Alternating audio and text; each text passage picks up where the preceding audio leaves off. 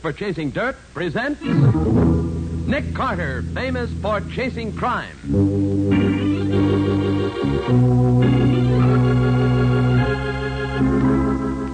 Every week at this time, two great names are joined as Old Dutch Cleanser brings you one of the most resourceful and daring characters in all detective fiction, Nick Carter, Master Detective.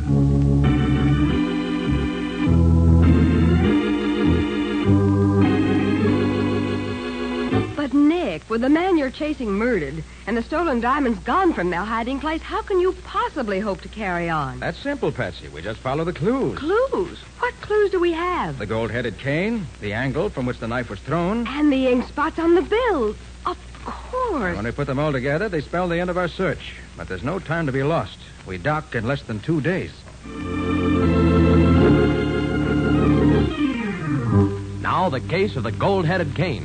Today's adventure with Nick Carter, brought to you by Old Dutch Cleanser. As our story starts, we find Sir Armand Coleman and his servant Gig being shown through the Filbert Diamond Mine, one of South Africa's biggest. I say, Mr. Hopkins, it's awfully decent of you to take your time to show us through the mine. Being general manager of a mine like this must be quite an undertaking. Yes, Sir Armand, it keeps me pretty busy. But we're always happy, to show visitors how diamonds are mined. Yeah, but how do you know one of these visitors won't walk off with some of the diamonds? You don't seem to have any guards here. We don't need them, Sir Armand. Before you leave the mine, you have to pass through a special exit gate, where an X-ray machine shows the attendant whether or not you have any diamonds on your person, no matter how cleverly concealed. Oh, I see. Clever idea, that. Blimey, look at all the diamonds spread out on the table, Sir Armand. By Jove, they are beauty. Yeah, those are some of the choice samples of diamonds found in this mine. May I look at them, Mr. Hopkins? Closely, I mean. Why, certainly. Now, Mr. Hopkins, could I ask you a question, please? Yes, of course. What is it, Gig? This picture here on the wall, is that the mine we've just been through? Yes, Gig, it is. You see, we came in here, went down through this way, then turned here, came back along here. We're now standing in this room here. Blimey, we've had some walk, ain't we? Where's this exit gate you've been telling us about? Well, you see this passage leads out of this room? Well, the gate is right here, just around the corner. Oh, yes, sir. Thank you, sir. That sure is some map. Well, Sir Armand, you ready to leave? Yes, thank you. Through this way, please. This has been a most instructive... Oh, confounded my ankle, and I dropped my cane again. Oh, I'll get it, sir. Oh, here it is. Your ankle hurt much, sir? No, it's all right, Gig. Let's get on. Your bad leg troubling you, Sir Armand? A little, yes. Must be this long walk we've had. Well, here we are. Here's the exit gate. You go first, Gig. Yes. Stop under the archway until the attendant says he's satisfied you're not carrying any diamonds out. Oh, yes, sir. Glad I didn't try to get away with nothing near. Okay, you can get out, sir. Oh, yes, sir. Couldn't find nothing on old Gig, eh? You next, Sir Armand, if you will, please. Of course.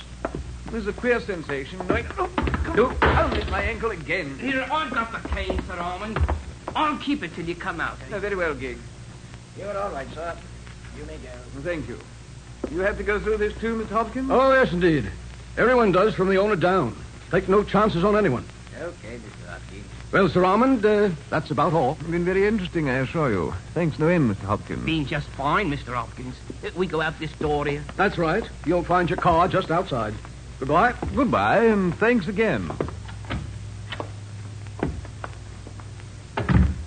Did you get those diamonds, Sir Armand? I certainly did. The trick worked like a charm. And Mr. Hopkins will never know I got the idea from one of the stories he told us. That's good, sir.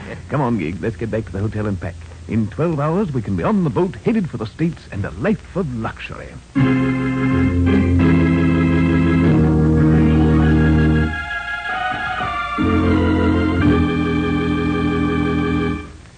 Take this message, Miss Gerald. Yes, sir? 50 carats of first-quality diamonds stolen from Filbert Mine in daring robbery. Suspect believed to be on boat bound for United States. Lost discovered in checkup late this afternoon. Famous American detective Nick Carter called in on case. Have you got that, Miss Gerald? Yes, sir? See that it gets out at once. All news service.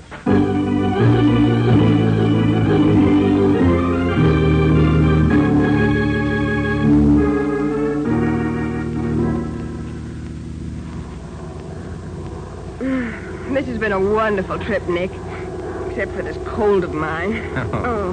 Poor girl. You know, it's the first time I made a transatlantic crossing by plane. Yeah, I don't mind taking time for a trip like this, particularly when it's at someone else's expense. You know, from what John Filbert said... Filbert is the owner of the diamond mine, Nick? Yes, I met him at a convention some years ago. Uh-huh. From what he said, he's more worried about how the diamonds got out than he is about the loss of these particular stones. You'll find out, Nick. I'll bet on that. Huh? Hope you're right.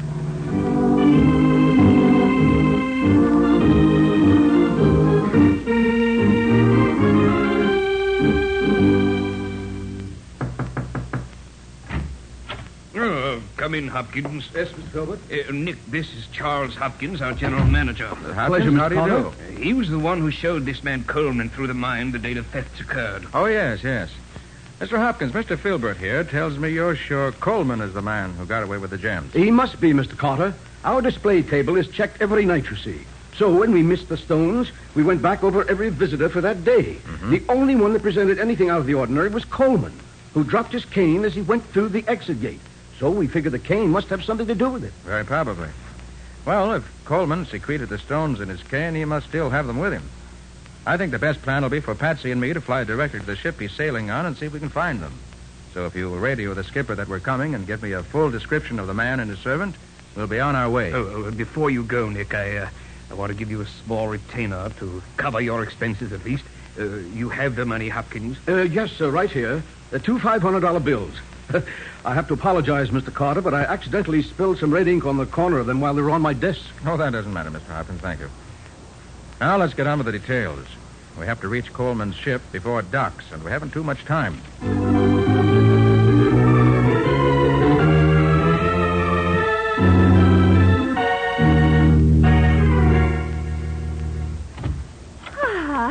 It has been such a beautiful stroll around the deck, Monsieur Coleman. I say, Madame Duquesne, I think a cocktail won't go badly before we go down to dinner. Ah, that is such an excellent idea, Monsieur. Shall I mix the cocktails, sir? No, Gig, you may go. We won't need you until after dinner. Oh, yes, sir.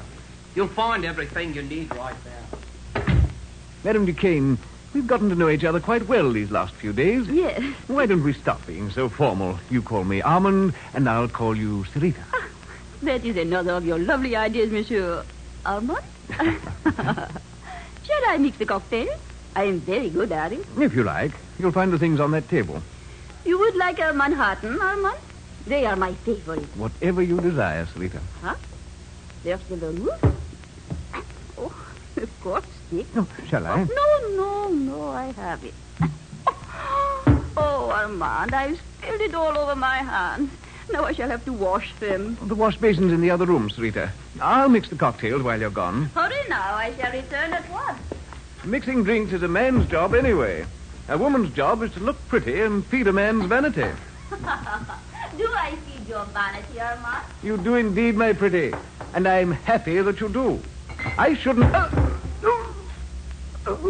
is that funny noise, Armand? Are you drinking already? Please wait for me. Now, Armand, I'm ready for... Who are you? What are you? Armand, who is that? Armand!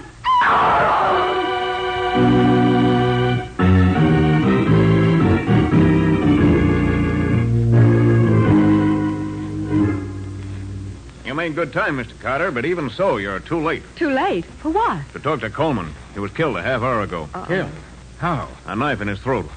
The woman who was with him when it happened reported it to me. She said she was washing her hands in the dressing room when she heard a funny noise. When she came out, Coleman was lying dead on the floor. Did you see anyone else? Yeah, there was a man in the room. But he dashed out when he saw her. She said she wouldn't know him again. She was so scared. This is something I hadn't counted on. Look here, Captain. I want something done about this man Redding. I'm busy just now. Drop in later, won't you? I want action now. 2 days ago, this Redding moved my deck chair to one side and put his own chair where mine should be. He insults me. I'm too busy to do anything about that now, sir. Now come back this evening, will you? Yeah, all right. But I'll poke this guy Redding right in the snoot if he doesn't. Sorry, Mr. Carter. Just one of the things in a captain's life. Yes. Well, shall we take a look at Coleman's cabin? I'd like to get started on my investigation. Perhaps what I'm looking for is still here.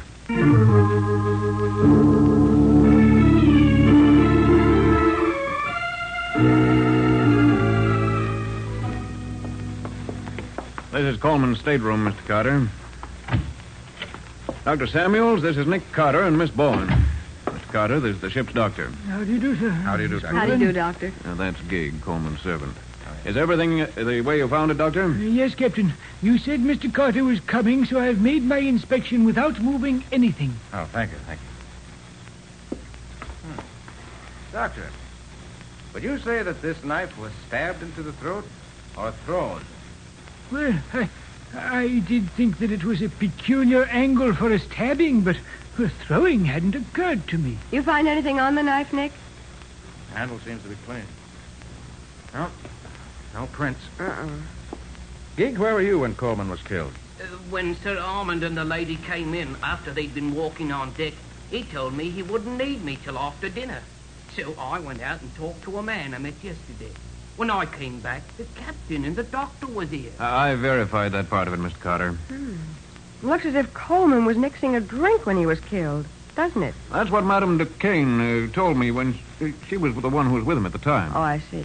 If he was standing there at the table where the drinks are, the knife must have been thrown through the window, judging by the angle at which it entered his throat. Yes, you're certainly right about that, Mr. Carter. Oh, Patsy, do you see that gold-headed cane Filbert told us Coleman carried? Yes, it's standing over there in the corner. Ah, good. You want it? Yes, please. Have you seen that cane before, Mr. Carter? No, but I've heard about it. Here, Nick. Thanks. Imagine this head comes off. Well, there must be a catch here somewhere. That does it. Why? Well, inside we find the motive for the killing. You mean the diamonds? I mean, the diamonds are gone. You expected to find diamonds in the head of the cane? I did, Captain. When Coleman left South Africa, he had about 50 carats of flawless diamonds hidden there. It's empty now. So I should guess that the killer has taken the stones. Then all we have to do is search the ship, find the diamonds, and arrest whoever has them as the murderer. Yes, you could do it that way, Captain, but maybe I can save you some time, if I can do a little figuring. You know, Mr. Carter, there's one thing that puzzles me about this. Yes? What's that, Doctor? Well, the woman who reported the killing, Madame Duquesne, said she came to the captain's office immediately. Now, allowing for the time it took her to get there and the time it took me to get down here after that, the man should have been dead about 20 minutes. But I found that he'd been dead at least an hour. Is that so? Nick. I wonder why she waited over half an hour before reporting the murder. Yes, Patsy. I wonder, too.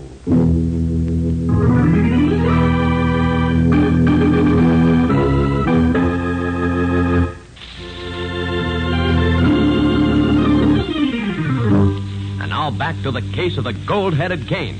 Today's adventure with Nick Carter, brought to you by Old Dutch Cleanser. As we pick up our story, we find Nick, Patsy, and the captain standing on deck outside the window of Coleman's stateroom. You see, Captain, it's just as I said. A knife thrown through this window at anyone standing at that table would enter the throat at the exact angle the knife entered Coleman's throat. Nick, this is a curious coincidence. Oh, what's that, Patsy? The name on this deck chair right under Coleman's window is Redding. Yes? You remember that the passenger who busted into the captain's office was complaining about his chair having been replaced by one belonging to a man named Redding? Yes? Well, here it is. So Redding wanted to be in this particular spot no matter whom he annoyed, huh? Mm-hmm. Patsy, take down the names of the passengers in the adjacent chairs and see if any of them saw anything of this. Surest thing you know, Nick. What are you going to do? Going to see what Mr. Redding has to say about this.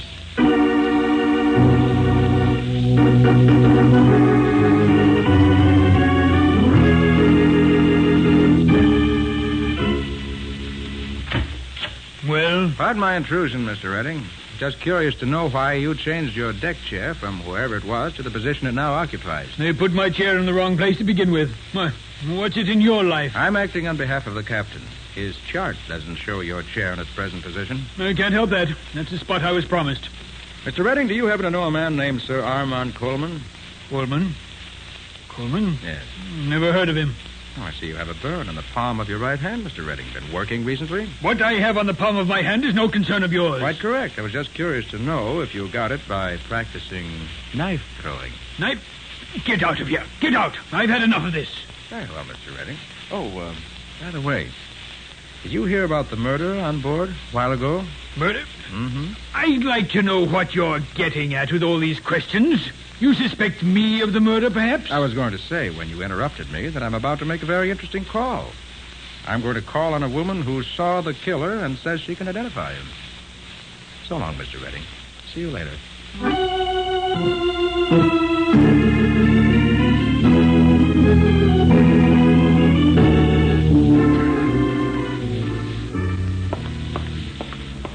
Nick? Oh, Nick! Wait a minute. Oh, Patsy, you had time to find out about those other passengers? Nobody saw anything, Nick. They were all downstairs. Below decks, I guess I should say. Yes, I guess you should. That you, Mr. Carter? Oh, yes, Captain. Anything new? Maybe, and maybe not. I'll leave you to judge. Okay, what is it?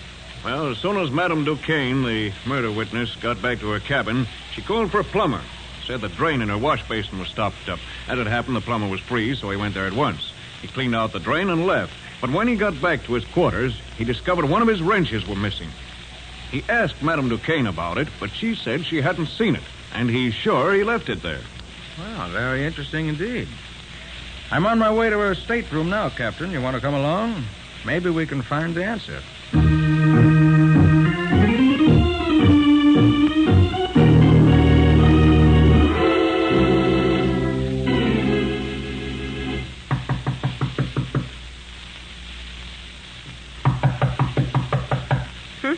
Guess Madame Duquesne isn't at home.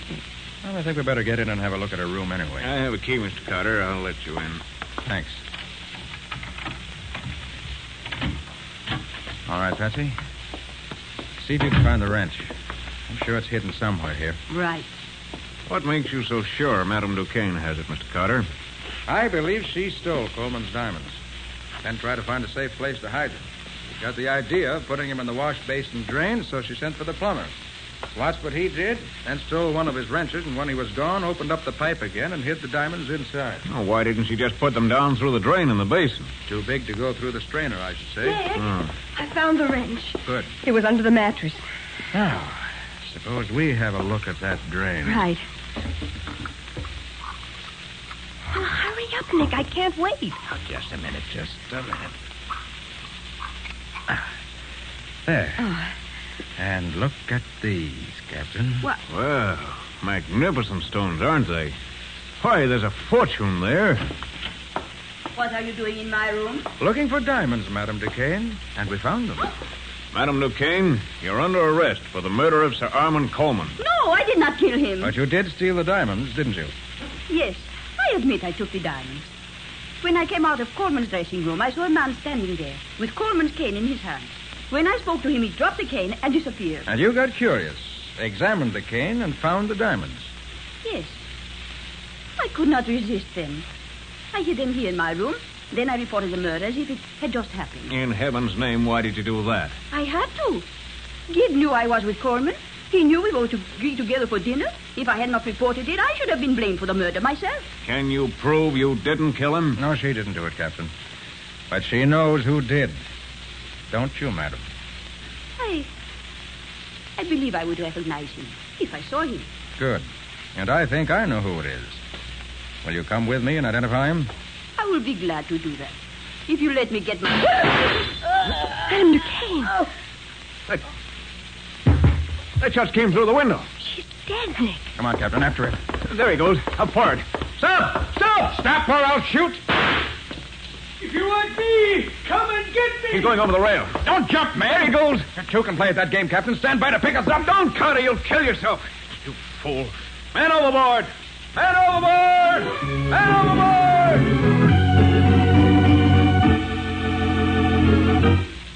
Well, it takes a brave man to dive into the ocean as Nick did, but Nick is never the man to let a criminal get away from him. In just a moment, we'll hear the conclusion of today's story.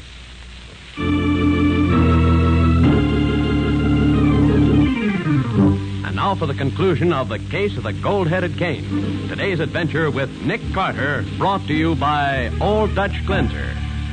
Stopping his liner in mid-ocean, the captain rescues Nick from the icy waters together with his unconscious captive, Redding. The latter is put to bed in his cabin under the doctor's care while Nick thaws out in the captain's quarters. An hour later, Nick drops into Redding's cabin. You think he'll pull through, Doctor? Yes, I think so. He lost some blood from the wound in his leg where you shot him, but it's nothing serious. Can I talk to him? Oh, no, not just now. He's sleeping. I just gave him a sedative to quiet him. He's very restless. He's sort of wandering in his mind. He kept calling for someone to get him out of this. I didn't get the name he said, but it sounded as if he was being paid by someone to do what he did. Well, that's a new angle. I think I'll have a look through his things.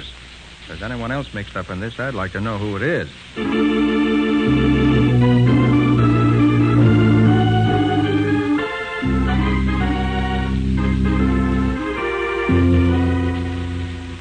Mr. Carter, Miss Bowen to see you, Mr. Filbert.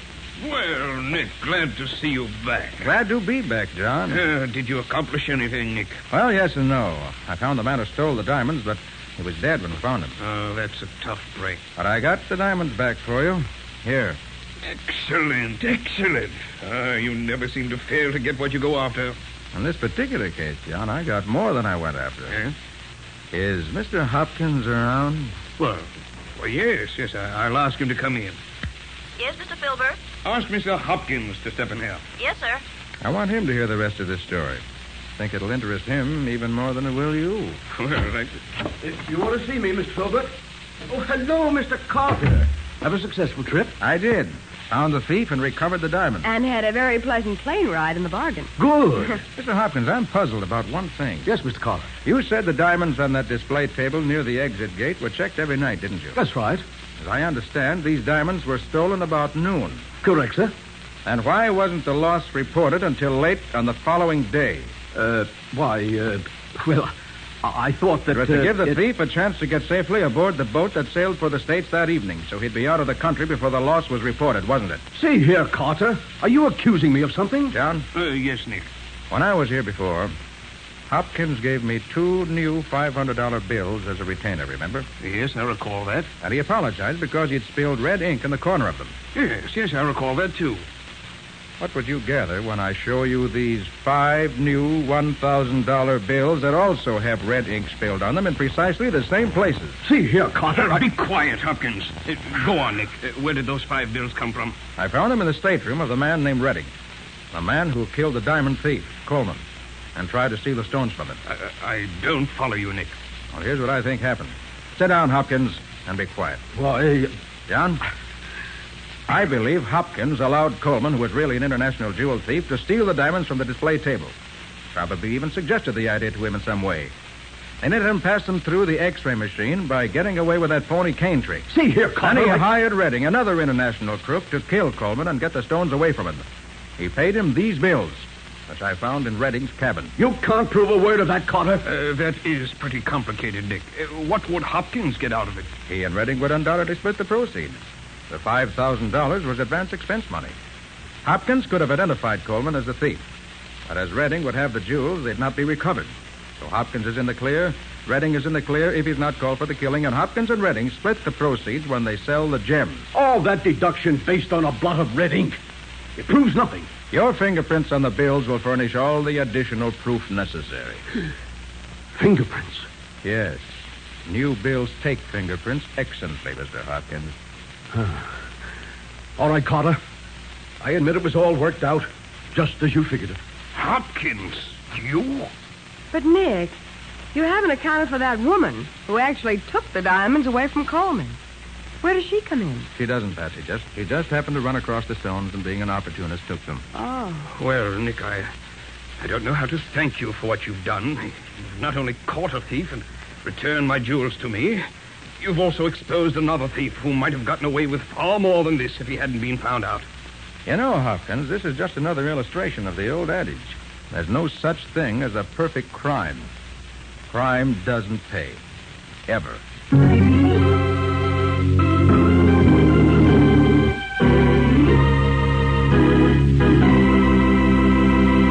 I'm curious, Nick. What happened to Redding? Well, by the time the ship docked, Bob, Redding had recovered sufficiently to stand trial.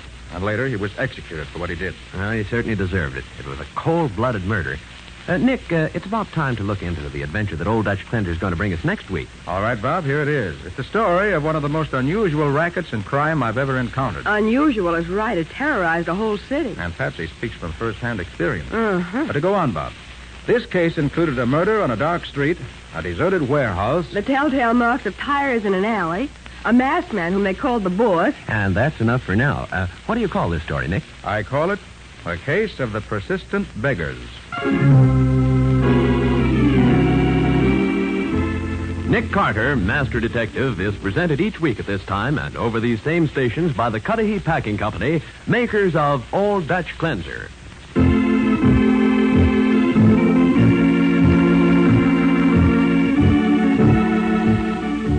Nick Carter, Master Detective, produced and directed by Jock McGregor, is copyrighted by Street and Smith Publications, Incorporated.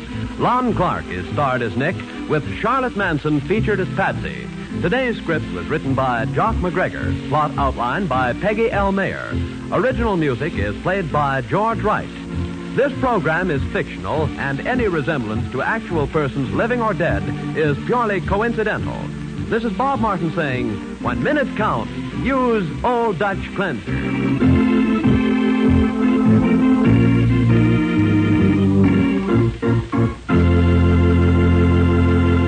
This is the Mutual Broadcasting System.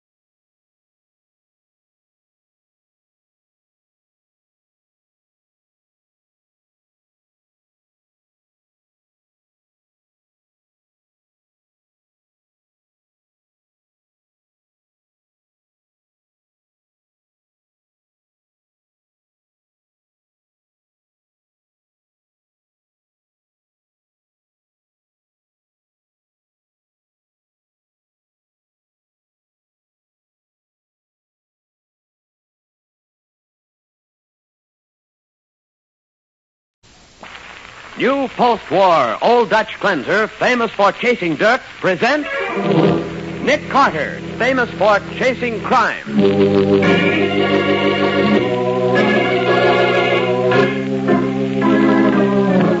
Every week at this time, two great names are joined as new post-war Old Dutch cleanser brings you one of the most resourceful and daring characters in all detective fiction, Nick Carter, Master Detective.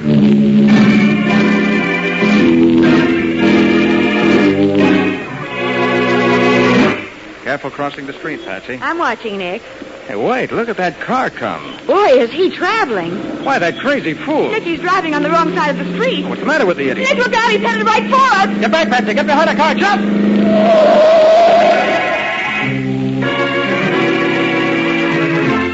Ladies, for new speed, new ease in cleaning, try the new post-war Old Dutch cleanser made with activated seismotite.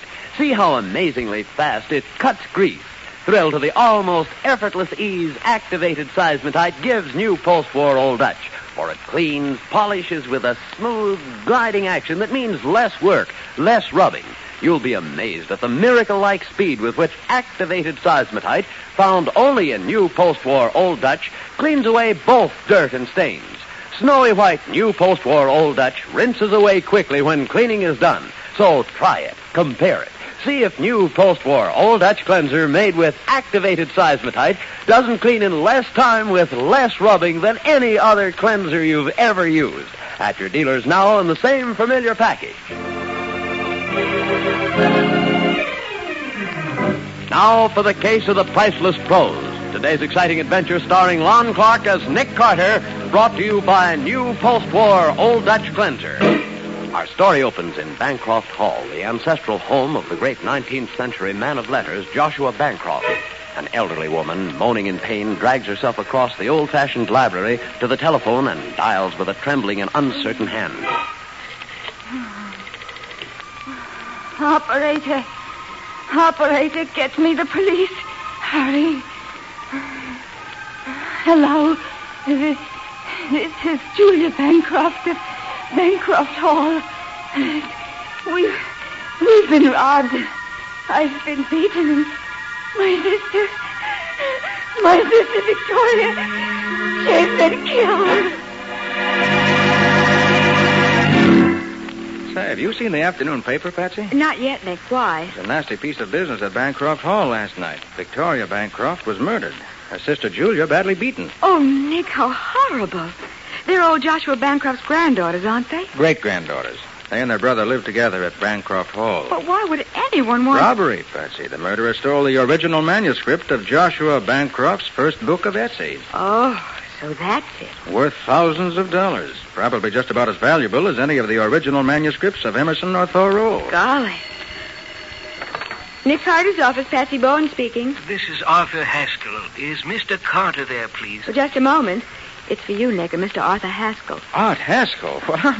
Hello. Hello, Nick. Art, it is you. How are you? I must see you, Nick, today, if possible. It's important. Why, what's up? I'd rather not discuss it on the telephone. Will you come to my store this evening after closing time? Why, of course. How's 8 o'clock? Good. I'll be looking for you. Well, that's strange. Who's Arthur Haskell? He's an old friend of my father's. I've known him since I was a kid. Owns the Haskell bookstore. Deals in rare books and old manuscripts. Nick, isn't that a funny coincidence? That he should call just when we're discussing the Bancroft robbery?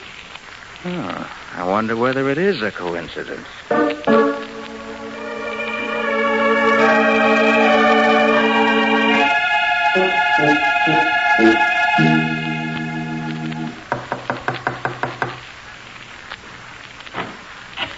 Nick. Hello, Art. It was good of you to come. Art, let me introduce you my secretary, Patsy Bowen. Oh, how do you do, Miss Bowen? I'm glad to know you, Mr. Haskell. Come in, both of you. Thanks. Yeah. Let's go back to my office. It's in the rear of the store. I haven't forgotten, Art. Be careful there. It's rather dark in here. Yes. I didn't want our meeting to attract too much attention. Well, that sounds mysterious, Mr. Haskell. What I have to tell you is even more mysterious. That's so? Well, here we are. Sit down, Nick. Miss Bowen. Uh-huh. Thanks, Art. Now, what's happened? You've read in the paper, I suppose, about the theft of the Bancroft manuscript? Yes, what about it, Art? Well, you'll find this hard to believe, Nick. But yesterday, just yesterday... Oh, what is it? Look out. I'll pull the lamp off the desk. There. It's dark in here now. They're outside, Nick. They're shooting through the window. If I can just sneak up to the Oh, window, Nick, don't. Stay away from there. I'm all right. If I can get a look outside. See anyone? No. Oh, Whoever it was, they're gone now. Find the light switch, Patsy. he was right by the door. Yes, here it is. Nick, I wonder whether... Oh, Nick, look. Good heavens, Art. Is he... Art. Is he... Yes, Patsy. He's dead.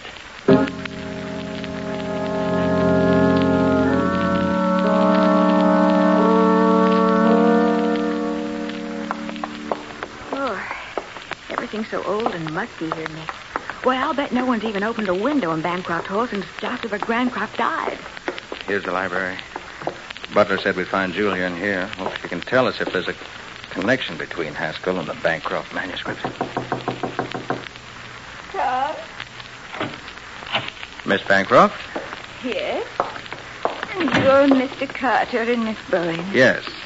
Forgive me for not getting up, but my doctor says I can't move from this couch. Of course, we understand, Miss Bancroft. Sit down, won't you? Thank you. I'm so glad you called.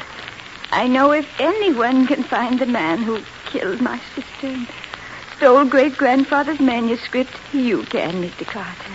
You say the man who killed your sister. Are you certain it was a man? Oh, positive, Mr. Carter. Oh, I see.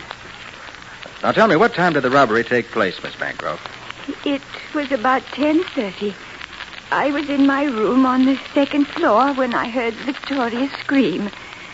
I started down the stairs and then there was a shot. I see. And then? I rushed into the room. And just as I stepped through the arch, I was struck on the head 2 or 3 times. With what? Do you know, Miss Bancroft? Yes, the base of that desk lamp over there. That's all I remember until I came to. Then I saw the safe open. The manuscript was gone and Victoria was dead. Well, let's see if... Now, just a minute. Nick, what? What are you doing at those draperies, Mr. Carter? Just this.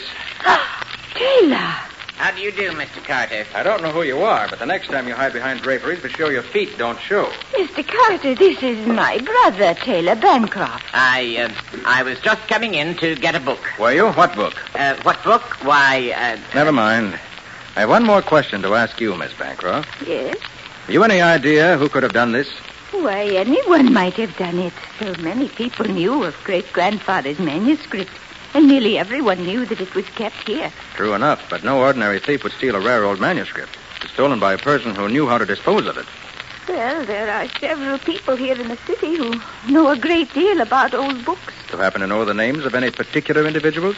Why, I know who would know, Julia. Carl Van Leyden. Professor Van Leyden? Yes, he's the best-known authority in the field. I'm sure he'd be glad to help you. Thank you, Miss Bancroft. Think I'll pay him a visit right now.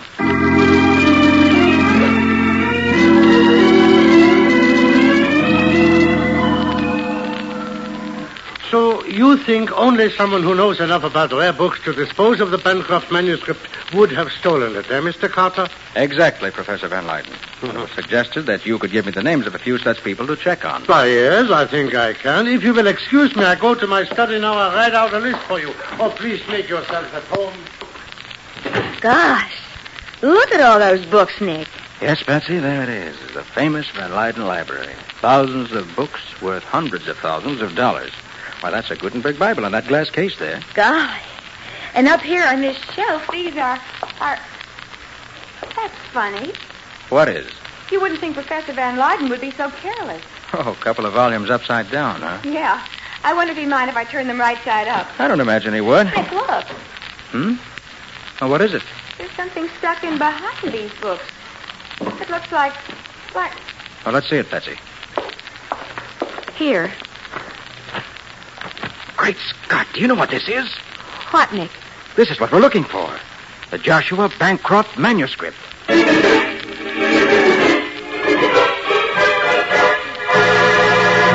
In a amazement and disbelief, Nick and Patsy stare at the bulky sheaf of yellowing pages.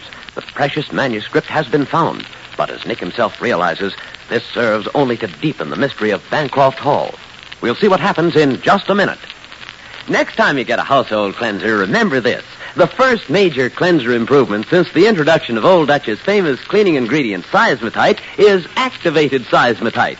Yes, scientists, by an exclusive new process, have activated seismotite to give new post-war Old Dutch cleanser a new fast action, new almost effortless ease, a new snow-white appearance.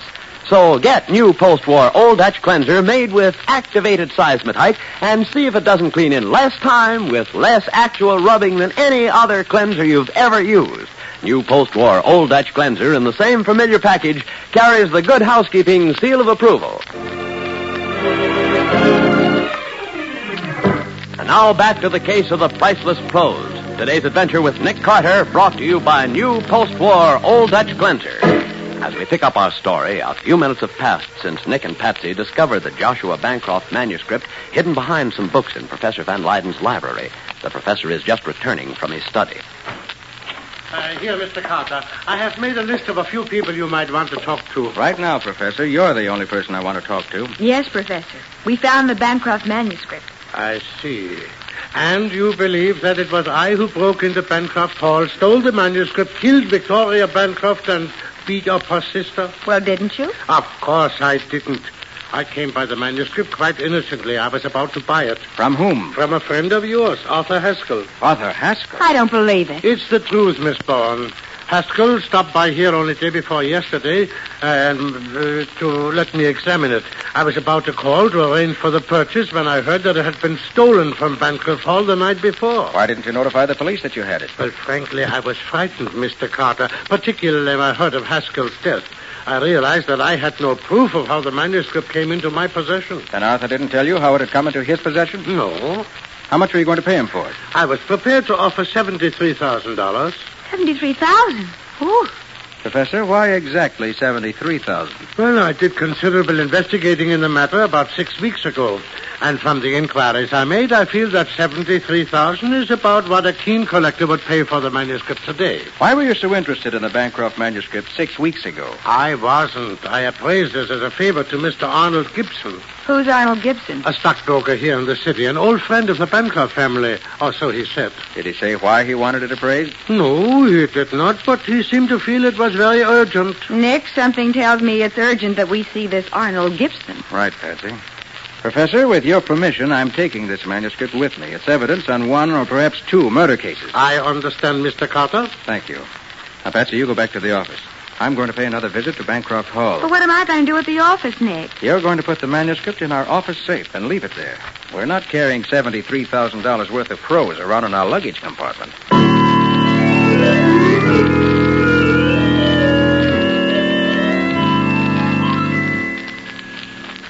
Then you found it already. Oh, Mr. Carter, that's wonderful news. Where is the manuscript now, Mr. Carter? In the safe in my office, Mr. Bancroft. I'm holding it for the police. Tell me, do you know Arnold Gibson? Arnold Gibson? Arnold's an old friend of the family, Mr. Carter. What has he to do with this? Did either of you authorize him to seek an appraisal of your great-grandfather's manuscript 6 weeks ago? No, certainly not. Why, you don't mean to say he... Van Leiden says Arnold Gibson asked him to determine the current market value of the manuscript. Well, that's incredible. Why would he have done such a thing? I'm sure I don't know, Miss Bancroft. There's one more thing I'd like to ask of you. The safe from which the manuscript was stolen. Behind that picture over the mantel, isn't it? Yes, the picture slide back. Show him, Taylor. Very well, Julia. You see, Mr. Carter? How many people knew the combination of the safe? Just two, Victoria and myself. You don't know it, Mr. Bancroft? No, Victoria never trusted me enough to give it to me. Being the elder sister, she looked upon great-grandfather's manuscript as her personal property. Yet she told you the combination, Miss Bancroft? Yes, but only because she felt someone else should know it in the event anything happened to her. I see. Thank you. Now, if you'll excuse me, I'm going to pick up Miss Bowen and pay a call on Arnold Gibson.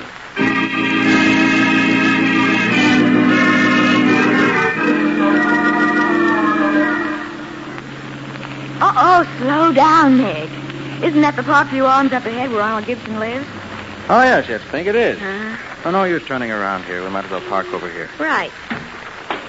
Careful crossing the street, Patsy. I'm watching. Come on. Hey, wait, Patsy, wait. What? That car coming. Boy, is he traveling. Why, that crazy fool. Nick, he's driving on the wrong side of the street. He must be drunk. Nick, look out. He's headed right for us. Get back, Patsy. Behind that car. Jump! Oh, great grief. That was close. Nick, whoever was driving that car deliberately tried to run us down. That's obvious. Did you see who it was? No, I was too busy getting out of the way. Me too. Nick, I bet someone was trying to keep us from talking to Arnold Gibson. Maybe so. This makes me all the more interested in meeting the gentleman.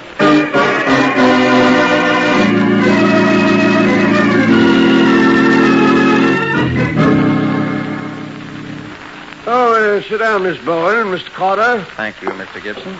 Cigarette, Mr. Carter? No, thanks. They're a special brand I have made for my customers.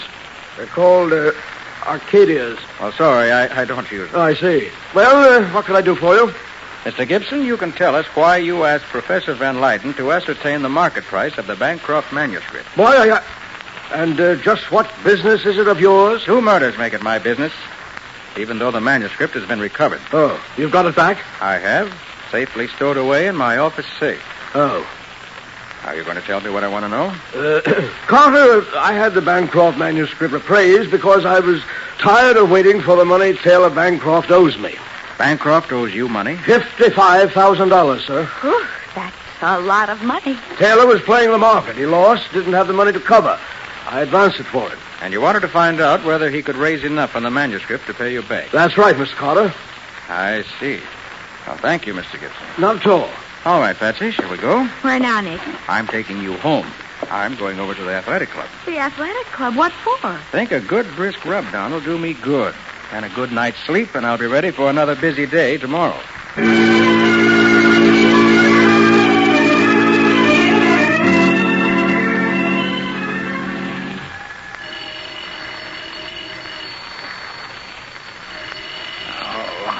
All right. Take it easy. Hello. Nick, this is Patsy. Oh, Patsy. Hey, what time is it? It's 9:15. I'm at the office. Something terrible has happened, Nick. Don't tell me. Let me guess. The Bancroft manuscript's been stolen. Yes, Nick. Someone broke in here last night. They blew the safe. Blew it, huh? You sure they blew it? Well, of course, Nick. But Good. What'd you say? I said good. Now I found out what I wanted to know. Hold everything, Patsy. I'll be right down.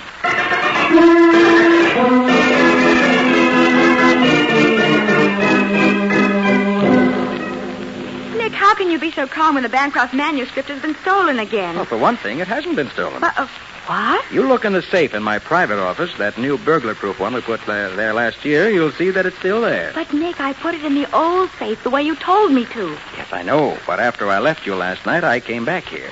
I took the cover sheet of the manuscript and put it over a bundle of blank pages. What? Figured the thief would be in too big a rush to notice that he was stealing a dummy. But I put the manuscript itself in the new safe. Then you expected the manuscript to be stolen. I hoped it would be. That's why I took care to mention in front of every single suspect in the case just where it was hidden. But, Nick, why on earth? Because... Here, wait a minute. What are you looking at, Nick? This ashtray by the chair here. Wasn't here when I left last night. It wasn't? And there's only been one person in the office since. The person who stole the dummy manuscript. Then this cigarette butt must have been left by that person. This butt says Arcadia on it. That's the brand Arnold Gibson offered me last night. Then it must have been... Well, I'll get it. Nick Carter speaking. Oh, hello, Matty.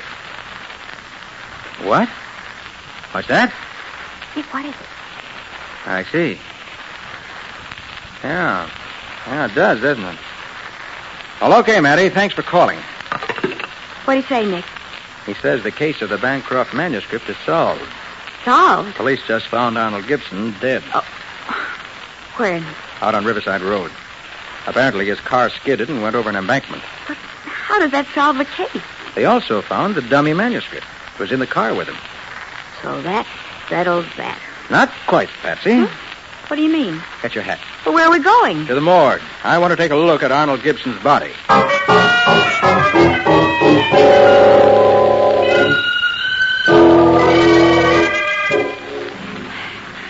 Hurry up, Nick. I don't like morgues. I thought so. Well, are you so interested in Gibson's hands and teeth, Nick? Listen, Patsy, remember when Gibson offered me a cigarette last night and I refused? Yes. Well, Gibson didn't take one either. In fact, he didn't smoke the whole time we were with him. You mean... I mean that he didn't smoke at all. There's not a sign of a nicotine stain on his teeth or fingers. Nick, he said he had those cigarettes made for his customers. He didn't say for himself. Right, Patsy. The cigarette stub in the office was just a plant to throw suspicion on Gibson. Then Gibson must have been murdered. Correct. And I know who murdered him. You do? And I've also got a pretty good idea who murdered Victoria Bancroft.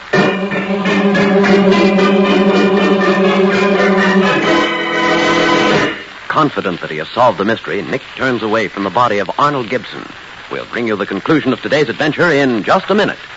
Ladies, the first chance you get, take home a package of new post-war Old Dutch cleanser made with activated seismotite.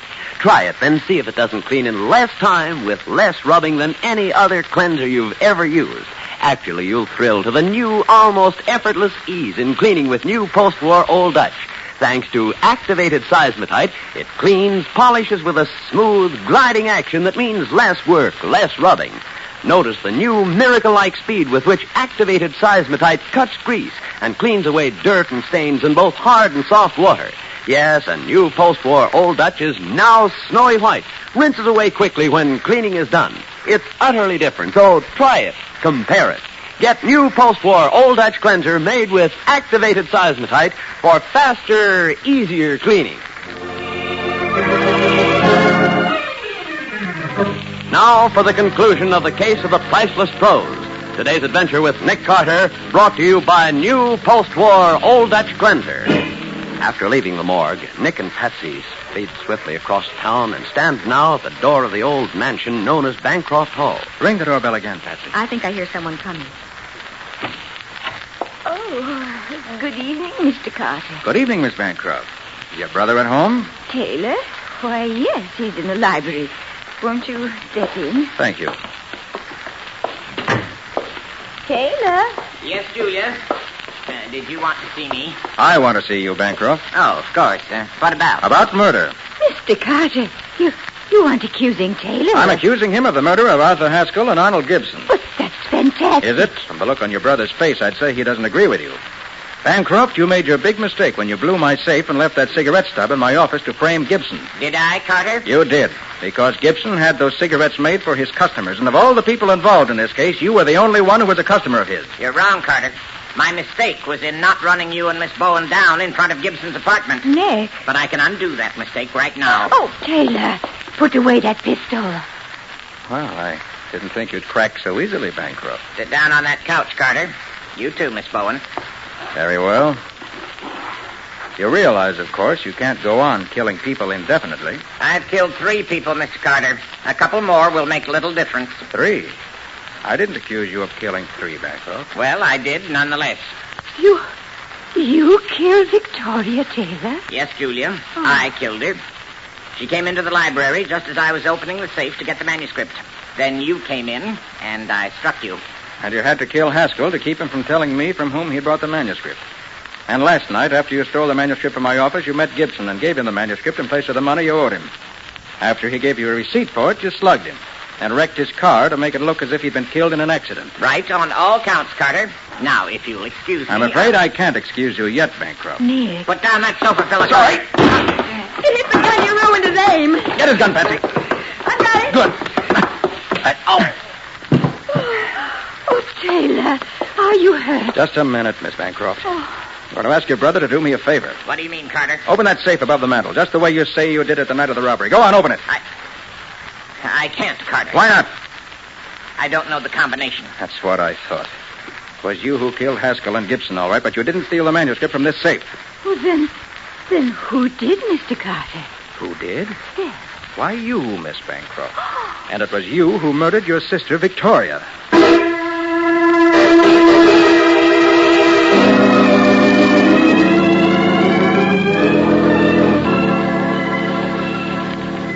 Okay, Matty. Thanks for calling. Well, Patsy, that's that. Julia Bancroft just dictated the statement. She confessed that she killed Victoria? Yeah, pretty much the way I figured it. Huh? She stole the manuscript, then took it down and sold it to Art Haskell. Uh-huh. The next day, when Victoria accidentally discovered that it was gone, she was furious, of course. She accused Julia of taking it. There was a fight. In a fit of temper, Victoria struck Julia with the lamp base. Then Julia, in turn, shot and killed Victoria. And framed the whole story of the robbery? Right. But why did Julia take it, Nick? It was Taylor who was in debt to Gibson. True enough, Patsy, but what Gibson didn't know was that Julia was the one who'd prodded Taylor into playing the market. Oh, I see. In fact, I see everything except how you figured out it was Julia. Well, I got my first clue to that when the old safe here in our office was blown open. Well, what did that prove, Nick? Proved that the killer wasn't a safecracker, a professional thief. If he'd opened the safe in Bancroft Hall just by his sense of touch, he'd certainly have done the same thing here. Oh, but he didn't. He used an explosive. Precisely. And that told me that the person who took the manuscript out of the Bancroft safe must have known the combination. I get it. Then I got to thinking about Art Haskell's last words just before he died. Remember what they were, Patsy? Why, yes, he said, yesterday, Nick. Just yesterday. Right. Well, it seemed logical that what he was going to say was, yesterday, Nick, just yesterday, I bought the Bancroft manuscript. In other words, the thing that was worrying him that made him call you was that he actually had the manuscript before the papers announced it was stolen. Exactly. When I realized that, I knew that either Julia or Taylor had sold it to him. And Julia was the only one, besides Victoria herself, who knew the combination. Yes, but I didn't rely on their word. That's why I ordered Taylor to open the safe. And when he couldn't do it, I knew he was covering for his sister. So Julia had to be guilty. I see it all now, Nick. Well, that's the end of Bancroft Hall. And of the Bancroft line, too. Of the line, maybe, Patsy. But Americans will still be reading old Joshua's essays long after the crimes of his great-grandchildren are forgotten.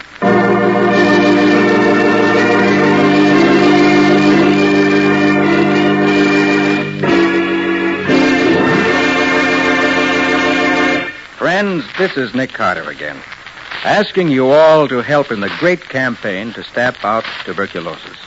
You can help rid our country of this dreaded killer by purchasing all the Christmas seals you can buy. Buy some more Christmas seals tomorrow. Will you? I'm sure the answer to that question, Nick, is a great big yes. But now, what can you tell us about the adventure that new post-war Old Dutch Cleanser is going to bring us next week?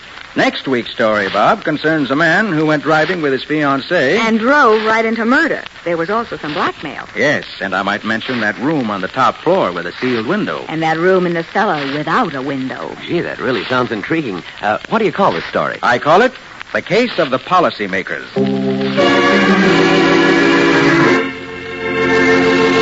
Attention homemakers. Now you don't need a mixing bowl to color margarine. The sensational new Del Rich Easy Color Pack margarine ends mixing bowl mess. With Del Rich, the margarine and color berry are both inside a sealed plastic bag. You simply pinch the berry, then gently knead the bag. And Del Rich quickly blends to a luscious golden color inside the bag. And listen, the delicious country sweet flavor and freshness of Del Rich are sealed in. It's truly America's finest margarine. Ask for the new Del Rich Easy Color Pack margarine tomorrow.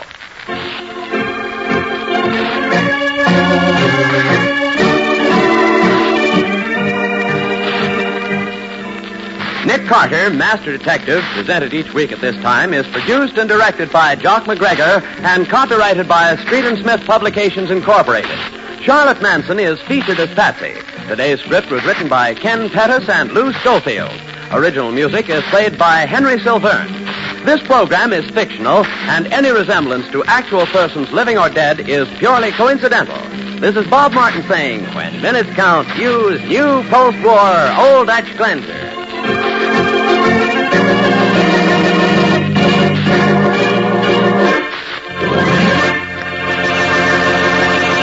This is the Mutual Broadcasting System.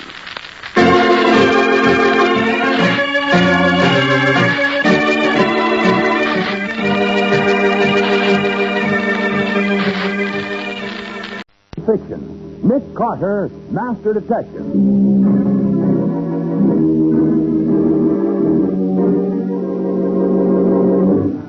We'll have to cross the street, Nick. The bus stop's on the other corner. Okay, Patsy. Oh, let's go. We had the green light. Who's that voice? Is he...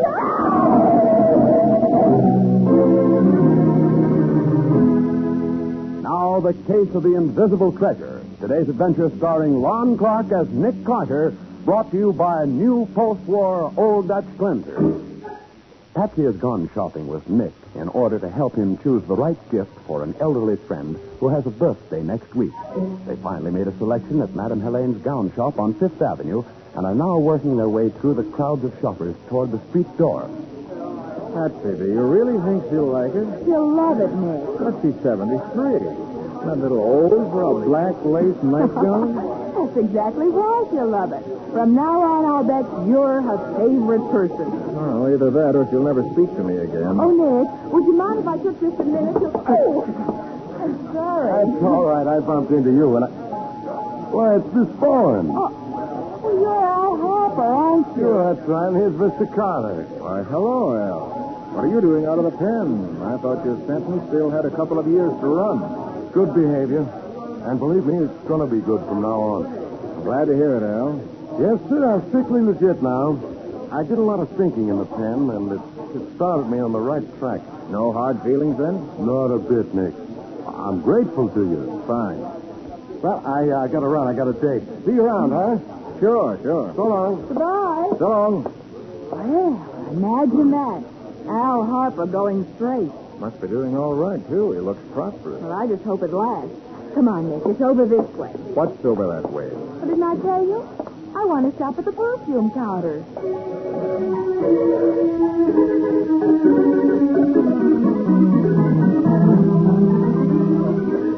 Oh, dear. Now, ladies, please, I'll get you all just as fast as I can. After all, I'm only helping out here in the perfume department. This spring violet does not suit my personality. Show me something daintier. Yes, madam. If you'll only... Clerk, I'm in a very great hurry. Would you... I'll be with you in a moment, madam. I've been a customer here for 20 years, and I demand some consideration. Clerk, I know I'm next. Very well, madam. Now, we have a very lovely selection. I know exactly what I want. It's a cologne called Heavenly Sin. Heavenly Sin? Heavenly Sin. Now, let me see. It's right there in front of you, those large bottles with a cut glass stopper. Oh, yes, of course. Let me see one of those, too. Nothing doing. I'm buying all he has in stock. Oh, a hoarder, eh? You'll see about that. Clerk, I'll take a bottle of Heavenly Sin. I spoke first. I'm having all you have in stock, Clerk. I'm sorry, madam, but it's against our policy to disappoint a customer. But I and told we you... only have a few bottles left, so I'm afraid I'll have to set a limit. One bottle of Heavenly Sin to a customer. That's what you get for being greedy. You and your fancy mink coat. Oh, I'll wrap it up for you, madam. Hey, Patsy, let's get out of here. All these women getting on your nerves, Nick. Oh, it's awful. Well, I think shopping's fun. I beg your pardon. Are you speaking to me? Yes. Would you do me a great favor? Well, yes. What is it? Here's $20. Will you buy me a bottle of Heavenly Sin? Of course. The price is $14.98. Keep the rest for your trouble. You don't need to do that. Clerk.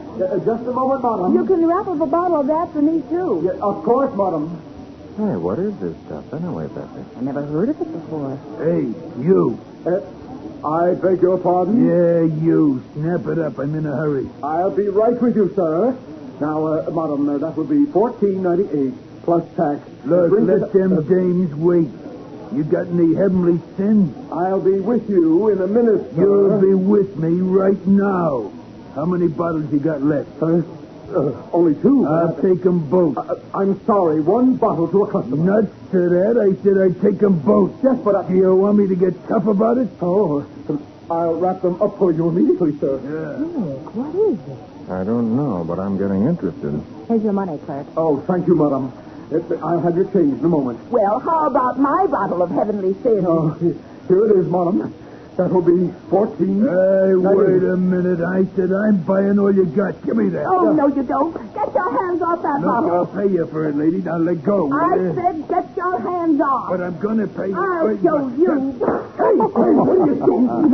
Hit him with her umbrella. Why, you old battle axe. Oh, please. And if you lay a finger on this bottle, I'll scream for the police. Oh, now, look, lady. I'll give you $25 for that bottle of Heavenly Sin. No, you can't call me names. $50. I'll have you know I don't need your money. Get out of my way. $100. I wouldn't give you this bottle of cologne for $1 million. Oh, no. Here's your money, Clerk. Just a moment, madam. You have 26 cents change coming. Keep it. And you'll never see me in this store again. I never was so insulted in all my life. Look, sister, let's be sensible about it. Oh, dear. Such a scene. Oh, now, let's see. This other bottle goes to... The young lady here. I'll pay for it. But, Nick, I have the money. I'll give it back to the young lady who gave it to you, Patsy. Now, wait a minute. He's buying that for me. I'm afraid not. There's something about this Heavenly Sin cologne that interests me, too. Why, You keep the money. We'll keep the Heavenly Sin.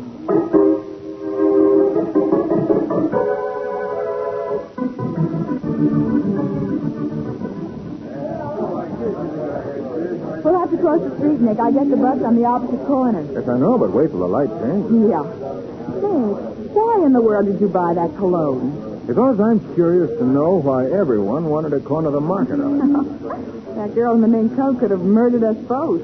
After all, I did promise to buy it for her. Awfully pretty girl, wasn't she? Well, if you like bleached blonde. Patsy, what could there be about that cologne to make even a thug like that other character offer $100 for it? I can't imagine. Unless it's awfully scarce. Well, you take it back to the office, will you? As soon as I get there, we'll see what's in the bottle. Aren't you coming with me? No, I have to pick up some new chemicals from my lab. I'll be there as soon as I... Oh, here's the light. Come on. Let me show, will you? Nick, that voice. Isn't that... Are you all right? Are you all right? I guess not. In my knees, but... Oh, lucky that taxi had good brakes. It's fallen. Are you all right? Oh, hello, Al. I'm okay. But, Nick, I gotta tell you something. Here, let me help you pick up those packets. Oh, thanks, Al. I've got the rest of them. Nick, listen to me. Oh, you tell me about it later, Patsy. Here's a taxi. Get in. But... In you go. You want to stand up on a crowded bus after the shake-up you had. But, Nick, You better tell the driver to take you home to change your stockings first. I'll see you at the office in about an hour. So long.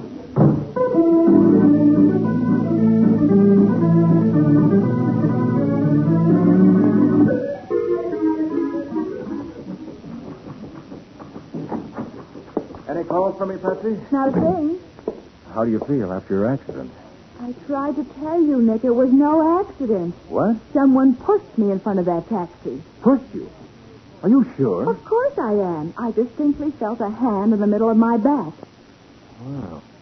And that was just about the time that Al Harper showed up. No, it wasn't Al. I saw him in the crowd 10 or 15 feet away just before it happened. Besides, I know who it was. You do? Who? That same man who tried to buy up all the Heavenly Sin cologne. What? Not that D. Demondo's character at the perfume counter. That's the one. I heard his voice behind me just as I was pushed. And I was right. There is something important about that cologne. Let's have a look at the bottle. Oh, Nick, we can't. Well, why can't we? It's all smashed. I had to throw it away. Well, I didn't notice it was broken when we picked up the packages after the accident. We must have been too excited, but after I got in the taxi, I began to notice that the air just reeked of cologne. So I looked down, and there it was, running out of the package. It was a mess. Did you notice anything unusual about the cologne itself? No, it smelled very ordinary to me. There wasn't anything inside the bottle, except cologne. No, not a thing. Oh, by the way, do you have my box of bath salts? Your what? My bath salts. They were in a package just about the same size as the cologne bottle was. I thought you picked it up when I fell down. You mean a package the same size and shape as the one the cologne was in is missing? Well, if you don't have it, it must be. Well, there's the answer. Huh? That's why you were pushed in front of that taxi, so that you'd drop the packages, and in the excitement, somebody could get away with one. But who'd want my bath salts? They got the bath salts by mistake, Patsy. What? It was the cologne they were after. And they wanted it badly enough to risk killing you to get it. Oh, why, of course. The packages looked alike, and they stole the wrong one. Exactly. Oh, I wish I hadn't broken that bottle. Now we may never know what made it so valuable. Well, whatever it was, that blonde in the mink coat knew it, too. How about the other woman, the battle axe? Oh, no, she didn't know, because she wasn't even interested until they tried to get the cologne away from her. That's right. She only bought it out of stubbornness. You know, if we could locate her, if she still has the cologne, maybe we can find the answer that way. But we don't know who she is. No, we don't. But she said she'd been a customer of Madame Helene's for 20 years. I'll see what I can find out in the store in the morning.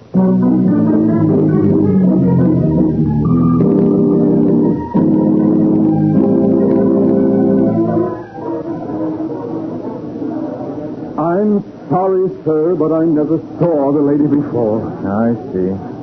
Well, are you the regular clerk in the perfume section? I am not a clerk at all. I'm the department supervisor. I was just helping out yesterday in an emergency. An emergency? Yes, Miss Brochet, our buyer and chief sales lady in perfume, had to be rushed to the hospital with acute appendicitis. She was operated on yesterday afternoon. Uh-oh. And I won't be able to see her for a day or two. No, I'm afraid not. Oh, say, you know, I've been wondering why everyone was so anxious to buy up our stock of heavenly sins. I wonder, too. But it looks as though I'm going to have trouble finding out.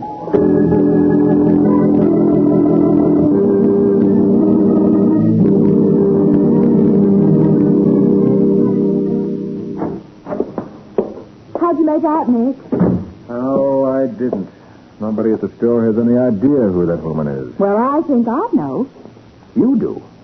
Well, how did you find out? By reading the morning papers. Huh? Look.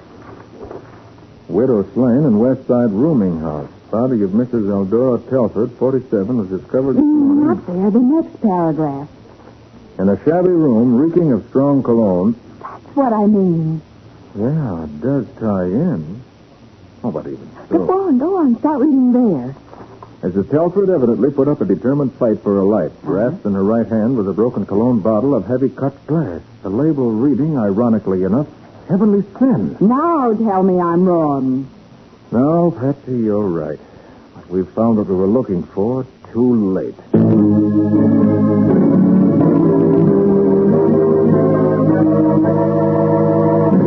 With the brutal murder of Mrs. Telford and the destruction of the only other bottle of cologne Nick knows about, it seems that his chance of solving the riddle has vanished. We'll see what happens in just a moment. Now, back to the case of the invisible treasure. Today's adventure with Nick Carter, brought to you by new post-war Old Dutch cleanser. Nick believes that Mrs. Eldora Telford was murdered because she had in her possession a bottle of cologne called Heavenly Sin. But what the secret of the cologne may be, he doesn't know. Nick and Patsy are now in Mrs. Telford's room to see whether they can learn anything there. The lodging house janitor is with them. Well, Patsy, there's no chance of finding out anything from the cologne itself. Bottle's completely smashed. It looks as though she used it as a weapon to defend herself. Yeah, nobody scared Miss Telford. She got mind of her own. I could tell that at the store yesterday. Funny, nobody heard the fight. They've been thinking maybe it happened early last night when most of my roommates is out. Well, even so, you'd think somebody would hear it. Yeah, but that new girl across the hall, she got the radio on so loud I got to pound steam pipe 3 times. Radio? Yeah, one of those mystery program, all screaming, shooting, yelling, carrying on. Wait a minute. You said a new girl? Yeah, sure. She used to move in last night. Right across the hall. Come on, let's go over there. Yes. A radio blasting away might have covered up the sound of a fight. Yes, especially if the house was almost deserted. Is this the room? Yeah, but I don't think she'll be home. Oh, we'll see. What does your new roomer look like, Mr. Hanson? Well, she was so pretty like anything. She dressed so good and fine for a coat. Was it brown first? Yeah, sure. She didn't have blonde hair, did she? Yeah, that's her, long yellow hair. You know her, huh? Wouldn't be surprised. So we're not getting anywhere knocking. I'm going in. But it wasn't even locked. No reason why it should be, Patsy. She's gone.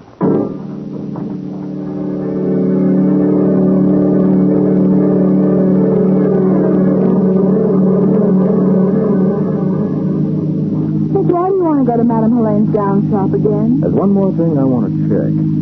They handle that cologne regularly. They may have the address of someone else that bought a bottle sometime in the past. You mean on a charge account? Well, either that or a record of delivery. But, Nick, if the cologne is so valuable to these crooks, I can't understand why they let Mrs. Telford spill hers all over the room. Patsy, I'm not so sure it's the cologne they're after. Then what is it? Well, there was one thing missing in Mrs. Telford's room. The stopper to that bottle. Why, that's right. I didn't see it either. And it's the sort of thing you'd be sure to notice. That's right. It was very large and made it look like cut glass, wasn't it? Uh-huh. Oh, if we'd only saved the pieces of the bottle you had. Well, I did. You did? Yes. That package was such a mess, I didn't like to leave it in the taxi, so I carried it up to my room and threw it in the wastebasket. That's great. I'll stop at the next corner. You can get a taxi. Go home and get that glass stopper and take it to the office. I'll meet you there in less than an hour.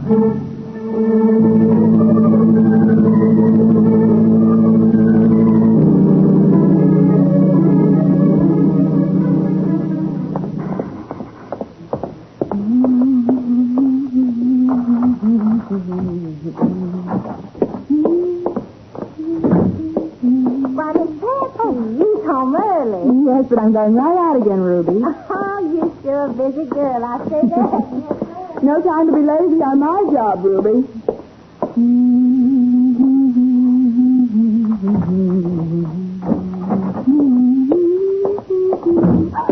Oh, what?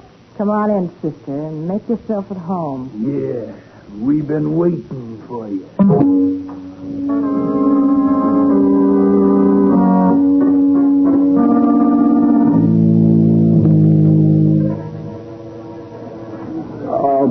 But Mr. Carter, it would be a tremendous amount of work to check through all those records. Sorry, but I don't care how much work it is. I want to find out whether you know anybody who ever bought a bottle of Heavenly Sin cologne. Well, I suppose it could be done. Good. Is there anything you can tell me? I'm afraid not. If Miss Ricochet was in the hospital, she might know. Did you sell very much of that cologne? No, very little, as a matter of fact. Heavenly Sin is an imported scent. We get only a half dozen bottles every now and then. Where's it imported from? It's made by a small concern in France. Miss Ricochet attends to the ordering. Say, come to think of it, I've never even seen it on the counter till yesterday. Why was it there then? Well, when Miss Ricochet was taken to the hospital so unexpectedly, I had to step in. The shipment had just arrived, so I put it on display. Did she usually unpack it herself? I imagine so. I see. Well, please have those records checked as soon as possible. Yes. I think I'm beginning to understand what this is all about. Well, I certainly wish I did.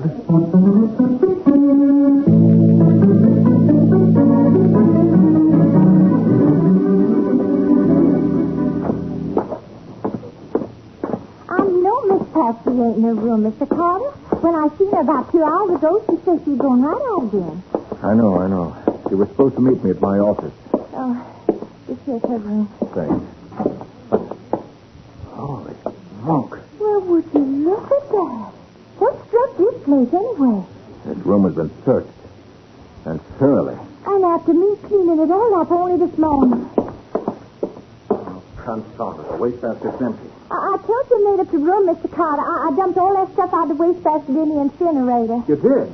Oh, good grief. Well, all except one little bitty old piece of glass. Some kind of bottle stopper, I guess. You saved that stopper? Huh? What'd you do with it? The bottle stopper? Well, I didn't think Miss Patsy cared, seeing how she threw it away. It was so pretty, I was going to take it home for my little girl to play with. Ruby, you hold on to that stopper, and I'll see that you get the biggest tip you ever had. Oh, yes, sir, Mr. Carter. I'll get it for you right away. No, not now. I haven't time. I've got to find Patsy.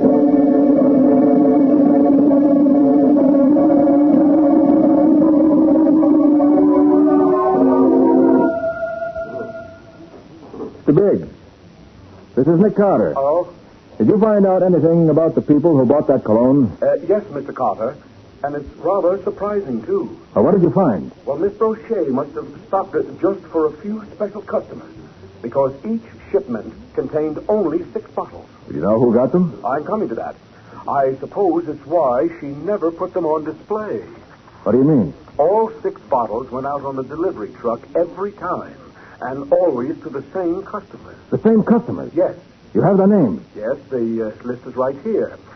Miss Lillian Lamont, Mr. William Avery, Mrs. George Nestor, Mr. Alan Harper. What? Mr. Alan Harper, 374 West Corey Street. And then there was... Never mind the rest. I've got what I need to know.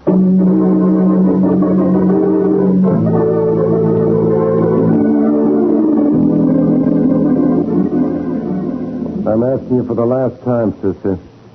What did you do with that stopper? I tell you, I don't know. She's lying now. Yeah, let me slap a little sense into her. You'll get your chance, Curly, if she doesn't open up. When that man pushed me and the bottle broke, I wasn't interested in it anymore. I threw it away. Now, don't try to kid me.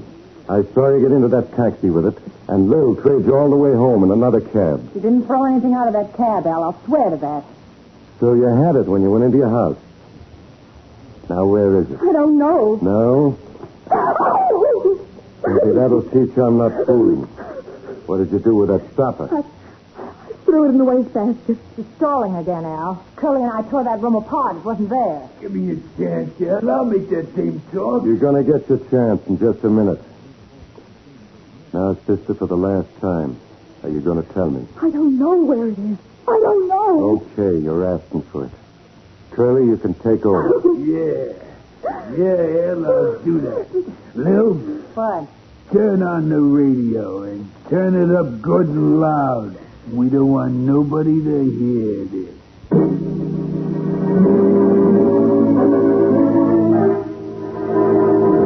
Curly Martin advances toward Patsy as the radio blares forth loudly to cover the sound of her screams. We'll see what happens in just a minute. Now for the conclusion of the case of the invisible treasure. Today's adventure with Nick Carter, brought to you by new post-war Old Dutch Cleanser.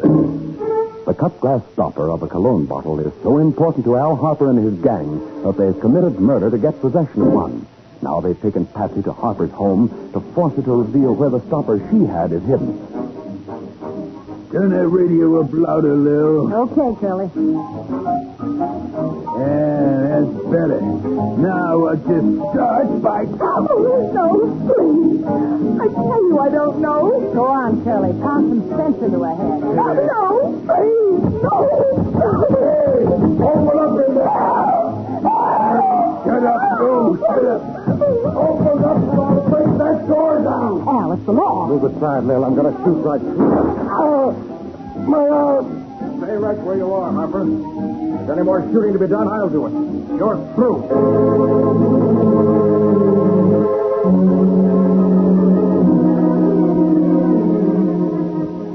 Oh, it was a lucky thing you were on the fire escape outside the window when Al started to shoot me. Not all luck, Patsy.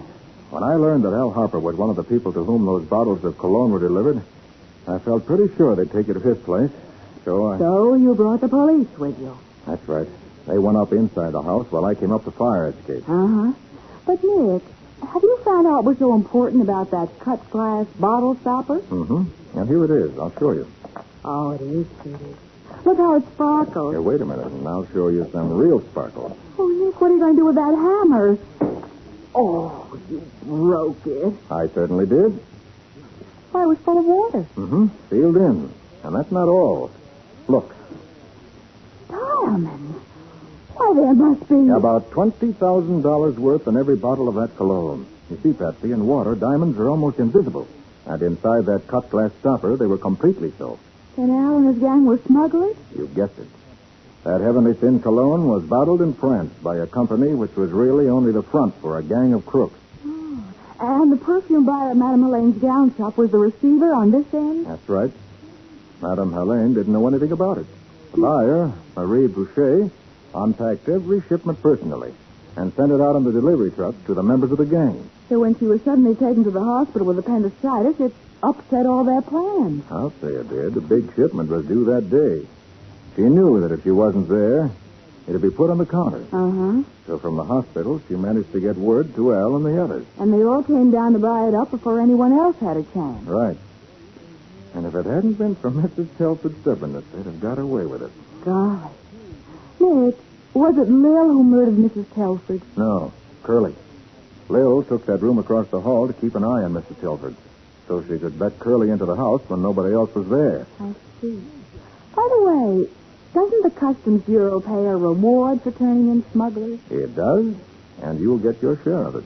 Oh. Not only that, I'm going to get you a nice present to make up for all the trouble you had. Why, Nick, how wonderful. What kind of a present? A nice big bottle of cologne.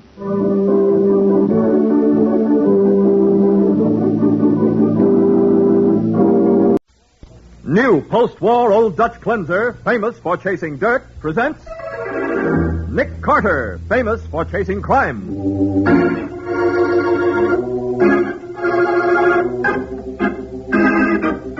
Every week at this time, two great names are joined as new post-war Old Dutch Cleanser brings you one of the most resourceful and daring characters in all detective fiction, Nick Carter, Master Detective.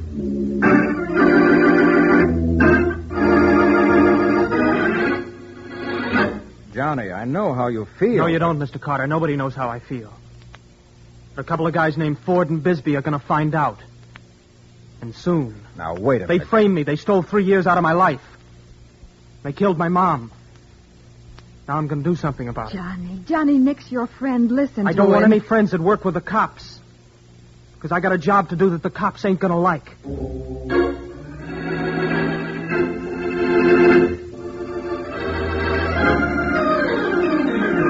And now, the case of the double frame. Today's adventure starring Lon Clark as Nick Carter. Brought to you by new post-war Old Dutch Cleanser. Today, Johnny Wade is being released from state penitentiary. And at 10 o'clock in the morning, Nick is waiting outside the prison gate. His secretary and assistant, Patsy Bowen, and Sergeant Matheson of the homicide squad are in the car with him. Yeah, what's Johnny going to think when he sees a cop with you, Nick? Well, I'll simply tell him the truth, Matty, that you and I are old friends and that you came along to get some fresh country air. Johnny won't be suspicious of any friend of Nick's, Sergeant. Why, when Johnny was a member of the Downtown Boys Club, he simply worshipped Nick. Used to call him his big brother. Yeah, you see, Johnny never had any family except his mother, and she's dead now, so naturally I wanted to meet him when he got out. You sure must have a lot of faith in him, Nick. I have, Matty. Even after he stole $20,000? Now, look, Matty, I don't believe he did. If I'd only known about it sooner, I might have been able to prove that Johnny was innocent. But we were out west on a case at the time of his trial. Yeah, It was only recently when we learned he was being released today that we knew he'd been in prison. I made a few inquiries, but the evidence was all against him. And his employers, Ford and Bisbee, flatly refused to give me any help. Nick, look, isn't that Johnny coming through the gate now? Why, it looks like him. It is. Oh, Nick, how he's changed. He's so thin. Now, wait a minute. I'll be right back. Right. Hey, Johnny. Johnny Wade. Yeah? It's me, Johnny, Nick Carter. Oh, hello, Mr. Carter. What are you doing here? Why, I thought you'd like to have me meet you when you got out. We're old friends, aren't we? We used to be. Well, we still are, Johnny. Come on. Patsy's in the car. She's anxious to meet you. And say, I've got a job lined up for you. No, thanks. But listen, son. No soap, Mr. Carter. He was always swell to me, and I appreciate it, but I don't want any friends. Not anymore. Oh, don't be foolish, Johnny. Okay, so I'm foolish. Maybe 3 years in stir makes you that way. But it needn't, Johnny. Now, look, I want you to forget all Forget it? Forget that Ford and Bisbee framed me? Forget that for the rest of my life people are going to say I'm a crook and a jailbird? I know it won't be easy. Maybe I ought to forget my mom, too. Maybe I ought to pretend that it wasn't grieving over me that killed her. Believe me, I understand how you feel, Johnny. No, you don't. Nobody knows how I feel. There's a couple of guys that's going to find out. A couple of guys named Ford and Bisbee. Now, wait a minute. When they framed me, they stole 3 years out of my life. They killed my mom. Now I'm going to do something about it. Johnny, I'm speaking as your friend. You used to say I was the best friend you ever had. And I'm not forgetting it. But I got a job to do, and friends will only get in my way. Especially friends that work with the cops. So long, Mr. Carter. Johnny, wait a minute. You can tell Mr. Ford and Mr. Bisbee I'll be seeing them.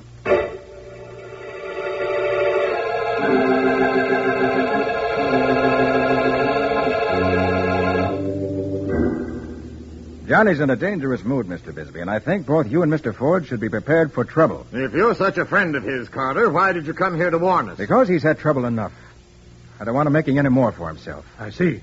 And it's not out of any regard for our safety. I'm thinking of that, too, Mr. Ford. I don't blame Johnny for being sore if he's innocent of stealing that money. Innocent? He's a dirty crook, Miss Bowen, and he didn't get half what he deserved. That's what I thought at the time, Bisbee. But I'm beginning to wonder. You're out of your mind, Ford. If he didn't get the money, who did? Did you get it? Did I? I beg your pardon, Mr. Ford, but I have the report. Just a minute, Miner. Yes, sir. I put that money in the briefcase myself. You saw me, didn't you, Miner? Oh, yes, sir. As I testified in court, I brought the cash from the bank and handed it over to you, and I was there when you put it in the briefcase, fastened the case, and gave it to Johnny. And the young thief admitted that the briefcase never left his hands till he gave it to you at the airport, Ford. Well, the money certainly wasn't there then. All right, then. He took it. Nobody else could have. I don't care. Johnny wasn't the kind of a boy to steal. I see, Miss Bowen. You think either Mr. Ford or I stole our own money. That isn't what she said, Mr. Bisbee, but it still seems odd that neither of you gentlemen would give me any cooperation in trying to find out who did steal it. Rubbish. We knew who got it. By the time you came around, he'd been tried and convicted. We were both pretty angry, Mr. Carter. This was a new business then, and $20,000 was a serious loss. It was disastrous as far as I was concerned. You had money in the bank, Ford, but I was broke. Well, if you didn't put all your money on the horses or a roulette wheel... You don't have to give me another lecture, Ford. Then don't complain because you're always broke. Now, just a minute, gentlemen. You're getting away from the subject. No, you're quite right, Mr. Carter. And while both Mr. Bisbee and I appreciate your warning us about Johnny, I don't think there's any cause for alarm. But he blames you, too, for his mother's death, and there's no telling what he's likely to do. He'll most likely get that money from wherever he's got it hidden and leave this part of the country. It sounds logical to me. I don't think he'll want to attract any attention to himself by coming here. Gentlemen, I hope you're right. If he tries anything with me, I'll break his thieving neck.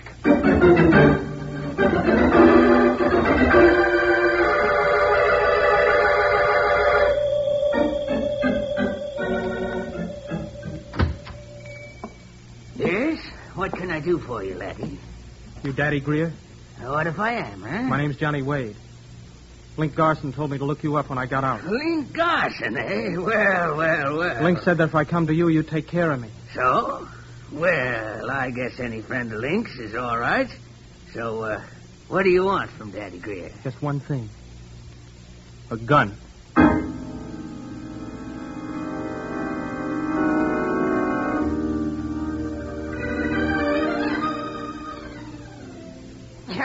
Johnny boy, it's good to see you. Hello, Mr. Miner. Still doing the bookkeeping around here? Yes. Oh, Johnny, you got thin. It must have been pretty bad up there, wasn't it? Skip it. Well, Johnny, if there's anything I can do... No, thanks. Are Ford and Bisbee in their offices? Yes. Oh, but you don't want to go in there. Oh, don't I? Johnny, listen to me. What's the idea of... Oh, you. Yeah, it's me. It's the guy you and that crooked partner of yours railroaded into the pen. Now, hold on, Johnny. Keep your hands on the desk, Mr. Ford. Put away that gun, you crazy fool. Maybe you didn't know my mom was dead, Mr. Ford. Or maybe you wouldn't care. She died thinking I was a crook and a thief. Don't do anything you'll be sorry for, Johnny. I couldn't do anything to you I'd be sorry for. Or to Bisbee either. Now, wait. No, I waited long enough. And now... Oh, watch out, Bisbee. He's got a gun. Drop it or I'll break your arm. I've got it, Bisbee. That door hadn't knocked me off balance when you opened it. The door isn't the only thing that's going to knock you off balance, you crook. Get up, you dirty... That's enough, Bisbee. Can't you see he's out cold? Is anything wrong in here? Oh. I ought to call the police and have him locked up. Oh, no. No, please, Mr. Bisbee. I'm sure he didn't know what he was doing. No, so you're a friend of his, too, are you, Miner? Well, not exactly. Well, get him into the outer office, and when he comes to, tell him if he shows up here again, I'll send him back to jail where he belongs.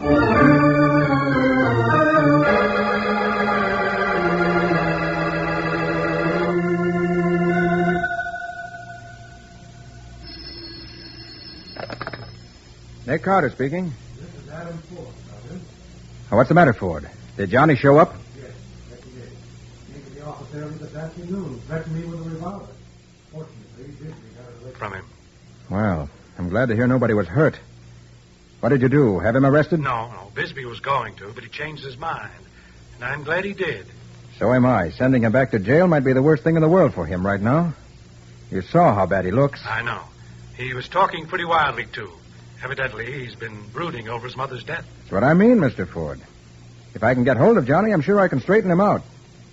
Maybe it's because I take a personal interest in him, but I still don't believe he stole your money. That's why I called you, Carter. I'm not so sure he did either. What? You've changed your mind? Well, if he had the money hidden away, why would he come up here threatening me and take a chance in going back to jail?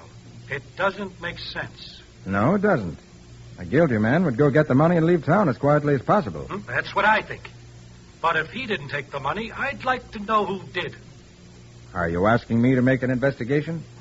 Yes. If you don't think it's too late to find out anything after 3 years. As a matter of fact, I've been doing some looking around on my own hook, Mr. Ford. And I turned up one very interesting fact. What's that?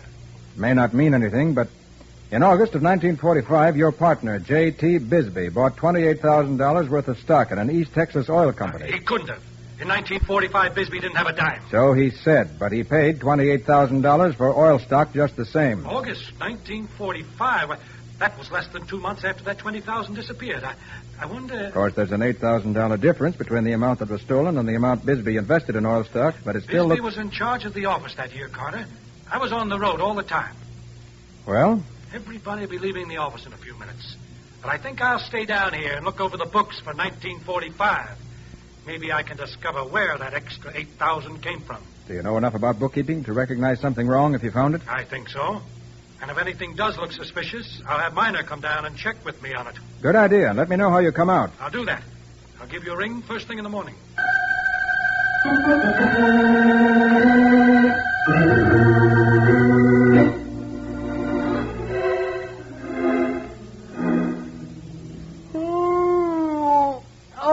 Desk duty. It's fine in cold weather, Charlie, but on a night like this, I'd rather be back pounding a beat or... 2 to 1 at some dame whose kid hasn't got back from the movies yet. 45th Precinct, Sergeant Lafferty speaking. This is Adam Ford, Jansen Building. Oh, yes, Mr. Ford. What's the matter? I've been shot. I think I'm dying. Hold it.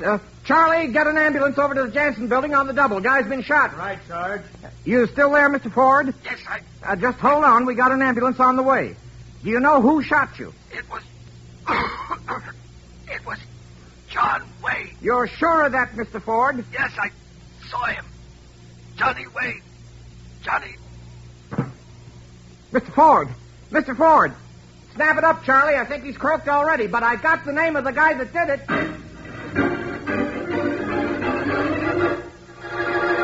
As the police ambulance speeds toward the Jansen Building, the alarm goes out to pick up Johnny Wade for murder.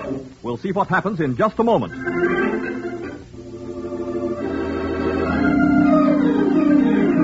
Now, back to The Case of the Double Frame. Today's adventure with Nick Carter, brought to you by new post-war Old Dutch Cleanser. It is an hour later. The photographers and fingerprint men have left, but Nick, Patsy, and Sergeant Matheson have remained at the office of Ford and Bisbee.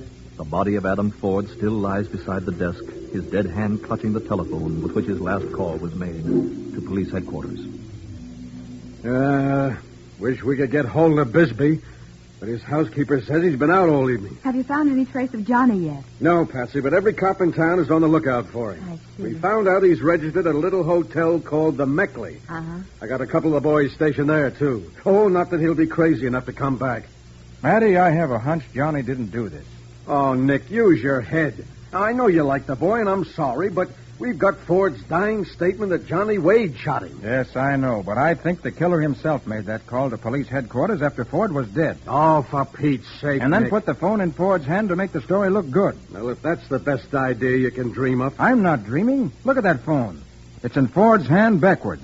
What? Why, yes. The mouthpiece and the earphone are reversed. Ford's thumb is next to the mouthpiece. Well, I can see that. But what? No one would hold a phone that way, Matty. You'd have to twist your arm half out of its socket to speak into it.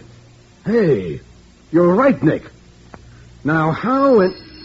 What, That isn't the phone in Ford's hand, Sergeant. It's Huh? the other one on the desk. He had 2 of them. Oh, yeah, of course. Sergeant Matheson speaking. Oh, you have, huh? Good. We'll be down to talk to him pretty soon. Did they find Johnny? No, Bisbee. He's down at headquarters. Oh. Look, how about Johnny Wade? What? Well, why didn't you tell me before that? 14 minutes after 10, huh? All right, Hanson, I'll see you in a few minutes. That's funny. What is, Matty?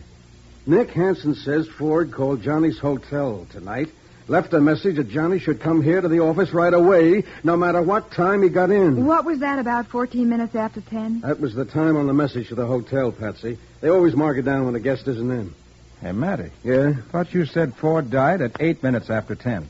Well, that's the time he phoned headquarters. All right. Hey, wait a minute. Yes. Ford was dead before the call was made to headquarters. And that call was made 6 minutes before the call to Johnny. Then both of those calls were fakes. But why should anybody call Johnny? I can think of one very good reason, Patsy. The murderer is trying to make sure that Johnny isn't able to defend himself on the charge of killing Ford. Nick, it was a trap. It's exactly what I think. And if Johnny had got that message and started for here, he probably wouldn't be alive now. Oh, Nick, you don't suppose the killer could have found him on the street? No, it's not likely, Patsy. The police will pick him up when he returns to the hotel, if they don't locate him sooner. You know, I'm beginning to think you're right about the lad being framed, Nick. But who's doing it? We may find the answer in this open ledger on Ford's desk. Now, how can you tell anything from that? With ink spilled all over it. Yeah, everything on the page has been blotted out. That's just the point. Looks to me as though the ink had been spilled purposely and then spread around. Oh, Nick, that's the ledger for August 1945. That's an old one. Yes. Ford told me this afternoon he was going to look over the books for 1945 to see whether there was any evidence that something crooked was going on then. Well, if somebody tried to destroy what was on those pages, he didn't get away with it. The lab boys can bring out what's under that ink blot as clear as it ever was. No, I don't want to wait for that, Matty. Suppose we talk to the bookkeeper tonight. Minor? Yeah. If anybody would know what was in this ledger, he would. Uh-huh. Well, I sent a man over to his boarding house after him. You know, he was a witness to that brawl this afternoon. Good. He ought to be here any minute. Sergeant Matheson speaking. Huh? He did? Well, he never got here. Yeah, you'd better stay there and wait for him.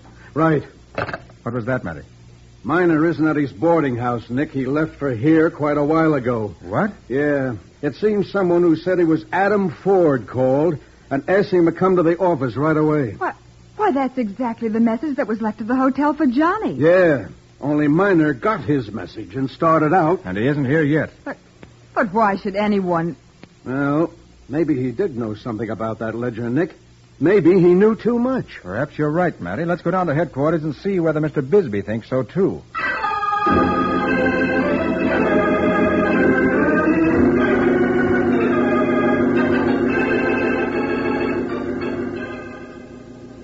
I don't know anything about any phone calls. I didn't even know Adam was dead until the police officer told me. Where have you been all evening, Mr. Bisbee? That's my business. Yeah? It's police business now, mister. Well, if you must know, I was at the Blue Eagle. The gambling house? Yes. Can you prove that? Why, someone will remember me, but Well, you better just hope that somebody does. Mr. Bisbee, your partner, was examining the ledger for August 1945 at the time he was murdered. Well? That was the month you invested $28,000 in oil stocks, wasn't it? All right, it was. So what? Thought you were broke in 1945. Well, Where'd you get that $28,000? I won it in the poker game. Oh, you play for high stakes, don't you, Mr. Bisbee? Suppose I do. What of it? Can you prove that's where you got the money? After 3 years, don't be ridiculous. Matty. Yeah? While you check Mr. Bisbee's alibi for tonight, I think Patsy and I'd better go over to Johnny Wade's hotel. Yeah? What for, Nick? I'm worried about him, Matty. And maybe the desk clerk or somebody there may be able to tell us where he went tonight.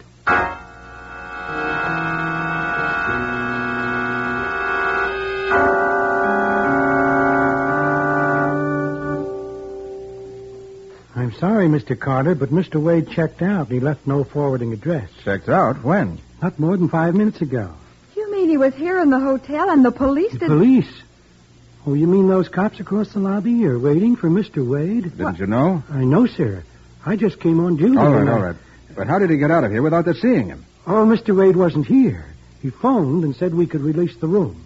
He paid in advance. Phone? Nick, another phone call. If the police are looking for him, they may be able to catch him at the office of Ford and Bisbee in the Jensen building. Why do you say that? Well, there was a message from a Mr. Ford that he should go there immediately, no matter how late it was. You gave him that message? Of course I did, and he said he'd stop there on his way out of town. Oh, thank goodness he's all right, Nick. When he gets to the office, the police will be waiting. Yes, but I think we better see whether we can catch him before he gets there. Why? Because it may be that whoever phoned him doesn't want him to reach the office.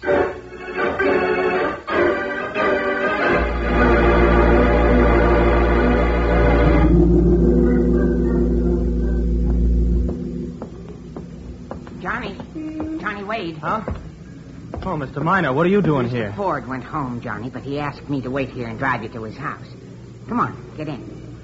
What's he want to see me about? Well, I think he's found out that you didn't take that money after all. He has? That's the impression I got. Now, hurry up, get in. Well, you bet I will. Hey, is this on the level? You're not kidding me? Take my word for it, Johnny. Before long, your troubles will be all over.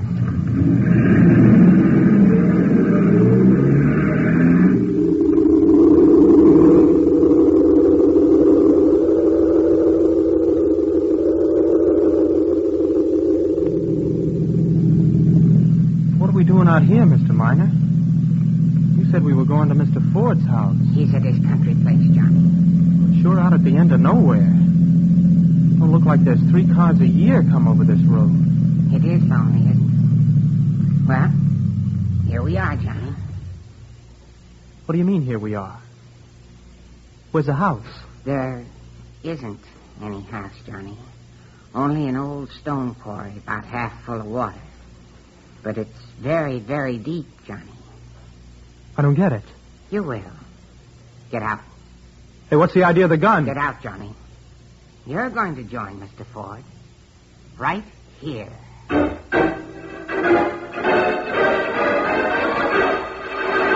As Johnny Wade gets out of the car, there is no sign of mercy on the face of his supposed friend, the bookkeeper. Only a grim determination to kill.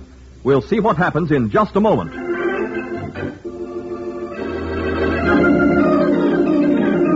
Now for the conclusion of The Case of the Double Frame. Today's adventure with Nick Carter, brought to you by new post-war Old Dutch Cleanser.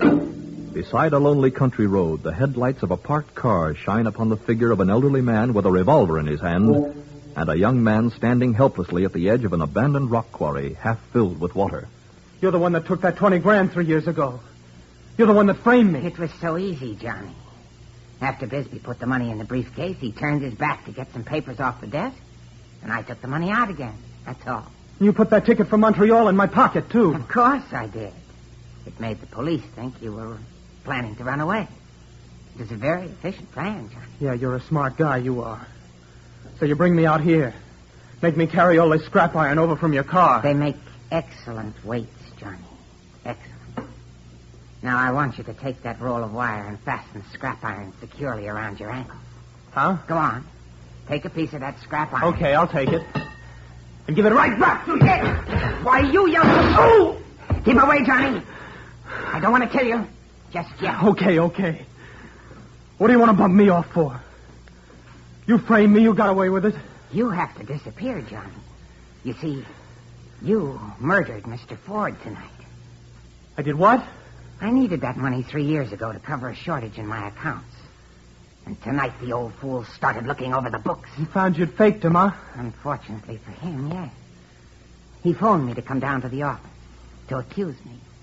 But I wasn't going to the penitentiary as you did. So you knocked him off? Oh, no, Johnny. The police have Mr. Ford's dying statement that you killed him. I know. Because I made that dying statement myself over the phone. Well, you're double-crossing. That's enough, Johnny. Get busy with that scrap iron. With this bullet in my arm? You're crazy. You're right. I'll have to attend to that detail myself. Later. Goodbye, Johnny. Now, look, Mr. Miner. It won't hurt much, Johnny. I'm just going to... What the... That's just a warning, Miner. Drop that gun or I'll shoot to kill. Mr. Carter. Where the devil did you come from? Patsy, take Miner's gun. Right, Nick. Look, Carter, I can explain. Johnny confessed to killing Mr. Ford.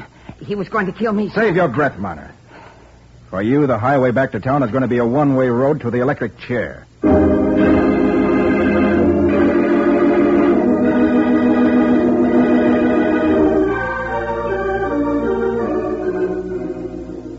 How's your arm, Johnny? Oh, it'll be all right.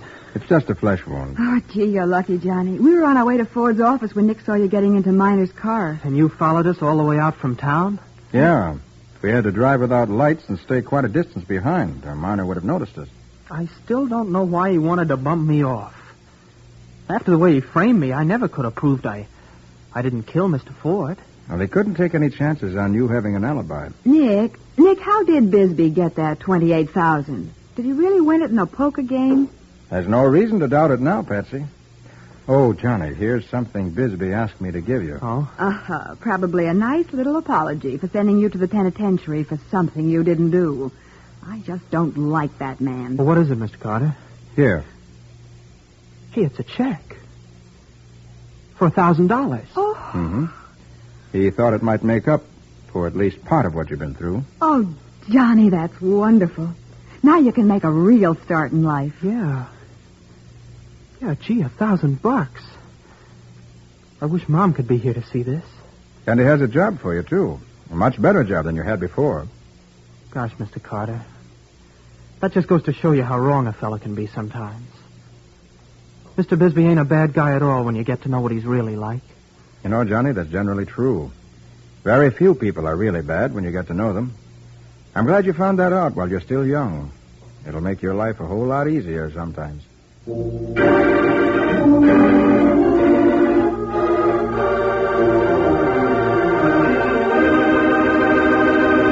Well, Nick, can you tell us something about the adventure new post-war Old Dutch Cleanser is going to bring us next week? Yes, Mike. Next week we're going to meet a young man who didn't commit murder because the victim wasn't running backwards. And the only way Nick could prove it was by tracing $5 worth of toy money to the real killer. Well, between running backwards and toy money, there ought to be plenty of excitement. What do you call this adventure? I call it The Case of the Bull and Bear.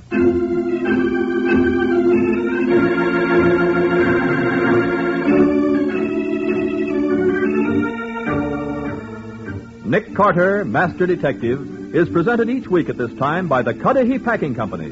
It is produced and directed by Jock McGregor and is copyrighted by Street and Smith Publications, Incorporated. Charlotte Manson is featured as Patsy. Ed Latimer plays Matty. Today's script was written by Jim Parsons. Original music is played by Henry Silverne. This program is fictional, and any resemblance to actual persons, living or dead, is purely coincidental. This is Michael Fitzmaurice saying, when minutes count, use new post-war Old Dutch Cleanser.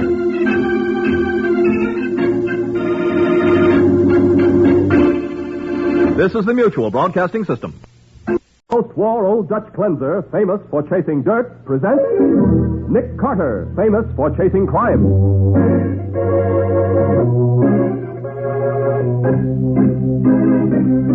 Every week at this time, two great names are joined as new post-war Old Dutch Cleanser brings you one of the most resourceful and daring characters in all detective fiction, Nick Carter, Master Detective.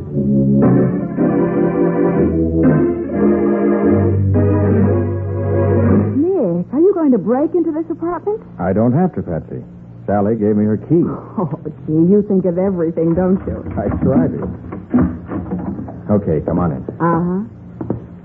Well, this is certainly a pleasant living room. Nothing sinister here. Uh-huh. Looks as though there are two bedrooms, too. Wonder whether this one is married. Let's see what... Oh! Great Scott! Nick. This girl's been shot through the temple. Oh, Nick, I wonder if she... Somebody just came in the front door. It's all right, Miss Carlyle. It's...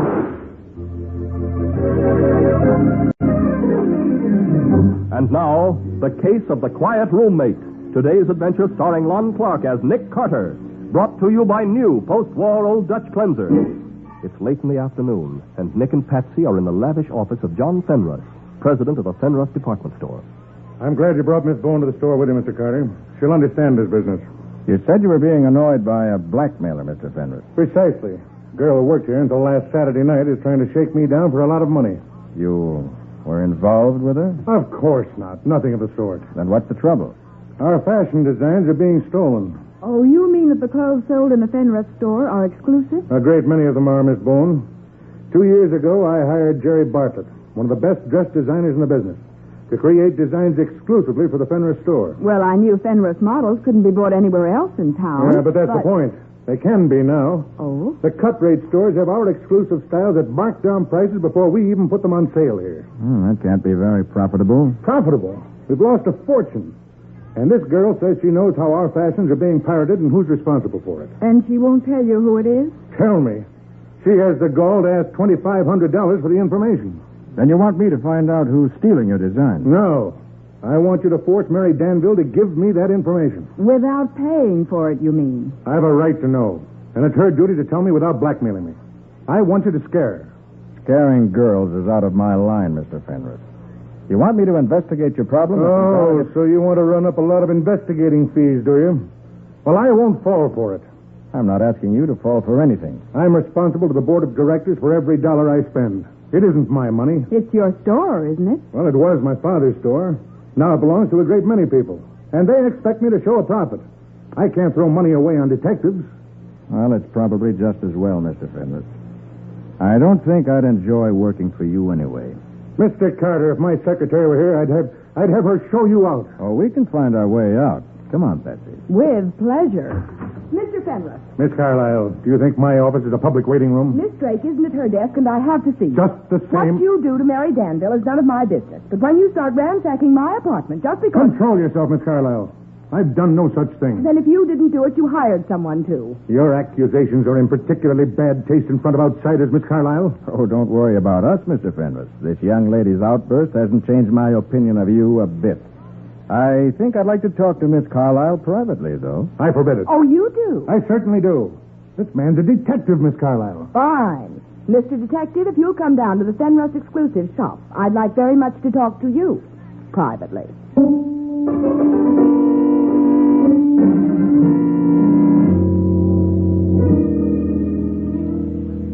Well, I didn't imagine you'd have a private office like this, Miss Carlyle. Oh, yes, Mr. Carter. I'm in charge of the Fenris exclusive shop. But with a job like that, I should think you'd be afraid to antagonize Mr. Fenris.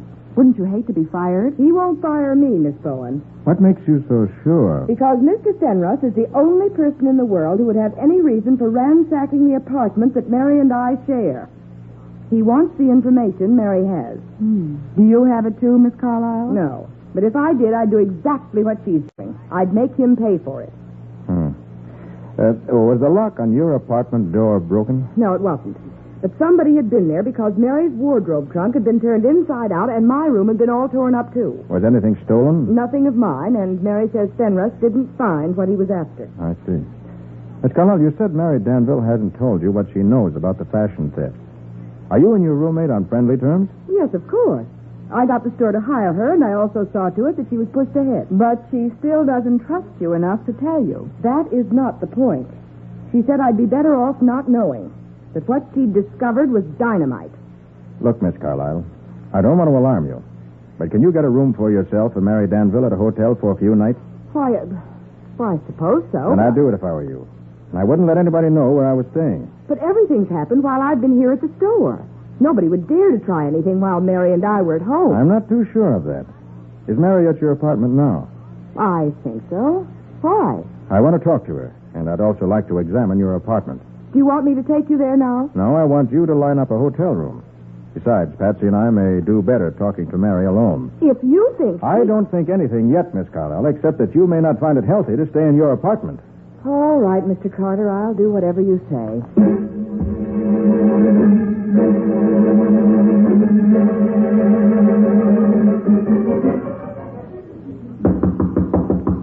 I can hear somebody in there, Nick. Maybe she's afraid to open the door. Miss Danville, Sally Carlyle sent us. I'm Nick Carter, a private investigator. Look, Miss Danville, I know you're in there because I heard you moving around. I guess she isn't going to let us in, Nick. I'm going to camp right here on your doorstep till you open this door, Miss Danville. I'm here to help you if I can. What? Well, now, you're being sensible. I don't know you. What? Miss Bone and I would like you to tell us what you can about your apartment being searched recently. Sally Carlyle told us about it, Miss Danville. Nick and I are here to investigate. So if you let us in... I'm in a hurry right now. I have a date. Couldn't you come back some other time? I'm afraid this can't wait, Miss But Danville. I can't... There's one thing I want particularly to know. Was anything stolen from your wardrobe trunk? No. Miss Carlyle thinks Mr. Fenris did the searching. So what? Well, do you have any idea? Look, Mr. What's-your-name, I told you I'm in a hurry. I'm late for my date now. Is your date with a gentleman friend? Oh, yes, my date's with a man. Then we'll just talk to you here outside your door till he arrives. But I'm to meet him downstairs in the lobby. Oh?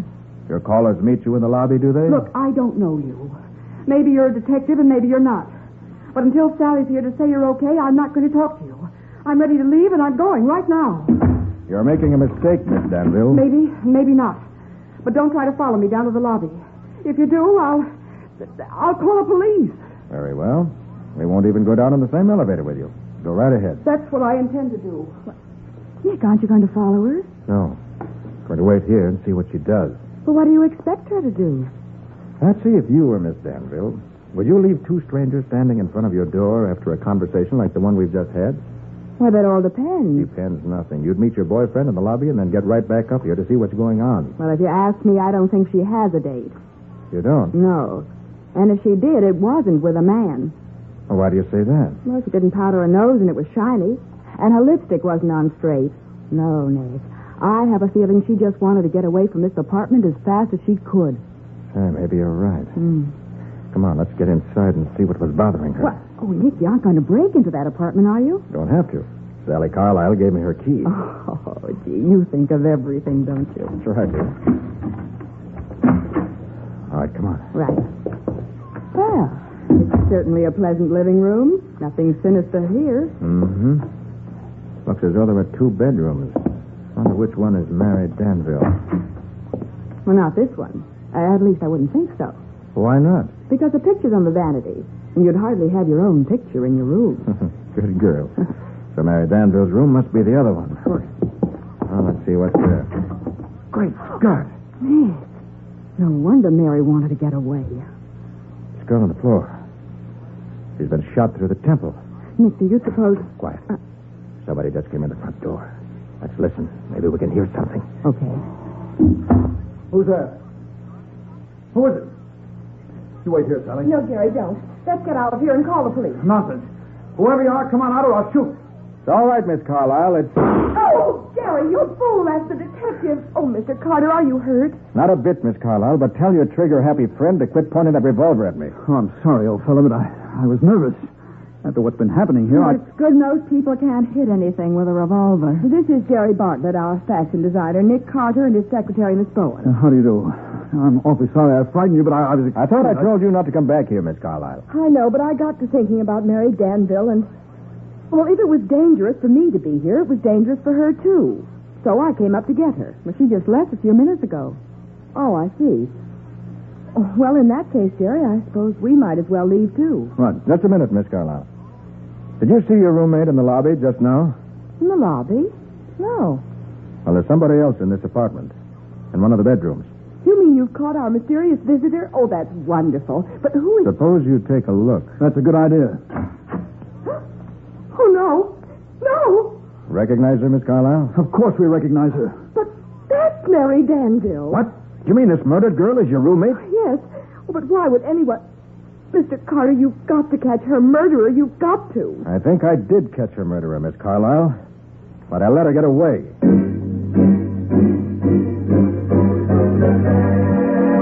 Mary Danville was apparently murdered by the girl who made a cool, daring getaway. But the fugitive's picture is on Sally Carlyle's vanity, so we should know who she was in just a moment.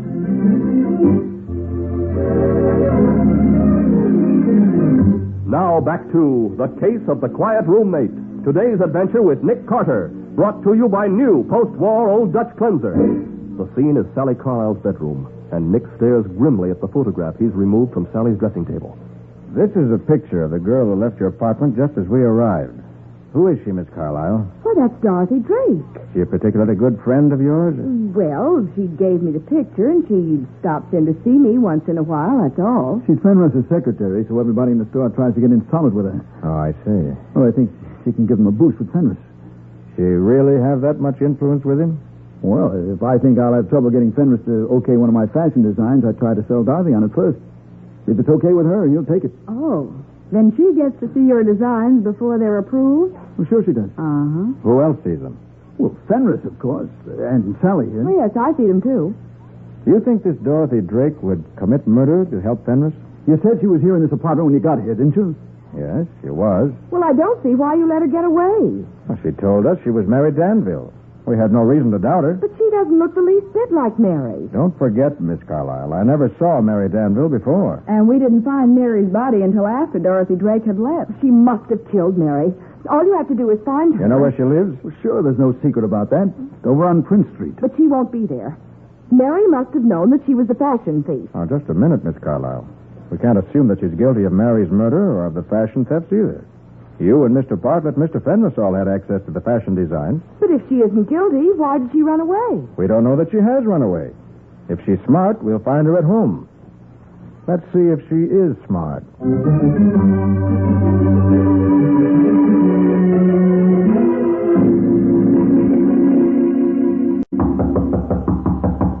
All right, come in.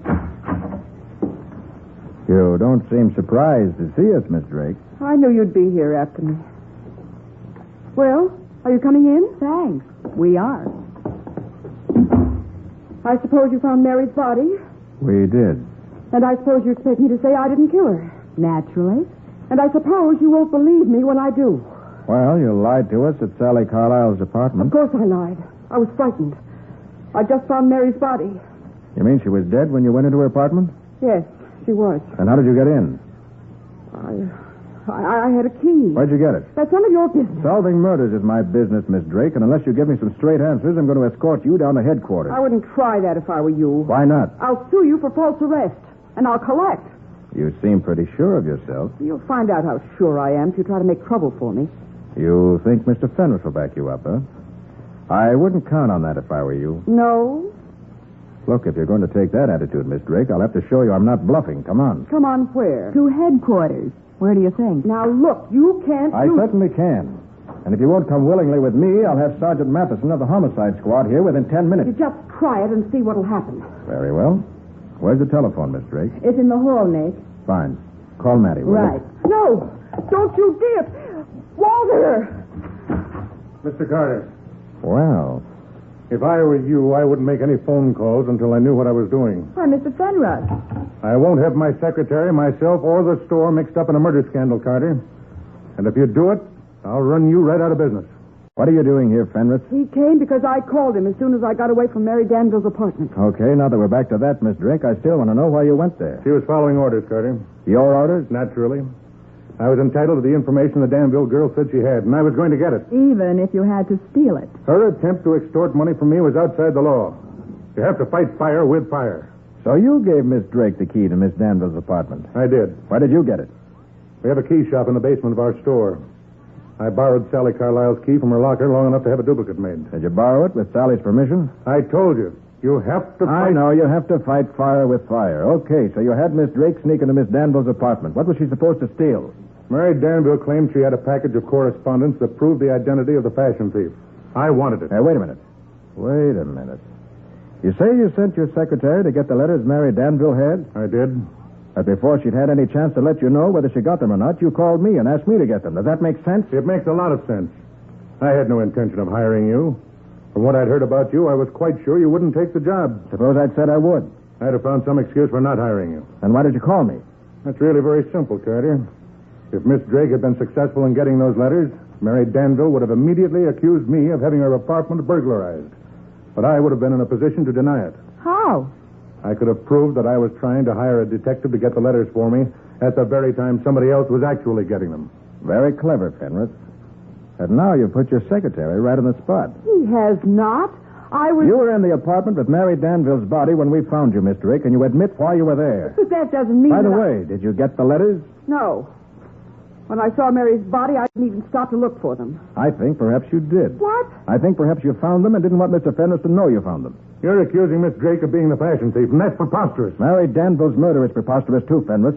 But it happened. Just the same. Did anybody else, except Miss Drake, check out at the store just before the murder? Yes. Sally Carlisle took an extra hour at lunchtime because she said she was nervous about her apartment and wanted to go home to check things. How about Jerry Bartlett? Say, I remember now. What? He came in while you were out, Mr. Fenris, and said he wanted an hour off to attend to some personal business. And I told him it would be all right. So nobody's eliminated. Well, looks as though our first job is to find those letters. But where are you going to look for them? I don't know, Mr. Fenris, but I'm going to start looking just the same. And when I get any information, you can be sure I'll let you know.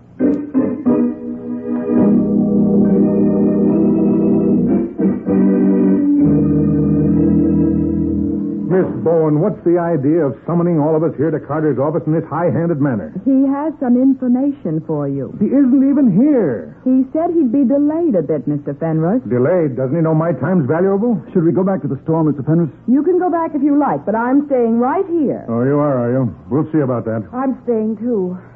Mr. Carter must have had an important reason for asking us to come here. The only thing that's important to me is to find out who's been stealing our fashion designs. You mean murder doesn't bother you? Mary Danville was outside the law, Miss Bowen. She deserved what she got.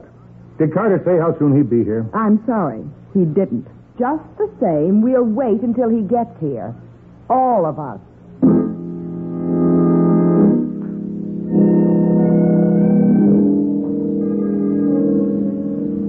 This is an outrage.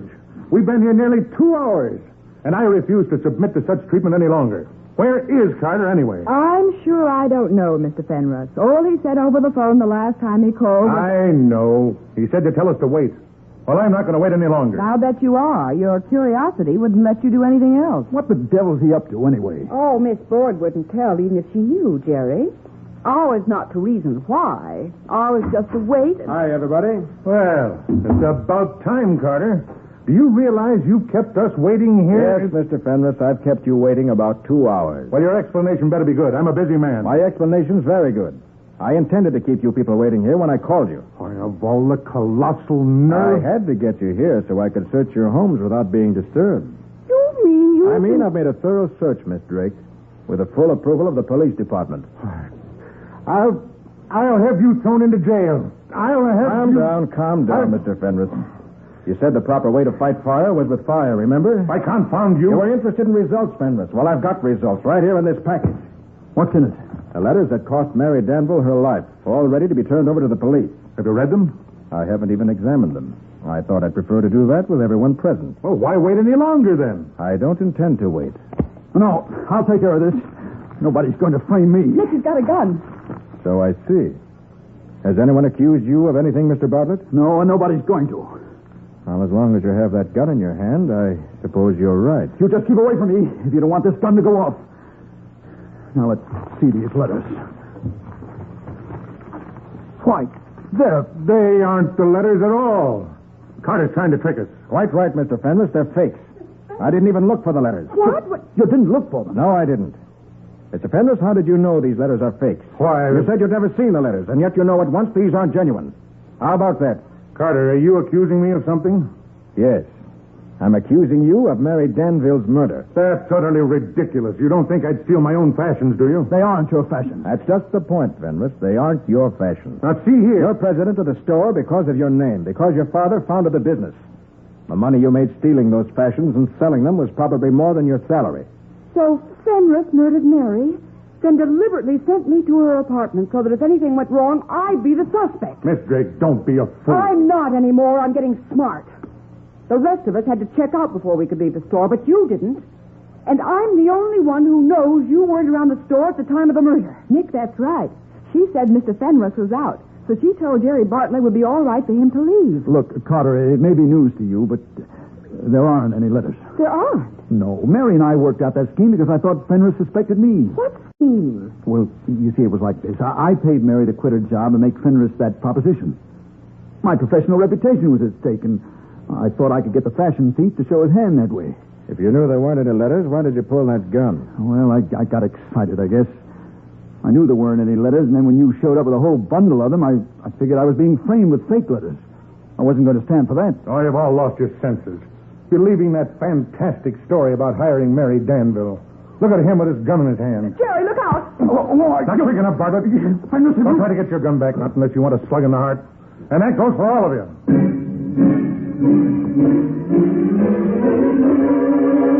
Mr. Fenris, covering the group with the revolver he grabbed from Bartlett, edges his way toward the door of Nick Carter's office. We'll see what happens in just a moment.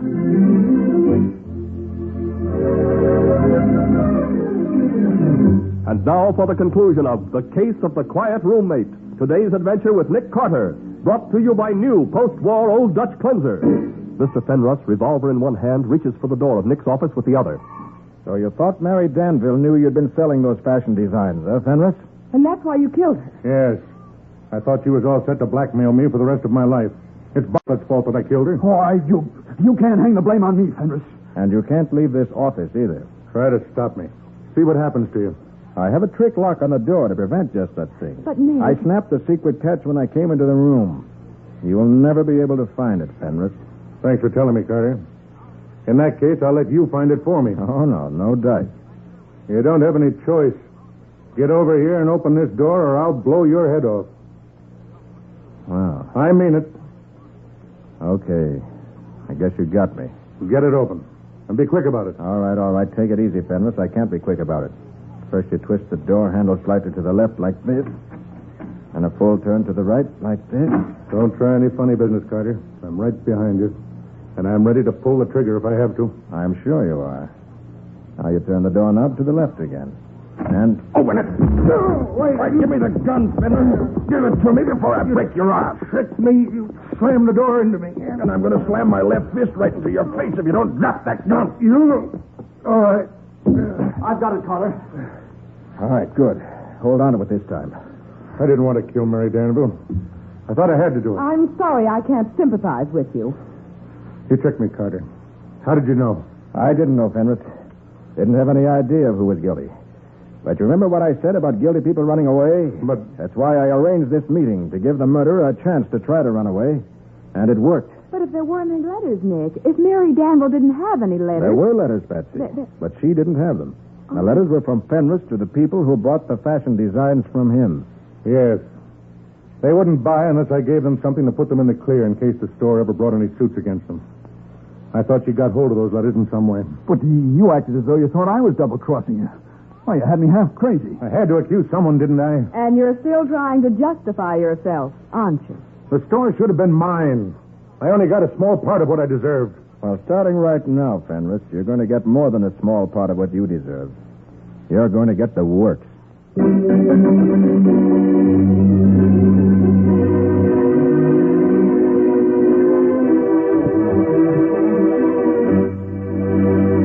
Well, Nick, let's hear something about the adventure new post-war Old Dutch Cleanser is going to bring us next week. Mike, it started when Patsy and I went on a visit to another city and were greeted by a welcoming committee. A welcoming committee with machine guns, no less. See, I went there to look for a gangster, but I spent most of my time looking for Patsy. You see, Mike, I found the gangster first, and I was sorry I ever did, believe me. Yeah, Patsy pretended to be a gun moll. She played the part entirely too well for her own safety. It sounds as though we're in for an exciting half hour, Nick. What do you call this adventure? I call it The Case of the Great Impersonation.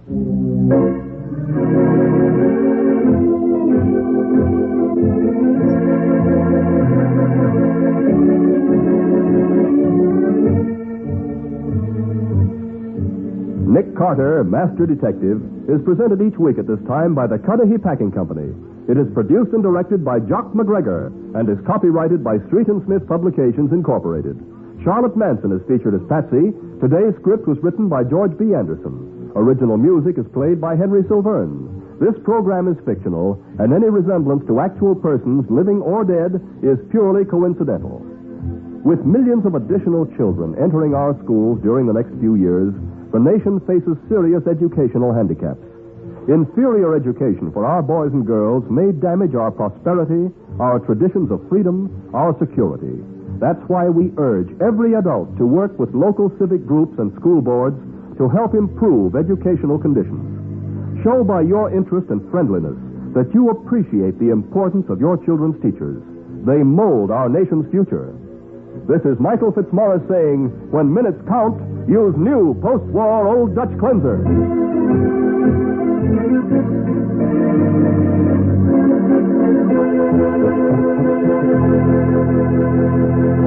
This is the Mutual Broadcasting.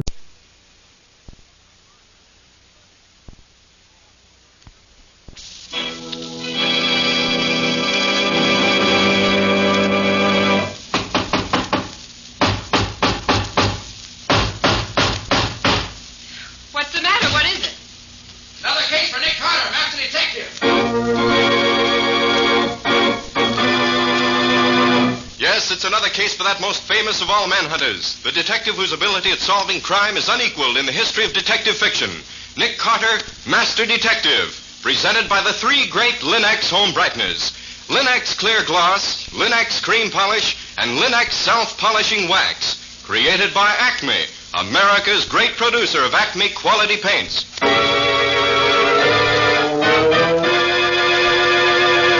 Today's curious adventure, Death by Ricochet, or Nick Carter and the mystery of the abandoned gravel pit.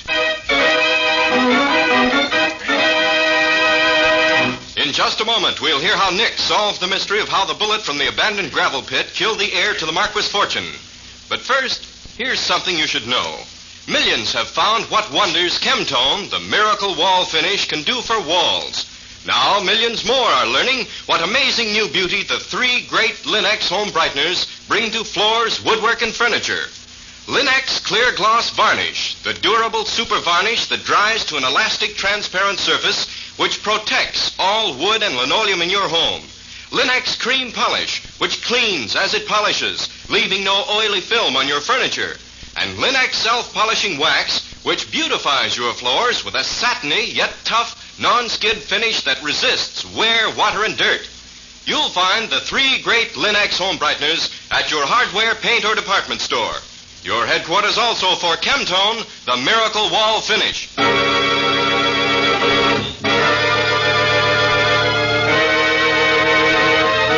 And now now for today's mysterious adventure with Nick Carter. As we open our story, Nick is talking with a young friend of his whom Patsy has just brought in. But if it's not a criminal case, John, why come to me? Because it's the next thing to it, Nick. Well, all right. Let's hear it. We'll better take notes, Patsy, in case we want them later. Of course, Nick. Go ahead, Mr. May. Nick, I killed a man this morning. What? Oh, it was an accident, of course, but he's dead just the same. Well, tell me about it. What happened? Well, I was shooting in the old gravel pit back of my place on the highway. I've been shooting there a lot, getting ready for the pistol meet that's coming up. Well, this morning I was practicing out there when one of my slugs hit something and ricocheted. I never dreamed that a ricochet could get out of the gravel pit, but this one did, and traveled as far as the Marquis estate. You mean the Clara Marquis estate? Yeah, that's right. And the man I killed was her son, Randolph. Well, that certainly ought to make front page copy. I should say so. Patsy, get me her file out of the file room. Coming right up, Nick. Now, John, where was Randolph when he was hit? At the back of the estate, helping one of his nephews rebuild the fence. The nephew, Dave Barton, said he heard the shot, and then the whine of the bullet, and then Randolph fell over. He died instantly. Here you are, Nick. Our file on Clara Marquis. Thanks, Patsy. Now, let's see. Lives in a rambling old red brick mansion a mile out of town along the highway. No servants. That's funny, with all her money. Relatives living with her take the place of servants. Her son, Randolph, acts as general handyman on the estate. She handles all business matters herself. Jolly old soul, I should say. No one ever accused old Clara Marquis of being jolly. I've tried to get better acquainted with her granddaughter, Teresa, but the old lady won't let me take her out or go there to see her. I only know Teresa from what little I've seen of her around town and the few times I've driven her home. Now that I've killed her father, I suppose I'll never see her again. Wouldn't be in love with her, would you? No. Do you think I can be sued for Randolph's death? What's the coroner's verdict, you know? Well, he told me he was going to report it was an accident.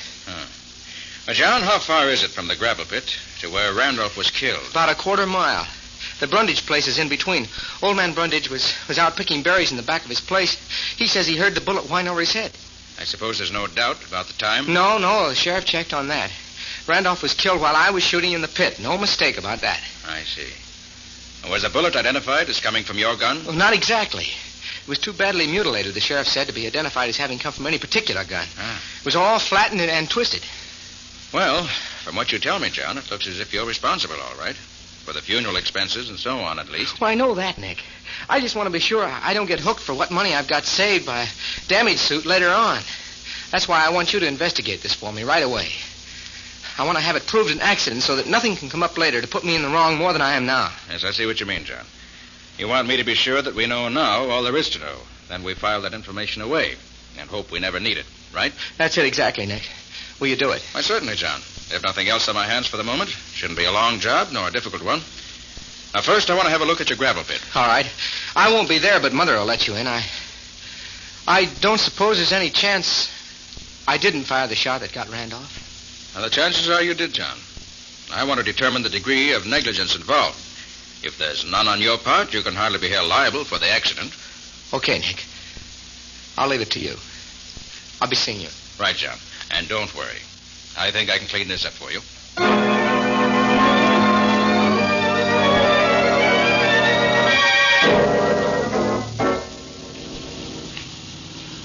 It doesn't seem possible that a .45 bullet could get out of that gravel pit. And especially not going fast enough to travel a quarter of a mile afterwards. Strange things happen with bullets sometimes, Betsy. I suppose. You heard what Mr. Brundage said?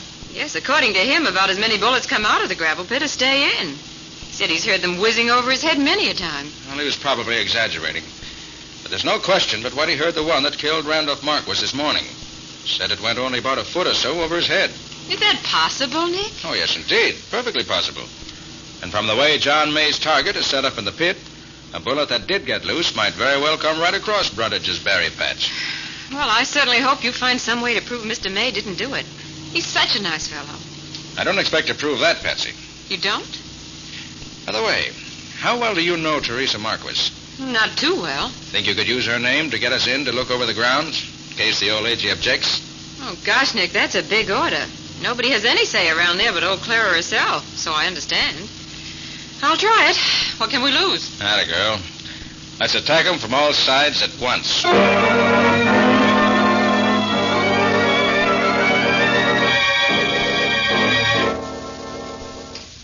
It's so nice of you to see us, Miss Marquis. This is Nick Carter. He's acting for John May. You can tell John, Mr. May, that we won't make him any trouble for the death of my father. I knew you'd feel like that. You can also tell him that I never want to see him again. Now, Teresa, I'm afraid you're blaming John May for something he couldn't help.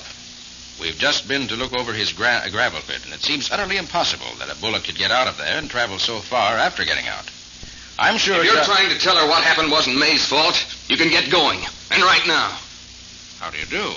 I'm merely trying to find out just how it did happen. Mr. Carter, this is my cousin, Dave Barton. He was with my father when he was killed. You're in charge here, Mr. Barton. I'd like your permission to examine the grounds around where Randolph was killed. Nobody's got the rights to say who can snoop around here but Clara Marquis herself. Surely she could have no objection to You'll have to get out. Dave, if you won't show Mr. Carter around, I will. I know Grandmother wouldn't mind. You're a fool, Teresa. But, well, come on. If I can do anything else for you, let me know.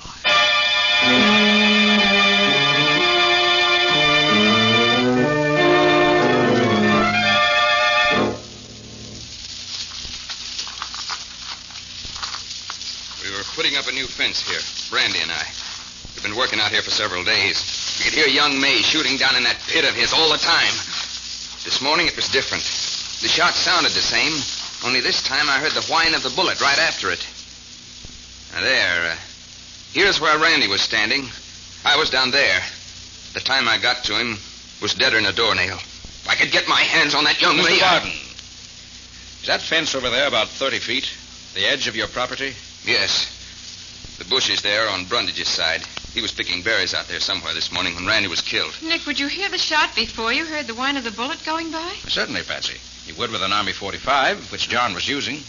Because of the size of the bullet, its velocity is slower than that of sound. So you'll hear the report before you hear the bullet.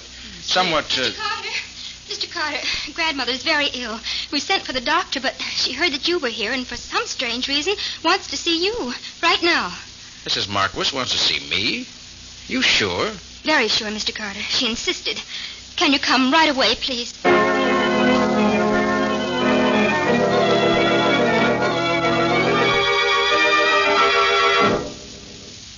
I've heard about you, Nick Carter. I never thought I'd have any reason to hire you, but it's a strange world. I think heaven sent you here today. Well, Mrs. Marquis, I've been called many things, but never heaven sent. There you are this time. My time has come at last. I know it. Dr. Sutton always said a shock would finish me, and Randolph's death has done it. I know. Nonsense, Mrs. Marquis. You live for years yet. Rubbish. I'll be dead by tomorrow. And I want you to make a will before I go. That's why I wanted to see you alone like this. But, madam, I'm not a lawyer. I know what you are. And I know you're honest. You can draw up a will, can't you? Yes, of course I can. Very well, then. Do it. I've never had a will, and I want one. Very well. You'll tell me what disposition you want made of your property. I'll draw it up for you. Well, that's easy. Half my estate goes to Teresa. The other half is to be divided equally between my other 5 grandchildren. I see. And who's to be executor? Teresa. She's the only one of the whole bunch I'd trust. Of course, I'll have to have the names of the 5 grandchildren. Of course you will. Of course you will. They're Bartons. David, Forrest, and Jack. And the twins, Myrtle and Hazel. Very well, Mrs. Marquis. I'll have this ready for your signature in the morning. No, morning nothing. You'll have it ready for me just as soon as you can get it written down on paper. There's an old typewriter in the library you can use. Now, hurry up, Mr. Carter, and let's get this over with.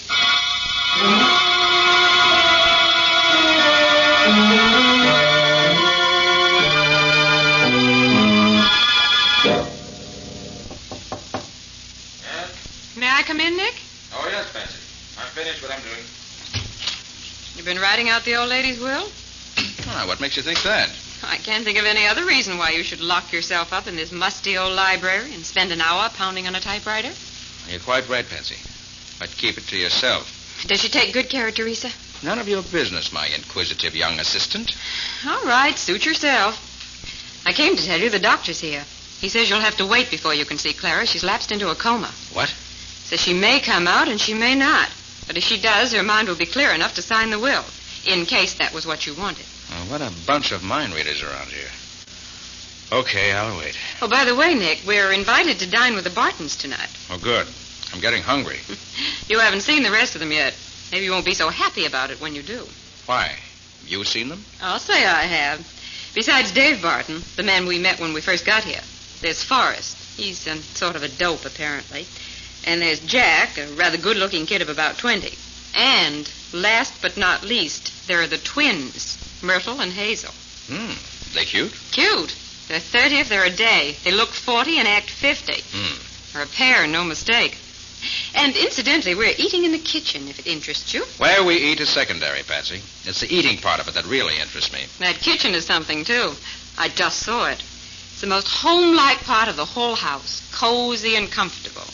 I don't think it's a bit bigger than Madison Square Garden. And with a shotgun behind the door to add just the right touch. Now, Patsy, I want you to take care of this will I've drawn up. The moment old Clara comes to, have her sign it.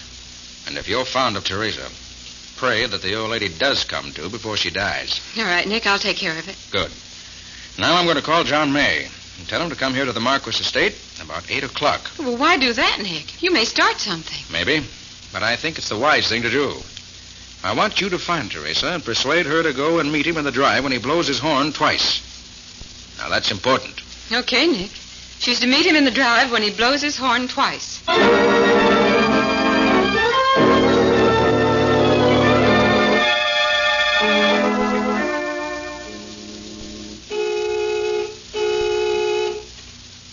I still don't get it, Nick. Couldn't you find a better time and place for me to meet Teresa? A better time, perhaps, but not a better place. John, I want you to take Teresa away from here at once. Are you kidding? I am not. The odds are that you'll be saving her life. Before morning, she may be in deadly peril. Believe me. Okay, Nick. I'll take her. If she comes. Oh, John. John. Teresa. Oh, darling. John. Which is my cue to...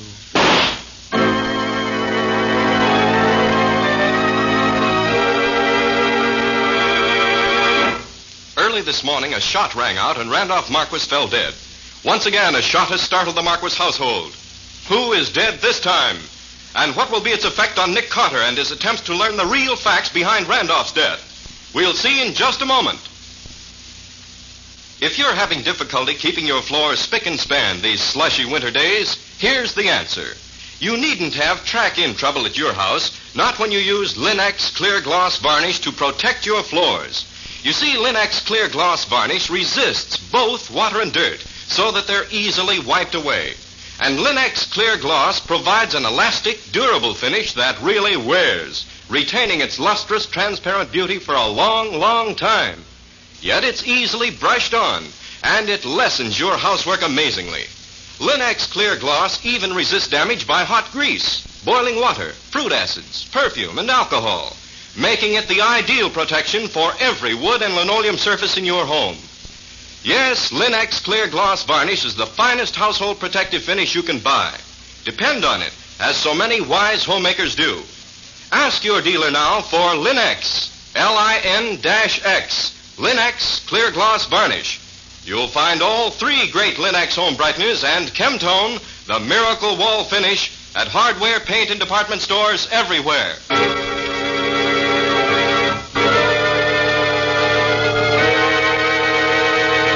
And now, back to our story. The report of the shotgun, which startled Nick and the rest of the Marquis household, seemed to come from the room where Clara Marquis lay dying. Nick and Patsy raced to the door of the room, only to find the twins, Myrtle and Hazel, standing in the doorway, staring fascinatedly at the old lady's bed. What's happened? What was... Don't look at her, Patsy. Oh, it's ghastly. Face has been blown away. Why, she's... Why, Dr. Sutton. Dr. Sutton. What's happened to him, Nick? Why, he's out cold, Patsy. Oh. A blow in the back of the head, I should say. Dr. Sutton. What's happened here, Doctor? I don't know. I was alone here with a patient. Something hit me. That's all I know. I don't even know where whoever hit me came from. Well, whoever hit you did for the old lady, all right. Did either of you girls see anything? No. Where are your brothers? Where were they when this happened? Oh, come on. You might as well tell me if you know. Oh, all right. I'm going to call the sheriff's office. Do you suppose you two could sort of stay here with the body until someone gets here? We'll stay. Well, there's nothing more I can do for her now. I think I'll get some fresh air. Want to step outside with me, Mr. Carter? Why, of course. I'll be right with you. Oh, Patsy. Mm-hmm. Will you pack up the doctor's things and bring them out to the car? Surely, Nick. All right, Doctor. Let's get out of here. Terrible thing, Mr. Carter. Terrible. Yes, it is. Poor old lady. She wouldn't have lasted the night anyway. What I wanted to tell you was this. Patsy said it was very important to Teresa to get that will signed. So I gave the old lady an injection which revived her long enough to read the will. Then she signed it, and Patsy and I witnessed it. Was that right? Perfect, Doctor. Perfect. You have the will now? No, I gave it to Patsy. What? Well, you trusted her with it, so I did. Clara's murderer finds Patsy, has it? Patsy will be the next victim. Oh. Come on. I wonder if she's still in Clara's room where we left her. I didn't know. I should have... Patsy. Patsy. She's not here. Do either of you twins know where she went? No, she left. We thought she was with you, didn't we, Myrtle? Yes, we thought she was with you. Oh, come on, Doctor. We've got to search the house. There's no time to lose.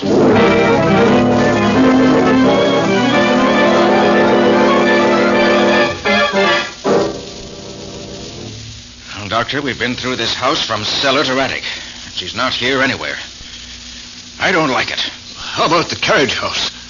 There's a light upstairs there. Oh, yes, sure there is. Well, let's have a look up there. Oh, that's funny. John May's car's still here. Yes. Didn't take Teresa away after all. I wonder why. Well, I hope we find Patsy up here. Merciful heavens. Oh, Barton, stop that. Let John alone. You keep out of this. This dirty murderer's getting what coming to him.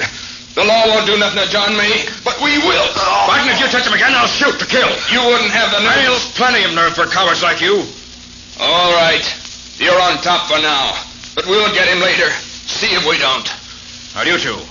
Forrest and Jack. Let Teresa go. All right. Take that gag out of her mouth.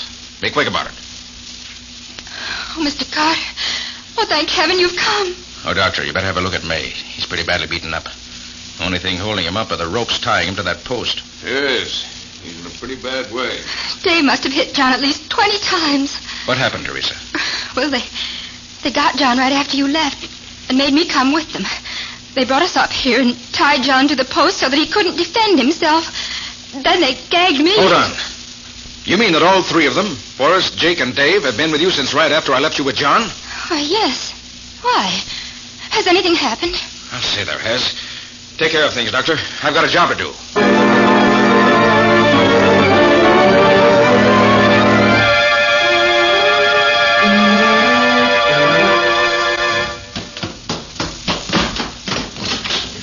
Where is she? Where have you got her? Got who? What have you done with her? Oh, in the closet, I suppose. What the... Why, that's not... Drop that gun. Don't be a fool. Take that shotgun out of the middle of my back. You're the fool. Drop that gun. Very well. Here. Since the body in the closet is that of old Clara, I suppose you must have Patsy under that sheet on the bed. Yes. What have you done to her? Not much. We had to twist her arm a little to make her tell us where she put the will, that's all. Isn't it, Myrtle? Yes. We have it now. It's torn in little pieces. All right. So you've got what you wanted. Now let us go. No. We got us a lawyer, too. We know you and your girl could go to court and tell what the will was, and that would be as good as a will. Yes. We aim to take care of you both. You can't get away with this. I warn you. Yes, we can. Easy. We'll say Teresa did it. Yes, we will. You didn't suspect us, neither will anyone else. We'll blame Teresa. Well, Patsy, I've heard about enough, haven't you?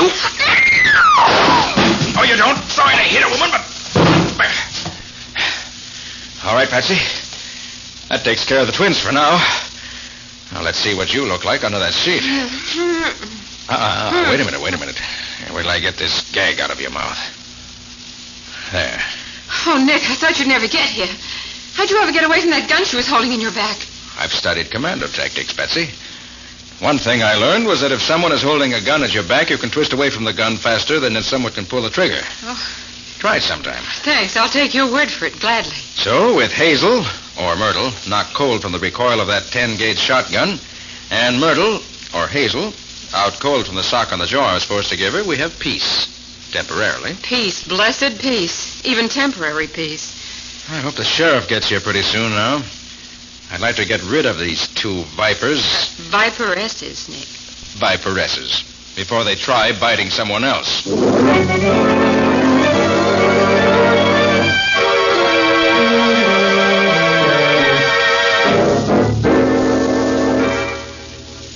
They had me fooled completely at first, Sheriff. I didn't believe either of those twins could handle as big a gun as a 10-gauge shotgun. Yet I felt sure, as soon as I saw that shotgun, that the .45 bullet that killed Randolph Marquis came from its barrel. But why?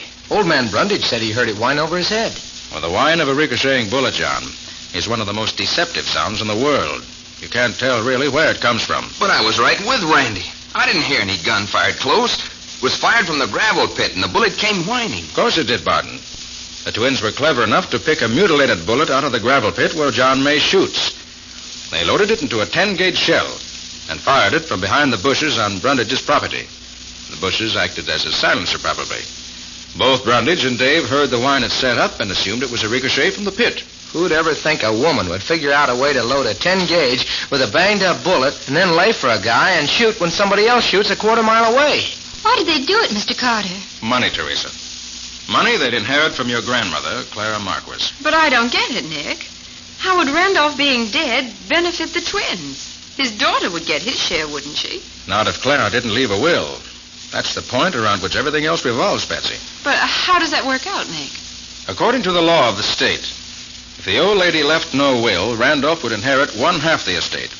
And the 5 Bartons would inherit the other half, or 1/10 each. And if Randolph was dead? With Randolph dead, the 5 Bartons and Teresa, Randolph's daughter, would each inherit equally, or 1/6 of the estate apiece. How much difference would that make? Well, figure it out, Patsy. If the estate amounts to $3 million, as I understand it does, each twin would get $300,000 if Randolph were alive. But with him dead, they would each get $500,000, or $200,000 more. Oh. Wouldn't that be worthwhile for them? Gosh, that is some difference, isn't it? So when they found that old Clara was about to make a will, they had to stop it. Of course. They knew Teresa was a favorite and would get most of the money. So they killed Clara before she could sign the will I drew up. Well, then they must have found out afterwards that old Mrs. Marquis had signed the will before she was killed. How'd they learn that? Now that, John, we'll never know. Somebody said too much or too little. At any rate, they found out just enough to know that Patsy had the will and that it was signed. So they bided their time and got it away from Patsy. Then they laid for me to get rid of any possible witness to the existence of a will. Do you suppose they would have killed me, Mr. Carter? No, Teresa. Not if they had got rid of Patsy and me. I asked John to come here and take you away because I didn't know which way the cat was going to jump. And I was afraid the killer would try to nullify the effects of the will by killing you. But fortunately, the dear twins selected Patsy and me as the victims and you for the logical suspect. Well, anyway, I'm glad you asked John to come over here, no matter what the reason was. It settled things for him and me very nicely. It's just the way I wanted it to be, Nick. Although I hadn't hoped to get it for a long time yet. Which proves that you never know where your blessings are coming from. Or something. Well, anyway, good luck to you both.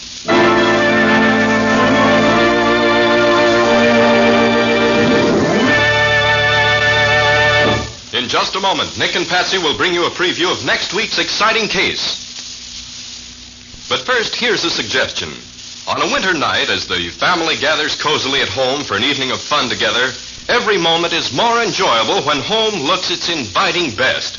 And it always does when you depend on the 3 great Linux home brighteners to keep woodwork, floors, and furniture sparkling. Your furniture, for example, regains its original gleaming beauty when you use Linux Cream Polish. For Linux Cream Polish cleans as it polishes, removing in one quick application all the cloudy accumulation of dust in previous polish. Yes, you save one whole step in your cleaning day routine when you use Linux Cream Polish on your furniture. It's truly the modern shortcut to furniture upkeep, taking only half the time. You'll find that Linux Cream Polish banishes messy fingerprints from your furniture, helps to hide ugly scratches, too. And there's no oily film on your furniture to attract more dust, to make more work. So do ask your dealer for Linux Cream Polish. Ask for all 3 great Linux home brighteners. Remember, that's Linux, spelled Lin-X. You'll find them all. Linux self-polishing wax, Linux cream polish, and Linux clear gloss varnish at your nearest hardware, paint, or department store.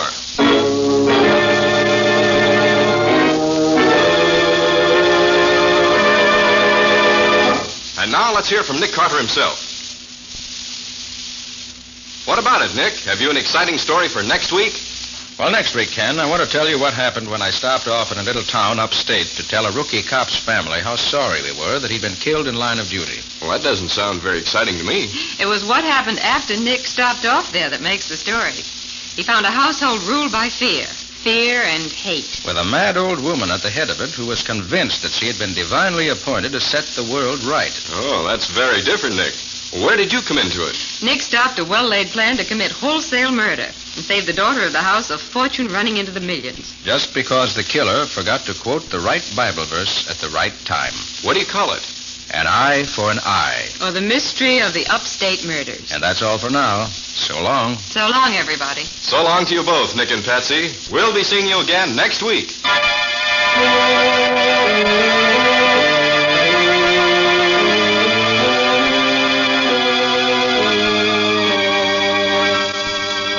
Next week at this same time, listen to another curious experience of Nick Carter, Master Detective, entitled An Eye for an Eye.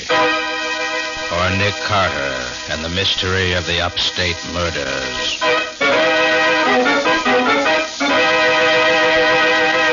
Nick Carter, Master Detective, is featured in Street and Smith magazines. Lon Clark is starred as Nick with Helen Choate as Patsy. Original music is played by Lou White, and the programs are written and directed by Jock McGregor. Nick Carter, Master Detective, is presented each week at this time and over these same stations by the three great Linex home brighteners. Linex Clear Gloss Varnish, Linex Cream Polish, and Linex Self-Polishing Wax, created by Acme, America's great producer of Acme fine quality paints. This is Ken Powell speaking for the thousands of Linex dealers all over America and saying so long until next week. This is Mutual.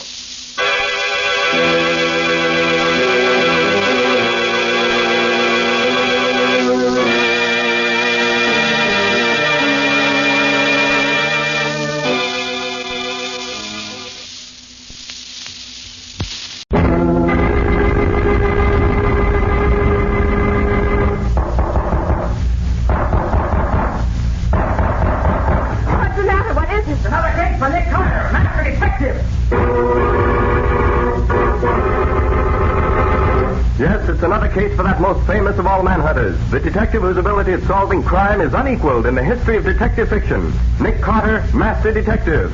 Presented by the three great Linex home brighteners. Linex Clear Gloss Varnish, Linex Cream Polish, and Linex Self-Polishing Wax. Created by Acme, America's great producer of fine Acme quality paints. Today's curious adventure, Death Behind the Scenes. Or Nick Carter and the Mystery of the Persecuted Actor.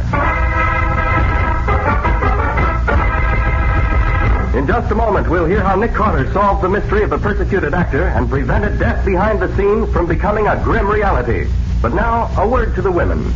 Millions of homemakers can't be wrong. For example, the millions who have learned what wonders Chemtone, the miracle wall finish, can do. And those same homemakers are now discovering the modern way to new beauty for their floors, woodwork, and furniture. The three great Linex home brighteners. Linex Self-Polishing Wax, which beautifies your floors with a satiny yet tough, no-skid finish that resists wear, water, and dirt. Linex Cream Polish, which cleans as it polishes, leaving no oily film on your furniture. And Linex Clear Gloss Varnish, the durable super varnish that dries to an elastic, transparent surface which protects all wood and linoleum in your home.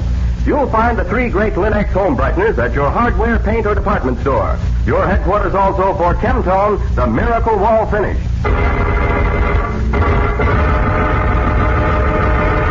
And now for today's mysterious adventure with Nick Carter. As today's story begins, we're backstage at the Republic Theater, where Charles Forrest is directing a rehearsal of his new play, Lord Byron. But it will not be possible for us to live our lives as we want to. We must live for those nearest and dearest to us. You're right, my darling. I see it all now. Nothing that may happen to us can ever change the fact that I love you. Love you with every fiber of my being. Love you with a depth I'd never thought possible. Nothing will ever change that. And I feel the same way, Robert.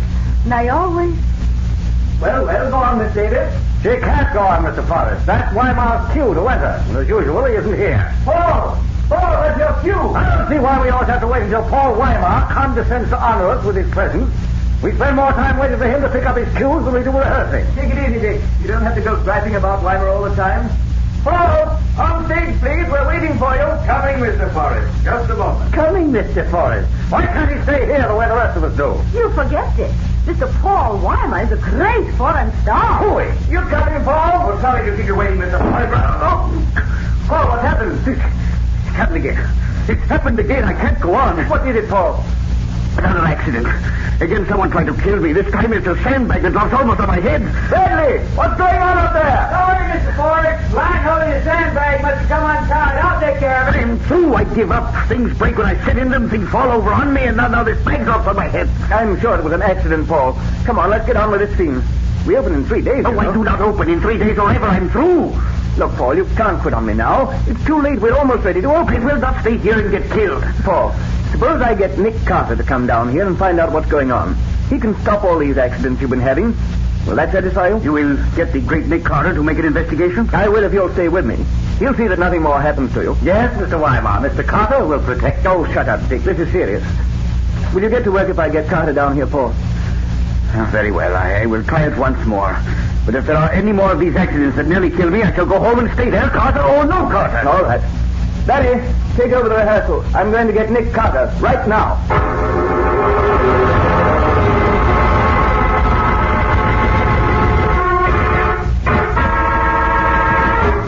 You say you're having trouble with your new play for us? I certainly am, Carter. It's supposed to be the life of Lord Byron, the poet. So to play the lead, I brought an actor over from Paris, a man named Paul Weimar. He looks almost exactly like Byron, and he's a good actor. Doesn't sound like trouble so far. Wait. And ever since we started rehearsals, one accident after another has happened to Weimar. So that by this time, he's getting so jittery that I'm afraid he won't be able to go on with the play. Well, what kind of accidents, Forrest? Well, one time a heavy door almost fell on him. Just missed him. Another time, a chair he was sitting in collapsed under him and sent him to the hospital for 3 days with a wrenched back, and so on. Today, the final straw, a heavy sandbag counterweight fell almost on top of him as he crossed the stage. I don't blame him for being jittery. Any idea what's behind all these things? Neither one of two things.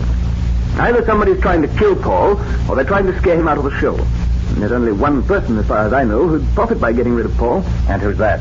Richard Rowland, my American star. He was so upset at not being given a part of Byron that he swore he'd never act for me again. And suddenly he agreed to play the second lead, which surprised me, even though it is a pretty fat role. Then if Paul Weimar had to give up the role for any reason, I suppose Rowland would automatically step into the part? Yes, of course. Well, it certainly gives Roland a motive, doesn't it? Will you take the case, Nick? If you don't, I'm afraid Weimar will walk out on me, contract or no contract. When do you have your next rehearsal? Tomorrow morning at 11 o'clock. If the rest of the scenery is hung and ready. All right. I'll be there at 10:30 to look over the ground. Will you see to it that every... I'll take it, Nick. Nicholas Carter's office. Yes, he's here. Just a minute. It's for you, Mr. Forrest. For me? Oh, thanks. Hello? What? No, don't let anybody get away. Keep everything just as it is till we get there. Yes, I'm bringing him with me. Yes, right away. Goodbye.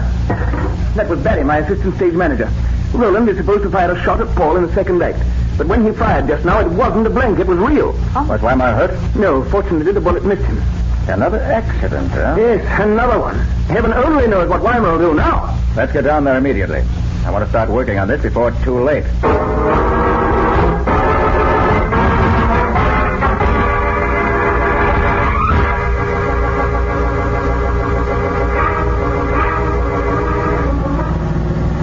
This play you're doing, Mr. Forrest? One of the best-known writers, Bert Lavard. Oh.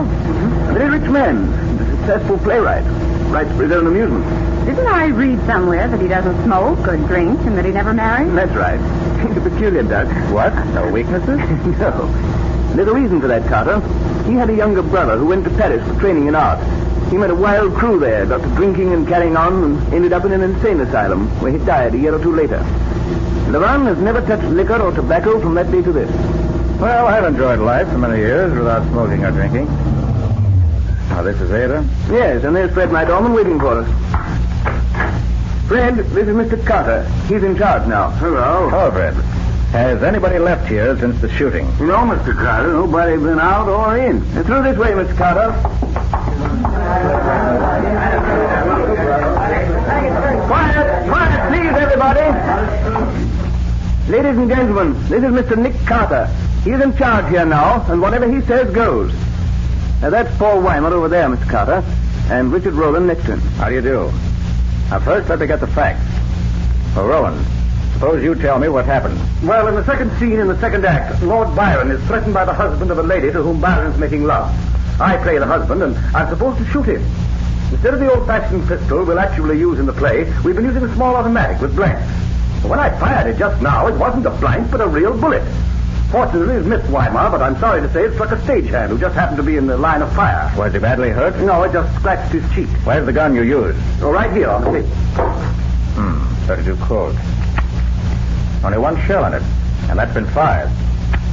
Rowland, who has charge of this gun before it's given to you? Rogers, the property man. Get him, please. Rogers, on stage. Will everybody please take the same positions now that you were in when the shot was fired?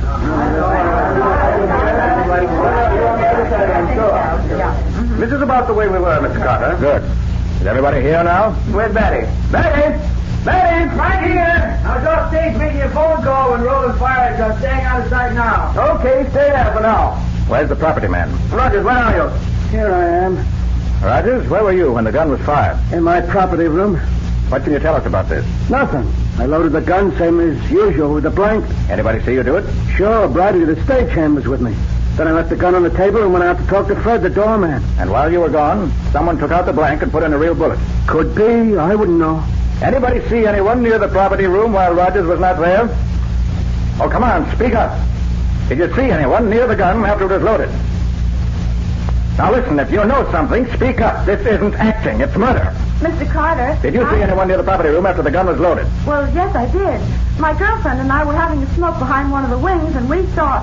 Well, go on. Who went in there? Well, it was I, Carter. I went in there to find the match, but I didn't touch the gun. Oh, you did it on purpose, you jealous... Careful, Weimar. Don't start calling names. You started me on purpose. You want to play the lead role, which I said. Do you think Roland could have done it, Lee? No, it's too obvious, Patsy.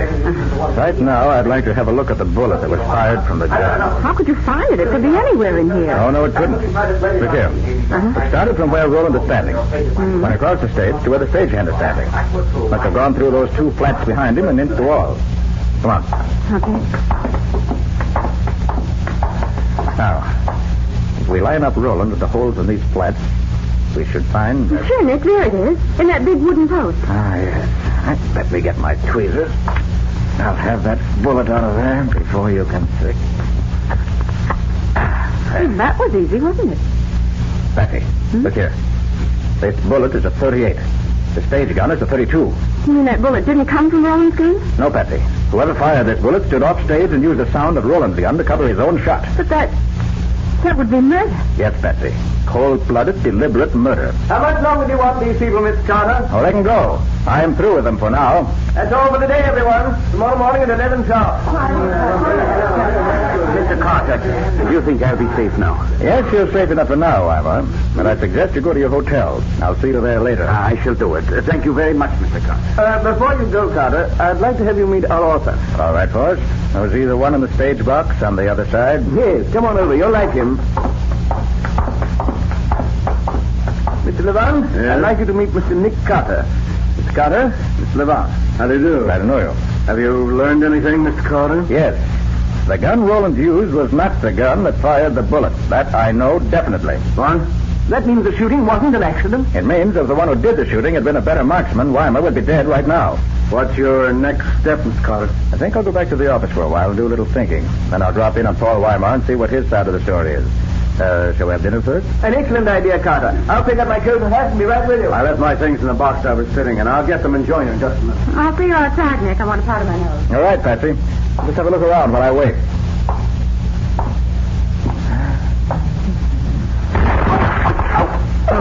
Carter, what is it? What's this over, Carter? Fall over something? No. Something fell over me. I started to cross the stage and something knocked me over. Almost knocked me out. What's going on in here? Mr. Carter's had an accident. Another an accident? That flower pot was on top of that pedestal. For some reason, the whole thing fell over on me. You all right, Carter? Yes, I guess so. And let's get out of here before the roof falls in on us.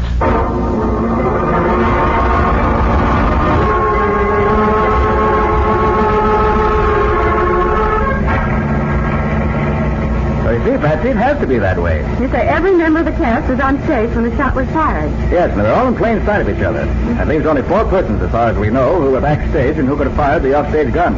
Rogers, the property man, Fred, the doorman, Barry, the stage manager, and the stagehand, Bradley. And Fred says Rogers was talking to him near the entrance, which gives both of them an alibi. Badly. And Barry says he was telephoning, and we found that a call was made from that phone at that time, which seems to let him out. And Bradley was shot by the bullet, so he couldn't have fired it. No. Which accounts for all 4 of them. Which means there's something somewhere we don't know yet. That's one reason I want to talk to Weimar. He may be able to throw some light on the subject. Oh, here you are, driver. Come on, Patsy. All right.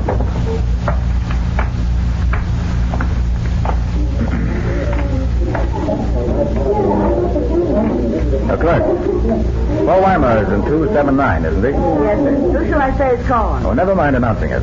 We're expected. Well, what's the name, please? You must be announced. The name is Nick Carter, and don't announce it. But it's a rule to announce all guests. We can walk, Patsy. It's only the 2nd floor. Why didn't you want to be announced? Just second nature. They don't know I'm coming to see them. They can't get ready to receive me. I like the element of surprise when I go calling officially. Room 279. That must be right here.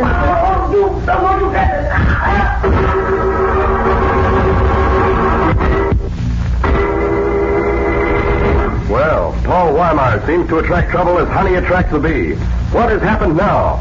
Are his unfortunate accidents not confined to the theater after all? How is Nick going to unravel this tangled thread and reach a solution? We'll see in just a moment. Whatever your family's preference may be in home decoration, your home is bound to be more beautiful when its floors are well kept and shining. And with Linux self-polishing wax, floors always look their very best without tiresome rubbing or polishing. Yes, with Linux self-polishing wax, which is simply wiped on, your floors are handsome for a long time because Linux self-polishing wax dries to a rich, satiny finish that really lasts, thanks to its high content of genuine carnauba wax. And the finish may be renewed wherever and whenever you like, without re-waxing the whole floor. What's more, Linux self-polishing wax is easy to keep lovely, for you whisk surface dirt away in a twinkling with a damp cloth. And Linux self-polishing wax is the anti-skid floor finish, for the underwriters' laboratories have proved by tests that wood, linoleum, and rubber tile floors are actually less slippery after Linux self-polishing wax has been applied. Be sure to ask for Linux. Lin-X, Linux self-polishing wax. You'll find all 3 great Linux home brighteners and Chemtone, the miracle wall finish, at hardware, paint, and department stores everywhere.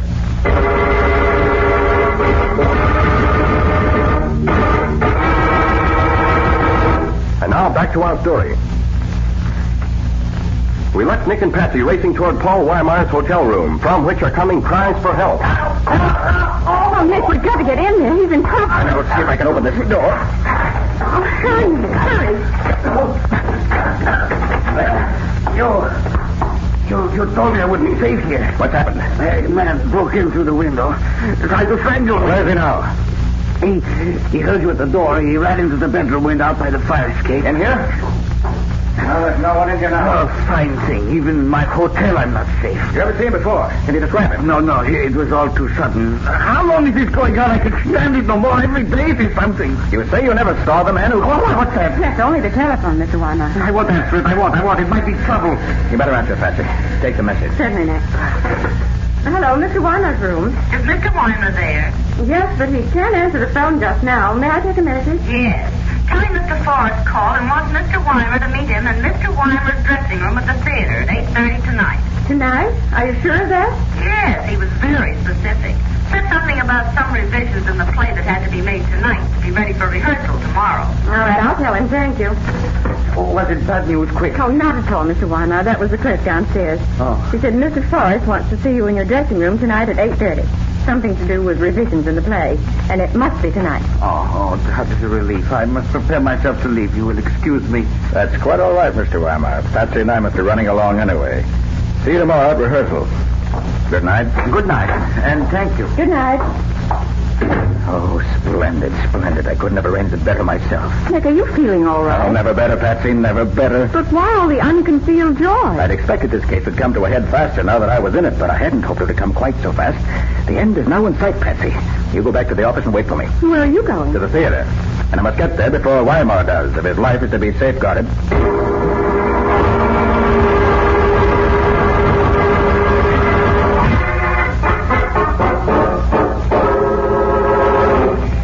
Here you are, driver.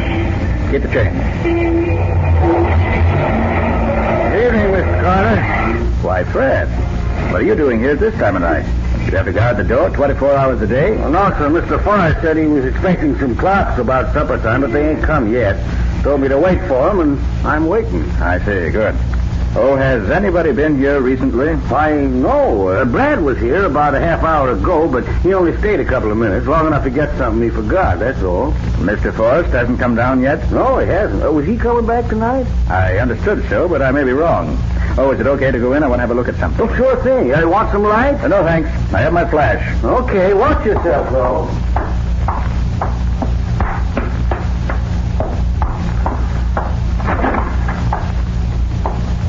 This ought to be Weimar's dressing room. Ah, yes. The cane he was carrying in rehearsal this afternoon. Seems to be no concealed bombs. No booby traps. Okay for now. Nothing to do now but wait until he arrives.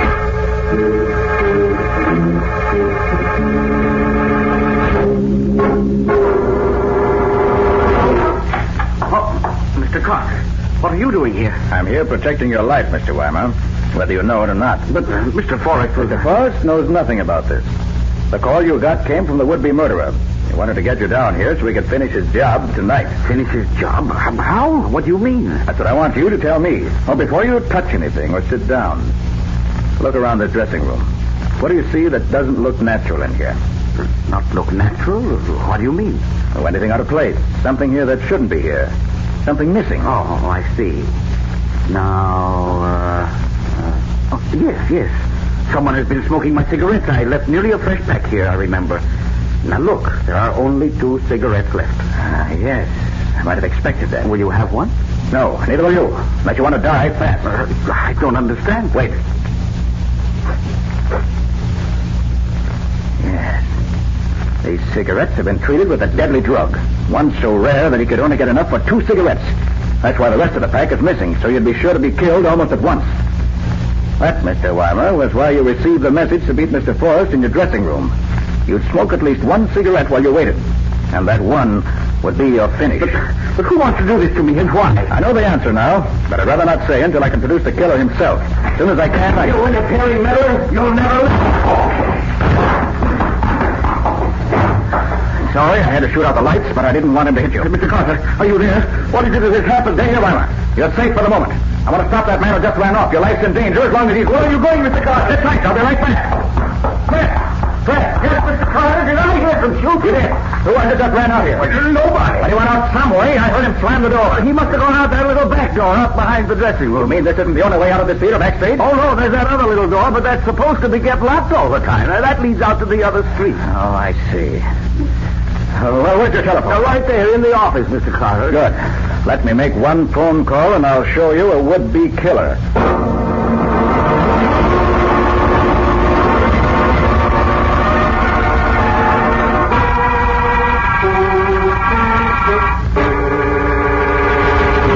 But I tell you, you can't do this to me. Maybe we can, but we are, so just pipe down. Why won't you tell me what I'm accused of? Because I don't know. I'm acting under orders from...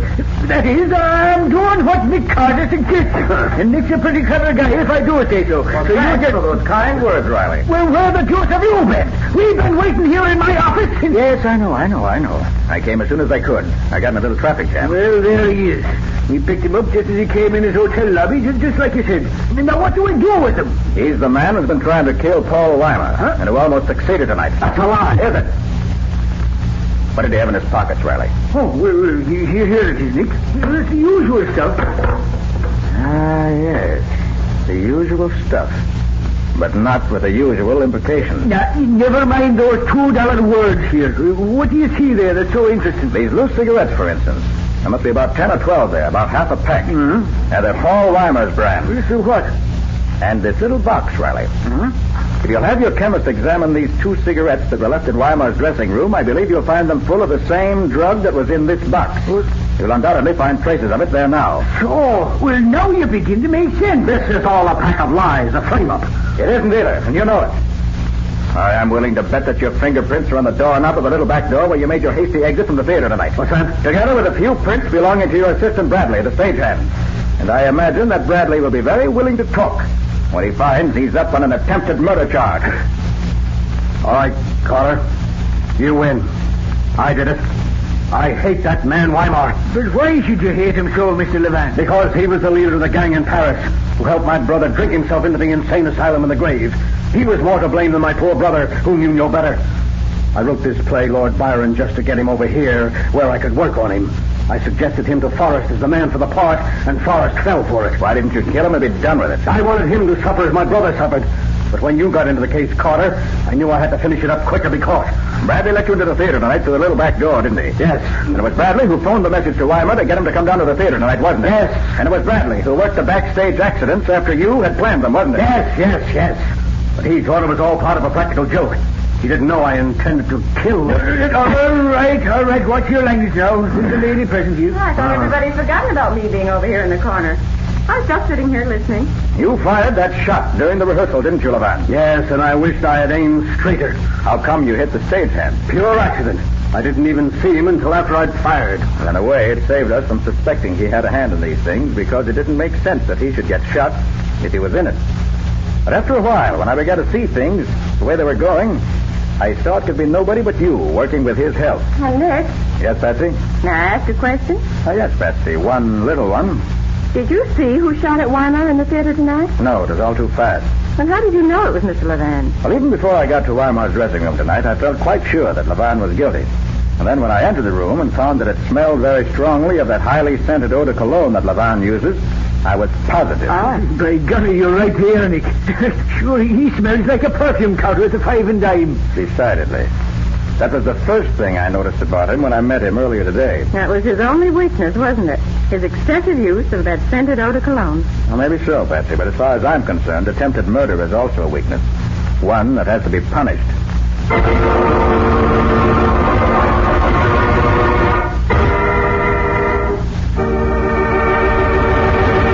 In just a moment, Nick and Patsy will bring you a preview of next week's exciting case.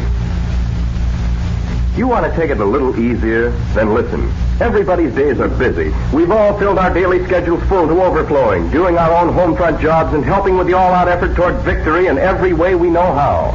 So we appreciate more than ever before what it means to relax and how much easier it is to relax when a home is pleasant and inviting. American homemakers are learning how much easier it is to keep a home that way with the 3 great Linex home brighteners. For example, they're learning that Linex cream polish restores the original handsomeness of fine furniture in one quick, easy application. Vanishes messy finger marks, helps conceal scratches, does away with cloudy old polish and dust. You see, Linex cream polish for fine furniture actually cleans as it polishes, saving one whole step in the cleaning day routine of busy homemakers, cutting their work in half. Let your fine furniture regain its loveliness with Linex cream polish. Remember always to ask your dealer for Linex cream polish, which cleans as it polishes. It's the streamlined way to furniture care. You'll find all 3 great Linex home brighteners at your nearest hardware, paint, or department store.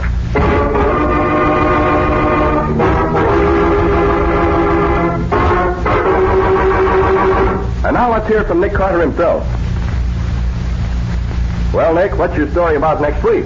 Next time, Ken, I'm going to tell you about an experience that Patsy and I had in one of the great movie studios. Started out very simply when the studio lost a reference book containing information about all kinds of poisons. You could look in that book and find out just what poisons to use for anything you wanted. It was much too dangerous a book to be at large. The unfortunate part of it was that I was called in too late to save the man whose body we found a few minutes later. No, but we did save the old man, Nick. If it hadn't been for you, he'd certainly have been killed. That's true enough, Patsy. What do you call the story, Nick? I call it Death at the Studio. Or the Mystery of the Murder Book. That's all for now. So long. So long, everybody. And so long to both of you until next week. We'll look forward to seeing you then, same as usual.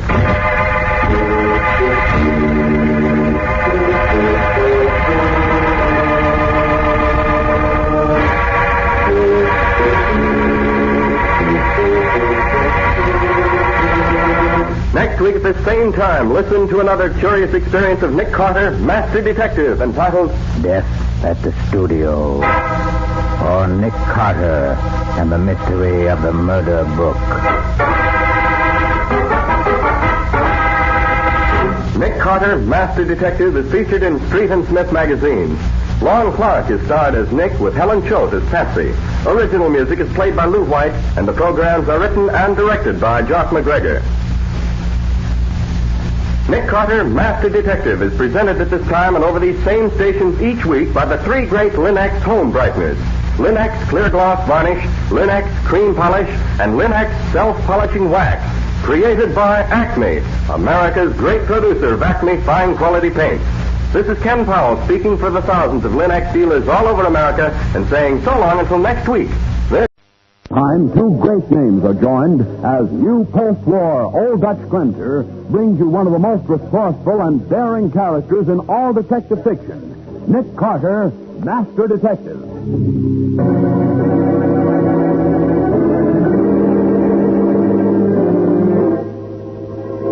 Nick, you just took a $10,000 fee from a client and then accused him of murder. That's right, Patsy. But I don't understand. How could he have committed the murder? I don't know, but I'm going to find out. But he was with us when it happened. Yes, I know.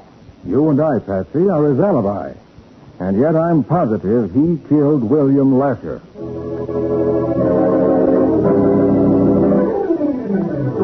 And now, the case of the perfect alibi. Today's adventure starring Lon Clark as Nick Carter, brought to you by new post-war Old Dutch Cleanser.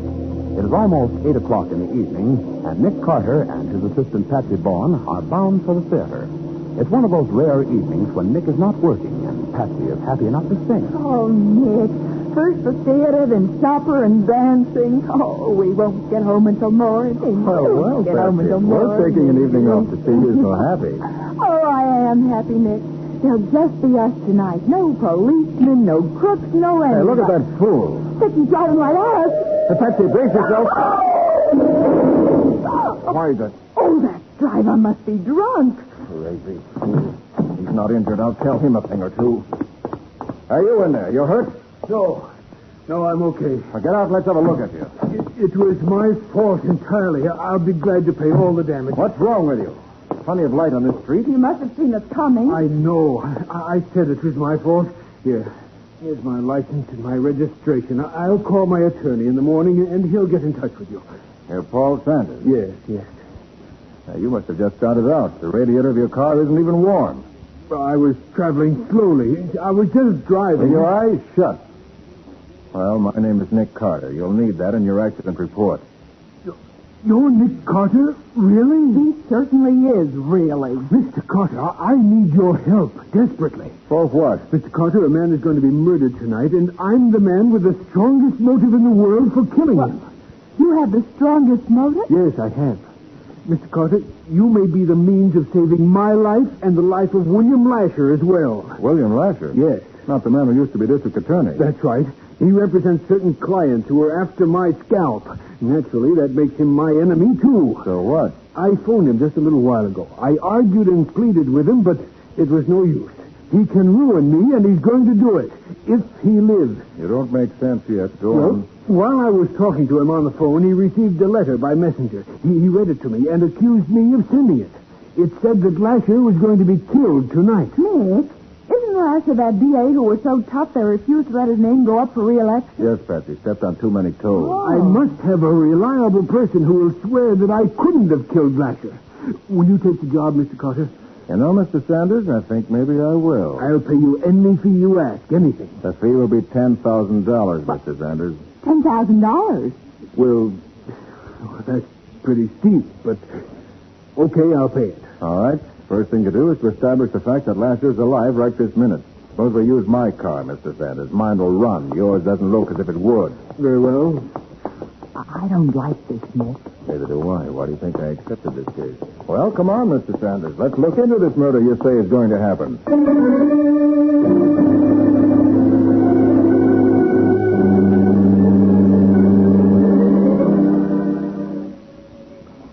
For your sake, Mr. Sanders, I hope Mr. Lasher is alive. I hope so, too, even though I detest the man. I think someone's coming, Nick.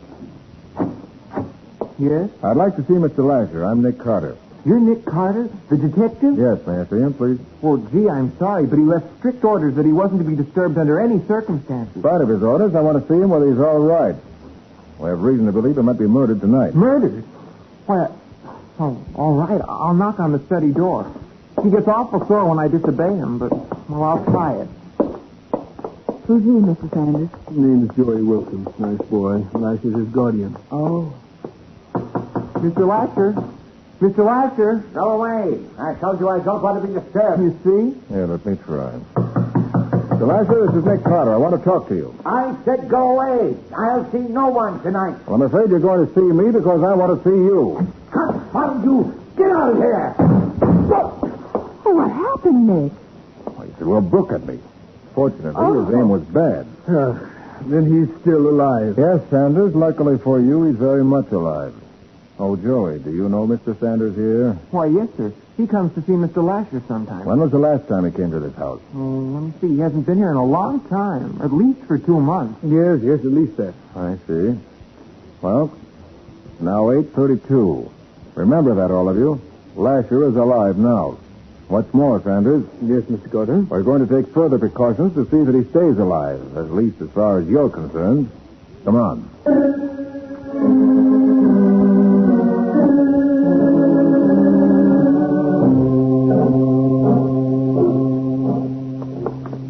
But, Carter, what's the idea of bringing me here to police headquarters? Because I want to look in on my friend, Sergeant Matheson, before we go back to Lasher's place. Well, at least the last 2 hours have passed quickly. Seeing your offices and laboratory was quite an experience, Carter. Well, at least it was one way of killing time while we were establishing your alibi. And here's the sergeant's office, Nick.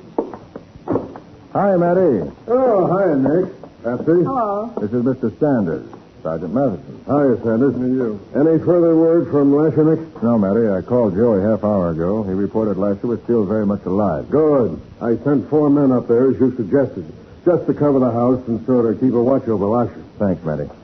I also did some checking down here. You know, Nick, Lasher was about the toughest DA we've ever had. Yeah, so I recall. One of the boys he put away, and one who hated Lasher like poison, got out of prison yesterday. Well, that's interesting. Who is he? Pete Arnold. Lasher got him sent up for 15 years for armed robbery. And the day he was sentenced, Arnold swore he'd get Lasher for sending him up. I think I remember him. Wasn't he a big, powerful fellow? Yeah, mean and dangerous, too. You know, Nick, I think we ought to go see Lasher again, whether he likes it or not. I think you got something there, Matty. Let's go. Come on, Sanders. All right. Where you go, I go. For tonight, at least.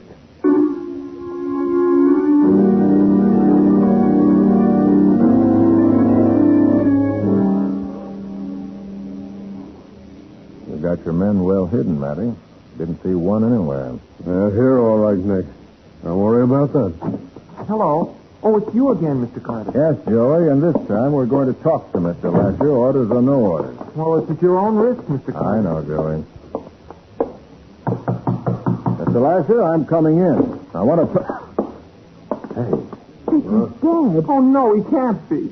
He's dead, all right. Dead, is he? Well, everyone stay right where you are. Don't touch a thing. Here, let me see. There's no blood, Nick.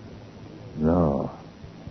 And no sign of a struggle either. Just that terrible expression on his face. To me, that means just one thing, Patsy. Lasher was poisoned. Nick, someone was here with him. Look at that bottle of liquor, and there's 2 glasses here on the desk. And the glass beside Lasher's hand is empty. But the other one's full. I'll call the medical examiner and the homicide boys. Now, you 4 go back in the living room. I don't want anything disturbed in here, intentionally or otherwise.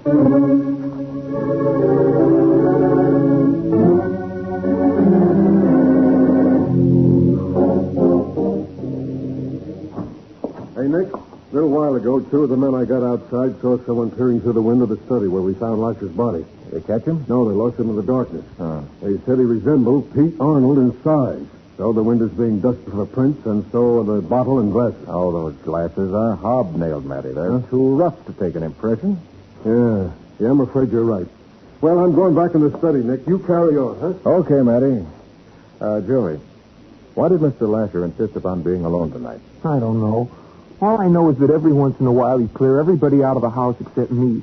And my job was to see that nobody disturbed him. Mm-hmm. When was the last time that happened? Well, I'm not sure. About a year ago, I guess. Hey, Nick. Oh, yes, Matty. Yep, there were prints on the window. They match Pete Arnold. That's so. And the medical examiner says he thinks it's poison. Just in the glass that Lasher drank from? No, in both glasses. The murderer must have slipped the poison into the bottle before it was poured. Well, one thing is sure. Sanders didn't kill him. He was with us all the time. Thank you, Miss Bowen, for those kind words. Well, I'll get back to headquarters in case something breaks down there. Okay, Matty. You'll phone me just as soon as the poison's identified? You better will, Nick. Good. The minute I find out. Well, two lucky things happened to me tonight. That's so. Lasher's dead, and I'm saved from bankruptcy. Also, I ran into Nick Carter, who furnished me with a perfect alibi. I'm not even suspected of the murder. Well, you're a lucky man, Mr. Sanders. Now, there was something said about a fee? The fee? Oh, yes. Yes, I've got the cash right with me. Here, and $500 bills. Oh, looky. Yes, there you are, Mr. Carter. $10,000 for 3 hours' work. Sanders, how does it happen you're carrying all that money around? Well, I always carry a lot of cash. Wouldn't be that you purposely had that much on you so you could wave it under my nose if I didn't want to take the case. Why, I didn't even know I'd meet you. No? When you collided with me, the radiator of your car was almost cold, yet you said you'd been driving around. Well, I had been. I doubt that. I believe you were parked at the curb until you saw Patsy and me start away from my house. I believe you were waiting for us. Are you trying to say that I framed that smash-up? I am. You deliberately planned to have me furnish you with an alibi. I suppose next you'll say that I actually murdered Lasher. Yeah, I think you did. Oh, Nick, how could you? Carter, that's crazy. How could I have been with you and be at this house at the same time? I don't know the answers yet, but I'm going to find them. I'm sure you killed him. I don't have to stand here and listen to slander. You're not free to leave yet, Sanders, so stick around. Don't worry. I'll be around if you need me. Nick, what's going on here? You just took a $10,000 fee from a client and then accused him of murder. That's right, Patsy. Well, I don't understand.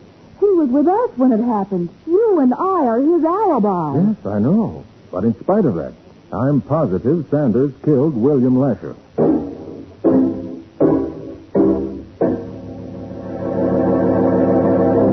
As the case moves swiftly to a climax, Nick and Patsy serve as the alibi for the man Nick accuses of murder. In just a moment, we'll learn whether Nick can make this accusation stand.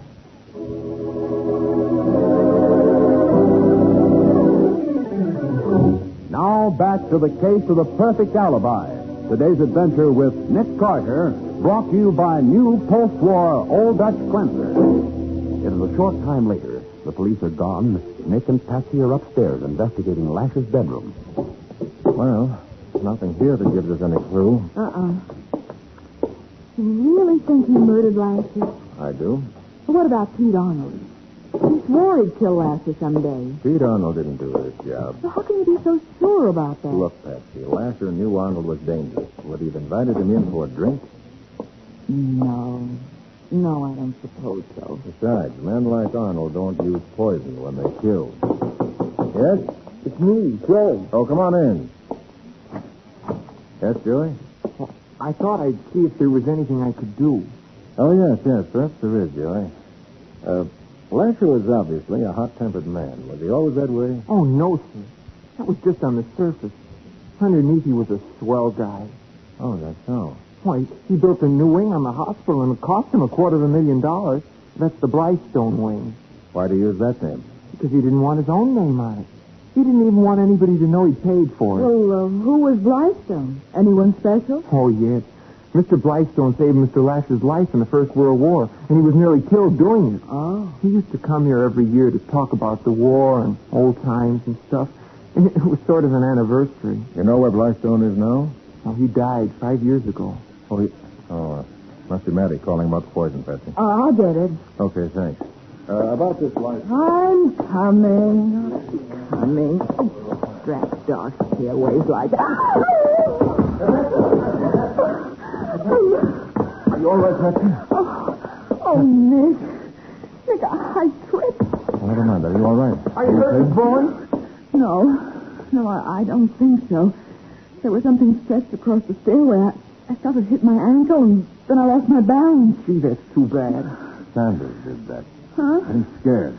He knew I expected a phone call and wanted me to break my neck, but he tripped you instead. But what was it that tripped me? This is an open stairway with a railing on both sides. You could have passed a wire or a cord across the steps, pulled it up as you came down, then pulled the cord free and got away. Oh, gosh, what a dirty trick. I'll say. Help me up, Nick. Okay. I'm all right. All right, let me help you to the studio, Beth. Mm-hmm. Sit down there and rest for a bit. Thanks, Nick. Okay? Much better. All right, there you are. Take it easy now until you feel okay. I will. Oh, Nick, that Sergeant Madison probably wondering what on earth's wrong. Do I answer it? No, I'll get it. Nick Carter speaking. Look, why don't you answer the phone? I was getting all set to come out there and see if you were still alive. I'm sorry, Mary. Patsy tried to answer your first call, but she fell down the stairs. She fell. She didn't hurt herself. No, I don't think so. Nothing serious. Oh, good. Well, your hunch was right, Nick. The autopsy shows the liquor was poison. That was potassium cyanide in the bottle and both glasses. So that's why it worked so fast. Yeah. Oh, by the way, you better watch out for Pete Arnold. My boys never did see him leave the place. Thanks, Mary. I'll do that. What did the sergeant say, Nick? Says it was poison. Cyanide. Oh. Hey, Joey, were there any more glasses to this set Mr. Lasher used? Not that I know of. I never saw more than 2 of them. I see. Hey, this brandy. She imported from France. More than 40 years old. Golly, it must be priceless. It is if you go in for that sort of thing. Now, to whom would Lasher serve 40-year-old brandy? Have to be somebody very special. Mr. Carter, I remember now. Yeah, what? Mr. Blystone, every time he came here, that bottle of brandy would turn up. Well, now. And about a year since Mr. Blystone died, I'd found the bottle here on the desk again with the 2 glasses. Did Lasher drink much? Well, he never drank, Mr. Carter, except, maybe the times I found the bottle left on the desk. Nick, let's come here quickly, by the window. Yes, what is it, Betsy? The second floor of the garage. Watch that window right in the middle. Yeah. Someone's looking out. Someone with a cigarette in his mouth. Could that be Pete Arnold? I don't know. But it won't take me long to find out.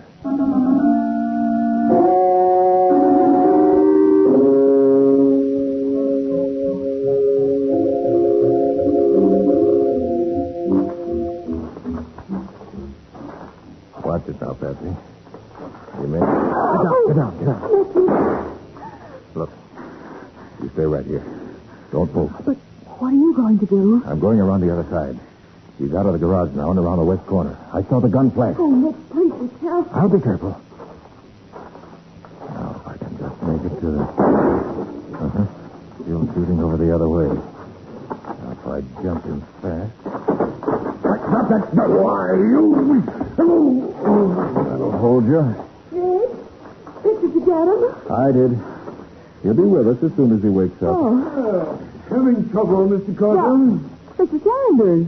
Yeah, Sanders, where have you been while all the fireworks were going on? I was just walking around, thinking. Okay, suppose you take all of Pete's legs. We'll carry him into the house. Then we'll all do some thinking. Together.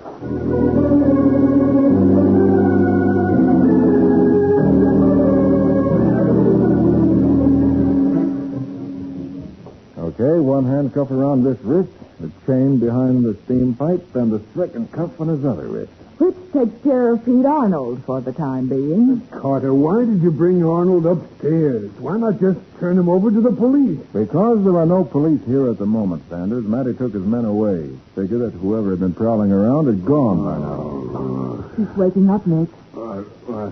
Where am I? All right, cut it, Pete. You're not fooling anyone.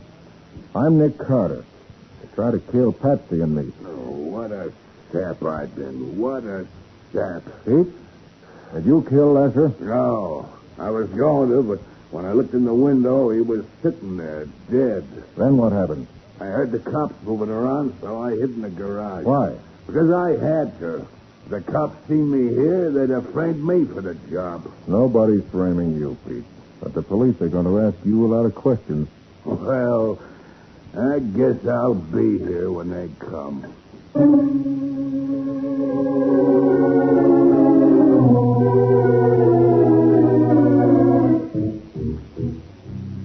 Is this all you're going to do, Carter? Sit here in the study and wait?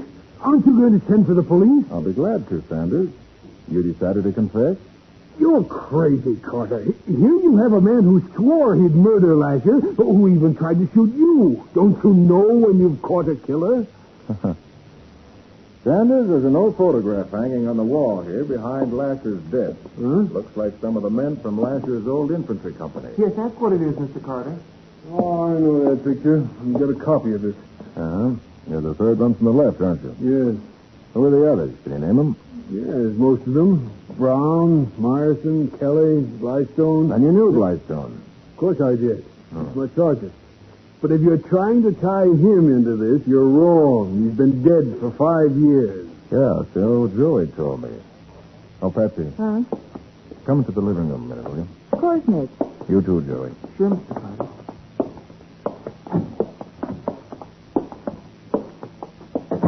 Now listen, both of you. Mm-hmm. I'm going to accuse Sanders of murder again, point blank. And I'm going to show him how I can prove it. Gee, can you do that? I'm going to try. I get it. You want to make him so desperate he'll do something that will give himself away. That's it. Oh, but what about Pete Arnold? I told you, Patsy, nothing as far as Lasher's murder's concerned. But if Pete didn't do it, and Sanders was with us, who was with Lasher when he was killed? Somebody had to be. Patsy, when Lasher died, there was no one with him except possibly a ghost. But a ghost? Nick, are you trying to tell me this is a supernatural case? No, simply the work of a murderer who planned every move well in advance. Oh. Now, let's get back to the study while I tell Sanders how he murdered Lasher without even being present. Well, be careful, Nick. Sanders may have a gun. I shouldn't be surprised. That's where Joey comes in. Me? Oh, gosh, I'll do anything I can. Okay, Joey, take one of those heavy bookends off that table. Go out of the house and around to the back. You have 3 minutes to reach the windows looking into the study. But then what do I do? Joey, when the time comes for you to act, you'll know it without me telling you. Oh.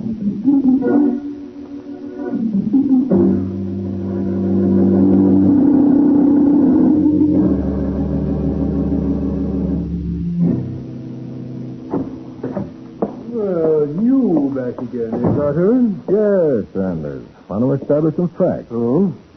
You knew Lasher and his dead friend Blystone from World War I. Suppose I did. You knew that Blystone saved Lasher's life, and that Lasher and Blystone made a pledge after the war was over to meet once a year and celebrate the rescue. Does that make me a murderer? Now, Lasher never used liquor except once a year, when he and Blystone each drank a small glass of his fine old brandy. And that celebration always took place on the same day, the date of Lasher's rescue, a date you knew because you were there when it happened. So, 2 men celebrate an anniversary, and that makes me a murderer. It does because you knew about it. Joey tells me the bottle and the 2 glasses were kept in plain sight in the cabinet over the desk. You must have seen them many times. It's been very easy for you to come here to see Lasher, and then, while you were waiting here in the study for him... Oh, that's it. Get it, Patsy? Of course. Sanders poisoned the bottle of brandy when he was here over 2 months ago. He knew it wouldn't be used until tonight, and he planned to set up an alibi for the exact time when Lasher would be killed. All right, both of you, put your hands up fast. Oh, I told you he had a gun. Get him up. Thank you. So you found out about me. I did. You were too anxious to have Patsy and me be your alibi, and you were too eager to pay too much money for such a small job. I'm admitting nothing, Carter. But don't move, either of you. I have plans for you.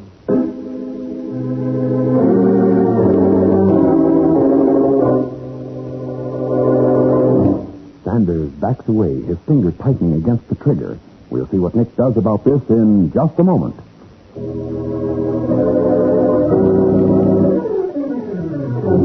Now for the conclusion of the case of the perfect alibi. Today's adventure with Nick Carter, brought to you by new post-war Old Dutch Cleanser. Sanders slowly levels his gun at Nick and Patsy as he says, Here's where you and Miss Bowen get it. I hope you're ready. Down, Patsy. Oh, nice going, Nick. That was some haymaker you landed on his door. Well, he won't do any more shooting for a while. Was it okay, Mr. Carter? Ah, you are marvelous. You are wonderful, Joey. Oh, gee, thanks, Miss Bowen. Miss Bowen? Boy, is he out cold. Well, Nick, the plan seems to have worked. Yeah. When Joey smashed the window, Sanders reacted just as I hoped he would. And that gave you a chance to go for him. Yeah. Well, now he'll have two prisoners now. Pete Arnold and Sanders. Gosh, it's hard to believe. Sanders killed Lasher and wasn't even here when it happened. That's right. Then Blightstone was the ghost who was with Lasher when he was killed. Right.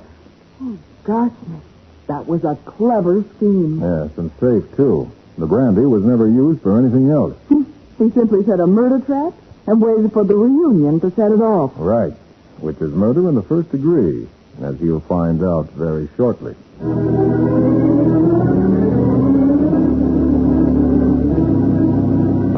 Pay to the order of the community chest. Nick, this is the first time in a long time a murderer's money has helped a worthy cause.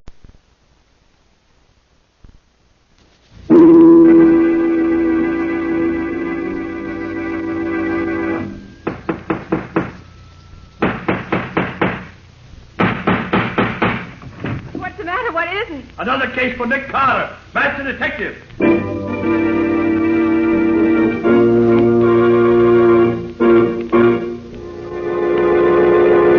Yes, it's another case for that most famous of all manhunters, the detective whose ability at solving crime is unequaled in the history of detection fiction.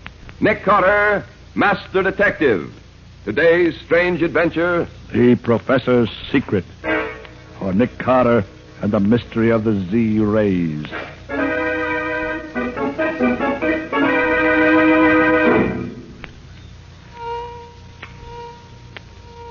It's working, Dad.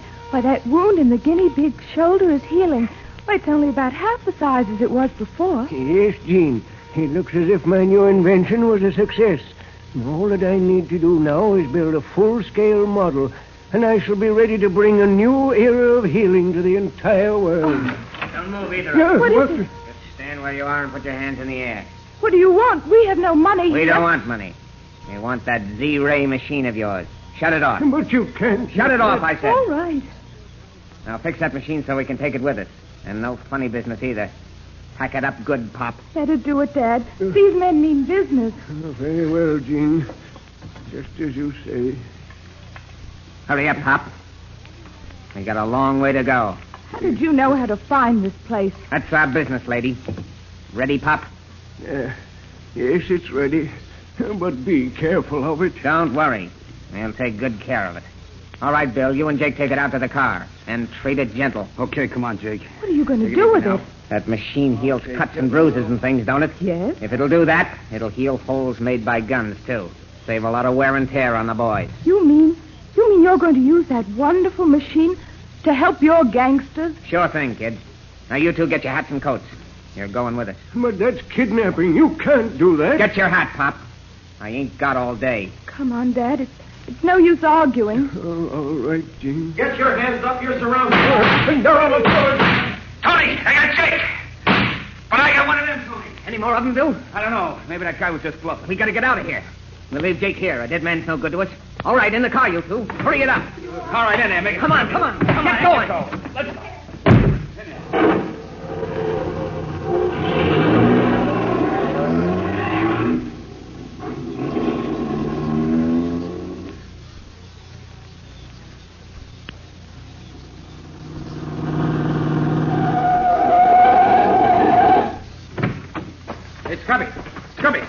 Scrubby.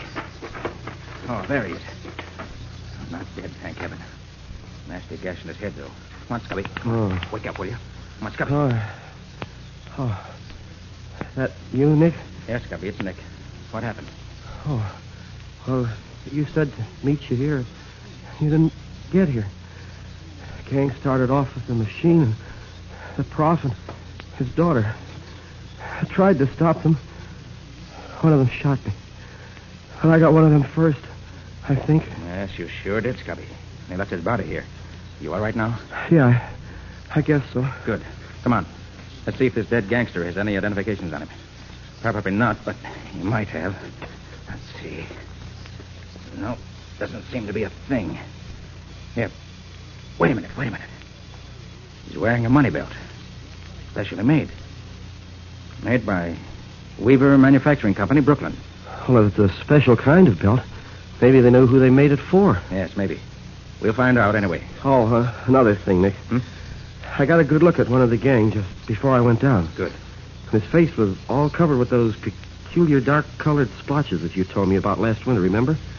That Asiatic skin disease. Oh, yes. That's a real clue, Scubby. Very few doctors can treat that disease, and it requires regular treatment. When we get back to town, you make it your job to find the doctor who treats him and get his name and address. Right, Nick.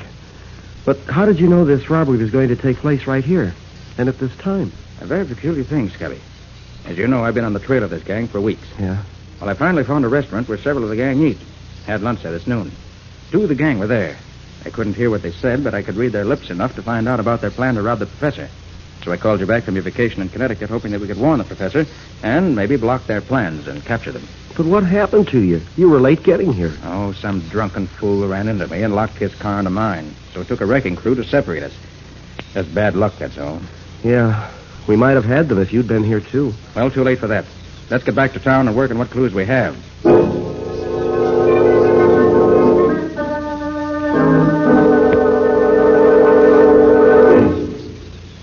All right, Pop. Get that machine of yours going. I want to try it out and be sure it's okay. Shall I untie him, Tony? Sure. He's got to use his hands to make that thing work. But leave the girl tied up. Okay. There you are, Pop. I'll get busy. Gene, you think I'd better... Better do as they say, Dad.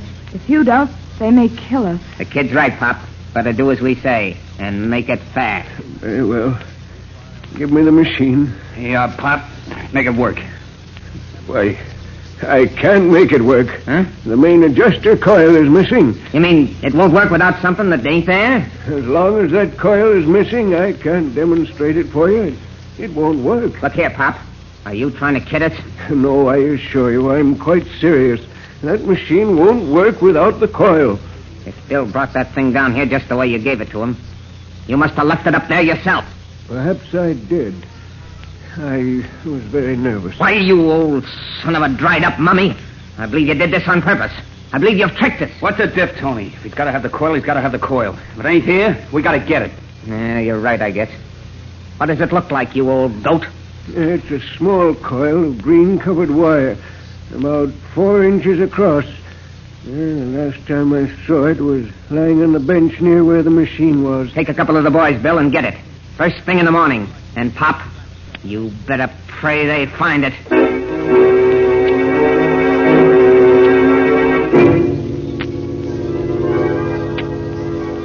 Yes, Nick, Scubby just called me. That special money belt was made for a man named Jake Shackley. Lives at 47 East Pitt Street. Yes, Scubby said he was going to try to...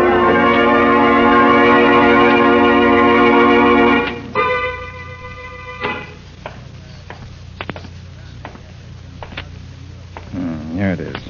47 East Pitt Street. Fine old dump. Wager Shackley's not the only crook who lives here.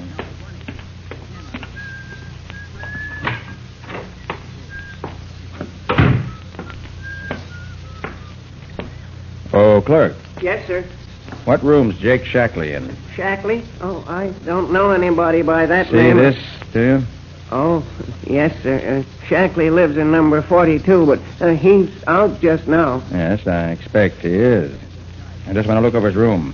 Any objections? Oh, no, sir. Go right ahead. It's on the 4th floor, sir. Stairs over there. You want the key? No, thank you. I've got one. I'll wait up there for a while. If anybody comes in looking for Shackley, send him up. I might like to talk to them.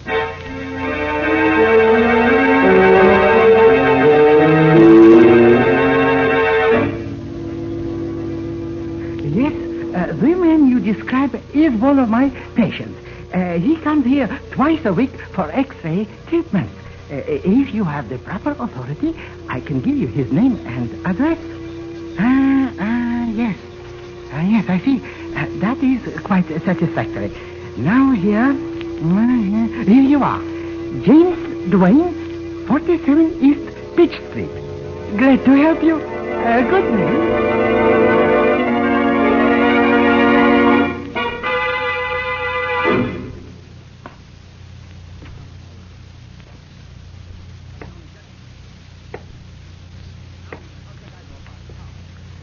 Number 37. Yeah, this is the room. Wonder if anyone is in. We better be leaving, Jim. The wrong way up there. But, Bill, how come the coil wasn't with the rest of the stuff when you brought it down? That old fathead of a professor left it behind on purpose. Oh, when do we leave? Just as soon as Trap gets here. He's due right now. Somebody else coming. Maybe I better get out of the... Looking for somebody, Bud? Oh, I was just trying to find room 9. I'm nearsighted. Go on inside. We'll talk about it there. Go on inside. Oh, sure. Sure. Hey, Trap. Hey, where'd you get that guy? He was listening outside your door. Know him? Know him. I thought I killed him up at the professor's place. You mean this is the dick who tried to stop you up there? Yeah. That pretty bandage on his head covers up the place where I put my slug. Well, he's here now anyway. Yeah, and we better get rid of him so we can be on our way. How about leaving him here and turning on the gas? Simple and efficient. Not here. This is my room. But there is a small empty room across the hall. Only one window. We can stuff the cracks with newspaper and leave him in there, tied up. That's a good idea. With the gas turned on, he won't last long. When they find him, we'll be miles from here. We won't be in the picture at all.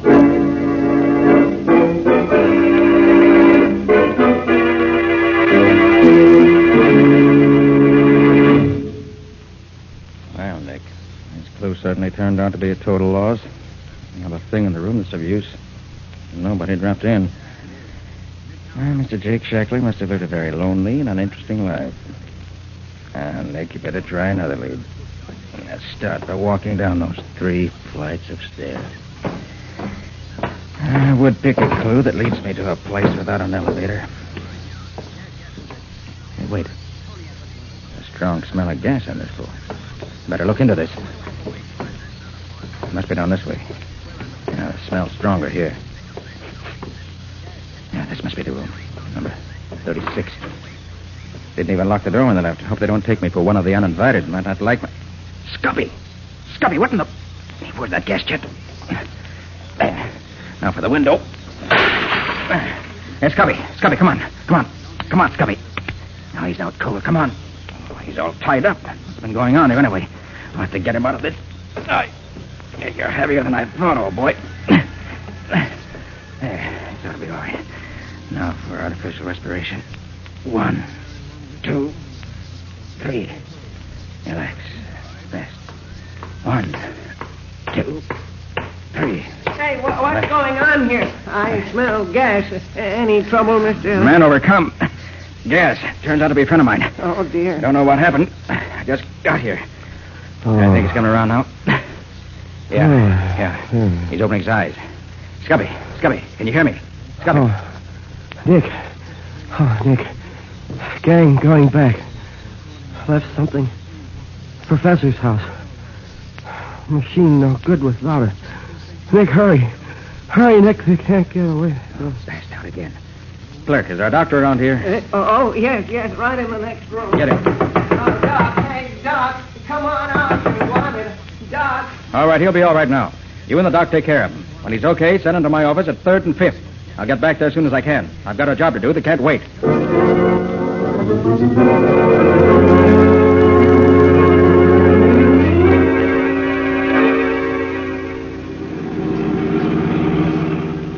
Oh, really there, Nick? Practically, Patsy. The entrance is just around the bend ahead. I'm going to run the car off the road into the bushes here so it can't be seen by anyone going by.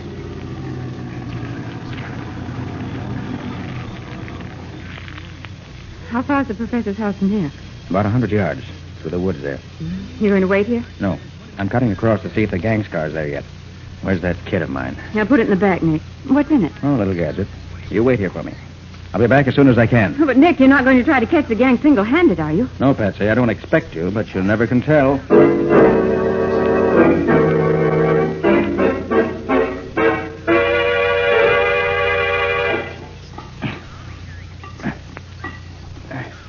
There. That ought to do it. Now. There, now, if I can get away from here before anybody sees me. Hey, Tony! Somebody's monkeying with our car. I gotta get out of here. What's going on, Trap? What?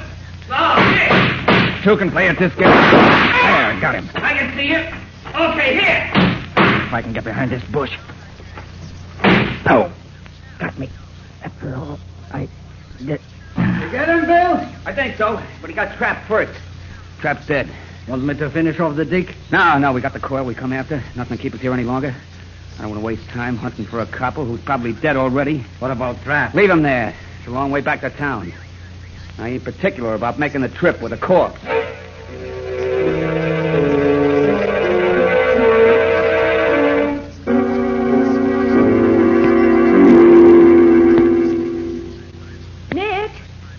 Nick, where are you? Oh, Patsy. Patsy. Yes, Over Nick? here. In the bush. Oh, Nick. Nick, are you hurt? No, not seriously, Patsy. Oh, thank goodness. They caught me off guard. Creased the back of my head with a shot. Oh, Nick, I was so scared that you were dead. Oh. Heard all the shooting, and then when their car rode off down the road and you didn't come back, I didn't know what to think. Oh. So I waited a little and then came over here to find you. Come on. Let me help you up. All right, thanks. Oh, how my head aches. Oof. You'll have to drive us back to town, Patsy. I don't feel up to it. Well, a gangster's car got such a head start, we'll never find them now. Oh, Patsy, you're wrong about that. We can follow them no matter how much of a start they got. Who do you think you are, Dunninger? You're no mind reader or fortune teller either. No? We'll see. Come on.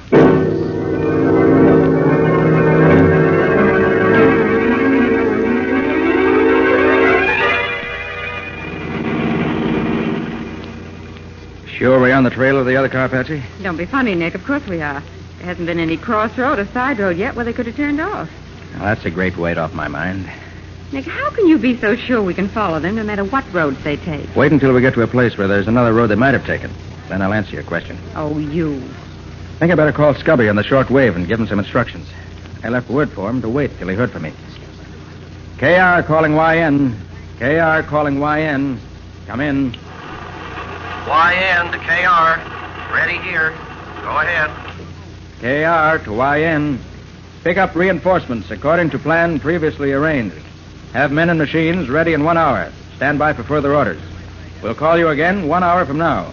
That's all. YN to KR. Okay. We'll wait your call in 1 hour. Signing off. Nick, you never told me. What are the code letters you use for identification? We use the last letter of our first name and the last letter of our last name. For instance, Nick Carter is KR. And Scubby Wilson is YN. And mine would be... Well, mine would be YN, too. Patsy Bowen. Well, Scubby is YN. What would my letters be? Just add the first letter of your first name. Oh, the first letter. Well, you mean my letters then would be PYN. That's right. Simple, isn't it? Look, Nick, we're coming to a crossroad. Which way, Maestro? Well, if they're going where I think they're going, they'd take the right fork. So try that one. Now, slow down a little bit, though. Okay. Now what? Just a minute. Stop the car. Well, what is it, Nick? Look there, Patsy. Looks like a firefly on the pavement. That's the answer to your question. Meaning what? It's not a firefly. It's a drop of luminous paint. Nick, you mean the other car is dropping those as they go along without knowing it? Exactly. All right, you can go ahead now. Oh, that's what you were doing when they shot you. Yes, Patsy. I rigged it up before we left the office. Then when I left you to see if they'd arrived yet, I found their car. No one was in it, so I fastened it on the chassis. Yeah. They came out and found me just after I'd finished the job. So that's why you weren't in any great rush. What is it, Nick? A phosphorus solution in a metal can with an adjustable nipple. Enough to last for 100 miles. They can't lose us this time.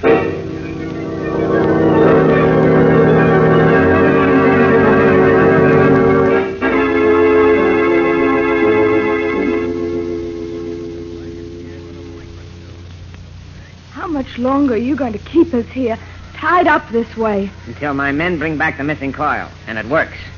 They should be back here by now if nothing's happened to prevent them. And for your sake, I hope... Here they are now.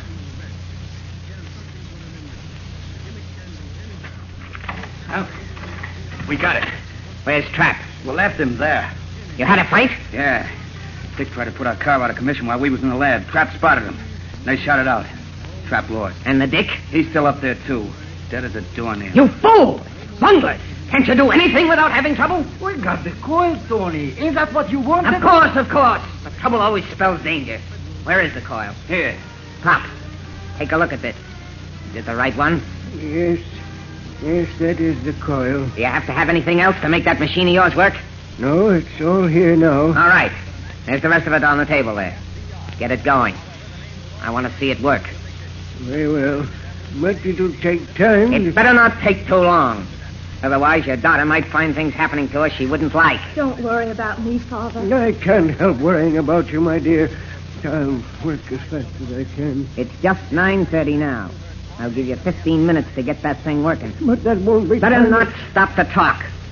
Time's going. Do as he says, Father. Very well, my dear. 1 minute gone. 5 seconds. 10 seconds. 15.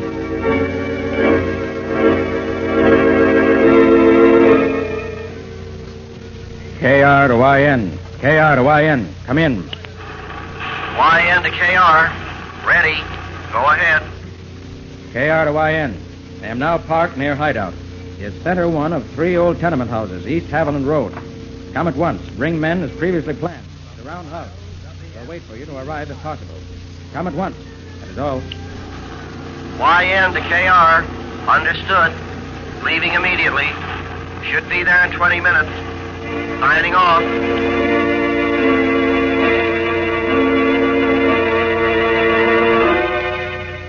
55 seconds. 12 minutes. 5 seconds. Father, can't you hurry? I'm almost ready. Just a second 25 seconds. There. I think it'll work now. Ready, Pop? Yes. Turn on the current, please. I'll get it. Now then, what is it you wish to try? Try it on me, Tony. That dig got me in the shoulder. Very well. Try it on Jim's shoulder. Stand in front of the machine. Now, a little closer. Bring your shoulder a little lower so as to be directly in front of the rays. This ain't going to hurt, is it? You want your shoulder fixed up, don't you? Sure. Shut up, then. Now, stay right there. Steady now. Gee, feels good. Hey, Tony, look. The shoulder looks better already. Yeah. This will make us the tops of any gang in the whole world. How long will it take to fix him up as good as new, Pop? Well, this is only a small demonstration machine. It'll take several hours to complete the healing process. With a larger output of the Z-ray, it'll be much quicker. Hey, Tony, what's that? What's what? Them cars outside. Did you hear them? Cars? Stopping here? Yeah, there was 2 of them. Pete, there they are. You fool! So you left that Dick dead in the wood at the Prose lab, did you? Tony, I was sure he was dead. So dead he's tracked us right here to our own hideout. But Tony, Hey, boss, the cops, they surrounded the house. How many of them are there? They're all over. A dozen. We can take care of them. Bill, you and Jim go down and give the boys a hand. Right. 5 of you ought to be a match for a dozen of them, but work fast. There may be more along in a minute. Yeah, sure, Tony. Come on, guys. Come on, let's go get them. All right, now, you two, I'm going to close this door and lock it. Now let me hear a peep out of either of you, and you'll get a slug in your back. So long as I got you two here with me, I got something to bargain with. And it's going to be a good bargain. One that'll get me out of here free and clear.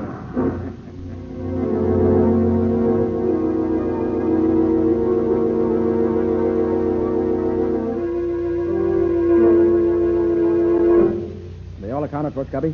Yeah, Nick. Riley got them all.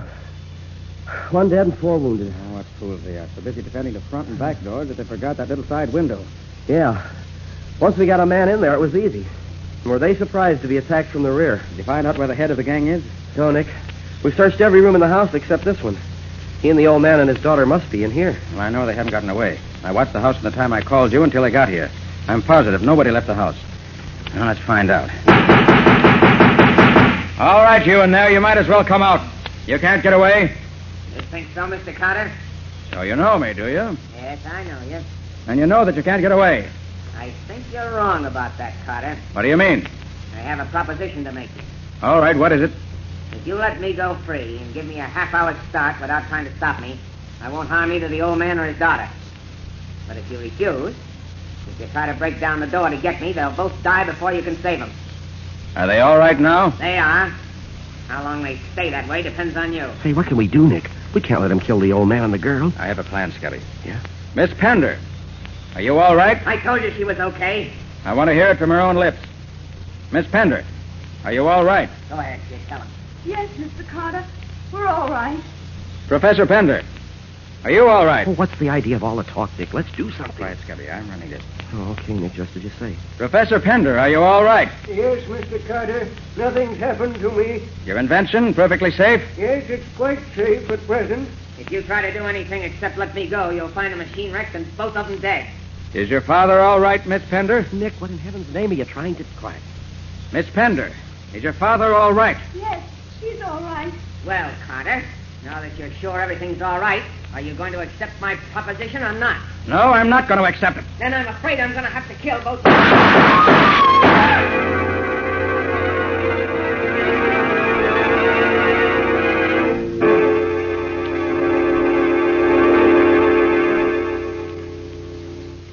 But I can't understand it, Mr. Carter. Oh, you couldn't see him through the door, and yet you shot him dead. Yes, Mr. Carter, it's incredible.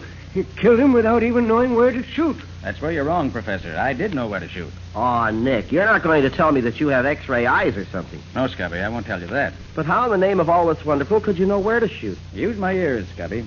Your ears? Yes. I made the three people in that room talk to me until I had a mental picture of just where each one of them was. Yeah. Then when I was sure in just what direction the crook's voice was coming from and was sure that neither the professor nor his daughter were near enough to be hurt, it was a simple matter to shoot right through the door at the crook's voice. And I was right. Sorry I had to kill him, but it was the only way I could see to get him without danger to either of them. Well, I'll be a monkey's uncle. So you shot him by the sound of his voice? Exactly, Scubby. He'd kept his mouth shut and have had to agree with his terms. But he talked. He talked himself right into the hereafter. And I wonder if he can talk himself out of whatever he finds waiting for him there.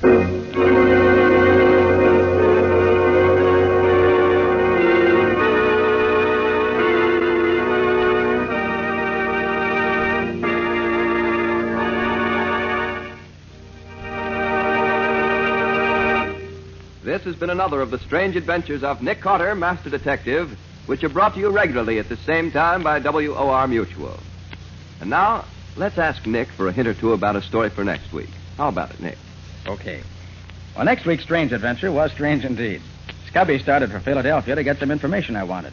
But he ended up in another city under another name and occupying a body that wasn't his. And then we found that somebody else had borrowed Scubby's body to kill a man. I'm afraid I'm getting confused. Well, that's nothing to what was happening to poor Scubby. He didn't know who he was or what he was doing. And yet all the time, he was perfectly sane. And it wasn't until this boss crook, who called himself the Mystic, tried the same thing on Nick that we really got anywhere at all. Well, it sounds like something out of the ordinary, to say the least. What do you call it? Murder by magic. Or the mystery of the missing identity. And that's all for now. So long. So long, everybody. And so long to you both, Nick and Patsy, until next week. In the strange adventure you have just heard, Nick Carter was impersonated by Lon Clark, Patsy by Helen Choate, Scubby by John Kane. Original music was played by Lou White. The entire production was written and directed by Jock McGregor.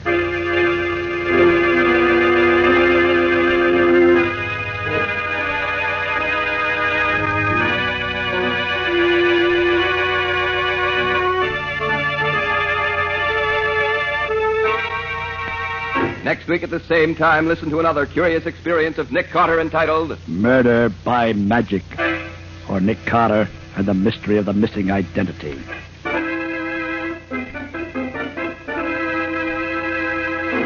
And now, a very special announcement. Beginning next week, the return of Nick Carter will be brought to you at a new time, 10:15 p.m. Eastern Wartime on Saturday evenings. Remember, beginning next Saturday, April 8th, the strange adventures of Nick Carter will come to you at 10:15 p.m. Eastern Wartime, and at that same time each week thereafter.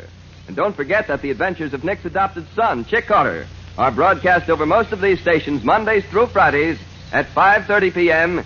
Eastern Wartime. This story is a copyrighted feature of Street and Smith Publications, Incorporated. The Return of Nick Carter is produced in the studios of WOR. This is Mutual.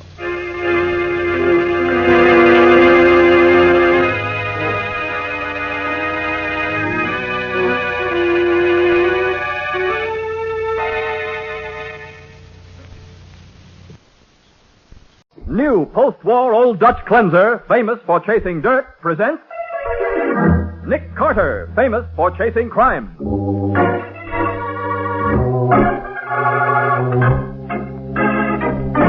Every week at this time, two great names are joined as new post-war Old Dutch cleanser brings you one of the most resourceful and daring characters in all detective fiction, Nick Carter, Master Detective.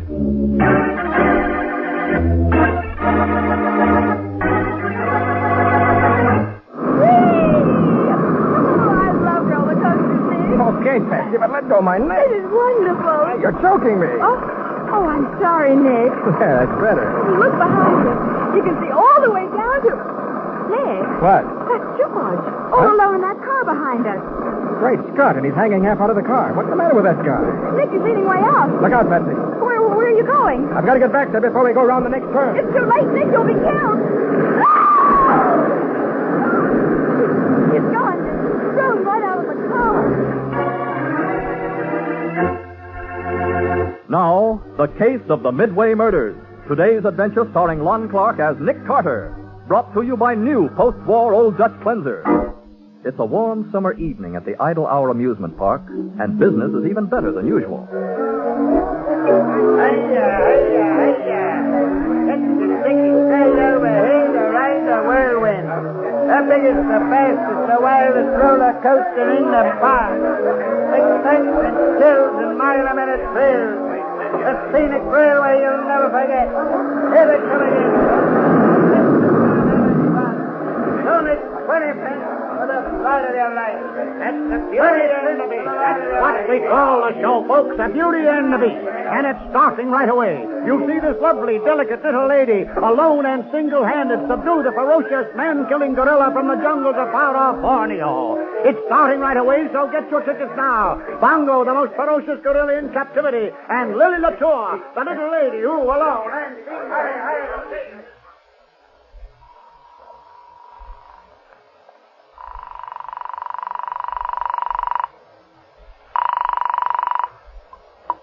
Nick Carter speaking.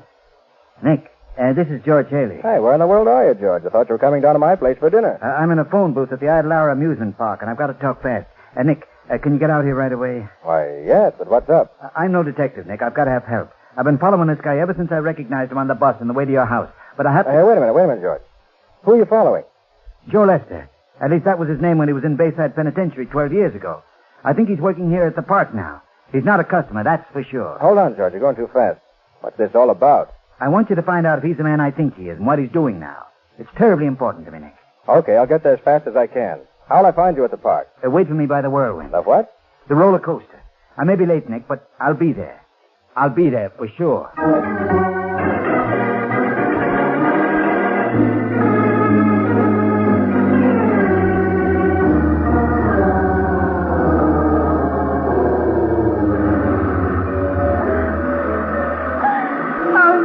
This roller coaster all night.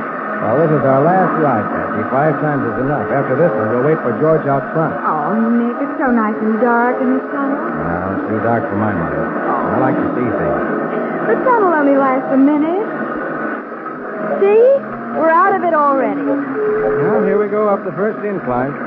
Certainly glad we're not going to have those teenagers yelling at our ears again, mister. Yes. I guess we have the car to ourselves this time. I wish George would hurry up and get here. You know, I wonder who this Joe Lester is that he's following, Nick. Well, George mentioned Bayside Penitentiary. He used to be a guard there, you know. Yeah, I know. Didn't he get into some kind of trouble? Yeah, he was accused of helping some of the convicts escape. George Haley? Oh, why, that's ridiculous. I know it is, but the evidence was against him, and all the escaping convicts were killed, so they couldn't testify in his favor. Oh, watch out, Nick. Here's the big dip. Hey, Patsy, let go of my neck. You're choking me. Oh, I love it. And look behind us. You can see all the way down to... Nick. What is it? There's George in the car behind us. What? Oh, you're right, Patsy. He's half out of the car. He must have fainted. Nick, Where are you going? I've got to get back to him before we go around that sharp turn. It's too late, Nick. You'll be killed.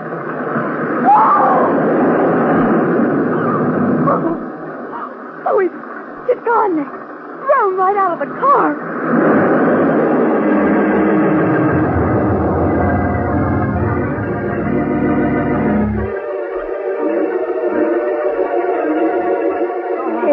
He landed right in front of me.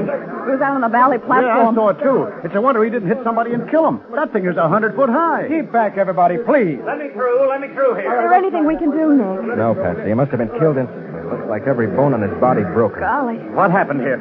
Woody, what's the matter? Better ask Slim. The whirlwind is his concession. The guy fell out of the car, Mr. Broughton. Going around a high turn. Good grief. You the manager of this park? I'm the owner, John Broughton.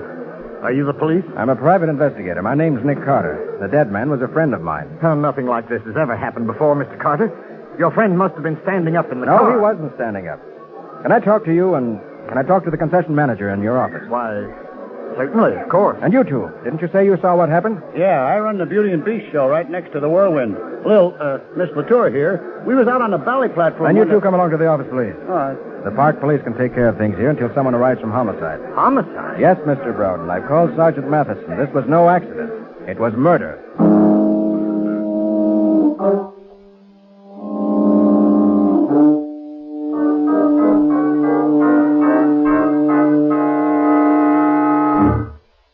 Folks, this is Sergeant Matheson of Homicide.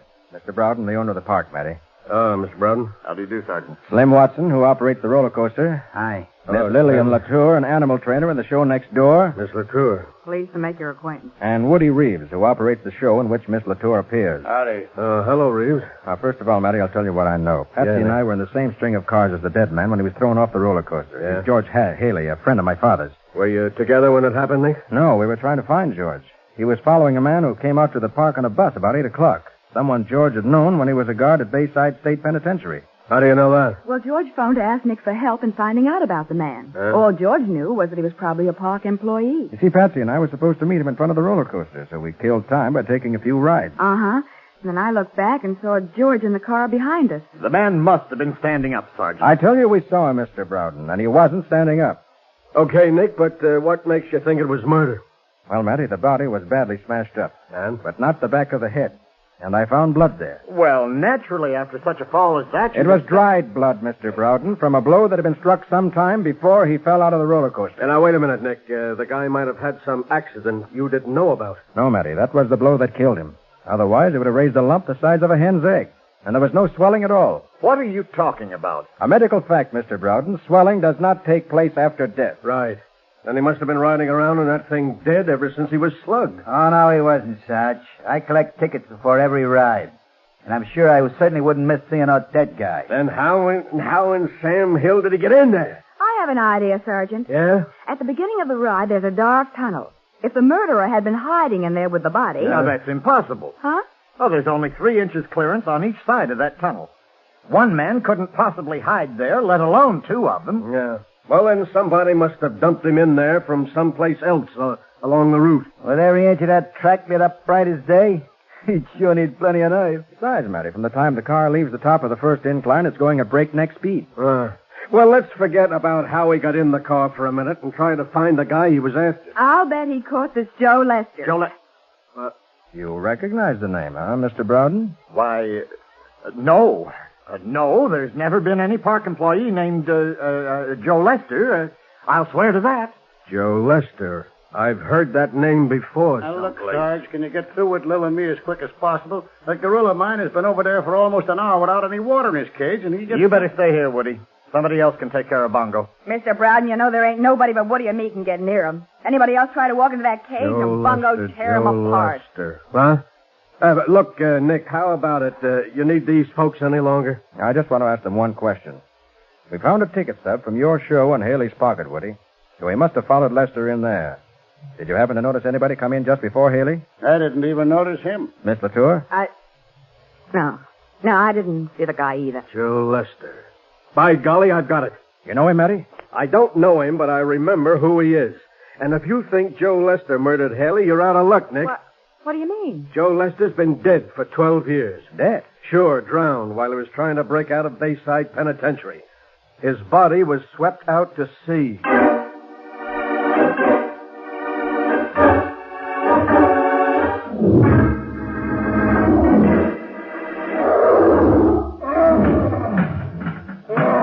Bongo, move back away from that cage door, you big ape. Can't you see I'm bringing you some water? Woody, let him wait a minute. I gotta talk to you. Shut up, Bongo. What's the matter, Lil?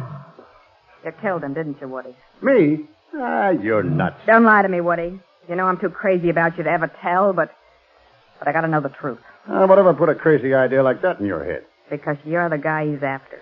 You're Joe Lester. Baby, you're way off base. Joe Lester was drowned. They never found the body. And Joe Lester was in Bayside Pen 12 years ago. And you done a stretch at Bayside 12 years ago. You told me so. Oh, whatever. So did a couple of thousand other guys. Oh, Woody, don't lie to me. I said I hadn't seen the guy before, but I did. I seen him talking to you during my act. Baby, you need glasses. That was Browden I was talking to. I tell you, I seen it. It was right after Browden left you and come back here. And your face when you saw that guy. It was like you was looking at a ghost. You're dreaming thing. No, I'm not. You're the guy you was after and you killed him. You're Joe Lester. Now, look. Didn't you hear him say that Haley followed Lester out here on a bus about 8 o'clock? What? Why, yeah, Woody, that's right. And I began right here doing a show every 20 minutes since noon, ain't I? Just like you have. Oh, that's right. It ain't you after all. Oh, honey, I was so scared. Shut up, Bongo. Hiya, Mr. Browden. Woody, could I use your car for an hour or so? Oh, sure, Mr. Browden. Here's the keys. I drove into the city for dinner, and something went wrong with my gas line. Had to come back on the bus. You come out on the bus tonight, Mr. Browden? Yeah. Lil, you better get ready for the show. About 8 o'clock, wasn't it, Mr. Browden? Lil, what if it was? And you was talking to Woody just before. Before what? What are you getting at, Lil? Nothing. Excuse me. She's kind of upset, Browden. You know, seeing a guy fall and everything. Are you sure that's all it was? Well, what else? Keep your shirt on, Bongo. I'm coming. Yeah, go ahead and take care of the gorilla, Woody. I think I have something to take care of, too.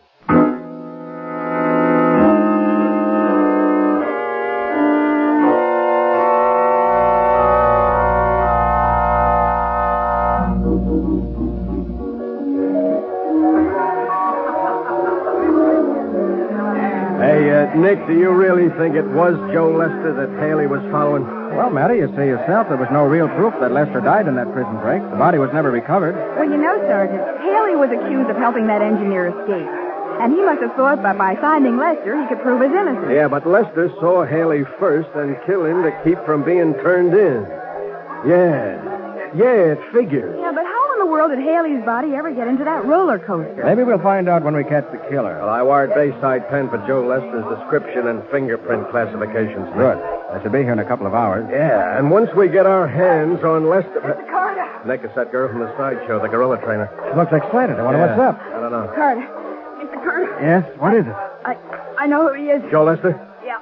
A few minutes ago, he... Hey, Nick, catch her. She's fainted. I've got her. Give me a hand, buddy, will you? Wait, easy. Great Scott. What's the matter? Look at my hand. Hey, that's blood. You're right. She's just been shot. And she's dead.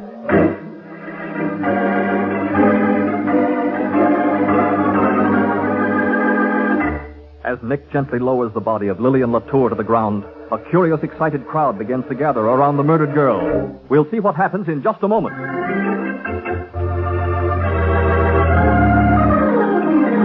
Now, back to The Case of the Midway Murders. Today's adventure with Nick Carter, brought to you by new post-war Old Dutch Cleanser.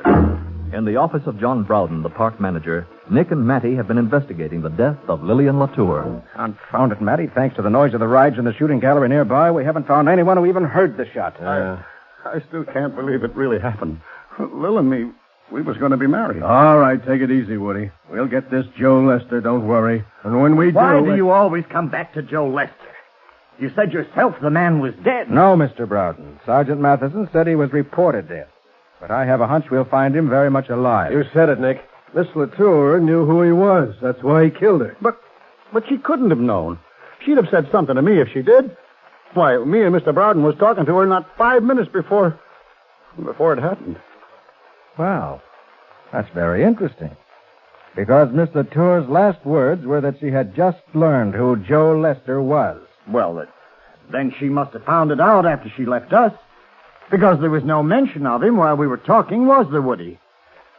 Was there, Woody? Oh, no, Mr. Bowden. She never even mentioned his name.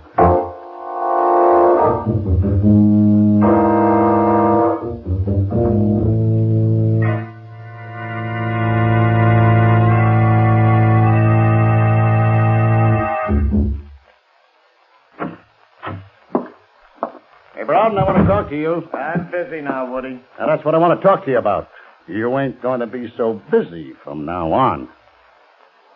What do you mean? From now on, I'll be doing half the work. Because you're going to give me a half interest in this whole park. Now, look, Woody. You've been bleeding me for 3 years. But this is too much. I'm letting you off easy, pal. What do you think the cops would say if I told them that George Haley come up to me just after you left this afternoon and asked me if you wasn't Joe Lester? That's a lie. It's the truth. Lil got wise, so you had to kill her, too. I didn't. It's a lie. I put on a nice act for the cops, didn't I? The poor, broken-hearted boyfriend. That's me. And now you're going to pay for that act with half of this park. I won't do it. You've bled me for the last time. Hey, give me that gun. Let go of that gun. Let go or I'll break your arm. I thought you might pull something like that. I'll just turn this over to the cops, too. Now, Woody, listen. Not interested.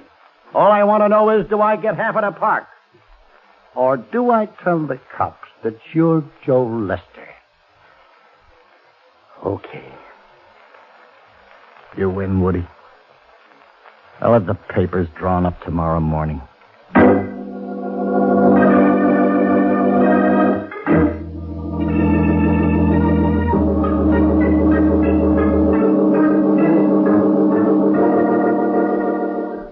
Carter. You got the whole roller coaster to yourself. Thanks, Slim. Now, I want you to run this car as slowly as possible through the tunnel. And when I yell, stop it. Okay. Okay, but I still don't get the idea. There ain't room for anybody to hide in that tunnel. That's the same I want to see for myself, so let's get started, huh? Okay, here you go. Nick, what's the idea? You think Slim's lying? I don't know, Patsy.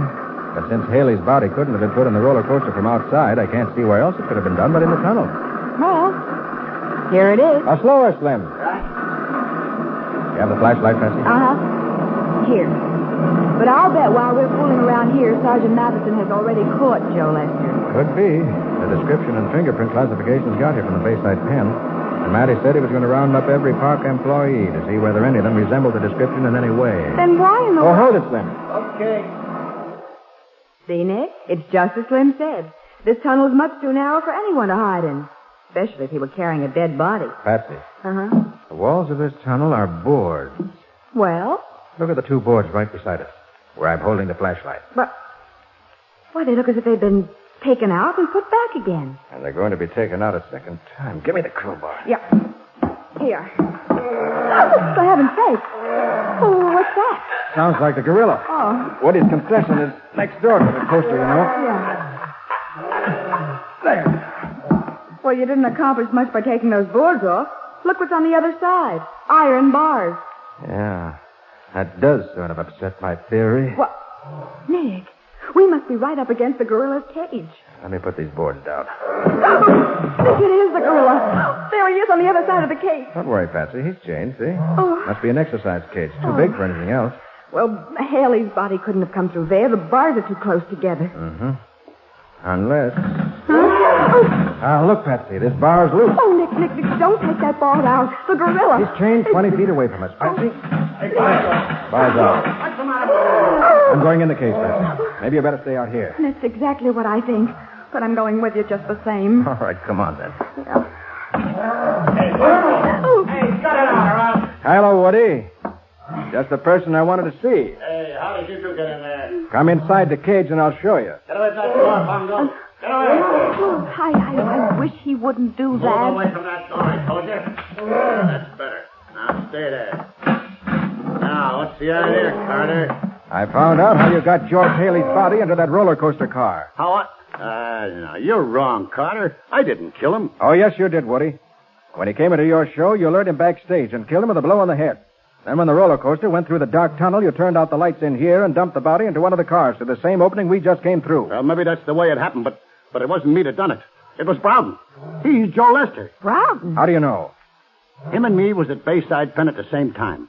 Browden got away in that break, and everybody thought he'd been killed.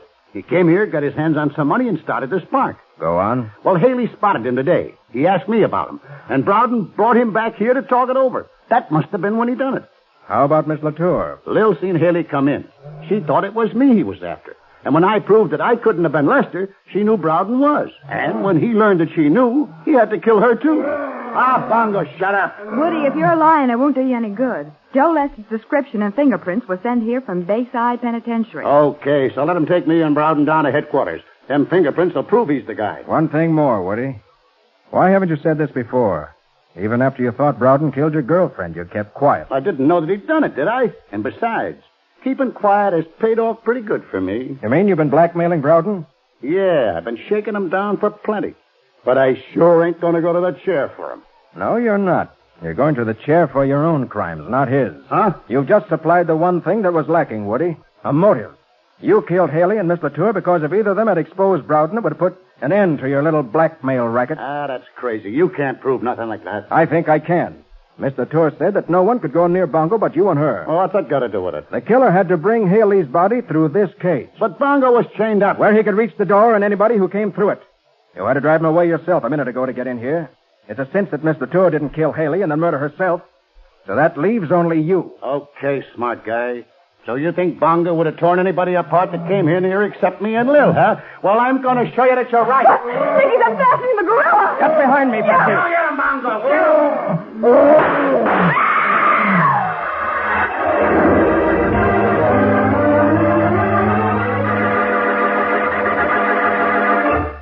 Even as Nick frantically pulls the trigger, he knows that revolver bullets can never stop the 500-pound gorilla charging furiously toward him and Patsy.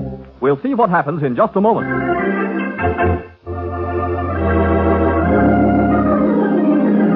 Now for the conclusion of The Case of the Midway Murders.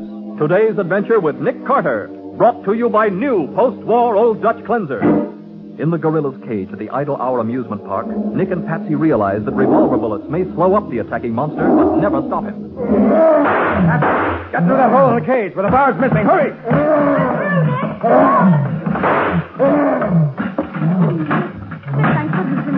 How did you think? The gorilla's too big to squeeze through that hole. Nick, Woody's getting out of the cage door. Stay where you are, Woody. I still have a couple of bullets left. You take another step, I'm going to shoot. I'll get the Park Police. Right.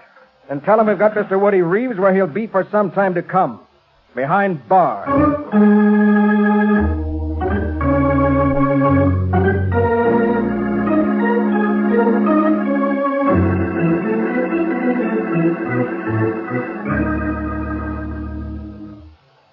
Sergeant. Yeah? I'm really glad it's over. Ever since I escaped from the penitentiary, I've been living in fear. Paying blackmail. Yeah, it must have been pretty rugged, Browden. Or maybe I'd better call you Lester, huh? After I finish my sentence, I can really be free. You've been a pretty good citizen these past 12 years, Browden. I think the pardon board may take that into consideration. Especially since it was your first offense. Well, whether they do or not, I'm glad I can clear George Haley of having had anything to do with the break. Believe me, he didn't know a thing about it. I never thought he did. But, Mr. Carter, why did you believe I was innocent of killing George after you found out that I was Joe Lester? Why, when I first mentioned that George was on Lester's trail, surprise and shock was written all over your face. But that's what I mean. I must have looked guilty. You did. And I figured you either were Lester or knew something about him. But if you'd killed Haley for that reason, you wouldn't have been surprised. Yeah. You know, there's also one thing that's bothering me, Nick. What, Betsy? How could Woody have been so sure Haley's body would be thrown out of the roller coaster so that his death would look like an accident? Woody didn't plan it that way. Huh? His only idea was to get rid of the body. Oh, by the way, Mr. Browden, you'll be glad to hear that the vet says your gorilla isn't seriously wounded. That's good. I only fired at his legs, hoping to stop him. I didn't want to kill him. Yeah, but there won't be any more Beauty and the Beast show without Miss Latour to appear in the cage with him. Oh, I don't know. Maybe Patsy'd like the job. What? Well, you've already made one appearance in his cage. I've made 2 appearances, Nick. My first and my last. Believe me.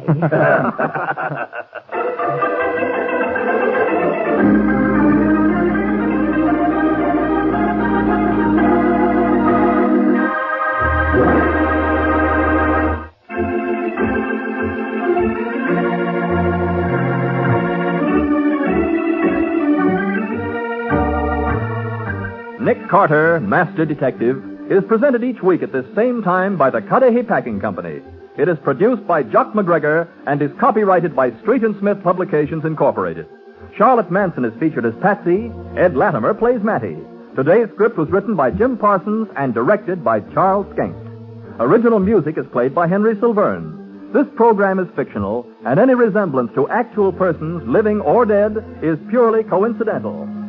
This is Michael Fitzmaurice saying, when minutes count, use new post-war Old Dutch cleanser.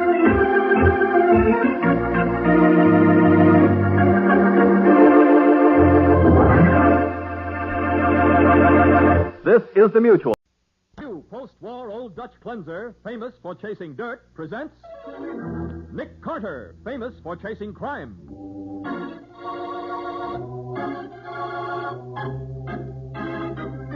Every week at this time, two great names are joined as new post-war Old Dutch cleanser brings you one of the most resourceful and daring characters in all detective fiction, Nick Carter, Master Detective.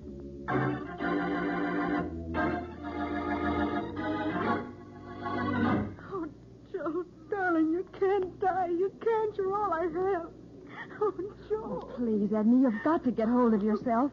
Hey, Nick, you think there's any chance he'll live? Afraid not, Matty. I doubt if he ever regains consciousness. Poor Joe. Both Nick and I like him so much, Sergeant. Yeah, I know, Patsy. I guess it's better for his wife if he dies. What? Why, Sergeant, what in the world do you mean? Even if the doc saves him, it'll only be for the electric chair. Now, the case of the clue called X. Today's adventure starring Lon Clark as Nick Carter. Brought to you by new post-war Old Dutch cleanser. When Joe Gibbs used to deliver the Evening Gazette after school, Nick was his best customer. And when Joe grew up and got into trouble with the law, Nick helped him get a parole from the state penitentiary. Then, when Joe married Edna Marsh, he asked Nick to be his best man, and Patsy Bowen, Nick's assistant, was bridesmaid. And so today, at 10 in the morning of their first anniversary, it's Nick and Patsy that Edna has come to, because Joe's in trouble again. Joe never did a wrong thing in his life when he was sober, but when he's drinking, he goes crazy or something. But, Edna, you told me only last week that he hadn't touched a drop since he got his parole. As a matter of fact, the parole board forbade him even to enter a barroom. He didn't either, Mr. Carter. Not until yesterday. And what happened yesterday? Well, we had a fuss. Not about anything important, but it was the first time we'd ever quarreled. Oh, now, Edna, stop it. This isn't doing any good. I know.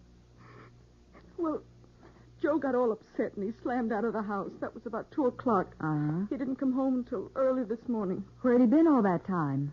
I didn't know, but I could see he'd been fighting. There was a cut place on his chin.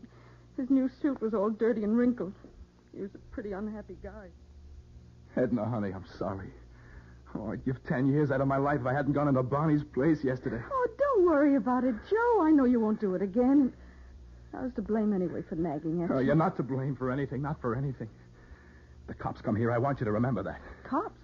Oh, you mean because you broke your parole? Yeah, sure. That's what I mean. Because I broke my parole. Oh, they probably don't know anything about it. Oh, come on, darling. Drink your coffee. I'll try to clean your suit up. Gee, you're swell. Silly. Just look at this coat. Dirt all over it. Blood. Blood? Yeah, from that cut on your chin, I guess. Yeah, sure. Sure, that's where it's from. Here, take your cigarettes and your Joe. What's the matter? There's a ring in your coat pocket. A ring? A diamond ring. It looks real. But I... Joe, where'd you get it? Well, this is our anniversary, ain't it? I always said I'd... Joe, please don't lie to me. This is a man's ring. I'm not lying. I know you. You stole it, didn't you? No. Oh, you can tell me the truth, honey. It won't make any difference to But me. Edna, I'll keep on loving you even if you killed somebody. Huh? Why'd you say that? Say what? Say that about me killing somebody. Because that's the way I feel. Oh, Joe, you've got to take this ring back. I can't. It's too late. It's not too late, Joe. Look, you can explain to me you didn't know what you were doing. Edna, please leave me alone. I'm almost crazy now. But Joe, I can't take anymore. getting out of here. Joe, don't. You should have known better than to marry a jail first. Joe, come back, please. Joe. And you don't know where he went when he left the house? No, I don't. Well, what do you want Nick to do, Edna? Well, I thought maybe if he could find out where Joe got the ring and give it back, maybe they wouldn't have him arrested. But, Edna, you don't know that he stole it. Couldn't have got it any other way. You say he was at Barney's place yesterday? That's what he said. Well, I'll go around there now and see if I can find out anything. Oh, Mr. Carter, would you? Yes. You got a picture of Joe? Yes, I always carry one in my purse. Good. Yeah, here it is. If Joe's in trouble, I'll certainly do whatever I can to help him.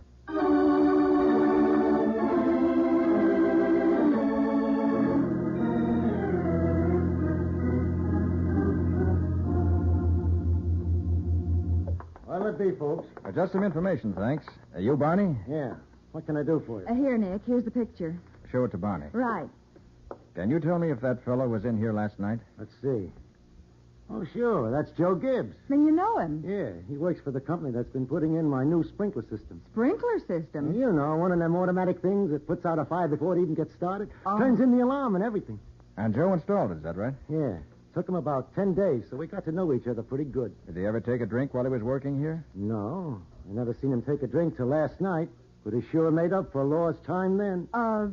Did he behave himself while he was here last night? Oh, sure. Him and some friends sat here right in that there booth, shooting the breeze all evening. Who was the friend, you know? Somebody he met in here, I guess. Guy about my size, maybe 50 years old, gray hair, pretty good clothes. Did he and Joe leave together? I wouldn't know about that. You see, I was only in here from 7 to 8 while Pete, that's my bartender, went out to eat. They were still here when I left. Then we'd better talk to Pete, hadn't we, Nick? Yeah, might be a good idea. Well, I guess you'd find him at home. He never gets up till noon. Can you give us the address? Well, sure. I'll write it down for you. Yeah, Joe was a nice guy. Say, I hope he ain't in any trouble. I hope so, too. But I'm keeping my fingers crossed.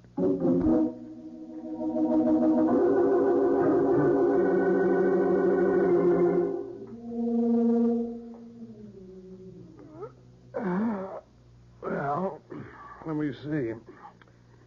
I got back to the bar about 8:30. Hey, wait a minute, Pete. Barney said it was 8. Well, that's when I was supposed to be back, but Barney asked me to stop at the drugstore and get him a bottle of that dope he uses on his hair. Well, he uses enough of it. He looked like a wet seal. Yeah, he plasters it on all right. Well, it was all out of it, and I had to run all over looking for the right kind. Barney's awful particular about his hair, you know. All right, so you got back at 8:30. Joe was still there? Yeah. Him and this other guy was all alone in the place, just like when I left. There's never anybody in at that time of night. Barney's trade don't go for cocktails. Yes, I know. Kind of... Did Joe leave with this other man? Mm-hmm. Just a few minutes after I got back.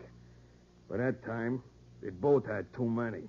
Why, this other guy, he was at the place where he was losing things and accusing people of taking them. What did he lose? Well, first it was his overcoat. He claimed I must have lifted it, till I showed it to him hanging right on the end of the boot. Well, what else did he lose? Well, and next it was his keys. According to him, they was in his overcoat, and he went through all his pockets looking for them. Here, wait a but minute. He wasn't... He didn't lose a diamond ring, did he? No. But it's funny you'd say that. Why, Pete? Because that's what him and Joe was talking about all evening. The guy sells diamonds, I guess, and Joe was saying he wanted one to give his wife for an anniversary present. Nick, we're on the right track. You don't know the other man's name, do you, Pete? No, but he's got an office in the Wellborn building. I know because I heard him telling Joe they'd go up there and look at some rings and stuff. Nick, let's go over to the Wellburn building now. Maybe the man hasn't even missed his ring yet. I hope you're right, Patsy. It's our only chance to keep Joe out of really serious trouble.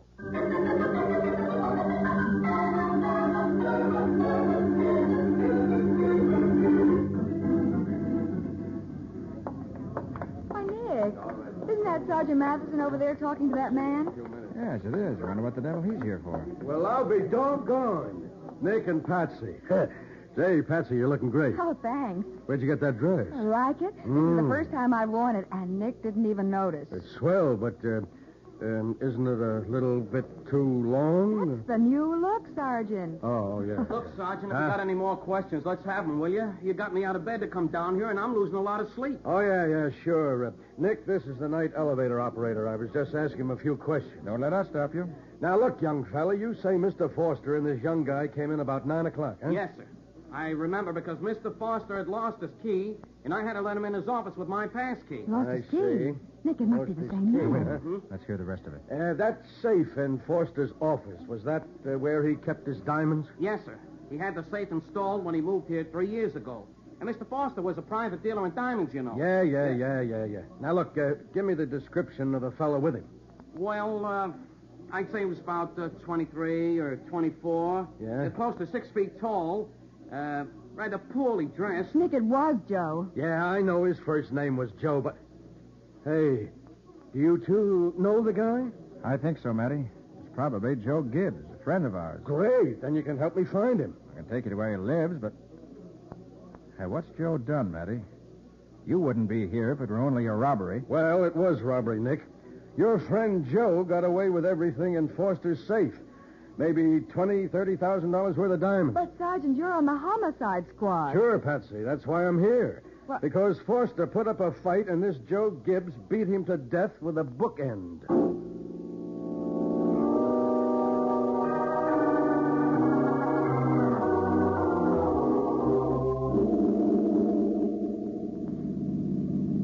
You better park here, Matty. Right. Joe lives in that tenement above the fruit store. Okay, Nick.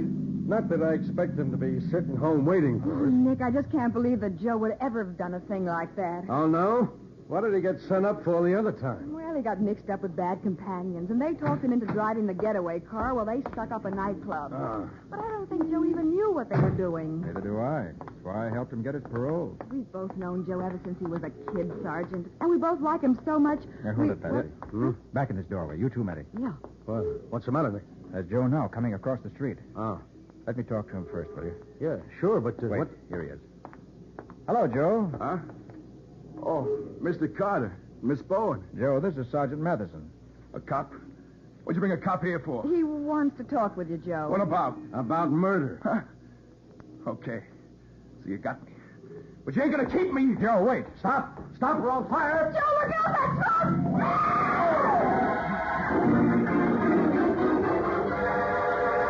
In this desperate attempt to escape the law, Joe Gibbs is struck down by a heavy truck as he tries to cross the street.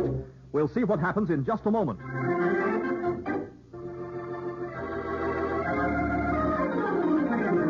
Now, back to The Case of the Clue Called X. Today's adventure with Nick Carter, brought to you by new post-war Old Dutch Cleanser. It is a few minutes later. Edna Gibbs is kneeling beside the unconscious body of her husband, Joe, where he lies in the street in front of their tenement house after being hit by a truck while attempting to escape arrest.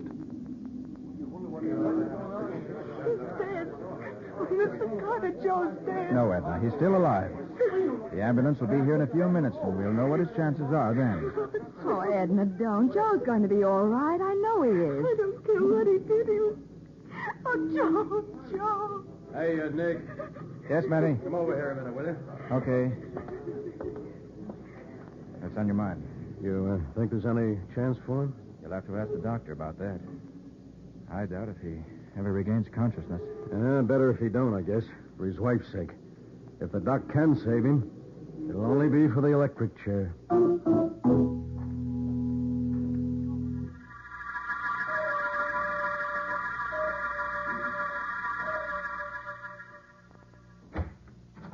This is Foster's office, Nick, but I don't know why you wanted to come up here. Wanted to see for myself what really happened.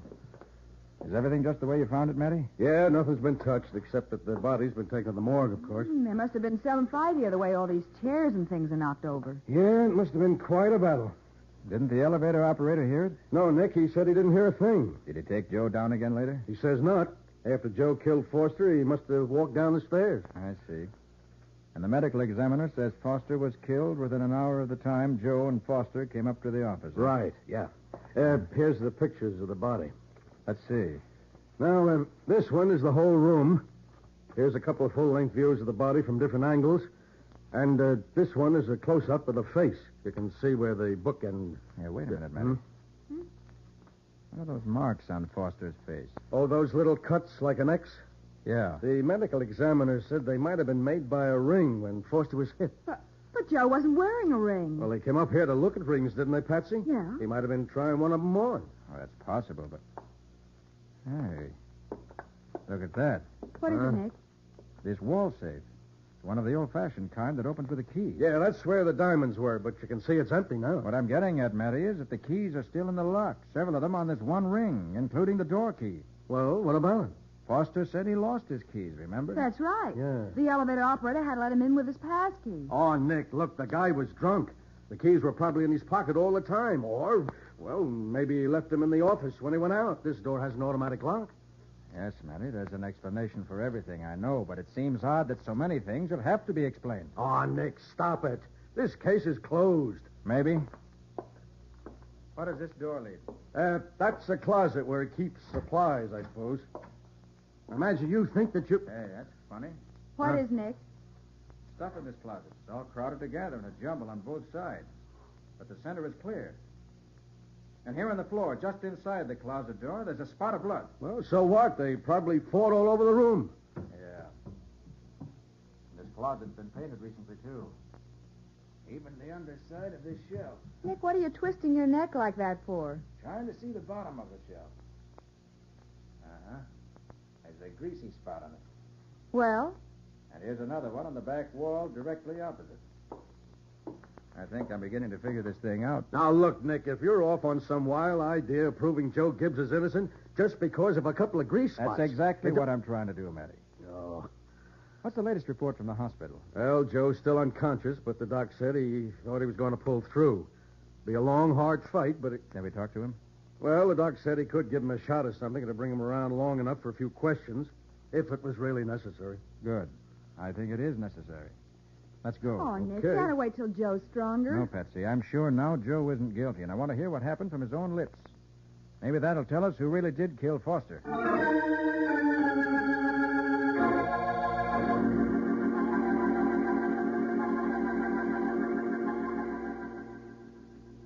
That injection should take effect in a few seconds, Sergeant. Okay, Doc, thanks. Hey, Matty. What? Look at that cut on Joe's chin. Yeah. It's like an X. The same as we found on Foster's face. It's already beginning to heal. Why, it couldn't have been made by that truck. That only happened a couple of hours ago. Nick. Yeah. He's opening his eyes. Joe. Joe, can you hear me? It's Nick Carter. Yeah. I hear you, Mr. Carter. Joe, tell me the truth. Did you kill Henry Foster? Oh, what's the use? Sure I did. Uh-huh. But, Joe, why? Not for the diamonds. You were never a thief. I wanted to get a ring for Edna. I always promised her one. I guess that was it. I don't know. Okay, Joe. Better not try to talk anymore. It's funny. I don't even remember fighting with her, but... You don't remember it? No. Last thing I know, we were sitting in Bonnie's, talking about diamonds he had in his office. And me saying I wish I could buy one for Edna. And then you went up to the office to look at him? I guess so. Because when I come to about 5 o'clock this morning, I was laying on the floor there. I knew I'd been fighting again. You mean from the condition of the room? Yeah, and my jaw was sore where he'd socked me. And I seen him laying there, dead. Go on, Joe. That's all. I got down the stairs without anybody seeing me and went home. Didn't even know I took the ring till Edna found it in my pocket, and... You better not talk anymore, Mr. Carter. All right, Doctor. I found out all I need to anyway. Mr. Carter, would you and Miss Bowen please kind of look out for Edna after... Don't worry, Joe. You just take it easy and get well. Unless I'm mistaken, you'll be taking care of Edna yourself for a good many years to come.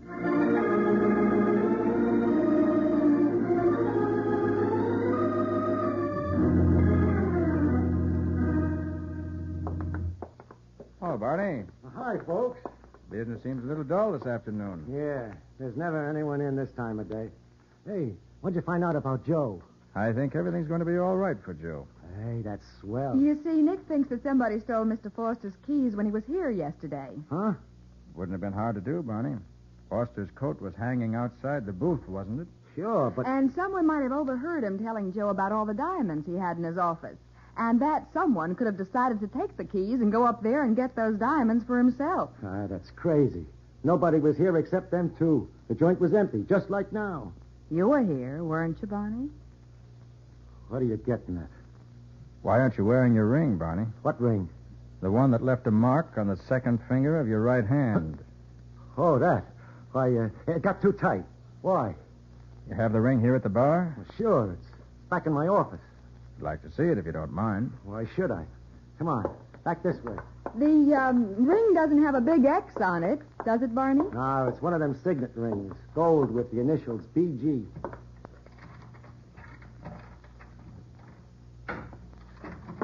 Here's the office.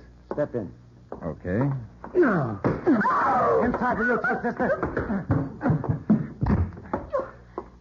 You hit him. Sure, a blackjack is just the thing for taking care of snoopers. Oh, Nick, are you all right? Get away from him until I get his rod. Ah, a shoulder holster, huh?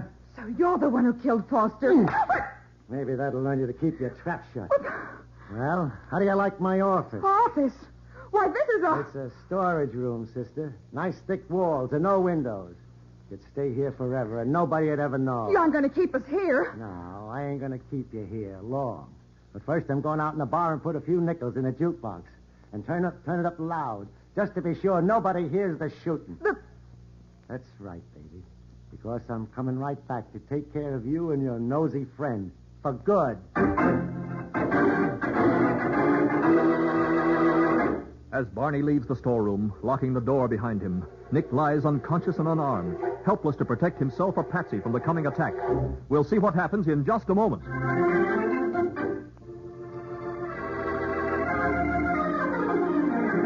Now for the conclusion of The Case of the Clue Called X.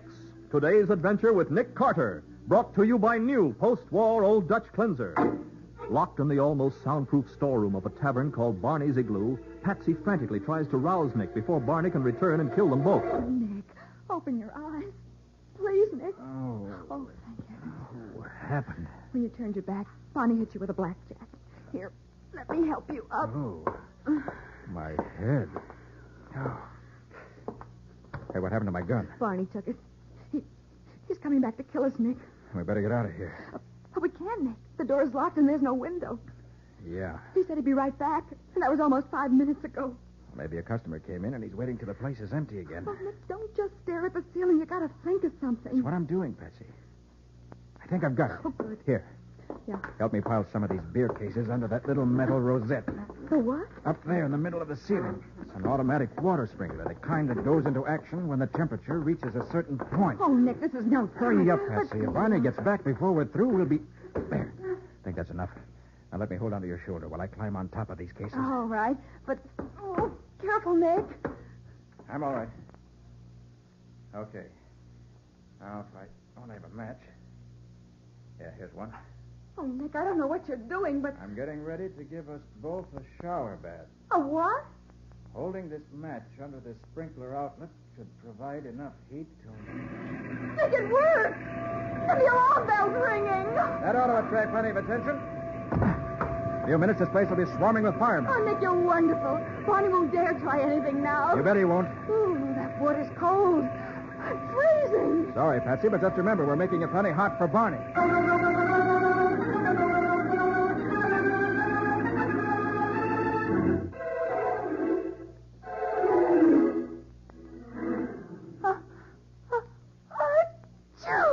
Gesundheit. Thank you. Well, it's all over, Patsy. After the police got him to headquarters, Barney made a complete confession. Even told them where he hid the rest of Foster's diamonds. I bet nobody would have ever suspected him. He hadn't left those stolen keys hanging in the lock of that wall safe. Well, he didn't expect Joe and Foster to arrive so soon after he did. When he heard him at the door, Barney had just got the safe open. And the only place he could find to hide was the supply closet. Joe! Gesundheit.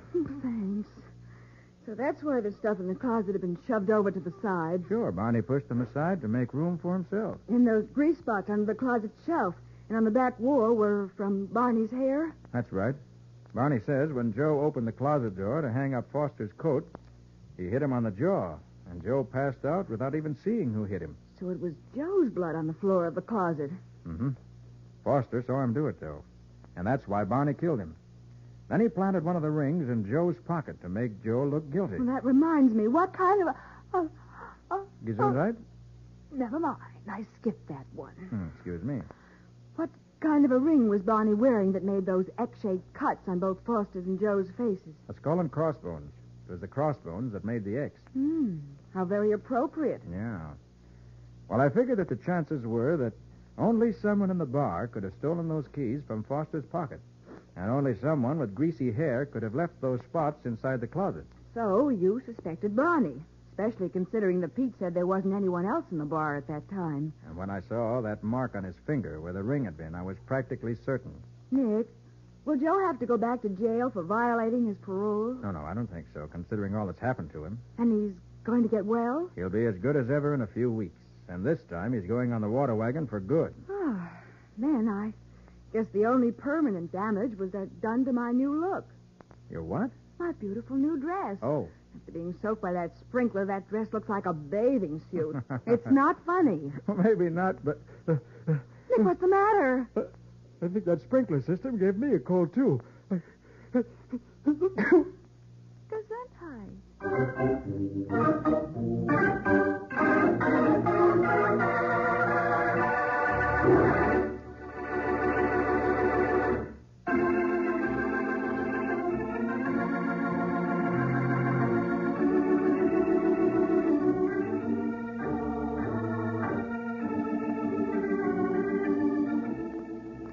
Nick Carter, Master Detective, is presented each week at this time by the Cudahy Packing Company. It is produced and directed by Jock McGregor and is copyrighted by Street and Smith Publications, Incorporated. Charlotte Manson is featured as Patsy. Ed Latimer plays Matty. Today's script was written by Jim Parsons. Original music is played by Henry Silverne. This program is fictional, and any resemblance to actual persons, living or dead, is purely coincidental. This is Michael Fitzmaurice saying, when minutes count, use new post-war Old Dutch cleanser.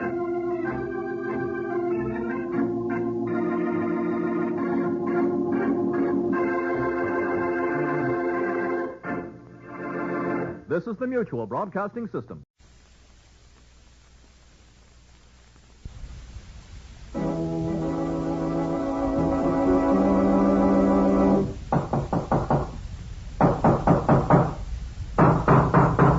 What's the matter? What is it? It's another case for Nick Carter, Master Detective.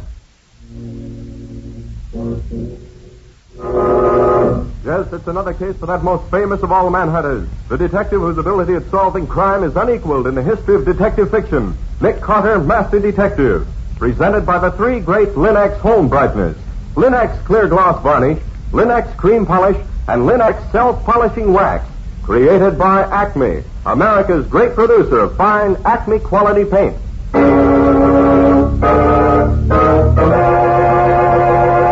Today's curious adventure, 4 Rings of Death, or Nick Carter and the Mystery of the Tory Island. In just a moment, we'll hear how Nick Carter solved the mystery of the 4 rings. But first, do you realize that millions of homes are now brighter, more beautiful than ever because so many American homemakers have come to depend on Chemtone, the miracle wall finish? Now they're discovering the way to new beauty for woodwork, furniture, and floors with the 3 great Linux home brighteners. Linux Self-Polishing Wax, which beautifies your floors with a satiny yet tough anti-skid finish that resists wear, water, and dirt. Linux Cream Polish, which cleans as it polishes, leaving no oily film on your furniture. And Linux Clear Gloss Varnish, the durable super varnish that dries to an elastic, transparent surface which protects all wood and linoleum in your home. You'll find the 3 great Linux home brighteners at your hardware, paint, or department store. Your headquarters also for Chemtone, the miracle wall finish.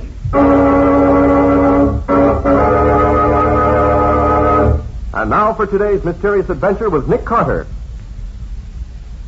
As our story opens, we find Nick and Patsy on board a small motorboat headed for Tory Island, a small island just off the Long Island shore. I'd known the weather was going to be like this, I never would have accepted this job. Why are you doing it, Nick? Oh, special favor to Colonel Howard. A friend of his, Andrew Jessup, asked him to find the best code expert he knew. And he said I was the man for the job.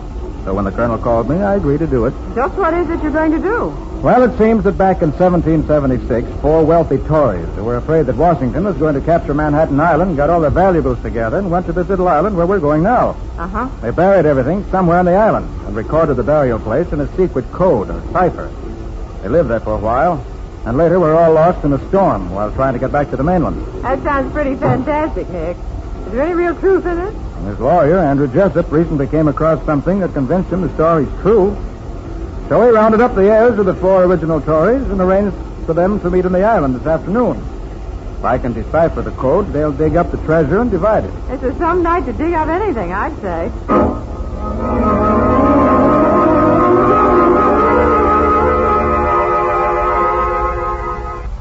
Oh, gosh, Nick, I wish you hadn't let that boat leave us here like this. This is the loneliest looking island I ever saw. Especially on a nasty night like this. It's all right, Betsy. We'll go back with Jessup when he goes. Okay, you're the boss. Ah, that must be the house up there. Oh, might as well... Nick, listen. Yes, I hear it. Wait here, Patsy, in the dock. I want to see what's wrong. Hey, you! Stay where you are. Get your hands up. Stop, I said. Oh, got away. Well, here, let me help you. Like dead. Murdered. Nick, what is it? How I'm you okay, all- Patsy. This man isn't. He stopped a bullet with his head. Who is it, Nick? I don't know. Let's see if he's any identification on him. Ah, here we are. Cyrus J. File. Why, that's one of the heirs, Patsy. I remember the name. One of the heirs? Yes. Nick, what's that shining in the mud at your feet? Where? Right there. Oh, yes. Why, it's a napkin ring. A napkin ring? Out here? What in the world? I don't know, Patsy. But let's get this man's body up to the house. They may know what it's all about.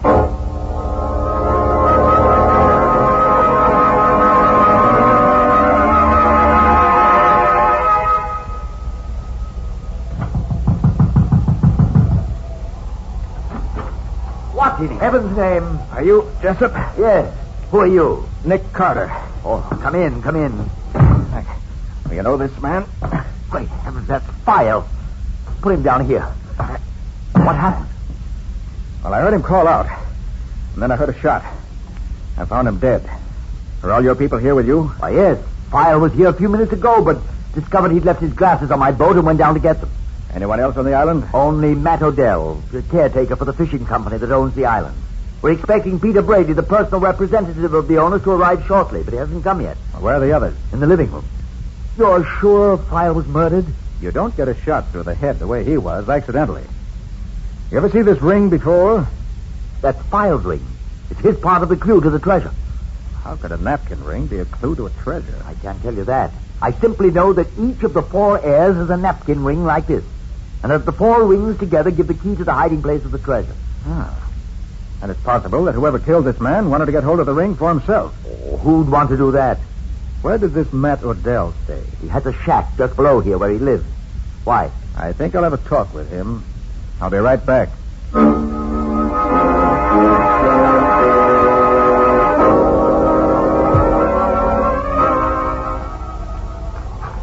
Now, this must be Odell's shack. The only one around here.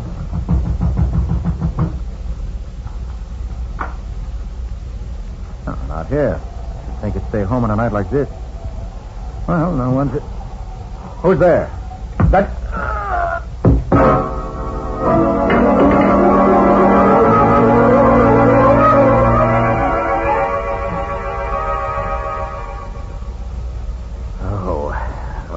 Fine way to start on a case. Ow. Who the deuce would want to... Carter! Carter! Over here. What's up? Hey, what happened to you? Don't quite know. Except that somebody knocked me cold when I was looking for Odell. You see anybody? No. Did you? No. I came down here to tell you that Odell's at the house. Came in just after you left. I thought you might be searching for him. How long after I left did Odell show up? Why, about 5 minutes, I should say. I want to talk to that man. I think... Hey, wait a minute. The ring. File's napkin ring. What about it? It's gone. I had it in my pocket when I came down here, but it's gone now. So that's what your assailant was after. It looks that way. Well, let's be getting back. Fine business. One of the rings missing before we can... Hey, hold on. There's a hole in my coat pocket. Maybe I... There it is. I just caught the glitter of it in the flashlight. Oh, you're right. That's it. The murderer has missed again. Hello there. That you, Jessup? Yes, who is it? He's a Brady. Oh, hello, Brady. This is Nick Carter, who's going to solve the cipher for us. You hope. Well, the way things are going now, there may be no cipher left to solve. Well, let's get back to the house. I want to talk to Odell.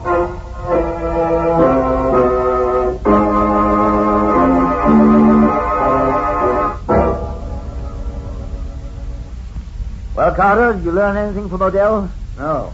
But I'm pretty sure now he had nothing to do with what's been going on here. You mean he wasn't the one who hit you? No. I'm quite sure he knows nothing about that or about File's death. Oh, by the way, Carter, I want you to meet the other three heirs. This is Cecil Whittemore. How do you do, Mr. Carter? This is George Ullman. How are you, Mr. Carter? And that's Kurt Sturtevant for the fireplace. How do you do, gentlemen? I understand that no one of you men said anything to anybody about the search for the treasure you expected to make here tonight. I didn't, for one. Did Brady know what this is all about, Jessup? Oh, yes. We had to tell the owners of the island what we intended to do here. Did you mention it to anyone, Brady? No, certainly not. That is, except for a chap who used to work here on the island as Odell's assistant. You mean Charlie Vane, Brady? Yes, I thought he might be interested having worked here. Ah, there's the man, Carter. He worked here on the island up until about 6 months ago.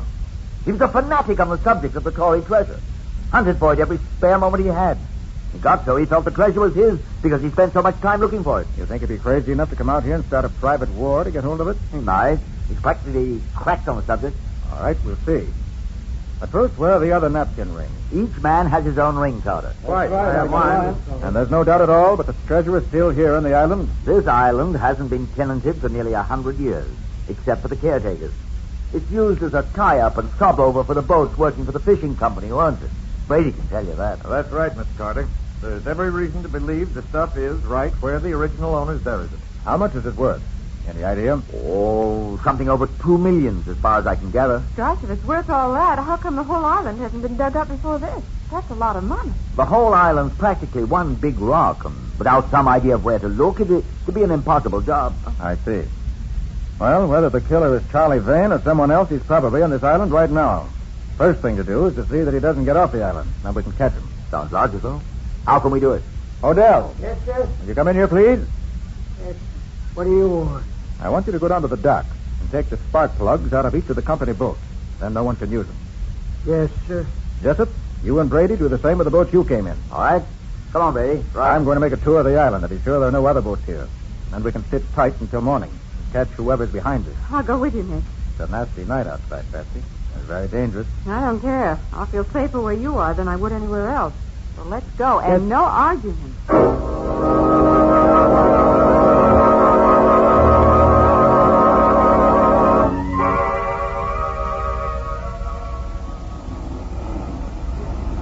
I'm glad that rain stopped. It's a little more comfortable out here. Well, there's the house, Patsy, right up there. Uh-huh. We've been almost round the island, and we haven't found a trace of another boat. Maybe... Wait. Huh? Aha! Look here, Patsy. On this rock. So there's been a boat drawn up here recently, Nick. Right. That's the only possible explanation of those scrape marks and the barnacles there. But since there's no boat here now, the killer may have left the island already. I certainly hope so. I've had enough for one night. If he got drowned in the... No! No!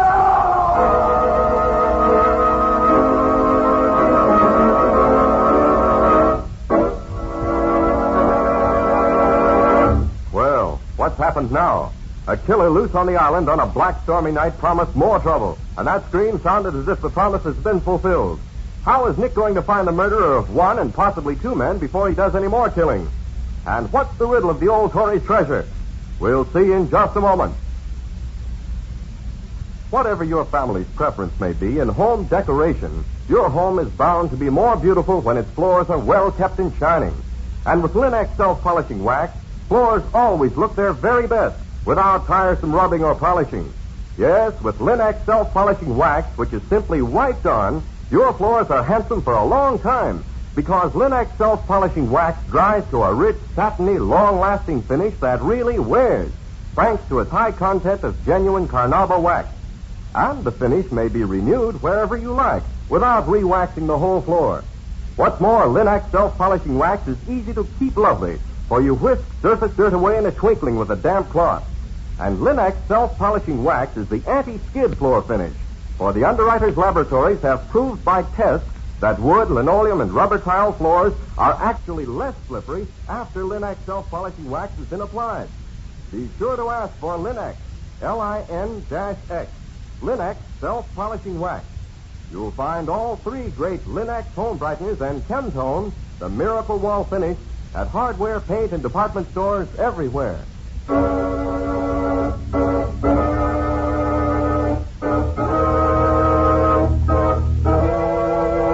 And now back to our story.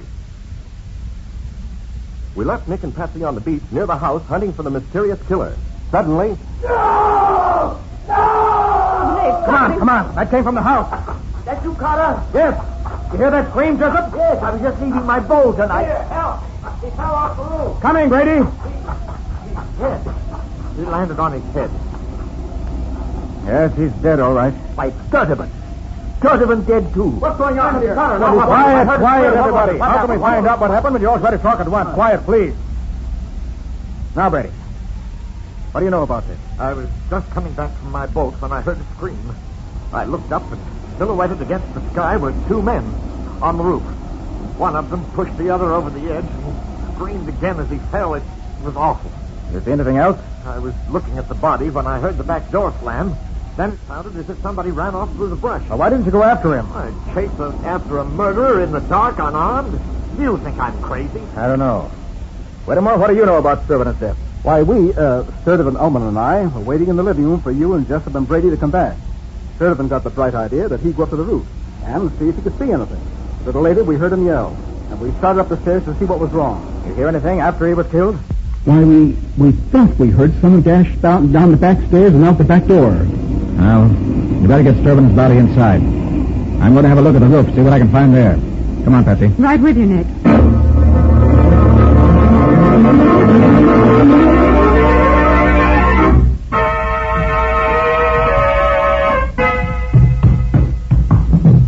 Find anything useful, Carter? No tracks in the ground outside that mean anything. The ground's too cut up.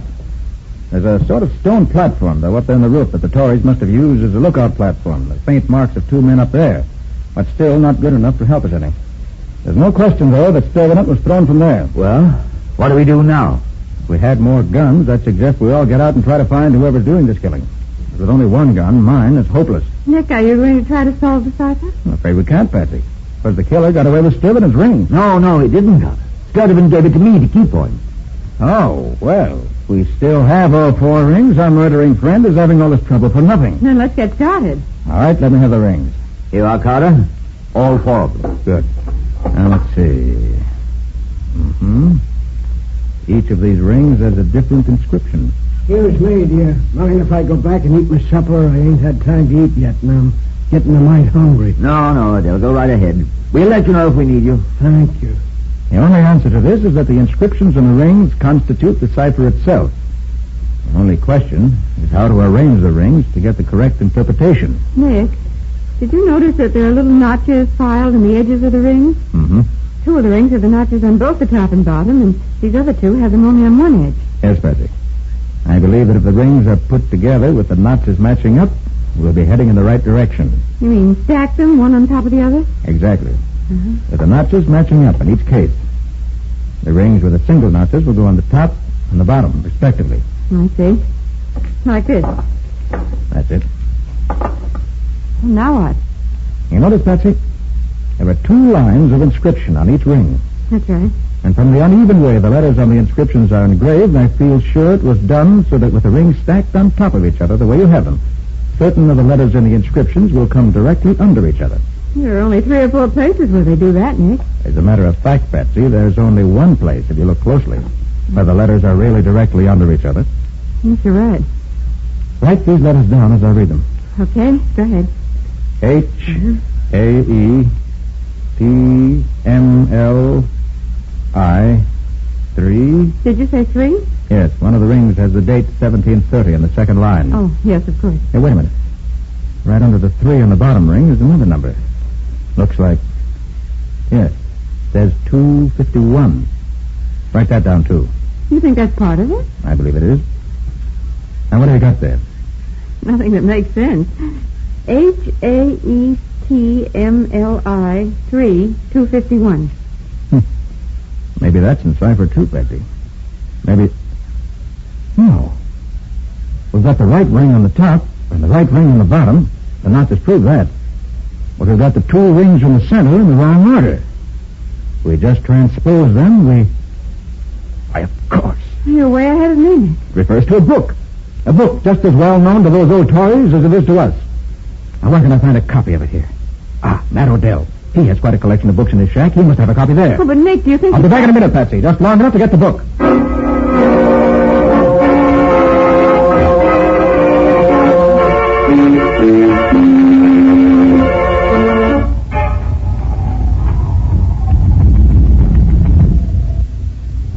He must be here. His lights... Odell! Poison. I know those symptoms. Strychnine. Odell. Oh, it's no use. He's too far gone. Yes, Odell, what is it? Who poisoned you? Did you see him, Odell? He's going too fast. Odell, can you tell me who did it? Little Charlie saw him. He did it. Spade. House down in the...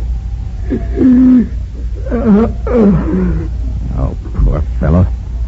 So that's it. I should have known that... Connor!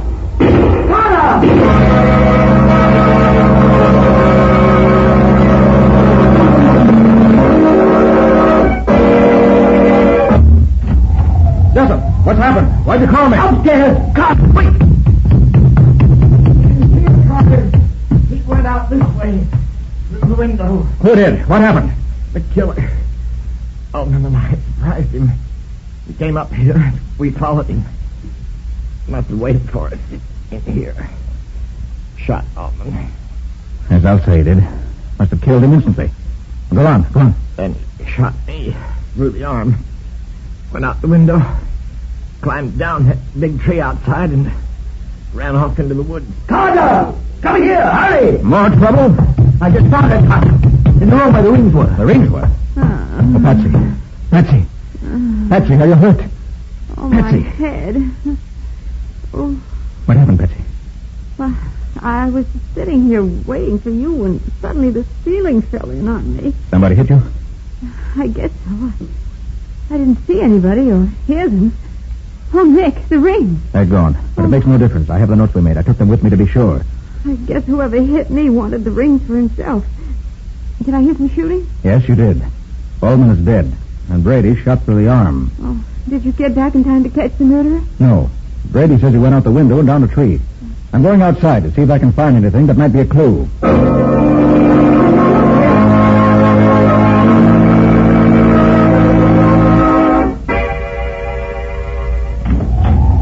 Did you find anything, Carter? I think so.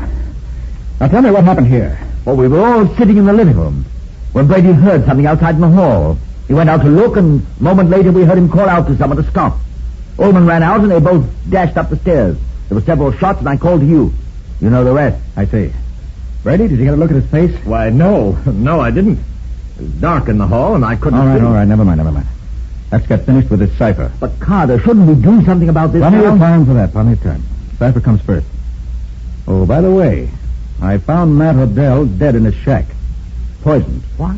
Somebody put strychnine in his food. Odell dead? But why would anyone want to kill him? Matt didn't have any of the rings. Right. Odell was killed for an entirely different reason. Well, now let's get this cipher finished. I found this book in Odell's shack, and it gave me the answer. That copy of Hamlet told you where the treasure was buried? It did. You remember, Patsy, we had the letters HAETMLI 3251? That's right. Well, if you transpose the two rings in the middle of the stack we made, you get these letters. HAMLET 13251. That's wonderful, Nick. Hamlet, Act 1, Scene 3, line 251. Is that it? Exactly, Patsy. I looked it up, and the clue gives us this line. Deep in the cellar, seek for our remains. And the treasure's buried in the cellar of this house. Apparently. So let's see what we can find down there.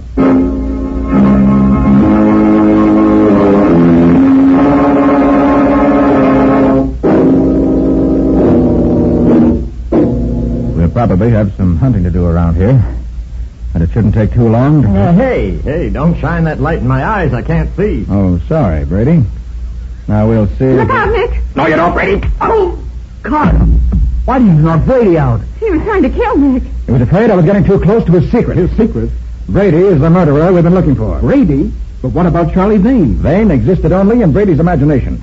He's been dead 6 months. Vane dead? Yes, and you'll find him buried in that corner over there, where Brady buried him after he killed him. How do you know where he's buried, Nick? When I flashed the light in your faces a moment ago, I saw where Brady was looking.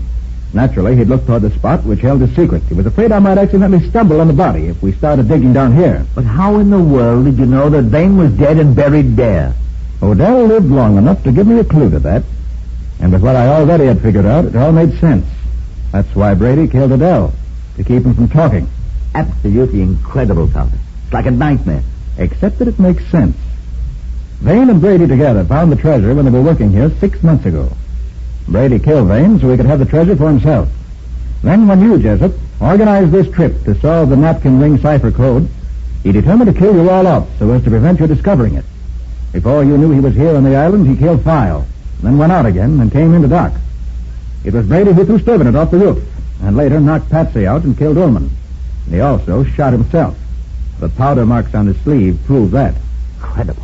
Absolutely incredible. Well, now let's find the treasure.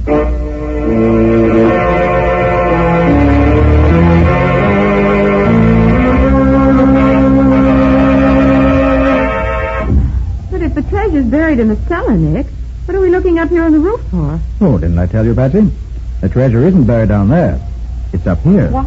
Up here? But the quotation from Hamlet, Carter, that said... The quotation I read you was not the right one, Jessup. Now, let's see. You see those large flat stones forming the platform on that side? Yes, what about them? Count off the first 11 and lift the next one up. Lift it up? It's cemented down, Nick. I doubt that. Go ahead, Jessup. Try it. Give him a hand with him, more. All right, if you say so. You seem to be right about everything so far, even to finding Dane's body where you said it was. Now, wait a minute. Lift. Oh, Nick, you're right. The stone is coming up. Well, will you look at that? The old Tory's treasure. Nick, look at those gorgeous rings and necklaces and gold coins. Yes, Patsy. If Jessup is right, you're looking at about $2 million worth of gold and jewels. But how did you know it was here, under this particular stone, Carter? Because the quotation from Hamlet, the correct quotation, not the one I made up to fool Brady, reads like this. Upon the platform, twixt 11 and 12. And there was no other solution possible.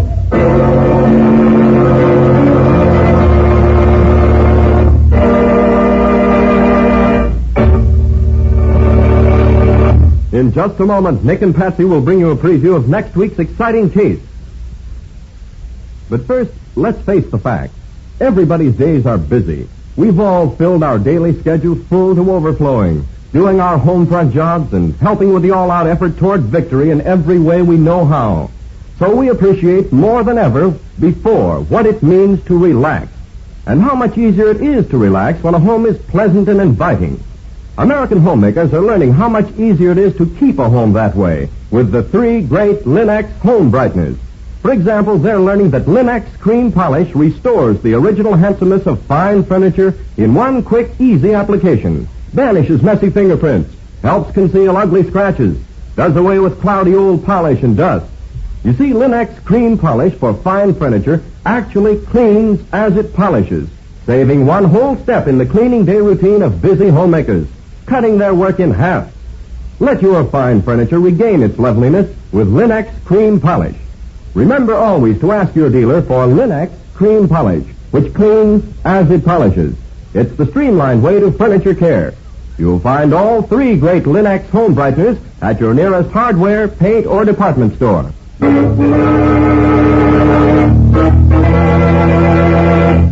And now let's hear from Nick Carter himself. Well, Nick, what's on the program for next week? Well, next week, Ken, I want to tell you about a man who was killed by an unknown poison, and apparently without opportunity or motive. 4 people were gathered for a discussion on Hindu philosophy, and suddenly one of them fell over dead.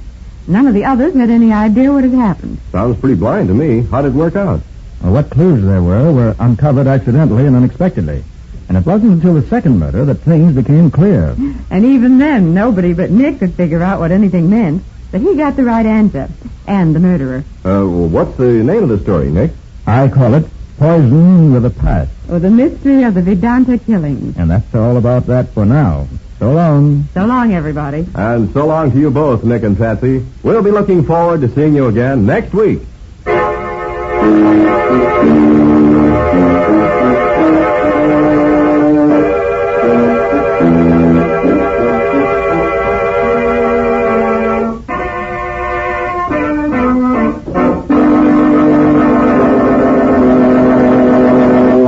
Next week at this same time, listen to another curious experience of Nick Carter, Master Detective, entitled Poison with a Past. Or Nick Carter, the mystery of the Vedanta killing.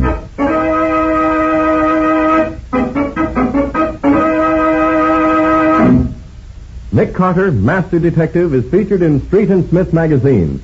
Lon Clark is starred as Nick, with Helen Choate as Patsy.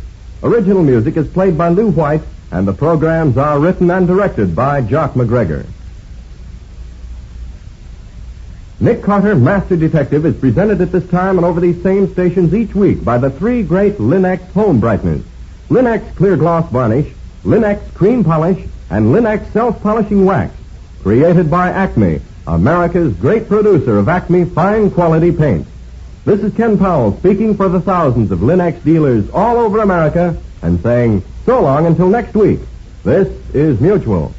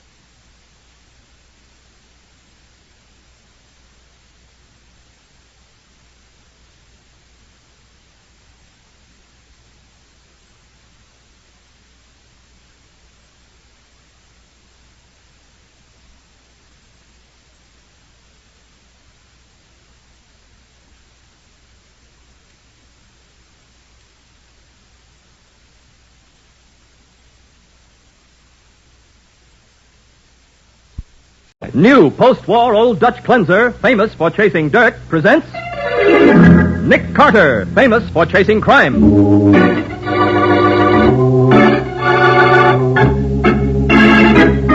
Every week at this time, two great names are joined, as new post-war Old Dutch cleanser brings you one of the most resourceful and daring characters in all detective fiction, Nick Carter, Master Detective.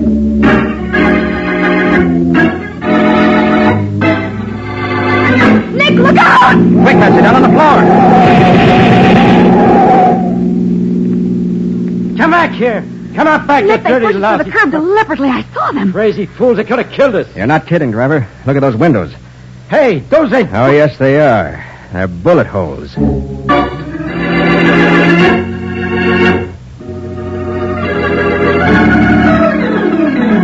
And now, the case of the great impersonation. Today's adventure starring Lon Clark as Nick Carter. Brought to you by new post-war Old Dutch cleanser.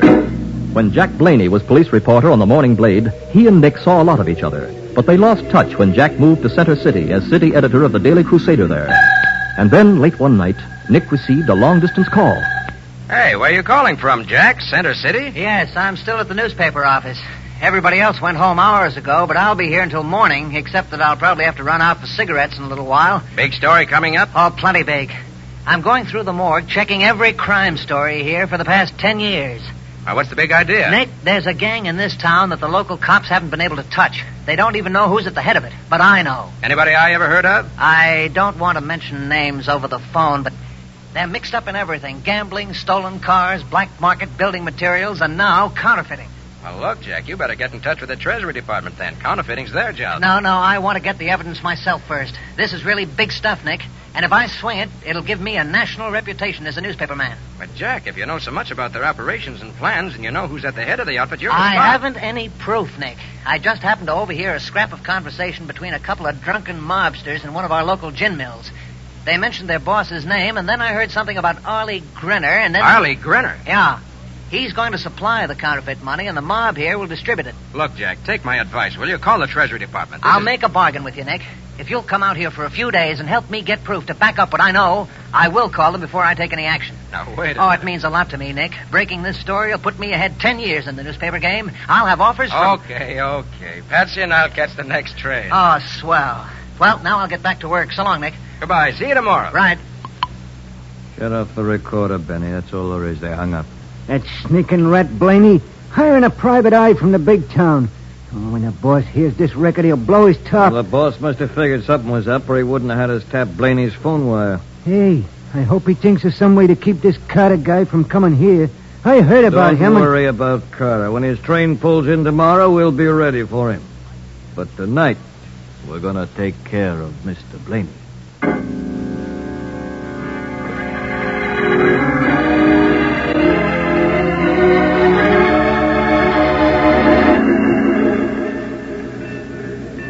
Come on, Patsy. Here's a cab. Say, Nick, Center City's quite a place, isn't it? Oh, sure. Almost 100,000 population. Golly. Hey, get in, Patsy. Yeah. What's up, brother? The Morning Crusader officer. Check.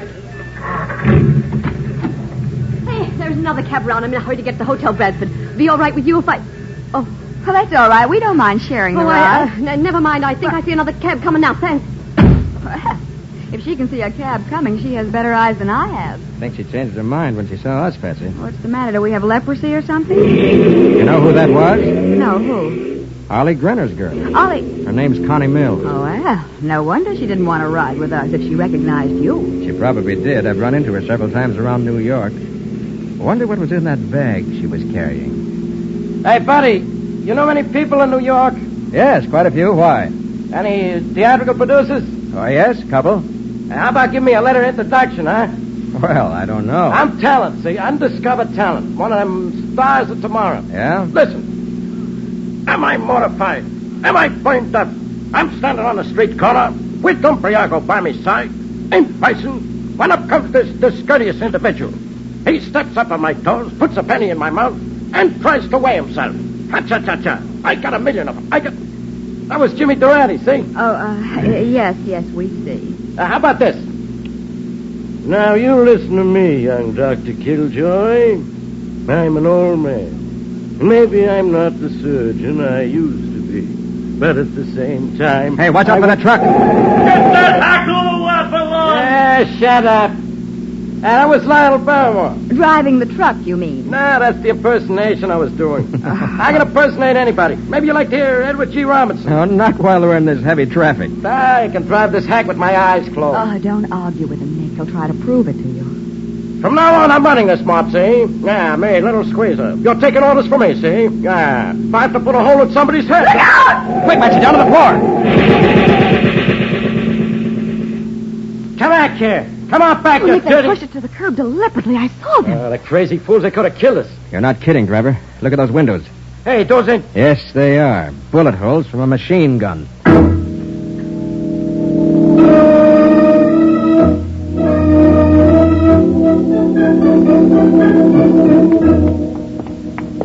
This is the office, Nick. See on the door, Jack Blaney, city editor. Girl said to walk right in, but did you notice how oddly she said it? Yes, as if you were frightened or something. Well, maybe Jack can explain. Yeah. Hi, Jack. How are you, Mr. Carter, Miss Bourne? I'm Chief Ramsey of the Center City Police Department. The police? When the receptionist phoned to say that you were here to see Mr. Blaney, I recognized your name, so I asked her to send you in without saying anything. Anything about what, Chief? About the fact that Blaney was murdered at 3 o'clock this morning. What? Murdered? Well, that was only a couple of hours after he phoned me. How did it happen? A couple of hoodlums waited in front of this building with a machine gun. Oh. Your local boys seem to like machine guns, Chief. They used one to welcome Miss Bowen and me just a few minutes ago. What? They did? Well, what in the Sam Hill? I demand action. I demand it. My city editor's been shot down on the street like a dog. Like a dog, mind you. Mr. Hanford, these are some friends of Blaney's from out of town, Mr. Carter and Miss Bowen. Mr. Hanford is the publisher of the Daily Crusader. Hello. Glad to see you. Sorry to have to meet under such tragic circumstances, but I'm throwing every resource of this paper behind the hunt for these mad dogs. Every resource. Any idea why Blaney was murdered, Mr. Hanford? Well, of course I have. Of course I have. The Crusader's a newspaper with a mission. A mission. That mission is to stamp out crime in Center City. And you think Jack was killed simply because he was your city editor? Oh, absolutely. Absolutely. Oh. We have a well-organized criminal element. Well-organized. Not they're afraid of the Daily Crusader. Afraid of us. They know we'll get him someday. The Daily Crusader and the police department work pretty close, Mr. Carter. As a matter of fact, Mr. Hanford here was directly responsible for making me chief of police. You bet I was. I have influence in this town. Influence. I wanted a police chief who was honest. Even if he isn't smart. Now, Mr. Hanford... That's the truth, Ramsey. Everybody knows it, everybody. But by the eternal, if you don't clean this town up now, clean it up, I say. Well, I'm trying, Mr. Hanford. You know that. And if Mr. Carter will help out... As far as Jack Blaney's murder is concerned, you bet I'll help out. And I think I know just where to start.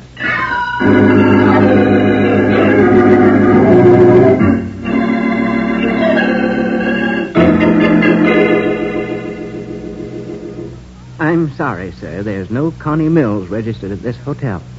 But, Nick, she certainly said the Bradford Hotel. Maybe she's using another name, Patsy. Oh, yeah.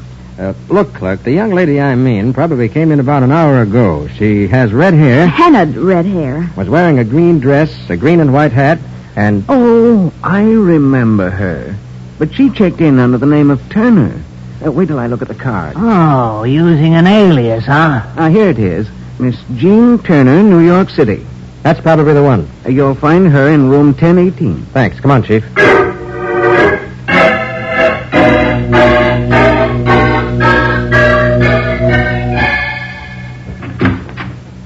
Yeah?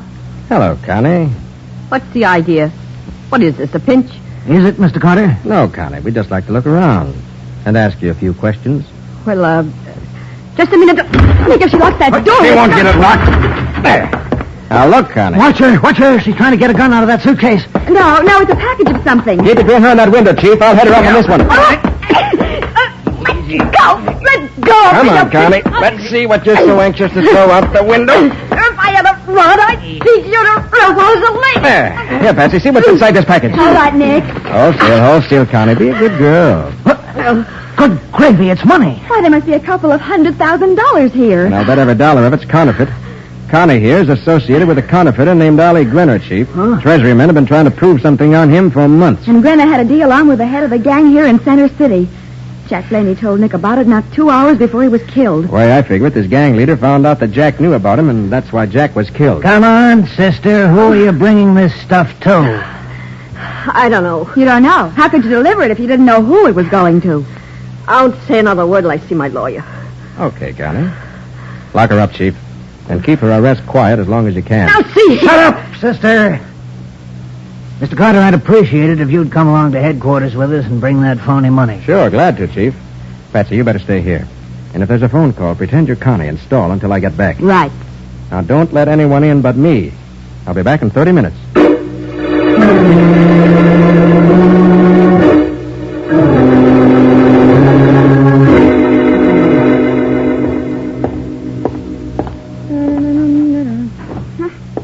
It's almost 30 minutes since Nick left. He'll be here any minute now. Nothing's happened. Oh, there he is. Coming, Nick! Oh. Jean Turner, ain't it? Why, yes, I'm Jean Turner. We're from Du Bois. Well, who do you mean? Never mind who we mean. You got the stuff?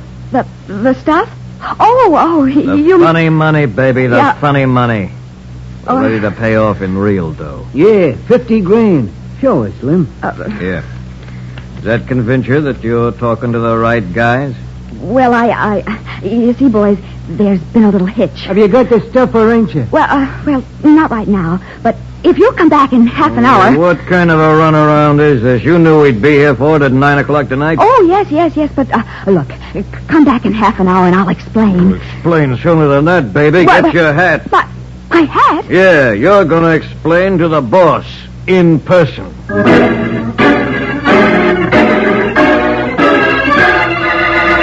Afraid to resist and hoping she can continue to carry out the bluff, Patsy has no choice but to leave the hotel with the two gangsters. We'll see what happens in just a moment.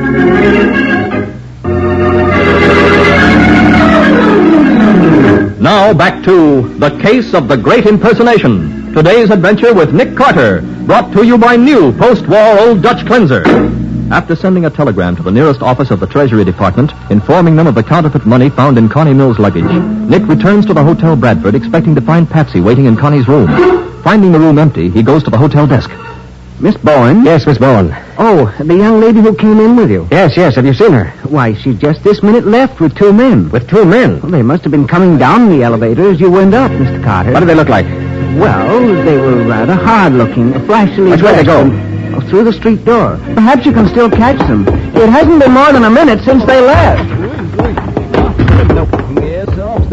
Hi there. You looking for a cab? Yeah. The girl who was with me when you picked us up at the station. You see her just come out of the hotel with two men? Sure. They got into a black sedan. That's it. Up at the corner waiting for the red light. Oh, there they go. The light's changed. Catch up with them. Don't let them get away. Safe, pal. Hey, you really going to introduce me to some of them theatrical producers? Catch that car. I'll introduce you to every producer in New York. I think you made a deal. Hey, you know what? I forgot to do for you before. Cary Grant. Listen. Never mind the impersonations now. Catch that car. What'll I do with them if I catch them? Force them over to the curb. Hey, look, I'll get in trouble with the cops. Do what I tell you, will you? This is a matter of life or death. Okay. Okay, chum. Now? Yeah, shove them over. Then stop in front of them so they can't get away. Right. Here goes. What's the meaning of this, young man? What? You alone in this car? Certainly I am, but don't think I'm helpless. I'll scream for the police. Look here, driver. I thought you said Patsy and those two men were in this car. Gee, fella, I thought it was this one. All these big black sedans look alike. I'm sorry. Tell me about it later. Sorry, madam. It was all a mistake. Driver, take me to police headquarters right away. And see if you can impersonate a cab driver in a hurry.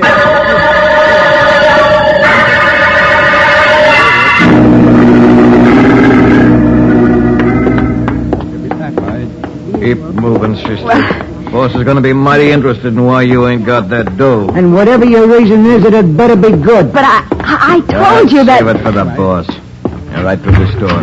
Okay. Hey, boss, I brought... Slim, I told you and Benny never to come here to my home. I told you that... Mr. Hanford. What's she doing here? This is the girl Ollie Grannon sent with his stuff, boss. But she ain't got it. And she acted so funny about it, we thought you'd... You fools. Fools, both of you. So you're the boss, the great reformer, the man who fights crime. Shut up! Is something wrong, boss? This isn't the girl Granner sent. She's Nick Carter's assistant. His assistant, do you hear me? But we went to room 1018 at the Bradford like you told us, and she said her name was Jane. I don't care what she said. So you're the gang leader Jack Blaney found out about. And it was you who killed him, you Regrettable dirty... necessity, my dear. A regrettable necessity. Now I'm afraid we must take the same measures with you. What? The same measures. We got to bump the dame off, too? Oh, no. Boss, this ain't so good if she's Nick Carter. You do as I tell you, exactly as I tell you. Perhaps we can make it appear an accident. Oh, no, please, What kind of an accident? I don't know yet. I'll have to think it over. You wouldn't- Take her out to the old Deshel place. Wait for a call from me. When I make up my mind. Okay, boss. Come on, baby. We're going right. Let me go. I'll scream. I'll raise the whole neighborhood. No, you won't. Too bad I had to slug your sister. Now you won't get no chance to scream, ever.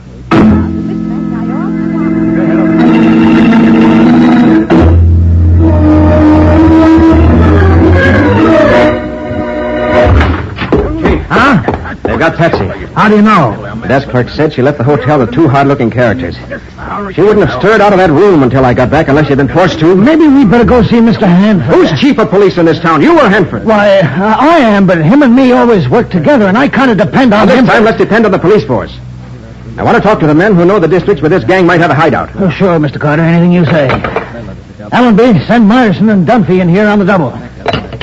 Sorry if I seem impatient, Chief, but Anything happens to Patsy... I know how you feel, but I still think we ought to talk to Mr. Hanford. I was just reading the editorial he wrote in tonight's paper, all about the Blaney killing. Yes. I'm sure it's a fine editorial. Oh, you bet. A real tearjerker, too. About how Blaney was working late, and when he stepped out to get a pack of cigarettes, he... What? Huh? Let me see that editorial. Oh, sure, here. Yes, Chief, you're right. I think we should go see Mr. Hanford. Good. I'll get a squad. Don't bother. I have a taxi waiting outside. Come on.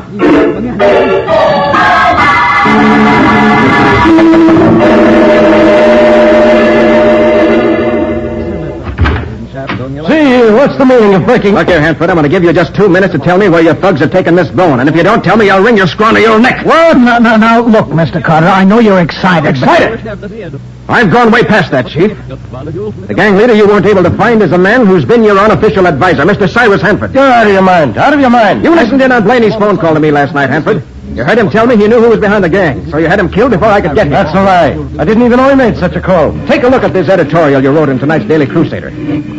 It says that Blaney was leaving the building to get a pack of cigarettes when he was murdered.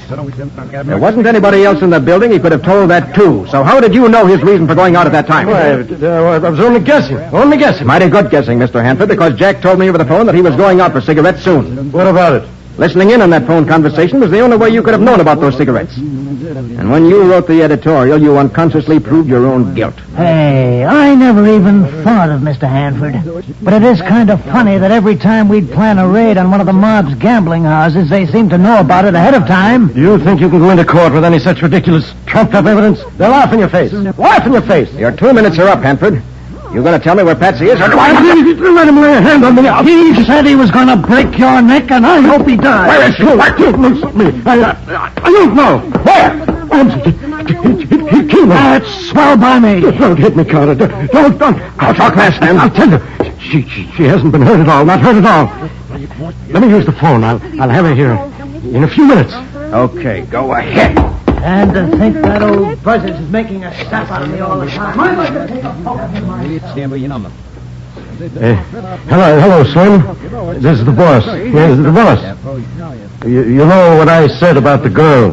About you and Benny putting the girl out of the way? Yeah. Well, do it now. Do it fast. Kill her! Kill her! As Hanford shrieks the order for Patsy's death, Nick and Chief Ramsey grab frantically for the phone, but too late. We'll see what happens in just a moment.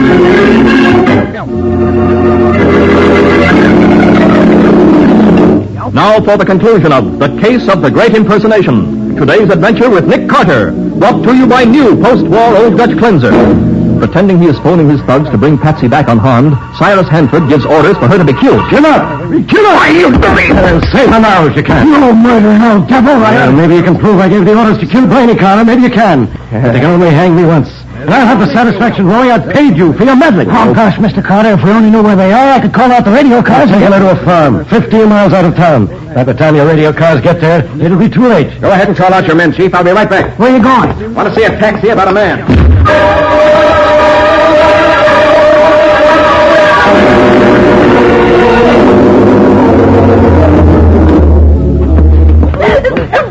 Let me go, please. Gonna do where you go good to fight, sister. Sure. You keep twisting around like that, and it might take 2 or 3 slugs to do the job. Just one bullet right between the eyes. No. That's the phone, Slim. Well, so what? Well, nobody'd be calling out here but the boss, would they? No. Okay, I'll get it. Hang on to it, Benny. You bet. You mean this if I know? You'll run you down. Yeah? Hello, Slim. This is the boss. This is the boss again. Yeah, boss? Is the girl still all right? Is she all right? We're just getting to that little matter now, boss. Well, everything's changed. It's all changed. Carter's found out about us. He's found out. Now, we've got to get out. We've got to get out fast. Okay, but what about the dame? Bring her with you. We're taking her along as a hostage. Carter won't dare try to stop us if we have her in the car. He won't dare. Yeah, that's a smart idea, boss. I'll wait for you at the corner of 9th and Livermore in a green and white taxi. Green and white. Bring the girl, pick me up there in 20 minutes.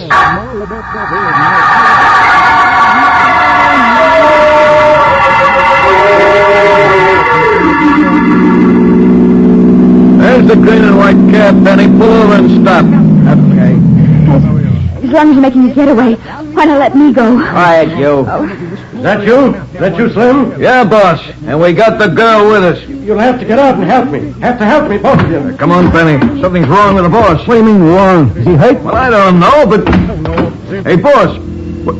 He ain't in his cab. Keep your hands where I can see them. You and Benny both. With the cops! Yeah. And if either of you'd like to make a run for it, we'll show you that cops can use machine guns, too.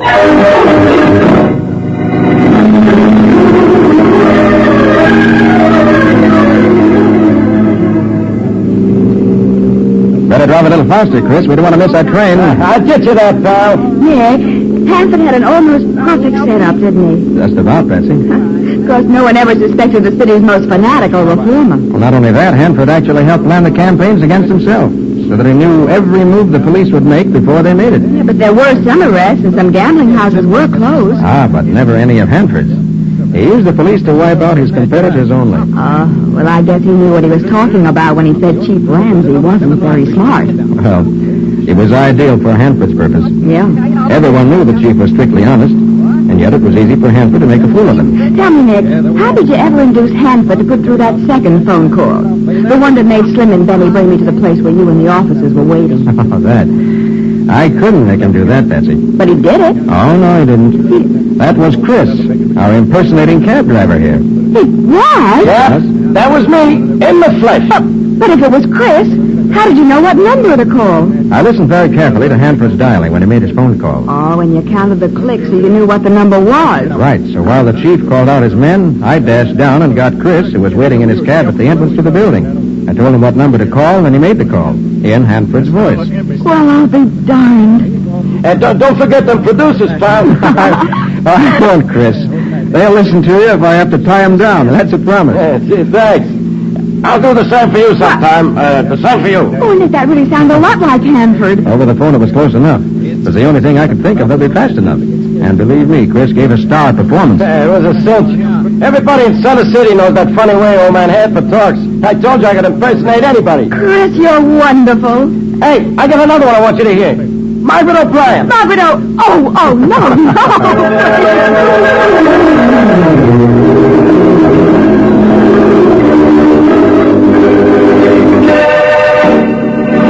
Nick, what about the adventure new post-war Old Dutch Cleanser has for us next week? Well, Mike, it's a story of a girl who looked as if she'd never get a husband. And then when she did get one, she shot him. But Nick felt sorry for her, so he tried to send someone else up for the murder. You mean to say that Nick framed an innocent person for murder? Well, it's a long story, Mike. I'm afraid it'll have to wait till next Sunday. All right, but what do you call this adventure, Nick? I call it The Case of the Homely Bride.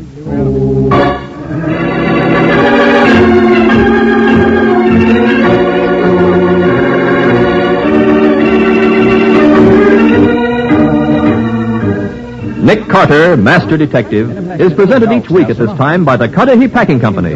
It is produced and directed by Jock McGregor and is copyrighted by Street and Smith Publications, Incorporated. Charlotte Manson is featured as Patsy. Today's script was written by Jim Parsons. Original music is played by Henry Silverne. This program is fictional, and any resemblance to actual persons, living or dead, is purely coincidental. With millions of additional children entering our schools during the next few years, the nation faces serious educational handicaps. Inferior education for our boys and girls may damage our prosperity, our traditions of freedom, our security. That's why we urge every adult to work with local civic groups and school boards to help improve educational conditions. Show by your interest and friendliness that you appreciate the importance of your children's teachers. They mold our nation's future. This is Michael Fitzmaurice saying, when minutes count, use new post-war Old Dutch cleansers.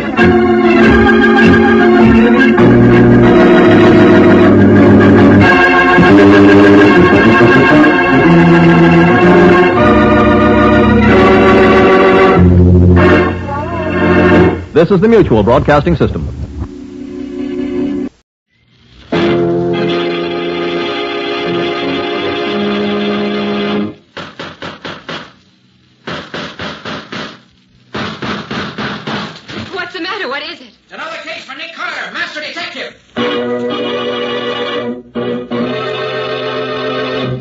It's another case for that most famous of all manhunters, the detective whose ability at solving crime is unequaled in the history of detective fiction.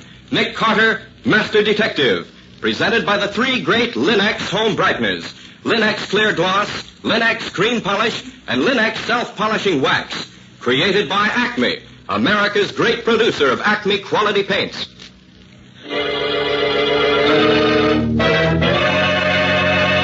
Today's curious adventure: Murder Goes to College, or Nick Carter and the Mystery at Spring Lake.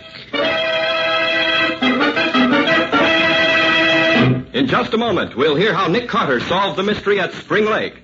But first, a Christmas suggestion. There's nothing that adds more to hospitable cheer than a bright, well-kept home. American homemakers have learned how much surroundings can mean. That's why they've come to depend on Chemtone, the miracle wall finish, to beautify their walls. And for your floors, woodwork, and furniture, it's those three great Linex home brighteners. Linex Clear Gloss Varnish, the durable super varnish that dries to an elastic, transparent surface which protects all wood and linoleum in your home. Linex Cream Polish, which cleans as it polishes, leaving no oily film on your furniture.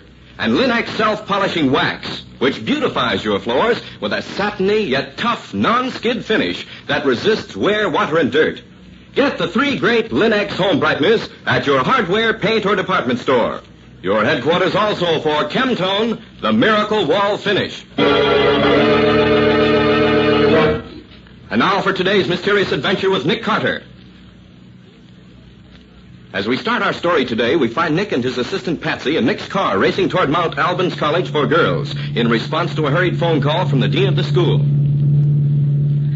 But if this girl killed herself, Nick, what are you supposed to do? When a girl kills herself, there's no criminal to catch. If it was suicide, Dean Collingwood wants me to find the reason for it. Oh, isn't that a little out of your line? Well, yes, it is, Patsy, but she's an old friend of mine, so I said I'd do it.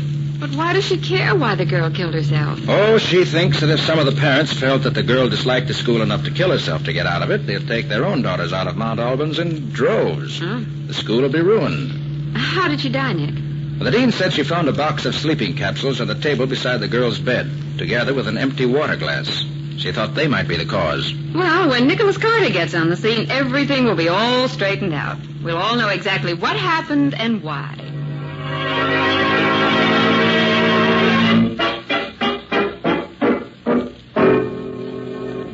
And this, Margaret, is my assistant and severest critic, Patsy Bowen. Patsy, Dean Collingwood, head of Mount Albans. How do you do, Miss Bowen? Fine, thank you. Have you notified the police yet, Margaret? Why, no. I wanted you to look things over first, Nick. I see. Well, who found the body? When Miss Jordan failed to appear for breakfast, one of the maids was sent to see if she needed help or if she were ill. When no one answered the maid's knock, why, of course, she came back to me. Then you found her? Yes, I found her dead. How many people know about the tragedy so far? Oh, only the maid, myself, and, of course, you two. Good. Let's keep it that way for a while longer. Now, may I see your room, please? Yes, of course. It's on the next floor. This way, please. What can you tell me about this Jordan girl? She was an only child. Her mother is a widow. Did she have any close friends? Yes.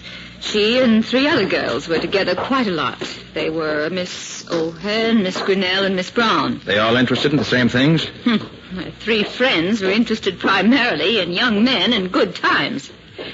But Miss Jordan's hobby was amateur photography. Did she have money? Yes, she did. Her mother gave her everything she wanted. This is her room, Nick.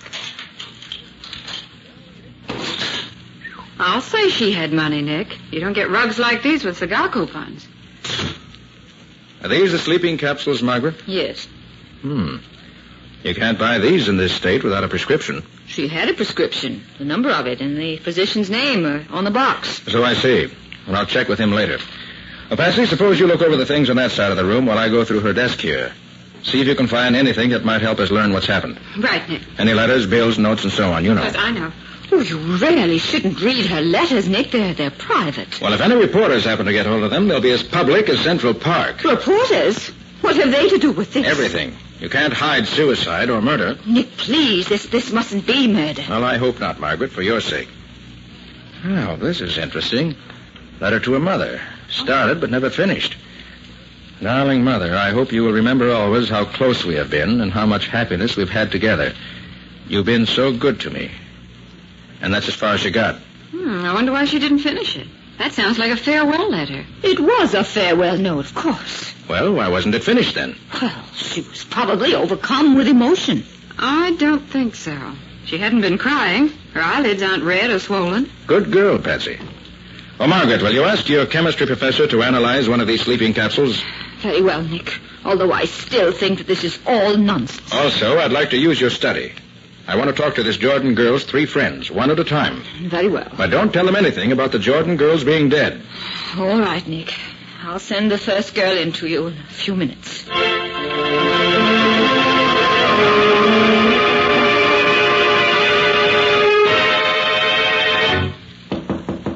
Come in.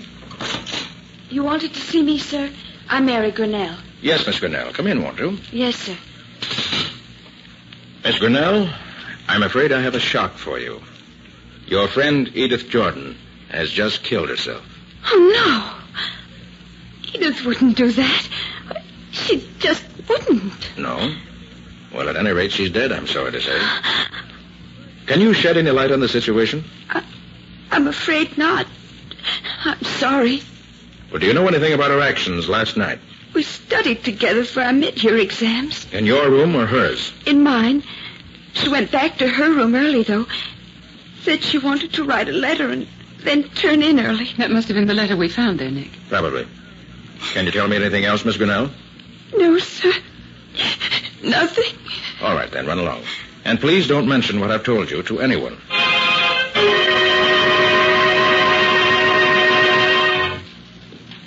Miss O'Hearn, I'm sure you'll be sorry to learn that your friend Edith Jordan has killed herself. Oh, no. No, she wouldn't. Well, she couldn't. She wasn't that kind of a girl. What makes you say that?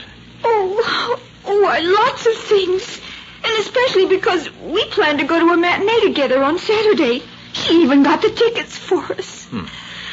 Tell me, Miss O'Hearn, in your opinion, did Edith ever seem morbid or unhappy?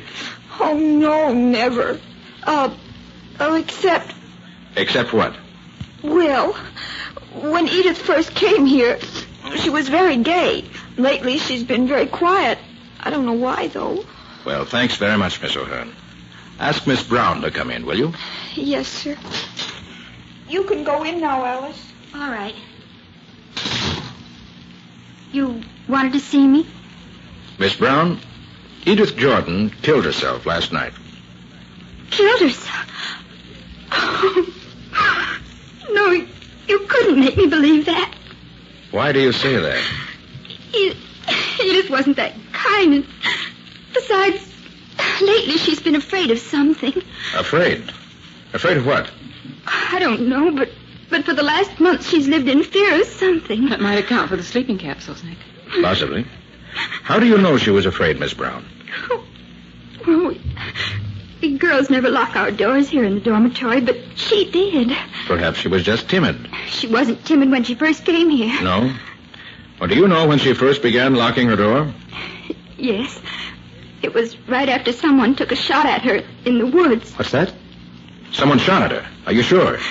Edith said she knew it was true, but she asked me not to mention it to anyone. Was she alone when this happened? Why, yes. She often went into the woods alone with her camera. And did she go into the woods after this someone took a shot at her? Oh, no, after that she used her car and took pictures from the highway. Oh, she had her own car? Yes, sir. Well, do you happen to know whether Miss Jordan was taking a sleeping remedy lately? I don't think she was. She had some harmless preparation the doctor gave her, but I don't think she ever used it. Well, apparently it wasn't entirely harmless. Unless I'm mistaken, she died from taking it. Well, thank you, Miss Brown.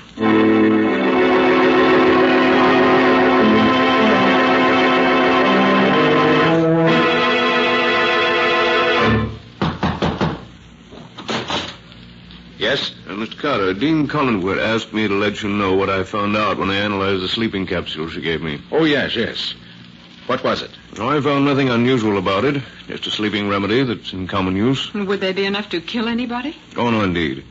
Not unless they were accompanied by something far more deadly. Well, thank you, Professor. Thank you very much. It's quite all right, Mr. Carter. Oh, hello, Margaret. Come in. Well, Nick, have you learned anything yet? Only that I'm sure Miss Jordan didn't kill herself. But, Nick, That's the one thing I don't want to find out. Yes, I know, Margaret, but I can't help facts being facts. Well, what now? I think I'll take a run into town and talk with a physician who prescribed the capsules for her. Will you do something for me, Nick? Certainly. Will you take the bus into town and come back in Miss Jordan's car? It's being repaired there, and the garage phoned a short time ago that it's ready. I promised to send someone in for it. Of course. Nick. Patsy, while I'm gone, I want you to go over Edith Jordan's room with a fine-tooth comb. Notice every little thing. Looking for anything special, Nick? No, Patsy, just looking. You've heard what these girls have told us. See if you can find anything to explain the Jordan girls' actions during the past few weeks. I'll see you when I get back from town.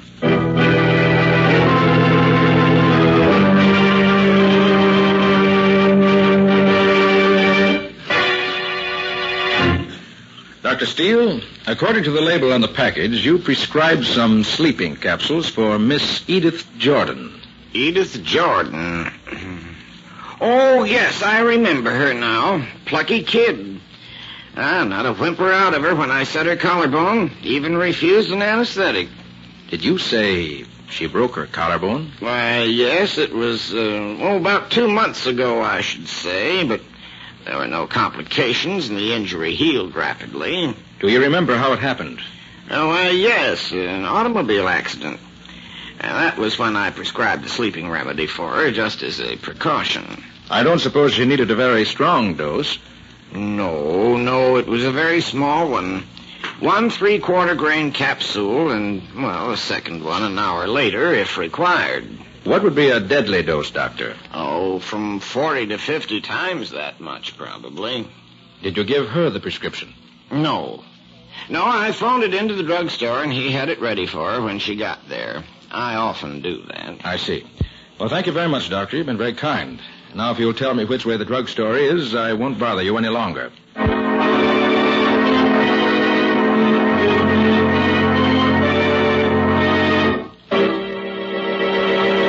Well, so Edith Jordan had a broken collarbone a few weeks ago. That's something no one but the doctor had ever known about before. What else is Nick going to uncover in his search for the real reason why Edith Jordan was found dead in her bed in exclusive Mount Albans College? We'll see in just a moment. If you're a homemaker, you have every reason to take pride in a home that fairly gleams with the evidence of careful attention.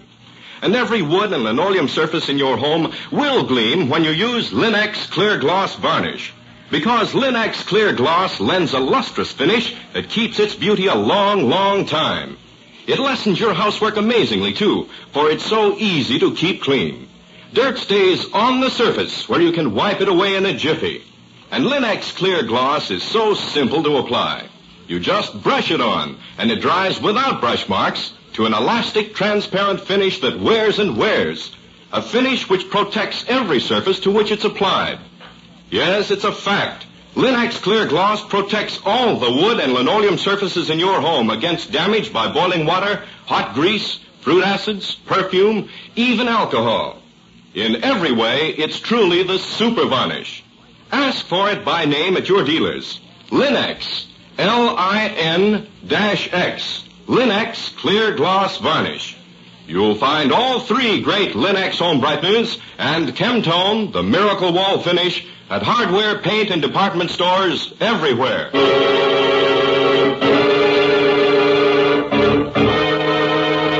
And now back to our story. As we left Nick, he was learning things about the dead girl, Edith Jordan, that not even Dean Cullenwood, dean of exclusive Mount Albans College for Girls, knew. Did she commit suicide or was it murder? Let's pick up Nick as he calls at the drugstore where the sleeping capsules the doctor prescribed for Edith Jordan were made up. Yes, sir.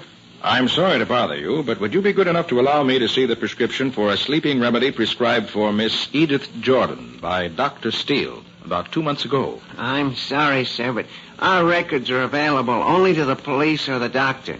But I can assure you that the prescription was filled exactly as ordered. Very well, I understand. I thought you would. Sad case, isn't it? Yes, very. Oh, did you fill the prescription yourself? I believe I did. I remember thinking that college girls these days use far too many sleeping preparations. Yes, of course. Thank you.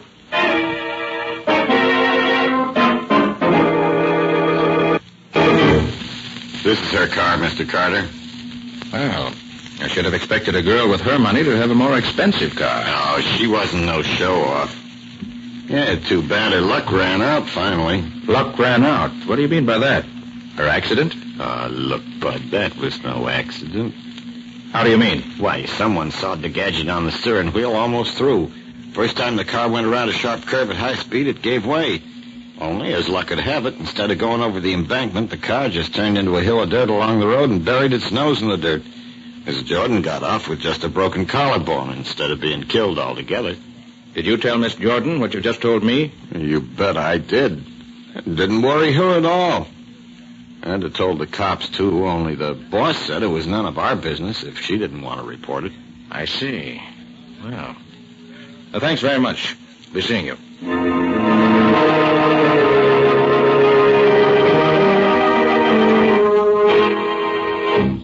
Well, what can I do for you, Mr. Carter? You're running a story on the suicide of the Jordan girl at Mount Albans College? Sure we are. That's big news for this town. Well, could you add one little paragraph to your story? What kind of paragraph? Miss Jordan left a diary. It's locked in a steel box for which we've not been able to locate the key. Huh? May take a day or so to have a new key made, as it's a very special type of lock. But we expect the diary to clear up the motive for the suicide. Yeah, that's very interesting, Mr. Carter. May I coach you on that? Well, if you don't mind, I'd rather you'd use that well-known phrase, "It is understood." Oh. That should cover it. I see what you mean. I don't know what you've got up your sleeve, Mr. Carter, but we'll play along with you. Your little item will be understood in this evening's paper. Thank you. Thank you very much. Should help us immensely.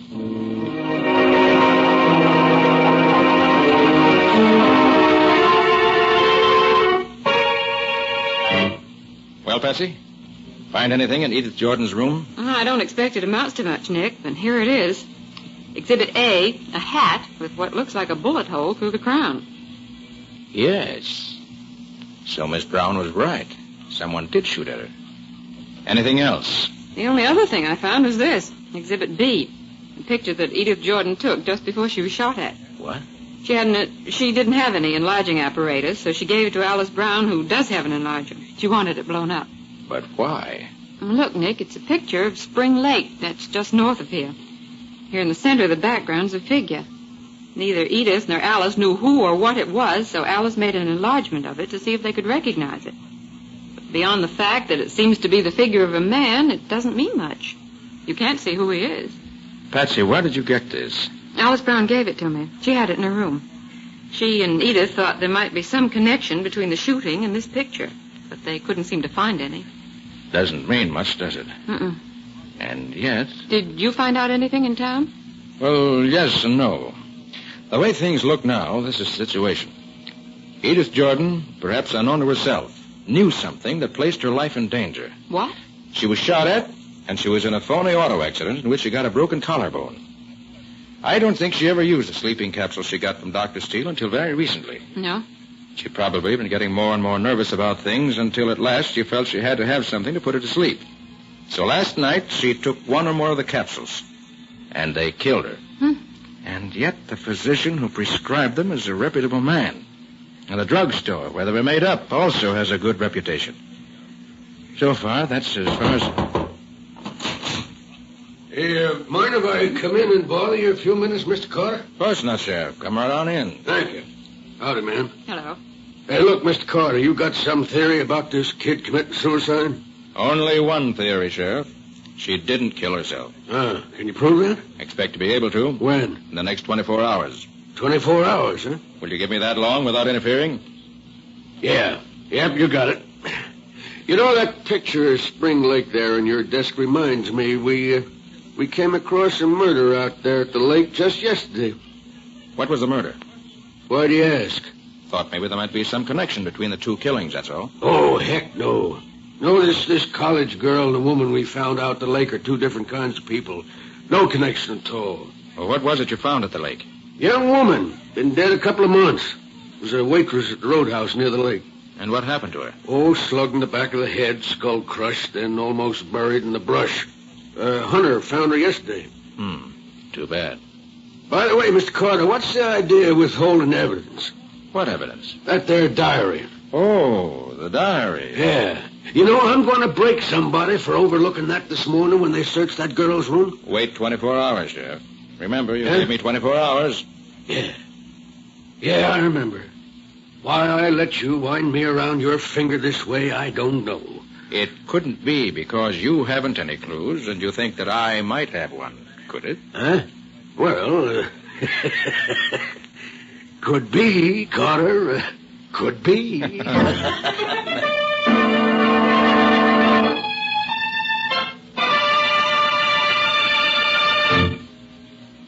I understand you correctly, Nick? You want to spend the night in the girls' dormitory? That's what I said, Margaret. I want your permission to spend the night in Edith Jordan's room. Nick, that would be most irregular. Margaret, murder is most irregular, too. You're sure it is murder? Absolutely positive. And I hope to solve it by spending the night in her room. But if it was murder, how was it done? Probably the contents of one of the sleeping capsules was changed to a deadly poison. But, Nick, that means... That means that no stone must be left unturned to catch the murderer.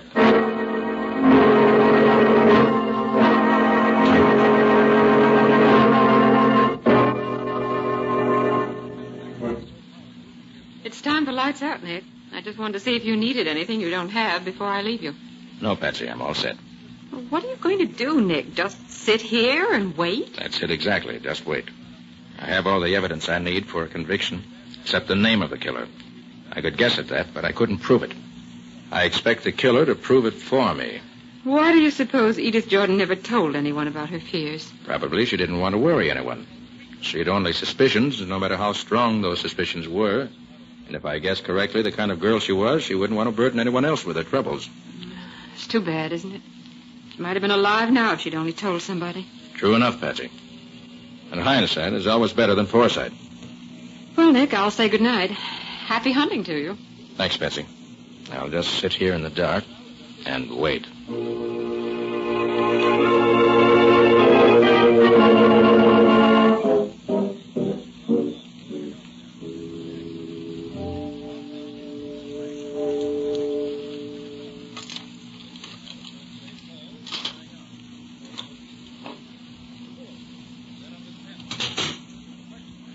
Get your hands up. Up with your hands, I said. I can see you plain enough. That's better. Now for some light. Well, so it's you, the mechanic from the garage. What's all this about anyway? You came here to get the diary, didn't you? Oh, did I? I thought so. That was your picture Miss Jordan got on her snapshot of Spring Lake, wasn't it? Oh, was it? Prove it. I can do that, too. In the picture, the cap on the head of the little figure has 2 white dots on it. In the same place where you wear your 2 white union buttons. You can't call that proof. Anybody can have those. You must have taken that picture at the time you were burying that girl you killed, the waitress. You were afraid she'd identify you as the one in the picture, so you took a shot at her. But you missed. Then you tried another stunt. You worked late at the garage one night and weakened the steering gear of a car. When that failed to kill her, you were very careful to be the first to point out to her that the steering gear had been tampered with. In that way, she'd never think to blame you for it. Which was very clever, my friend. But then you were stumped. Until you found out that her doctor had given her that sleeping prescription. So being a morphine addict yourself... How do you know that? I saw your arms the other day, and I recognized the scars of the needle. Okay. Okay, you got it on me. You win. So as I said, being a morphine addict yourself, you broke into her room just as you did tonight, and filled one of the capsules in the top row with morphine, which would kill her instantly. Yeah. I knew she couldn't take that much of a dose. By the way, how did you find out about that prescription? She told me about it herself when we were talking one time. But if you knew all this stuff before, why didn't you pull me in down to the garage instead of laying in wait for me like this? I could prove it all to myself, but I couldn't prove it to a jury. However, now I can. Because by your coming here, you've confessed. It's a shame, killing her like that. Because she never had the slightest suspicion you were the Spring Lake murderer. Don't try to kid me. She knew right enough. That's why I had to get that diary. The whole story would have been in that. Mabel, that girl I killed. She was in love with me. She wanted me to marry her. She said if I didn't, she'd tell the cops where I bought my dope. Made such a fuss, I finally had to hit her over the head. And you were burying her by the lake when the Jordan girl came along and took that picture. Yeah. Then I knew that when the body was discovered like it would be someday, This dame would remember seeing me out there, so I had to get that diary before the cops got it. Well, as you go to the electric chair, I want you to remember one thing, my friend. There is no diary. Huh? I invented it to smoke you out in the open. Why, An imaginary diary and a guilty conscience have done what clues and detection could only do with great difficulty. You've convicted yourself. A man's own conscience is a better detective than the greatest detective on earth. Always.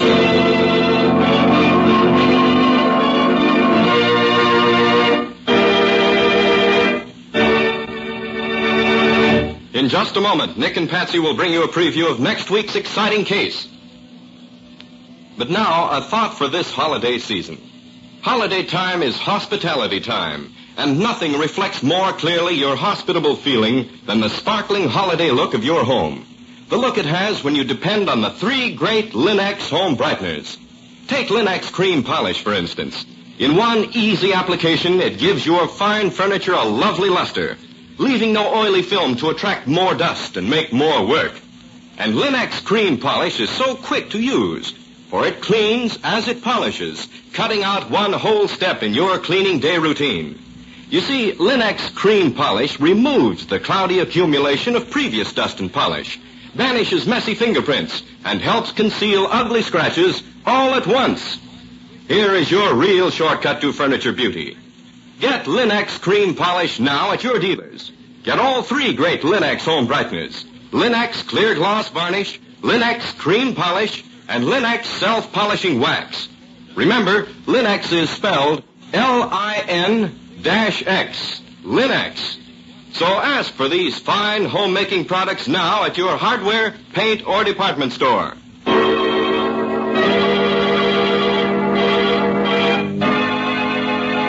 And now let's hear from Nick Carter himself. And now, Nick, what's the story you're going to tell us next time? Well, Ken, next week I want to tell you about an adventure I had just because I went to a party to meet a famous man. And the famous man never showed up at all. Doesn't sound as if the party was much of a success. As far as I was concerned, it was a total flop, socially speaking. But there were 3 murders as a result of that evening's get-together. And Nick himself was almost added to the list. All due to a decanter of whiskey that turned out not to be whiskey at all. I think that's about enough for now, Patsy. Let's save the rest for next week. And on behalf of myself and the rest of our cast, our organist, Lou White, our sound effects, Walt Shaver, our engineer, Herman Berger, and our writer and director, Jock McGregor, may I wish every one of you the season's greetings in the biggest possible way. And that goes for me, too. So long, everybody. So long to you both. We'll be seeing you again next week.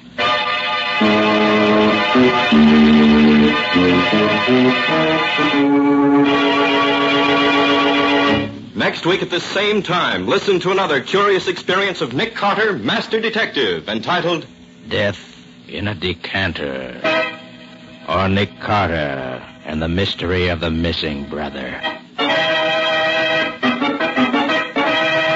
Nick Carter, Master Detective, is featured in Street and Smith magazines. Lon Clark is starred as Nick, with Helen Choate as Patsy.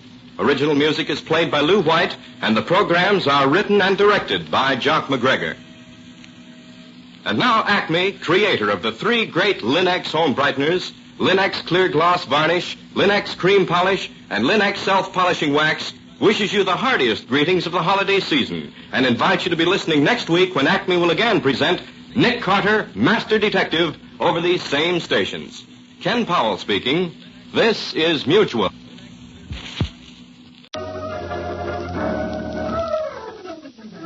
And now, the case of the Martyred Rat. Today's adventure starring Lon Clark as Nick Carter. Brought to you by new post-war Old Dutch Cleanser.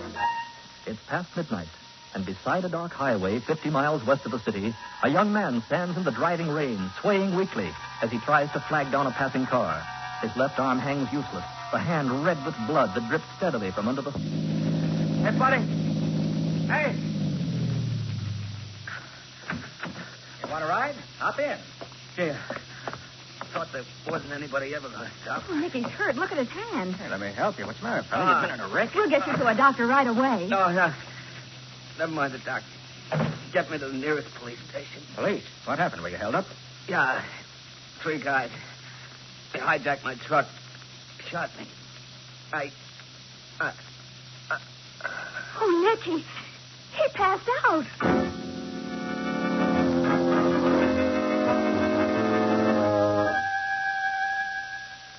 Hello? Is this Mr. Henry Barton of the Barton Motor Freight Company? Yes. Who are you? My name's Carter, Mr. Barton. I'm speaking for one of your drivers, Red Kennedy. What? Is Red in trouble? Yeah, he asked me to let you know that his truck was hijacked tonight 10 miles west of Elm City. Good heavens. That truck was carrying a load worth almost $30,000. How about Red? Is he all right? He's been shot, but it's only a flesh wound. The doctor says he's in pretty good shape. You tell that doctor that I want Red to have the best of everything. What did you say your name was? Carter, Nick Carter. Oh, you're a detective, aren't you? Well, yes, I'm a private investigator. All right, then, go to work. Find out who held up my truck. Get that cargo back. Report to me tomorrow afternoon. Now, wait a minute. I haven't said I'd take this case. I'm asking you, ain't I? How about it? Okay, I'll do it. For Red's sake. I don't like seeing people hijacked. Fine. See you in my office at 2 o'clock sharp. Good night. Come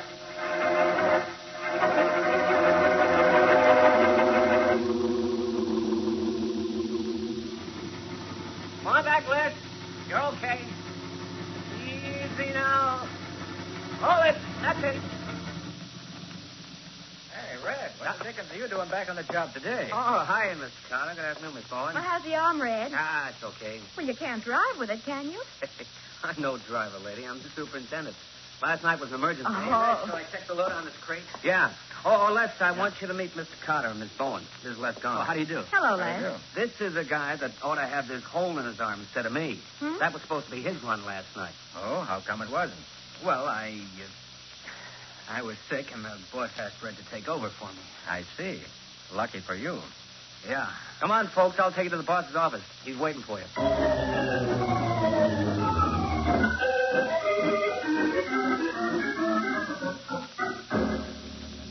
Well, Mr. Carter, what did you find out? So far, not much, Mr. Barton. We did go out and take a look at the truck last night, but we couldn't tell anything from Matt. What do you mean? Parked half a mile off the main highway on a side road. Yeah, that's where the hijackers made me drive so that they could load the stuff into their own truck. How about tire tracks? Don't you detectives locate criminals, things like that? Well, not unless there are tire tracks, Mr. Barton. You see, there's plenty of mud where the truck was parked, sort of red clay, but the rain had washed out any wheel marks there might have been. Mm-hmm. In other words, you haven't found out one blame thing. Now, see here, Mr. Barton, you can't expect miracles. Miracles? Look. What? Can you give me a list of everything that was stolen last night? Yes, I've got it right here. Cigarettes, nylons, silverware, electrical appliances, chemicals, and a lot of small stuff. Most of those things could be easily disposed of. Yeah. Oh, by the way, Red, what about Les? Think he can drive tonight? Sure, Les is okay, Mr. Barton. Oh, is that the driver who was sick last night? Sick? He was drunk. Sent him back to Kittery's boarding house to sleep it off. Made Red take over the run. Oh, look, boss. Les wasn't drunk. I told you that last night. I smell liquor on his breath. All right, so he had a drink, maybe two, but he never done it before, did he? No. He better not do it again. If it hadn't been for you, I'd have fired him on the spot. Well, Mr. Barton, I'll let you know as soon as I've got anything definite. Good. And don't make it any later than the day after tomorrow.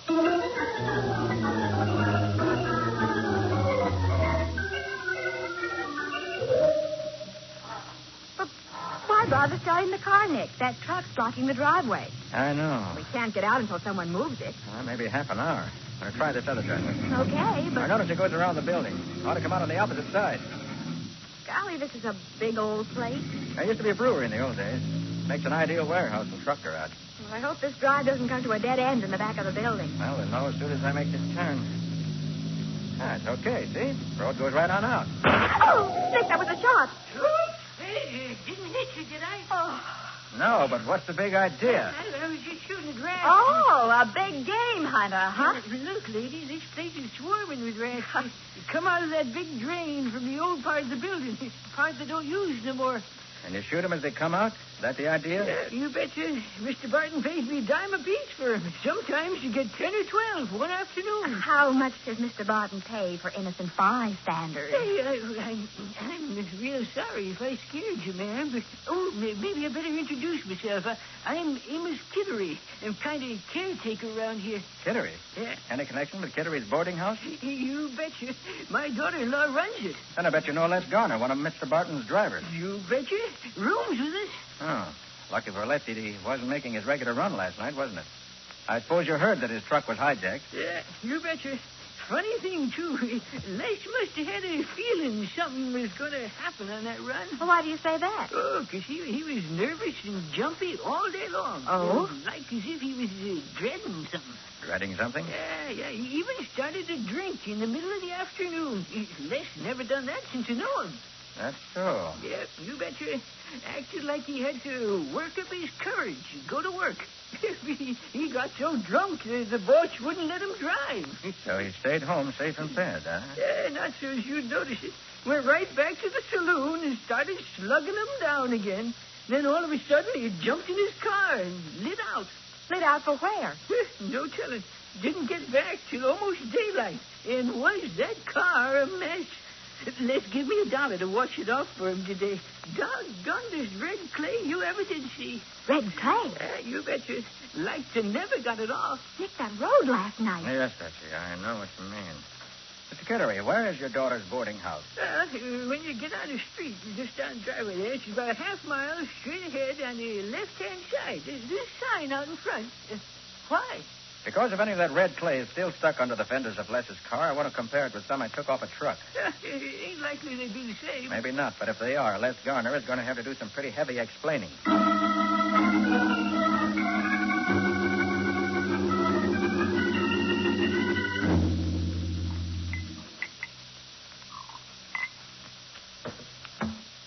Well, Patsy, I'm afraid it's true.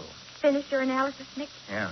Clay from the hijacked truck and that from Les Garner's car had exactly the same chemical composition. Oh, then they must have come from the same place. No question about it. But if Les was in on the holdup, Nick, do you think he faked being drunk in order to get out of driving?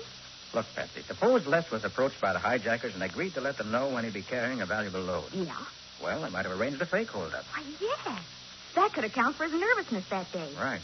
Then when Barton refused to let him drive, Les would have had to get in touch with the mob and warn them that somebody else would be driving. And that might be how he got the clay on his car. Of course, we don't have any actual proof. No. Oh, just a minute. Nick Carter's office, Patsy Bowen speaking. I want to talk to Carter, young woman, right now. Oh, yes, sir. You better take it, Nick. It's Mr. Barton. Oh, okay. Hello, Mr. Barton. Hello. Think I have some news for you. Oh, you do? Well, I've got some news for you. Another one of my trucks has been hijacked. Another one? Yes. Who was driving it? Les Garner? What? Yes. How did you know? I'll tell you later. But don't let Garner get away. Don't worry. He won't get away. Good. The hijackers put a bullet through his head.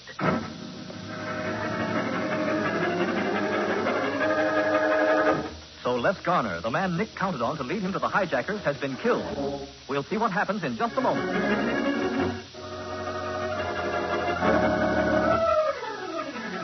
Now, back to the case of the Martyred Rat. Today's adventure with Nick Carter, brought to you by new post-war Old Dutch Cleanser. It's now 3 o'clock in the morning. Nick and Patsy have driven out to the scene of the holdup with Mr. Barton.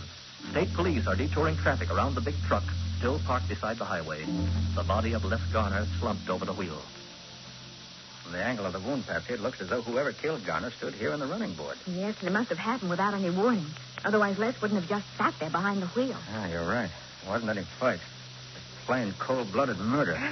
Then you'll be taking another big loss, won't you, Mr. Barton? Oh, I won't lose anything. All my trucks are fully insured against robbery.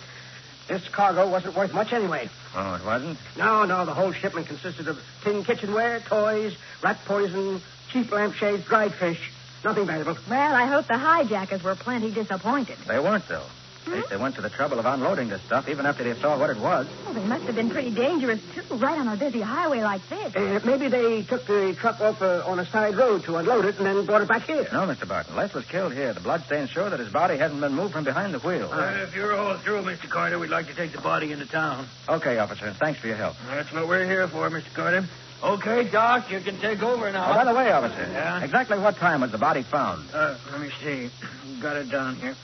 12:45. 12:45? Yep. But you didn't notify Mr. Barton until after 1:30. That wasn't our fault, lady. We tried to phone him, but there wasn't any answer. Yeah, well, I my pinochle club met last night, and I didn't get home till after 1. Pinochle club? Yeah, but come on, let's get back to the car. Oh, that's a good idea. Hey, Mr. I'm Barton. getting cold. Yes? How long would it take to move the sort of load you had on this truck from one truck to another? At least half an hour. Why? I'm trying to figure out what happened. Well, it's plain enough. They made a big hole the first time, so they tried it again. And then No. Hijackers don't rob just any truck. They always have information about which trucks are carrying valuable cargoes. But, Nick, this truck didn't have a valuable cargo. Which proves Mr. Carter is wrong for the second time tonight, young lady. The second time? Didn't you say that Les Garner was mixed up with the hijackers? I did. Well, the fact that they had to kill him to get the cargo proves you were wrong there, too. No, Mr. Barton. The hijackers didn't kill Les in order to get that worthless cargo. They stole the cargo in order to cover up his murder. What? You mean that Les was murdered so he couldn't talk about the first robbery? Exactly. What? The truck was hijacked to make it look like another holdup. Oh, you're crazy. Who knew what was on that first truck and what route it was going to take? Les knew, and Ritter, superintendent, knew. Even before he took over as driver. But that's all. Well, didn't anyone else know? Absolutely not. Not even you? Well, yes, of course, I knew. Oh, Patsy, when we get back to town, remind me to call the newspapers. Call the newspapers? But why, Nick? Because you can locate all sorts of things through a newspaper ad. And maybe, if we advertise, we can locate a murderer.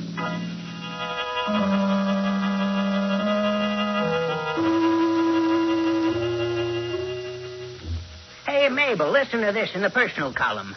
Wanted to contact motorists who were driving west from Deaver Springs Friday night between 11:30 p.m. and 1 o'clock.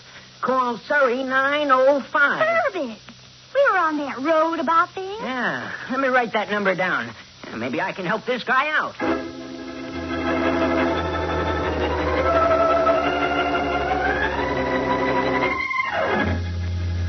Yes, Mr. Hammond, I'm trying to get information about a trailer truck that was parked just beyond the top of a long hill 10 miles west of Deaver Springs Friday night. Barton motor freight truck? Yes. Did you see it? I'll say I did. I got stuck behind it at the bottom of the hill and had to go all the way up and low. That's why I remember the name. Well, do you remember what time that was, Mr. Hammond? Yes. As a matter of fact, I had the car radio on waiting for the 12:30 news. It started just as I went around him at the top of the hill. Was there another truck on the hill at the same time? No, just one other passenger car and me. We were both stuck behind the truck. You say there was another passenger car? Yeah, and you know there was something funny about that, too. What was that? Well, I stopped about a mile farther on because I thought I had a flat. Uh-huh. But neither the truck nor the other car ever did pass me. Well, maybe the car turned off on a side road. There aren't any on that stretch. Well, what sort of a car was it, do you know? No, it was behind me. All I could see was the headlights. Afterward, Mabel and I wondered what happened to it. I think I know what happened to it, Mr. Hammond. In fact, with what you've told me, I think I know the answer to a lot of things.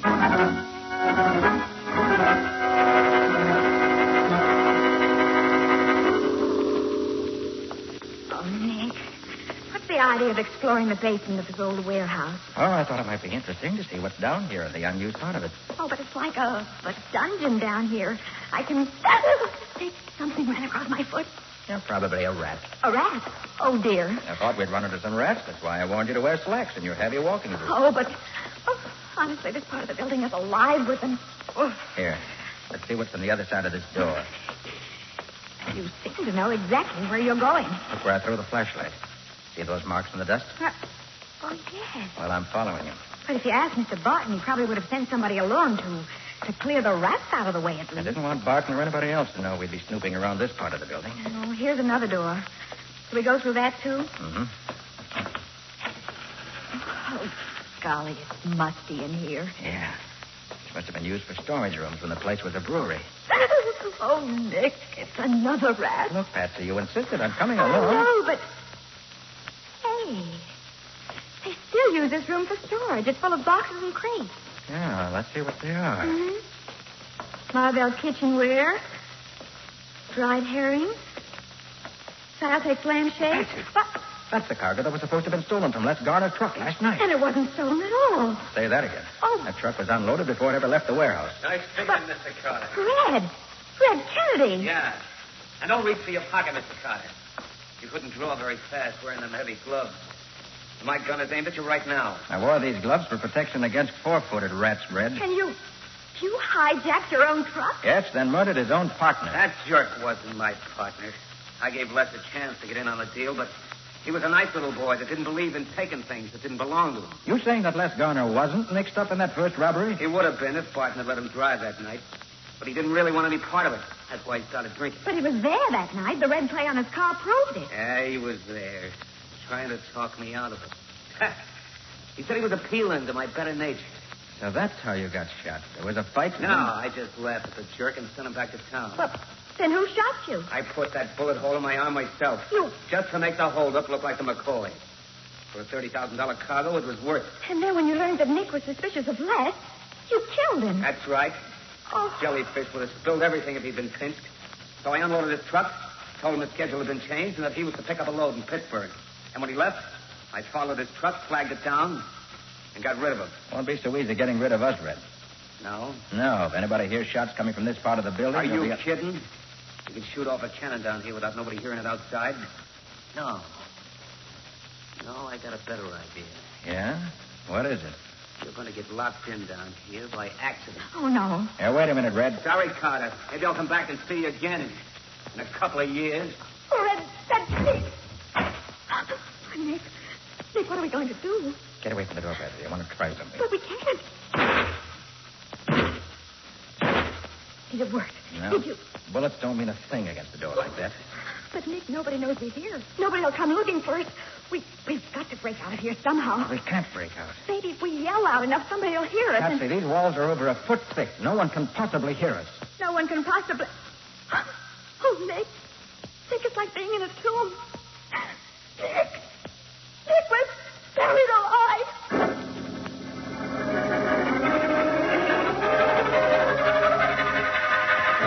Locked in a forgotten basement room of the old brewery, unable to break out or make themselves heard, Nick and Patsy are faced with almost certain death. We'll see what happens in just a moment.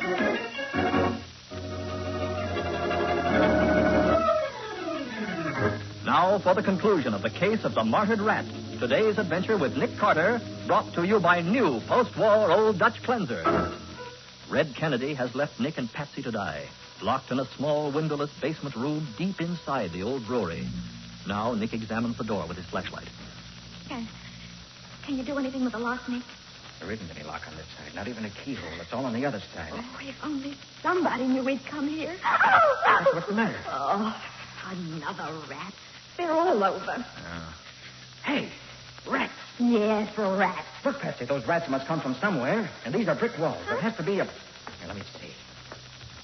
Yeah, there it is. There what is? A drain pipe. Here, hold the flashlight while I move some of these buckets. Oh, Nick, have you got an idea how we can get out? Martin said this stuff included a shipment of rat poison. Yeah, but... Shine the light on this box. Sure kill rat poison.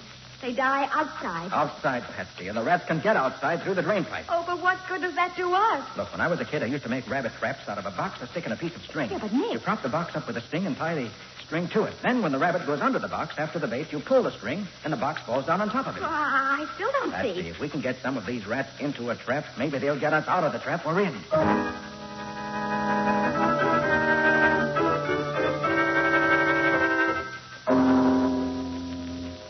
Nick, what time is it? 4 o'clock in the afternoon. Been in here 23 hours. I guess it didn't work, did it? Afraid not. It was such a nice scheme, too. Tying messages to the legs of those rats. Then letting them eat the rat poison and escaping to the drain pipe. Darn it. One or two of them must have got to. The boxes containing the poison said they always go out into the open air to die. Well, maybe they died. And nobody found them. Yeah, maybe. Carter! Carter! Listen. Carter! Carter, where are you? That's Barton. He's found us. We're here, Mr. Barton! In here!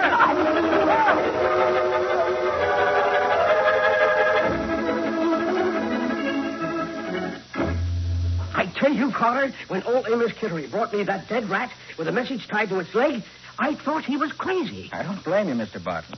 I gambled on the chance that Kittery would either shoot or find one that had a message tied to it. Well, it turned out to be a good gamble, but why did you think you would find the stolen cargo where you did? Because Garner's truck was seen climbing the hill at 12:30, just 15 minutes before his body was found. And you told us it would take at least 30 minutes to unload the truck. That's why I figured that truck must have been empty when it left the warehouse. I see. Then when I heard about the car that followed Garner up the hill, but no farther, I was pretty sure the driver of it was the one who killed Garner. Why? Well, there was nothing wrong with the truck, which meant that Garner wouldn't have stopped without being flagged down. And by somebody he knew. Yes, you're right there. He wouldn't have stopped for a stranger. It also had to be somebody who worked here, Mr. Barton. Sure, otherwise the driver of that car wouldn't have known the route. And he wouldn't have had a chance to unload the truck before it pulled out of here. Well, it could have been me, of course. Don't think I didn't think of you. Oh, you did you? Of course I did, but I checked your alibi. You didn't do very well in that pinochle game, did you, Mr. Martin? No. That's why you didn't care to talk about it. Well, by the way, Red's confessed that the first cargo, the one that was hijacked when he was driving, is hidden in an old barn nearby. You better send out a truck for it. Yeah, I'll do that right away. And, Carter, I got to give you credit. You did a fine job. Oh, thanks. But there's just one thing. Yeah, what's that, Patsy? Well, I still loathe rats, but I feel kind of sorry for the one that got our message through. We poisoned him, and then he saved our lives. Well, he was a martyr in a good cause, Miss Bowen. We'll bury him with honor. Yes, Patsy. And every year on this day, you can put a piece of cheese on his grave.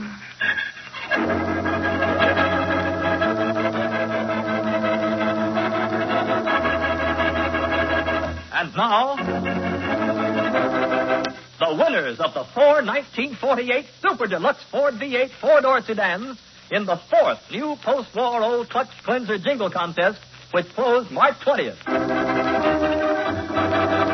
Nick, you mind if I make the awards this week? Sorry, Mike, but it's been just too much fun giving away Fords. Okay, go to it. Try and stop me.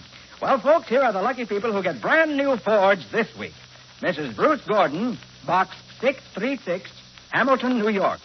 Ann Hall, 5500 North Newland Avenue, Chicago, Illinois.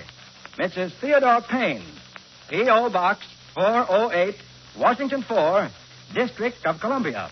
And Mrs. Vera Feeter, 8017 North Whitney Road, Milwaukee 11, Wisconsin. And to all these fortunate folks, as well as to all the other contest winners, let me say congratulations. And remember, we'll announce winners of the last week's contest as soon as possible. So be sure to keep listening. And, Nick, that reminds me. What do you have in store for us next week? Something real exciting, Mike. You see, it all started when an East Indian Maharaja lost a 100-carat diamond. Oh, no, Nick. It really started when the movie producer's daughter disappeared. Well, maybe so, Patsy, but it was because of the diamond that we found the dead body 3,000 miles from where it should have been. Hey, take it easy. This is getting too rich for my blood. What do you call this story, Nick? I call it The Case of the Star of Evil.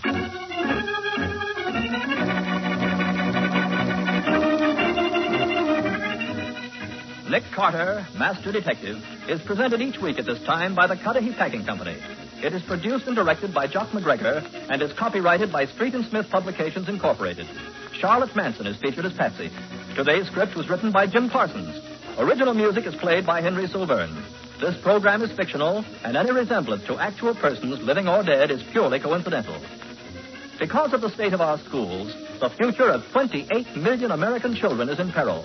This means we must all work to improve educational conditions, because the future of these children and their teachers is the future of America. This is Michael Fitzmaurice saying, when minutes count, use new post-war Old Dutch Cleanser.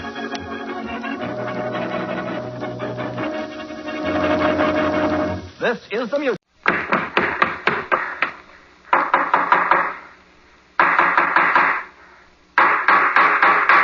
What's the matter? What is it? It's a case for Nick Carter, Master Detective.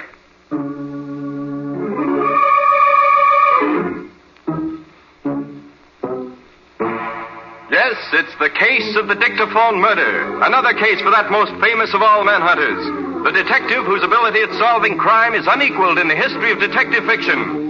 Nick Carter, Master Detective.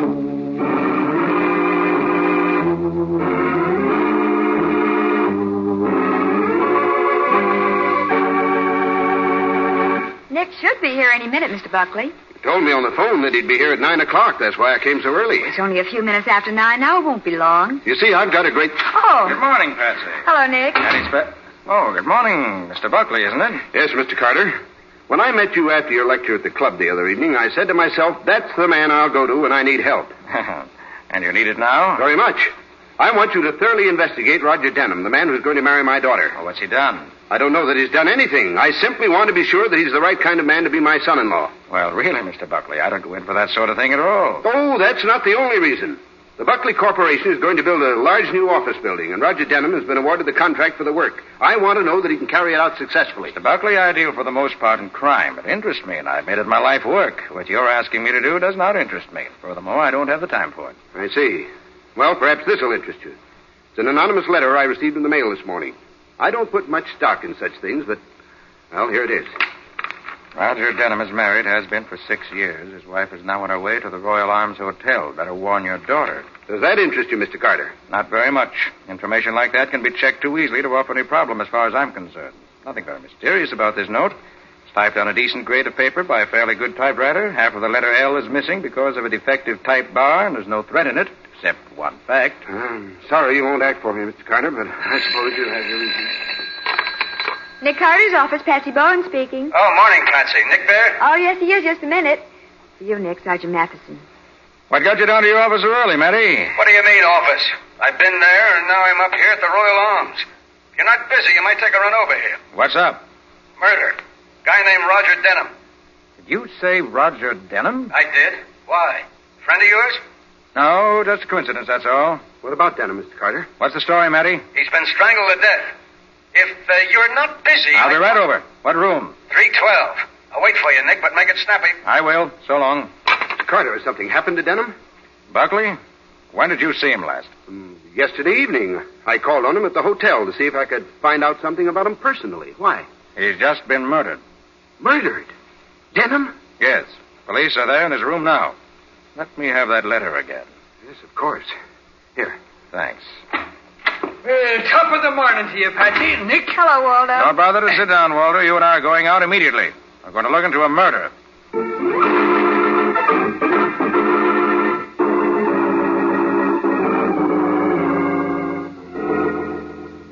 Hi, Matty. Well, Nick, you made good time.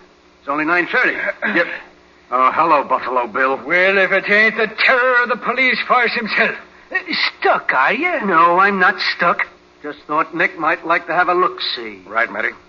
What have you found so far? Well, there's the body, Nick, right on the floor where we found it. He was strangled by some guy with an enormous pair of hands. You can still see the marks on his throat. Must have been a struggle the way the room was upset, but it wasn't robbery. Nothing is missing as far as we can tell. Any fingerprints? No, not a one. Maid found the body when she came in to clean about 9 o'clock. Coroner says death occurred about 8:30 this morning. All-night party or an early morning blowout? I checked with the room clerk, and he says he saw no visitors this morning, but the telephone operator says a guy named Johnny Casper called about 7:45 this morning. She said she knew his voice because he'd called so often before. If he came here, he'd know the way without asking at the desk. Yeah. Said she wasn't listening, but she gathered from what she just happened to hear that Casper wanted to see Denham right away. Well, we can look into that when we... Wait. Room 312. Is Mr. Denham there? Who's calling? Mr. Allen of the Buckley Corporation. I'd like to talk to Mr. Denham. What do you want to talk to Denham about? Who are you? This is Nick Carter. I'm sorry to say you can't talk to Denham. He's just been murdered. Denham? Murdered? Did you say murdered? I did. What do you want to talk to him about? Why, I'm the chairman of the board for the Buckley Corporation. We've just awarded a contract to Mr. Denham for the construction of the Buckley building, and I wanted to make an appointment with him to settle a number of details. And you say he's... Unfortunately, yes, Mr. Allen. It's terribly unfortunate. Well, goodbye. Goodbye. Some friend of Denham's, Nick? Business acquaintance, apparently. Wanted to make a date with him. It's a little late for that, I'm thinking. Hey, Nick, here's something. Yes, what is it, Matty? It's a piece of silk. Pocket off a shirt, I'd say. Found it clenched in Denham's fist. Ah. Must have been ripped off in the struggle. A clue, by golly. Now we can start investigating, Nick. Looks like it. Matty, will you let me have this? Oh, now look, Nick, that's the only real piece of evidence we got. I know it, and I'll take care of it. Just want to find out what mills made it and what they did with it. Oh, but Nick, look, why now, can't... look, I can do it faster than you can, Matty. You know that. Oh, I suppose so, but I Thanks. Yeah. Waldo, suppose you dig around and find out what mills this piece of silk came from. Shouldn't be difficult because there's a flaw here in the weave. Should make identification easy. You better get going. Legwork. Always legwork for Waldo. A good detective like me, and I ain't allowed to detect. A good detective follows orders, too. Don't forget that. Oh, sure, Nick, sure. I was just... So long, Waldo. I'll see you at the office later. Okay, Nick, okay. Well, Nick, I guess there isn't much else here we can see. I'll just take a look around while I'm here. Yeah. room looks as if somebody been through it looking for something. The way it's all upside down. Yeah, that's what I thought. What do you suppose he was looking for? I wouldn't know, Matty. You see this? Huh? This piece of wire sticking out under the closet door? No, what is it? Well, let's see. Hey, it goes up the closet wall and through the ceiling. The maid still here? Yeah, right outside. Hey, maid! Yes, sir? Who lives in the room over this? Nobody, sir. It's empty. Or it was yesterday afternoon when I cleaned it up about 4:30. That sounds suspicious in itself, an empty hotel room these days. Royal Arms. Desk clerk, please. Desk clerk. This is Nick Carter on the murder of Denham. Who has room 412? Mrs. Denham has it now, sir. Mrs. Denham? Yes, sir. When did she come in? Just a few minutes ago. Denham reserved the room yesterday for friends, he said. When Mrs. Denham came in, I supposed he meant it for her, so I gave it to her. I called Denham to check, but got no answer. What time was that? About 5 minutes to 9. Do you know anything about a wire in the closet of 312? A wire? No, Mr. Carter, I don't. That's all, thanks. Matty, I believe this wire is a part of the answer to this murder. Yeah? Let's go up and have a... Hey, that came from upstairs, man. Mrs. Denham, come on, Matty, hurry.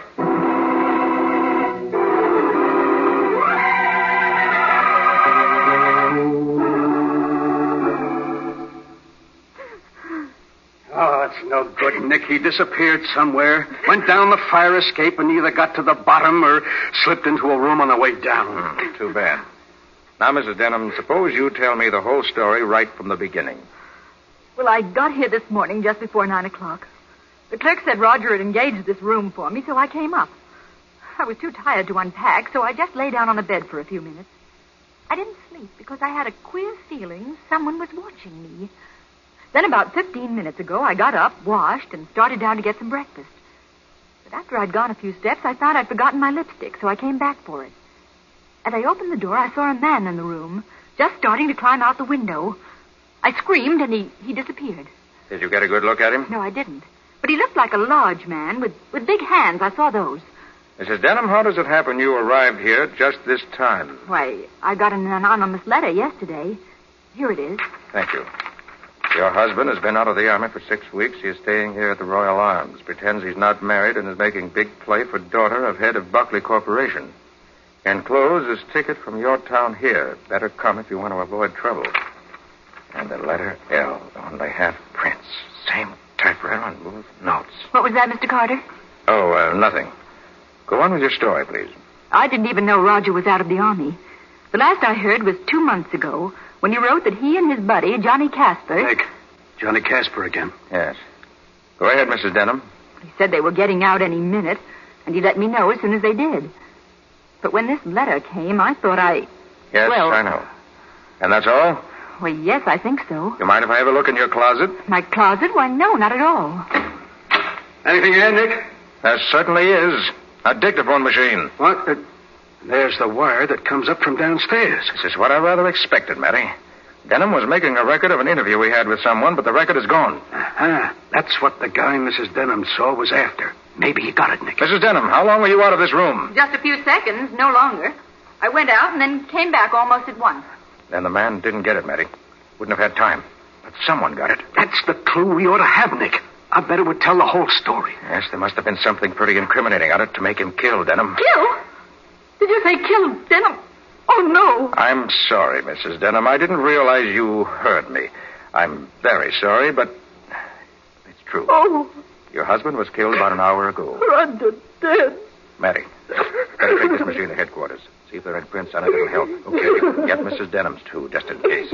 Nick, you don't I don't know. Better take no chances. Let me get the serial number on the machine so I can have Patsy check on it, and I'll be on my way. Get on your way where, Nick? To see Johnny Casper. He looks like a good starting point.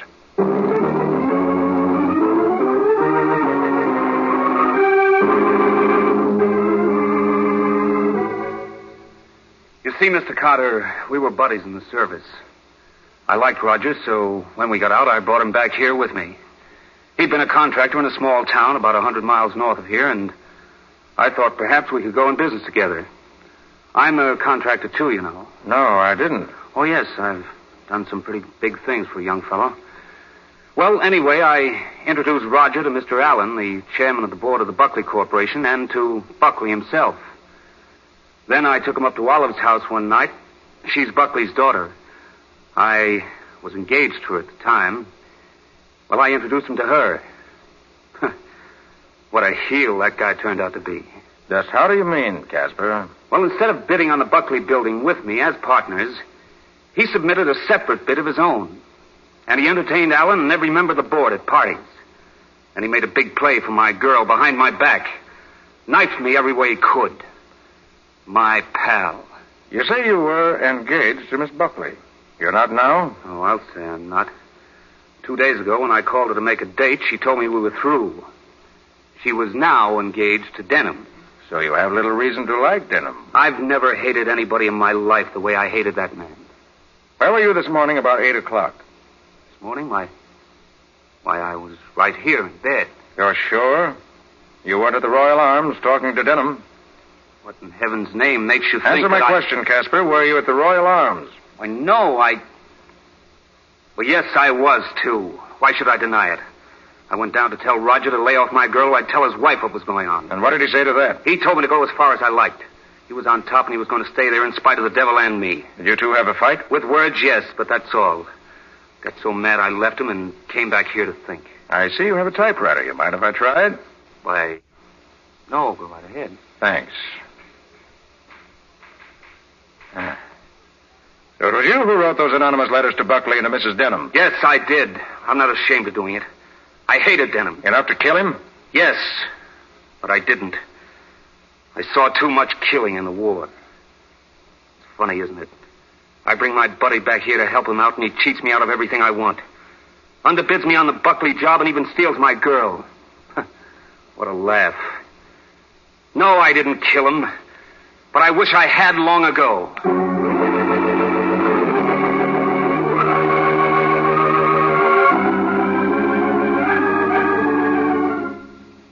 Pardon me, but I was referred to you to... And am I glad you were. We don't get many in here like you, baby. I want to find out something about... I'm the boy that can tell you, baby. Anything you want to know. I have here the serial number. Now, look, let's not talk about numbers. Let's talk about you. You're the number I'm interested in right now. Well, look, will you please listen? Am I listening to every word you say, gorgeous? Go ahead, talk. I want to find out about Dictaphone machine number 248749AY. Hey, look. What are you doing tonight, slick chick? Working. Number 248749AY, please. I bet you do a mean rumba. How's about giving me a whirl tonight, hmm? Oh, look. I want to find out about this... Yeah, baby, I'm trying to find out, too. How late are you working tonight? Huh? I don't know. No, I bet you're not working at all. Just stalling me along to see how far I'll go. Well, I'll go a long way for you, good-looking. Oh, will you please? Oh, listen, Reb, how's about letting me call you when I get through tonight? Cuddle up together. I know just the place. Come on, what do you say? All right, you win. Call me at Pennsylvania 68601. Ask for Patsy. Atta, baby. Now you're cooking on all four. Now, what do you want to know? Where this machine 248749AY has been for the last 48 hours. Well, leave me look.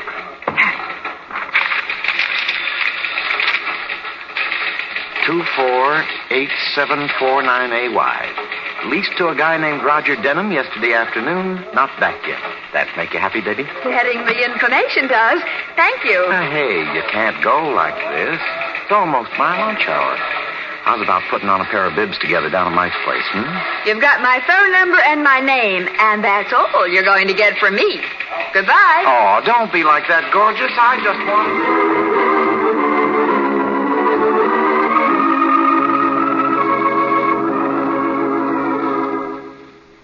Oh, there you are, Patsy. We've been waiting for you. Find anything? Nick, do I look fascinating to you? Hey, Patsy, this is police headquarters, remember? Other men find me irresistible. Do you? Snap out of it, Patsy. Did you find out about the dictaphone? Huh? Oh, yes.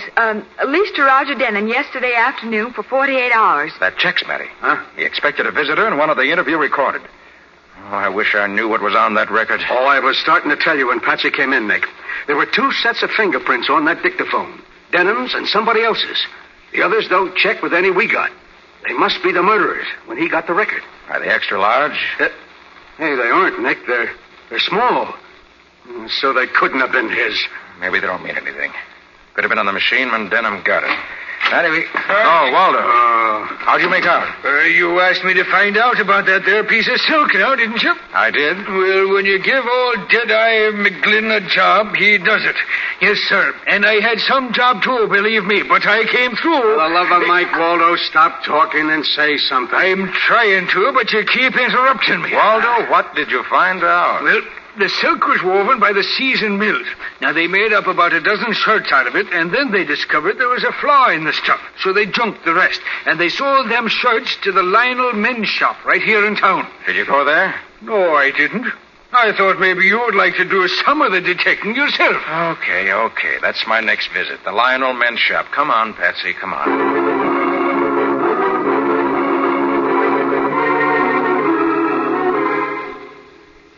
This is Buckley speaking. This is Nick Carter, Mr. Buckley. I find that you bought a dozen white silk shirts from the Lionel shop a few months ago. Yes, I did. They offered me a special price, I recall. Why? Did you keep them all yourself? Why, no, I didn't. I got them just before Christmas, and I gave several of them away as presents. Could you tell me to whom you gave them? Well, now, let me see. I remember giving Alan 3 of them, and I kept 5 for myself, I think. And the others... Oh, yes. My daughter Olive gave the rest to Johnny Casper so he'd have some when he got out of the Army. They were going around together at that time. Nobody else got any? I believe not. Couldn't swear to it, of course. All right, thanks. Sorry to bother you. Goodbye. What do you say, Nick? He kept some, gave some to Alan, and some to Casper. Casper? We keep coming back to him, don't we? Seems so. He certainly had a motive. But if he did it, where does the dictaphone come in? Yes, I see what you mean. But who else is there? Alan? Well, I suppose we better check on his whereabouts at the time of the killing this morning. Mustn't leave any stone unturned. Come on.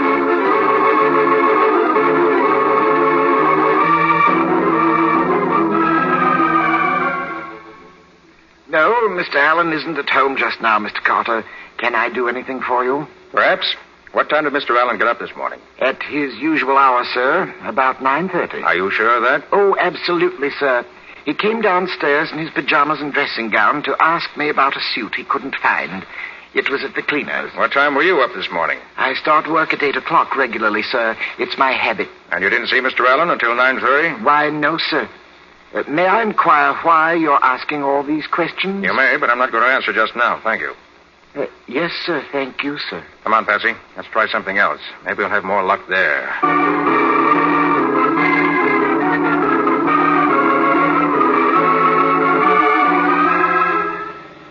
Well, Nick, you going to check up on Mr. Buckley? Buckley? Well, yes. You've investigated 2 of the 3 men who got the silk shirts. You can't omit Buckley, can you? I suppose you're right, Patsy. We can't afford to... Oh, I wish I had that record Denham made. That would probably tell us the motive. Just now, we are completely missing a motive. Well, Casper had one. But as you've said, that doesn't account for the record. No, it doesn't. I wonder... Huh? What is it, Nick? Wait. I want to call Matty. I'm going in the drugstore here. Okay. I'll be right back. All right.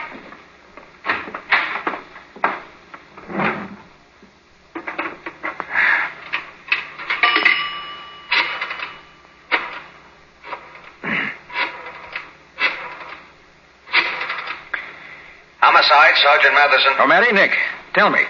When you examined the prints in the dictaphone, did you find any of the smaller prints lapping over Denham's prints? Why, come to think of it, yeah, Nick. Some of the little prints were on top of Denham's. Why? Thanks. I'll see you later. Bye. What's going on, Nick? I think I know now where the missing dictaphone record is, Patsy, and when I get that, I should have the motive. And the murderer. Let's go, Nick.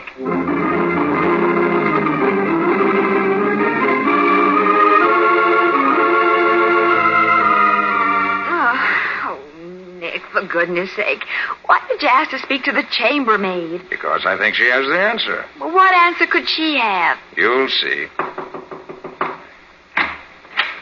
You're the chambermaid who found Mr. Denham's body this morning in room 312? Yes, sir. I found him when I went in to clean the room. Did you go to room 412 this morning? Well, I did and I didn't. Just how do you mean? Well, you see, I clean the rooms that's vacant in the afternoon. The deadline's 5 o'clock, so I got to get them cleaned before then. So I cleaned up 412 yesterday, like always. That's a transient room. So this morning I opened 412 to see if somebody's been in. But when I seen it like I left it, I didn't go in. I see. You went to the room at all this morning. Like I told you, I just looked in and see nobody's been in, so I locked it up again. You won't mind letting me take your fingerprints, will you? Fingerprints? What do you want them for? Just for the record. You're not scared, are you? Scared? Why should I be scared? And you won't mind if I take your prints? No, I don't guess so. How do you do it? Just press your fingers on this little ink pad, like this. Yeah? Then press them on this pad, like this. Yeah. Ah. Do they match, Nick? Match? Match what? So you didn't go in room 412 this morning. I told you I know what you told me. Now tell me the truth. You went to the door and you went in. And you took a record off a dictaphone machine you found in the closet. Why? Golly, mister. Can you tell all that from my fingerprints? I can. So you better tell me the truth. All right. Well, here's what happened, and it's the gospel truth. I opened the door like I said. Then, just as I started to close it again, I heard a funny noise. I listened, and it come from the closet. I looked, and there was a funny machine there with one of them trick kind of records on it. And you took it? Yeah. I didn't think it was stealing. I just wanted to see what was on it. So I brought it down here, and when I got a chance, I was going to play it on one of the machines in the office. But I've been too busy. Do you know that Denham was killed for that record? Honest, mister? And if the murderer finds you've got it now, you're next. Gee, I wouldn't like that. I don't want to be killed. And you better get me the record right now. Sure. Sure, mister. I got it hidden in one of the cleaning closets. I'll get it for you, honest. You wait right here. We'll wait. And then we'll play the record, Patsy. I've got to know what's on it.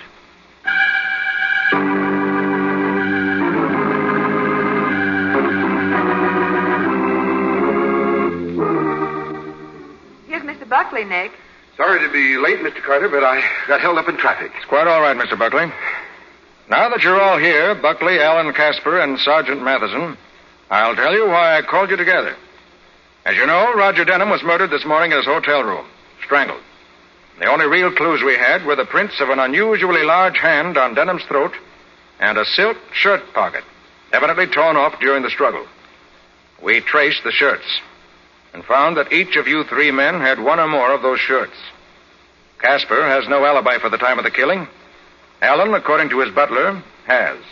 And Buckley, we don't know about. If you'd asked me, I could have told you where I was. I'm sure you could, Mr. Buckley, right to the very minute, no doubt. So any one of you might have owned the shirt with the torn pocket. We had to get at it another way. Motive. Which of you had the strongest motive to kill Denham? Buckley and Allen don't seem to have any reason. But Casper did. Now, look here, Carter. Are you trying to pin this on me? Sit down, Casper, and wait until I finish. I won't pin murder on anyone unless it belongs there. As I said, we needed a motive. But it was only late this afternoon that chance plus a rational and logical elimination of other possibilities gave me the answer. I now have the motive, and with it, the murderer. And what is it, Mr. Carter? Yes, don't keep us waiting this way. Here it is. Listen. All right, Patsy. Right. Hello, Allen. What brings you out so early in the morning? I think you know, Denham. Stop that machine. Give me that record. What's the trouble, Mr. Allen? I said stop that machine. I owe you Take that record and now. I want these gentlemen to hear what it says. Confound you, Carter. I'll put a bullet right in. Put a bullet nowhere, murderer. Give me that gun. Come on. Get it to me. That's better. All right, gentlemen. Now that Mr. Allen is quiet again, I'd like you to hear the rest of this record. Start it again, Patsy. All right. Hello, Allen. What brings you out so early in the morning? I think you know, Denham. Little matter of money. Money? What money? Do I owe you some? Hey, what is this? You trying to kid me? No, indeed. I just don't understand. No? You bid on the contract for the construction of the new Buckley building, remember? That's right. You were not the low bidder and came in second. You were over $50,000 higher than the low bid. Right again. I reported to the board that I was convinced that the low bidder was not equipped to do this job and recommended giving it to you in spite of your price. That's very decent of you, Allen. Decent? You promised me $10,000 if I got you that contract. That's why I'm here. I want half of that $10,000 now before the contract is signed. Hey, Allen, I never promised to pay you to get me that contract. I don't do business that way. Why, you double-crossing gip artist. You'll pay me what you promised or that contract will never be signed, I promise you. But the board awarded it to me. On my recommendation, And they'll award it to someone else if I don't get what's coming to me. I boss that board, and don't forget it. They do what I say. And you're going to do what you said you would, or else. That's the end, Nick. That's the most incredible thing I ever heard. So Allen killed him. Mr. Allen, would you care to tell us what happened after the record was shut off? Nothing. I left at once. May I see your shirt? No. Yes. Here, open your vest. That's a good boy. Nicky hasn't changed his shirt. His pocket's missing. Very probably didn't even know it was gone in all the excitement of the murder. And if further proof is needed, I believe his hands will correspond to the marks on Denham's throat. I see you have unusually large hands, Mr. Allen. Denham was a louse. He shut the machine off and told me he'd been making a record of our conversation. Said if I tried to collect what he'd promised me, he'd take the record to Buckley. I knew that would ruin me, and so You killed him so you could find the record, so you could destroy it. I wouldn't have believed it possible. Well, you're right about one thing. You're through, finished, as far as I'm concerned. And as far as the state is concerned, too. The chair will finish him. That's the case, gentlemen. Oh, that's for me, Nick. For you, Patsy. Who is it, do you know? Oh, I'll say I do. Wait till he hears what I'm going to tell him. Oh, but I do wish somebody else would talk to me that way. Just once in a while. Hello!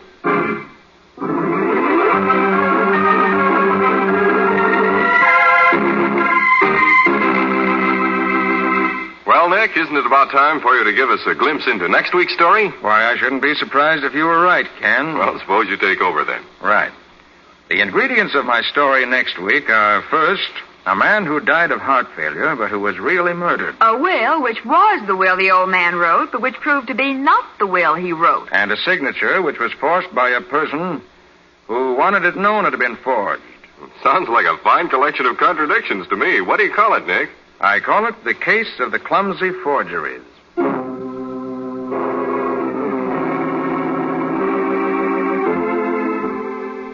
Nick Carter, Master Detective, which is produced and directed by Jock McGregor, is copyrighted by Street and Smith Publications, Incorporated. Pictured stories of Nick Carter appear in every issue of the Shadow Comics. In the broadcasts of Nick Carter, Master Detective, Lon Clark is starred as Nick, Charlotte Manson is featured as Patsy, Matty is played by Ed Latimer, Waldo by Humphrey Davis. Original music is played by George Wright. Script is by Jock McGregor and Peggy Mayer. Any resemblance in these programs to actual persons, living or dead, or to actual places is purely coincidental. Nick Carter, Master Detective, is presented over most of these mutual stations each week at this same time. This is Ken Powell saying so long until next week.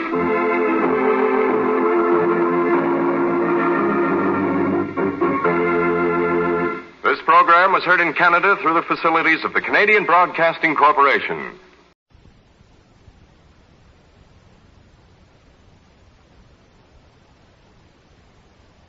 The Linux Show, starring Nick Carter, Master Detective, presented by Acme, America's great producer of fine quality paints.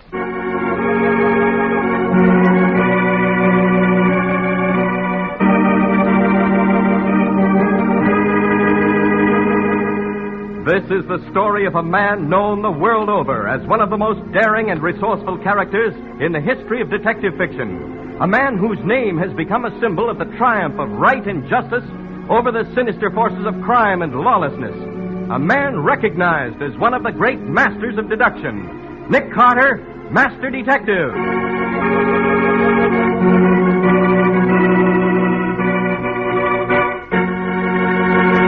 Today's exciting case, The Vanishing Postman. Another exciting chapter dramatized from the life story of Nick Carter.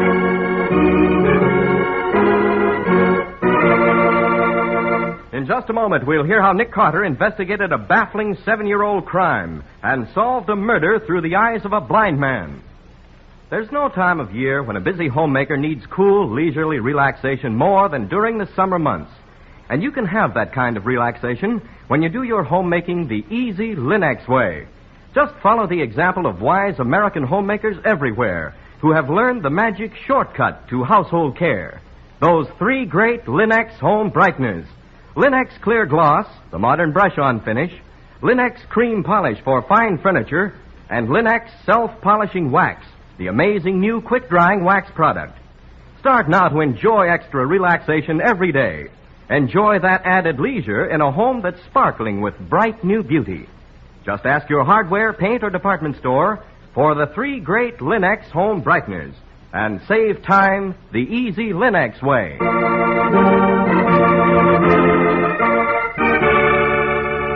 And now for today's exciting case from the life of Nick Carter. Rain has rolled in across the great city again today. The black skies thunder and crackle with lightning. The streets are glossy and slippery as glass. As Nick and Patsy drive homeward in the detective's powerful car, a torrent of rain beats against the windshield when suddenly... Nick, look out! That car! Oh, Nick! Oh. You all right, Patsy? I guess so. Oh, golly, I was scared.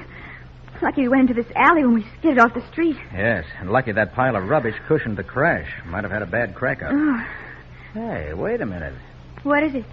When we smacked into that rubbish pile, we uncovered an old leather pouch lying underneath. You see? Hey, you'll get soaked, Nick. It's an old postman's bag, Patsy. Falling to pieces. Must have been here for ages. Oh, Nick, come on back. Why, there's mail in this bag. Letters. Hello. There's a name printed on the strap. R. Draper. Oh, it's probably the name of the postman. And look at these letters, Patsy. They're postmarked August 1938. 1938? Then this bag's been lying here 7 years. Hey, look here, Patsy. What, Nick? The buckle from the strap has fallen into the pouch. There's a bit of metal wedged in the buckle. Looks like a lump of lead. Well, it should. It happens to be a bullet. Well, let's get over to the post office at once. I'm afraid the explanation of this undelivered mail may be murder.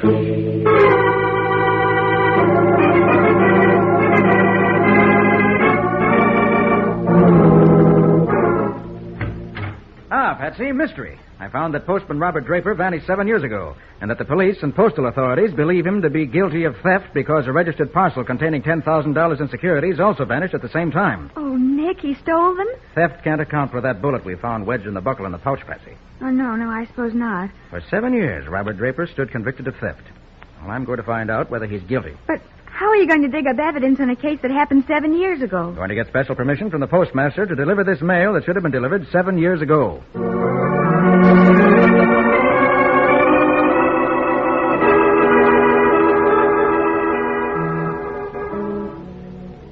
Well, we've learned nothing so far in the first 47 letters we've delivered. Perhaps we'll have better luck here with the 48th. Yes? Are you Betty Barnes? Yes. I'm Nick Carter. This is my secretary, Patsy Bowen. Nick Carter? Oh, please, come in, Mr. Carter. Thank you. I have a letter here for you, Miss Barnes. Mrs. Barnes. Oh, sorry. I have a letter that should have been delivered 7 years ago. 7 years ago? I'd better explain. You see, 7 years ago, the postman who served this district disappeared. His name was Robert Draper. What's going on here, Betty? Dan, it's about Pop. What? Well, Great Scott. Don't tell me that Draper was your father. Now, look here. We fought that case 7 years ago. There's no sense raking it up again and making out Betty's dad was a crook.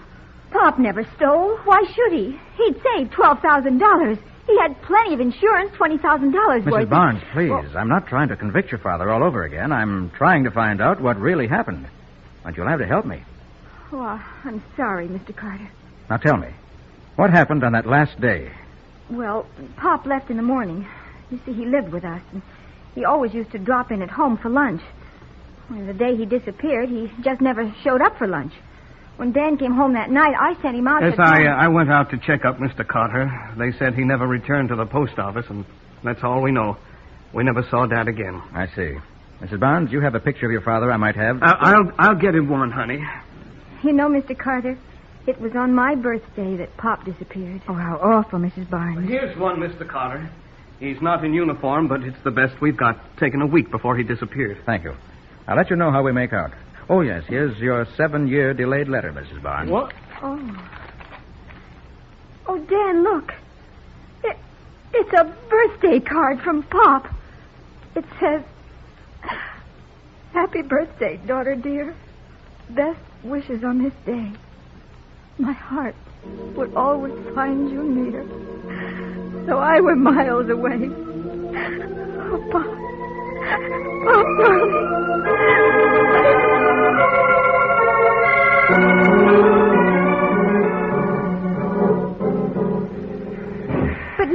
We've delivered 17 letters since we left Mrs. Barnes, and not one of them knew a thing. It's all right, Patsy. We're not doing badly at all. We've got a picture of Draper, and we know he had no motive for stealing those securities. Somebody else in this trail of letters will help us along further. Well, this one's for Ben Kramer, care of Kramer's Garage, 118 Land Street. Well, this is it. Let's go in. Mm-hmm. Mr. Kramer doesn't seem to be around. Now, wait a minute.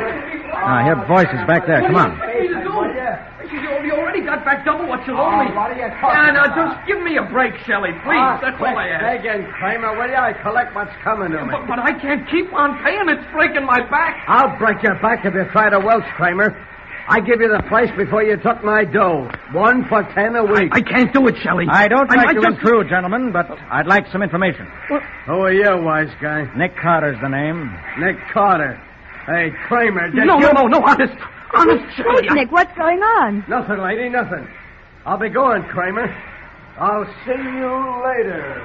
Nick, what's going on here? It's obvious Mr. Kramer's been caught in a loan shark racket. Something pretty well known to the police, but something that can't be stopped until the victims are willing to give evidence. What was that 1 for 10 they were talking about? Mr. Kramer pays $1 a week for every 10 he borrowed. Right, Mr. Kramer? I don't want to talk about it, Mr. Carter. It ain't safe. If I could only just lay my hands on $1,500 and get out from under. Mr. Kramer, we've got a letter for you. Huh? It's 7 years old. 7 years? That don't make no sense. Well, this letter was mailed to you but never delivered because something happened to the postman, Robert Draper. Remember him? Draper? Oh, yes, of course. A friendly little fella. Blue eyes he had, bald. Wore a handlebar mustache. A handlebar mustache? Yeah. I even remember the day he scrammed. Hackey, who used to keep his cab in my garage, he saw Draper. He drove him and another guy someplace. Yes, go on. Where was he driven? Who was the man? Now, leave me think, Mr. Carter. It was such a long time ago, I can't even... Kramer, I want the name and address of that cab driver. Well, let me... I remember now. It was... Someone fired through the garage Yes, door. Kramer's been hit. Oh, but Nick, the killer. You've got to get Kramer's evidence. The killer can wait. Patsy, get to a phone. Call an ambulance, quick. Right. Got me bad. Kramer, listen. Can you hear me? Who drove with Draper in the cab? Oh, no. Where'd they drive? Shelley's bowling alley. The thug we just met, huh? Good. Carter, do me a favor. Anything you say, Kramer. That 7-year-old letter. Read it to me. Certainly. Mr. Ben Kramer, dear sir, we are happy to inform you that your contribution has won second prize in our slogan contest. Enclosed, please find money orders totaling $1,500. $1,500? Why, that's just what Mr. Kramer needs to pay off. Mr. Kramer doesn't need any money anymore, Patsy. Oh. He's dead.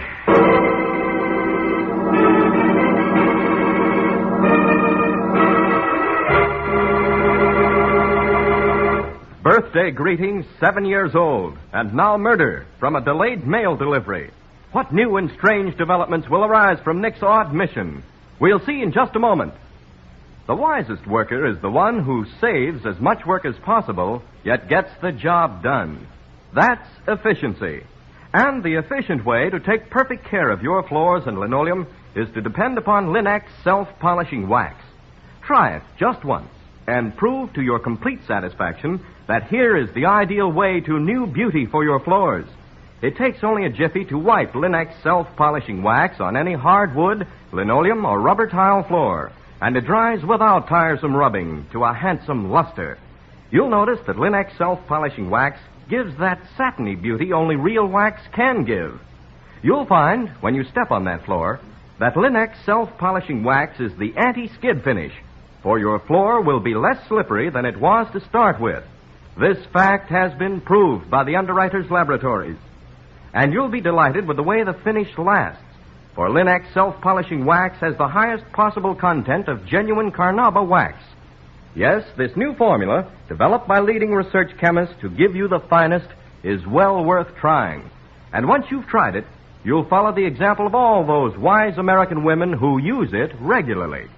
So ask your dealer now for Linex self-polishing wax, for all 3 great Linex home brighteners, the modern shortcuts to household beauty.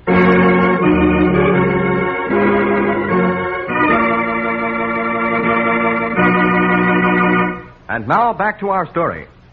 investigating the strange disappearance of Robert Draper, postman, accused of absconding with registered securities he was carrying, Nick and Patsy pick up the trail of the old mystery by delivering mail found in the postman's abandoned pouch. Now we find them in the street after the sudden murder of one of their witnesses. What do we do now, Nick? Wait for the homicide squad to arrive? Oh, no. Sergeant Matheson will only hold us up, call us material witnesses and all that. Now, I want to get on with the case. At the Shelley bowling alleys? No, not yet, Patsy. We haven't enough evidence for a direct frontal attack on Mr. Shelley. Oh. Let's get on to the mail delivery. There are more clues waiting for us to pick them up. Who's next? A postcard addressed to Mr. Parker Flint, Homewood House. Homewood House, huh? Mm-hmm. That's the exclusive apartment house in the corner facing the river. Uh-huh. Come on. Let's see what Mr. Flint can tell us.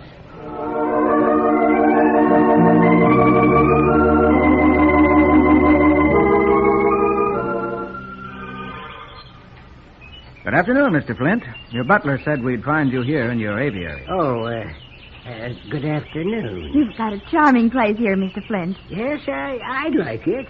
I suppose I look silly pottering around a glass house filled with a lot of birds, but, well, I like it. Let's step into my living room. We can talk better there, eh? We won't keep you from your hobby long, Mr. Flint. Let me introduce myself. I'm Nick Carter. This is my secretary, Patsy Bone. Get out of here. Beg your pardon? Get out of my house. Mr. Flint, Now, let's get this straight. I hate police. I'll have nothing to do with police anywhere, anytime. Now, get out. Nick, what on earth is... Wait, Patsy. Parker Flint. Thought that name sounded familiar. Yes, I remember. Parker Flint, 3rd. Tried and convicted of second-degree murder 7 years ago. Oh, you remember, eh? You also happen to remember that Parker Flint III, my grandson, is serving a life sentence in state prison right now? I do. And will your capable memory recollect that he was innocent? That he was convicted on clumsy circumstantial evidence that would have made an idiot laugh? What do you mean? Young Flint claimed he was on a walking tour across the country. The murder of an enemy of Parker's was committed August 30th, 1938 in this city. And on that day, he was 50 miles outside town in a village named Sampson. The defense couldn't prove it, Mr. Flint. So they convicted him. Not because he was guilty, but because they hadn't anyone else. Make an example, they screamed. Show there's the same justice for rich and poor alike.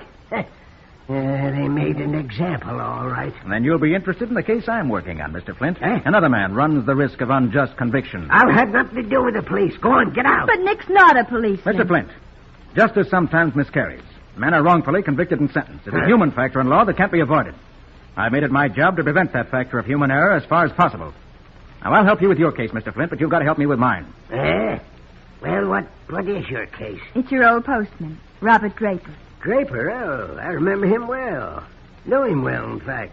Supposed to have disappeared about 7 years ago. Suppose? Yes, he did disappear, though. I saw him around this neighborhood 7 weeks afterwards. Acted suspicious, though he was hiding. Had his head wrapped up in a turban. A turban? Golly. Yeah, what's more, he seemed to be afraid of someone called Gray. Seemed to see this Gray everywhere. Gray, huh? That's interesting. Very interesting. Anything else that might help? No, that's all. And now, Mr. Carter, about my case. I'm sorry I lost my temper, but you understand, don't you? Do you think you could offer any hope or anything? Yes, Mr. Flint. I can give you more than hope. I'll give you back your grandson. Oh. In the form of this postcard that should have been delivered 7 years ago. A postcard? From your grandson. Sent from the village of Sampson, New York, postmarked August 30th, 1938. Oh, which proves he was where he claimed he was. Heaven. Congratulations, Mr. Flint. This is the one piece of evidence that'll free him. Yeah.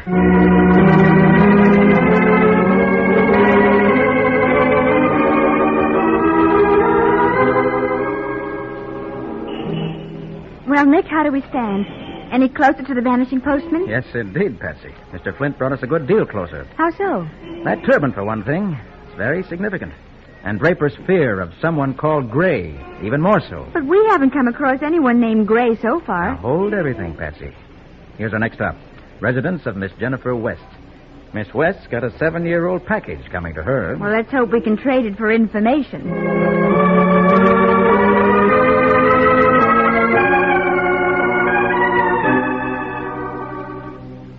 Information, Mr. Carter, about our missing postman? Yes, Miss West. Well, I really don't know it. Excuse me. Hello? Oh, hello, darling. No, you're wrong. It's the orphan's benefit. No, the 18th. I put you down for a box. No, certainly you can't get out of it, dear. It's a worthy cause. Yes. All right, bye. Now, let's see, where were we? You were going to tell us what you remember about Mr. Draper's disappearance. Oh, but I don't know anything. I don't even remember him. Well, here's a photograph of him. No, I'm sorry. It isn't a bit familiar. But I have such a miserable memory for faces. And in my work these days, I see so many. Day in and day out. Child Welfare Association, the canteen, the city hospital. City hospital. Oh, I met the most interesting man there yesterday. He was in the psychiatric wing, room 325. But, Miss West, and with this strangest disease. Monochromatism, they call it. And he's so cheerful about it. Monochromatism? Oh, it's a technical name for blindness of some kind. Such a nice man. His name was Gray. Gray? Oh, Nick. I heard, Patsy. Thanks a million for your help, Miss West. And here's your reward. This long overdue package. 7 years overdue. Why, that's Gary Horton's handwriting. Oh, once upon a time, Miss Byrne, I thought Gary and I might... Oh, well, you understand. Yes, Miss West. But he's so very shy, and I... Oh, look, my dear. It's flowers. Artificial flowers. No, they're not artificial. That's a bouquet of Live Forever flowers, and they're from Gary. Oh, here's a card. Dearest Jen, I've been wanting to ask you this for a long time. Never had the courage. Now I have. Will you... Oh, Miss West, it's a proposal. 7 years ago. And he never knew I hadn't received. He thought my silence meant... Oh, excuse me, please. Let's get out of here, Betsy. I've an idea that for the first time today, Miss West's phone is going to hear her say yes.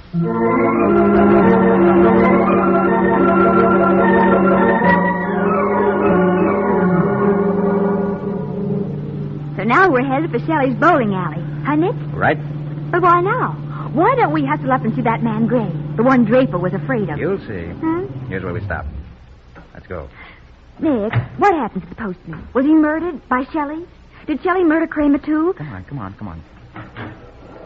Golly, what a busy place. And there's our old friend, Mr. Shelley. Mm-hmm. Hello, Shelley. Mind if we have a chat?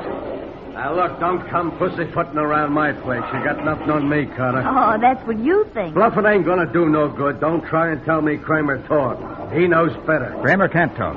He was murdered. He was what? Murdered. Shot to death. You're lying. He was murdered in an attempt to keep me from uncovering the secret of Robert Draper's disappearance. Draper, the postman? This is a frame-up, Carter. Still innocent, Shelley? Well, suppose you come over to the city hospital with us. Oh, city hospital, eh? Now I know it's a frame. I heard one of your plainclothesmen calling City Hospital this afternoon, finding out the visiting hours, getting a beautiful frame-up all worked out, and from my own joint, too. What's that? I ain't taking cards on this deal, Carter. I'm getting out of here. Nicky, he's running out. Aren't you going to go after him? Patsy, what time is it? 5 of 8. And we've got 5 minutes. Visiting hours starts at 8 at the hospital. Nick, what are you talking about? I never thought he'd go that far, Patsy. Come on. We've got to stop a visitor at the hospital tonight. Who? His name is Death.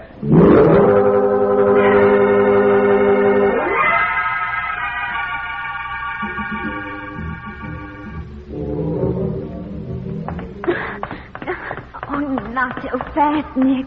You can stop and rest. I've got to keep going. Well, I'll stick it out. Where are we headed? To the east wing of the hospital. Psychiatry. What time is it? 2 minutes after 8. We may have enough time then. Hey, we're going to see that man Gray, aren't we? Yes. Miss West said he was in room 325. Well, this is 315. 317. 319. Here we are, 325. Yes, it says on the card, monochromatic blindness. You can read the card later, Patsy. Inside, hurry. Hey, pitch dark in here. Careful, Patsy. I just bumped into one of those rolling tables. Where's the light, Nick? Get down, Patsy. It's a killer. Get out of the way. Where's that rolling table? Here goes, Patsy. Oh, you got it, Nick. I heard the gun drop. It's only the beginning, Patsy, but the beginning of the end for us. I found you, huh? Oh, Nick, careful. No, you don't, mister. Oh, no. At least not without a gun. Oh, Nick. There. Now, all right, now lie still. Patsy. Yes, Nick. Try and find the light. Probably alongside the door. Yeah, I've got it. You're sitting on Dan Barnes. Right, Patsy. Dan Barnes, Robert Draper's son-in-law. Barnes is a thief who robbed Robert Draper's mailbag of $10,000 worth of securities 7 years ago. It was Barnes who took for himself the $12,000 which Draper had saved up before he disappeared. And it was Barnes who hoped to collect $20,000 more in life insurance if Draper stayed lost 7 full years so he could be declared legally dead. But that man in the bed, that's not the same man as in our picture. Well, nevertheless, Patsy, that unconscious gentleman, a near victim of suffocation at the hands of Dan Barnes, is our long-lost postman, Mr. Robert Draper.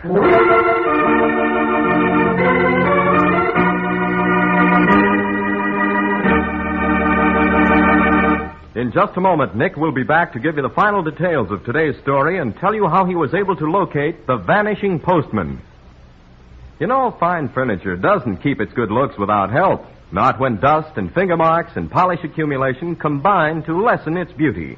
But Linex Cream Polish disposes of all those bugbears in short order. For Linex Cream Polish actually cleans as it polishes, renewing your furniture's original handsome appearance in one quick process. Yes, Linex Cream Polish cuts your job in two, saves one whole step in your cleaning day routine. It even acts as insurance against future work, for Linex Cream Polish dries hard, leaving no oily film to attract more dust. So begin now. Get Linex Cream Polish and learn for yourself the modern way to caring for fine furniture. You'll find all 3 great Linex home brighteners, Linex Cream Polish, Linex Self-Polishing Wax, and Linex Clear Gloss, the longer-lasting brush-on finish, at hardware, paint, and department stores everywhere.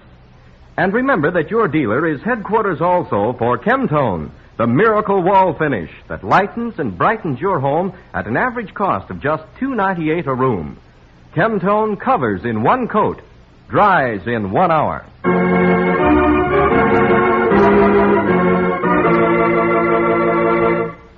And now let's hear from Nick Carter himself. Nick, I still don't understand. What happened to Draper 7 years ago? As I see it, here's the story, Patsy. 7 years ago, Draper met his son-in-law, Barnes, as usual, to go home and have lunch with him. Uh-huh. He probably confided in Barnes that he was carrying valuable securities in a registered letter. Barnes is the only man Draper would have told, since a postman's job is highly confidential. Well, that's right. They don't go around telling strangers what they carry. All right. Well, on some pretext or other, Barnes lured Draper to the alley behind Shelley's place and shot him. Then he took the securities from the bag and left. He thought he'd killed Draper, but the bullet only creased Draper's head, rendering him unconscious. Oh, then what happened? Draper recovered consciousness, but he was badly wounded. The shock of the wound produced amnesia, and the wound itself produced a brain condition called monochromatism. That's day blindness. The victim can only see at night. By day, he's practically blind and can only see vague shades of gray.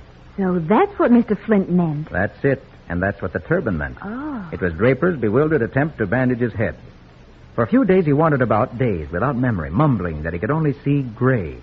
Finally, he was picked up and taken to the hospital. Barnes, who must have seen him wandering around in a dazed condition, realized he was safe so long as Draper's mind was gone and Draper was lost to the public. So he decided to let matters ride and wait. And then we came into the case. Only, I can't understand one thing. Why didn't anybody identify the picture of Draper when you showed it to them? Because it wasn't Draper's picture. What? I realized that when Kramer told me Draper had a mustache, remember? Mm-hmm. Barnes was alarmed when he learned we were on the trail and cleverly handed us a photo of another person, hoping it would throw us off the scent. Oh. Then he followed us as we delivered the mail, waiting to see what would happen. And it was he who shot Kramer just as Kramer was about to give us the information we wanted. And when it became evident we were tracking Draper down, his hand was forced. And then he went to the hospital to try to murder him a second time. Right, Patsy. Unfortunately, Barnes didn't realize that murder is bad medicine. It never cures anything. Not when you're around, Nick. Well, Nick, what's the story for next week? You remember the case of the frightened social director, Patsy? The man who scattered torn newspaper in preparation for a paper chase and found... Oh, yes, I remember. The next morning when the paper chase started, they found that one of the trails was made of torn $10 bills. What are you going to call the case, Nick? The Factory of Death.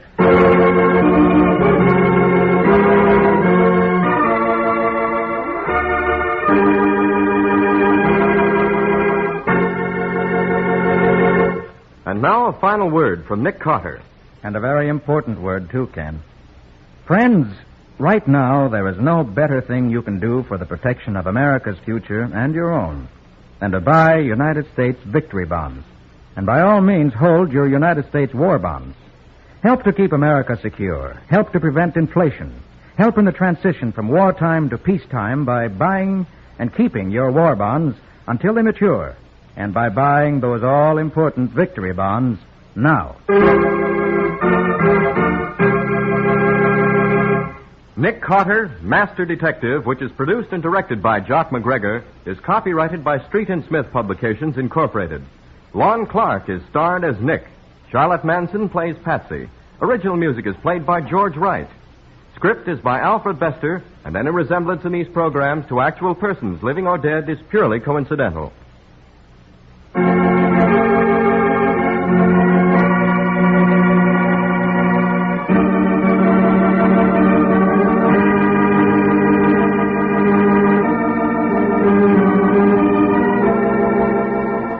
Nick Carter, Master Detective, is presented at this time and over these same stations each week by the three great Linex home brighteners: Linex self-polishing wax, Linex cream polish, and Linex clear gloss, created by Acme, America's great producer of Acme fine quality paints. This is Ken Powell speaking for the thousands of Linex dealers all over America and saying so long until next week.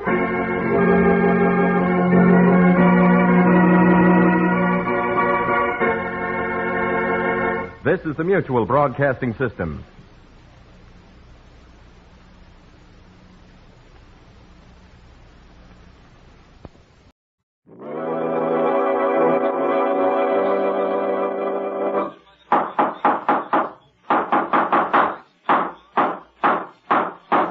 What's the matter? What is it? Another case for Nick Carter, Master Detective.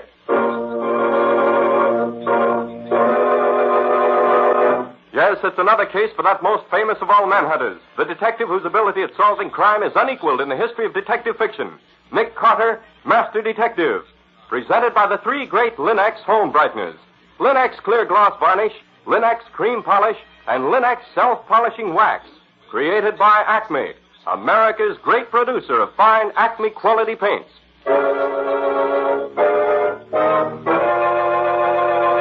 Today's curious adventure: Ready for murder.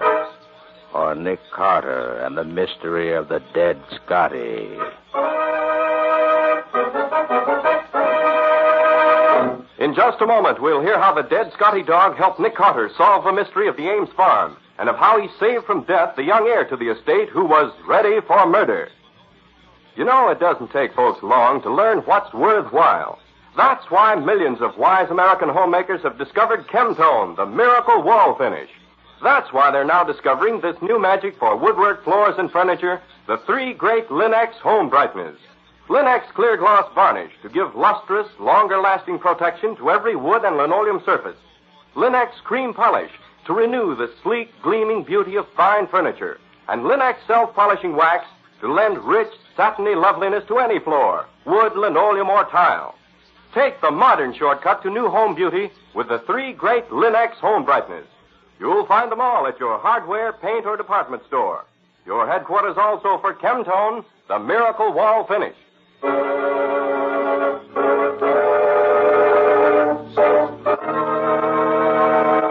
And now for today's mysterious adventure with Nick Carter.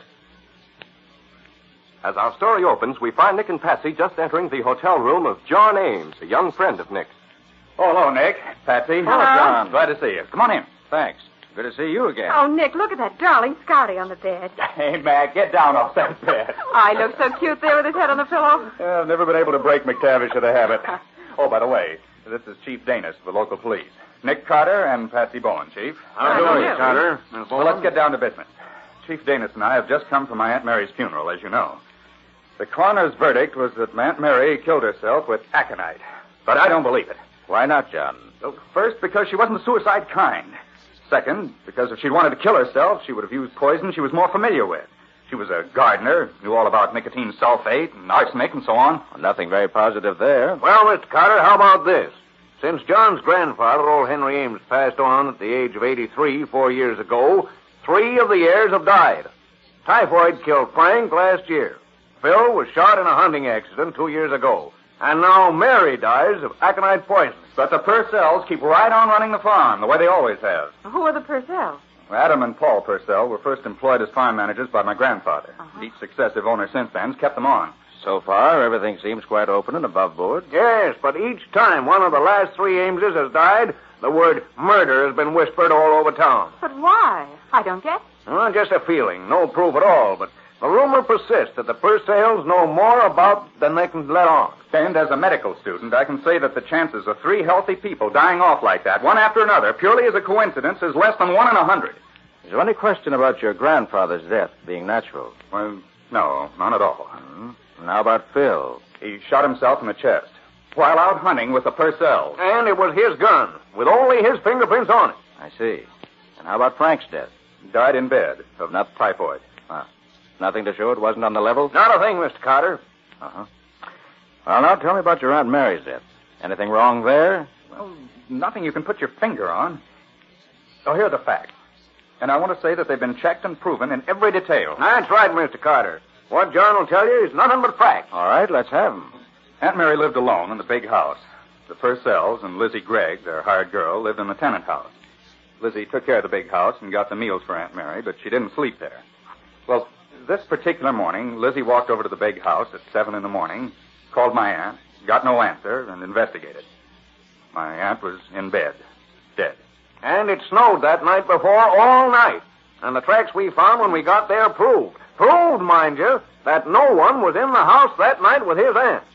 And the post-mortem shows she died of aconite poisoning, huh? Yes, a minute dose, but fatal and positive.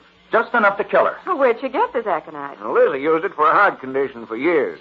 Kept the bottle in the big house in the kitchen cabinet. Oh, I see. The bottle was found on his aunt's bedside table, with her fingerprints plainly showing on top of Lizzie's. But it couldn't be an accident, because aconite is neither odorless nor tasteless and couldn't be taken without knowing it. And the poison was administered to my aunt through her mouth. Oh, it certainly looks like suicide to me. Except for one thing, Patsy. What's that? A person going to commit suicide would pour themselves out a good sizable portion of the poison they intended to use. Not just barely enough to kill them. She wouldn't know enough to do that. If she didn't leave any suicide note, either. But if it wasn't suicide, and if she couldn't have taken it by accident, and if nobody could have forced it on her without her knowing it was being done, where does that leave you? Exactly, Patsy. It proves just one thing in my mind. It proves a cold-blooded, deliberate murder, carefully planned and executed. I don't know how it was done, but it was. The same goes for Phil's death and Frank's. And I'll bet the Purcells are the murderers or the accomplices. They stand to gain a nice income from the farm, which goes to them if the last heir dies. They've been planning this for years. They planned it so carefully that the evidence proves them not guilty every time. Adam Purcell, where did you come from? I knocked, but there was so much talk and nobody heard me. So I come in. John, I heard what you said. Well, I meant it, every word. How do you happen to be here, Purcell? I heard John was coming down here to meet Chief Dennis and you, Mr. Carter. I guessed why, so I followed him. To spy on me? No, young man, not to spy, to resign. Paul and Lizzie are against the idea. I'm the elder brother, and what I say goes. You mean you'll all move off the farm? Just that, and right now. Mr. Purcell, I meant every word I said just now, and I'm not taking back a word of it.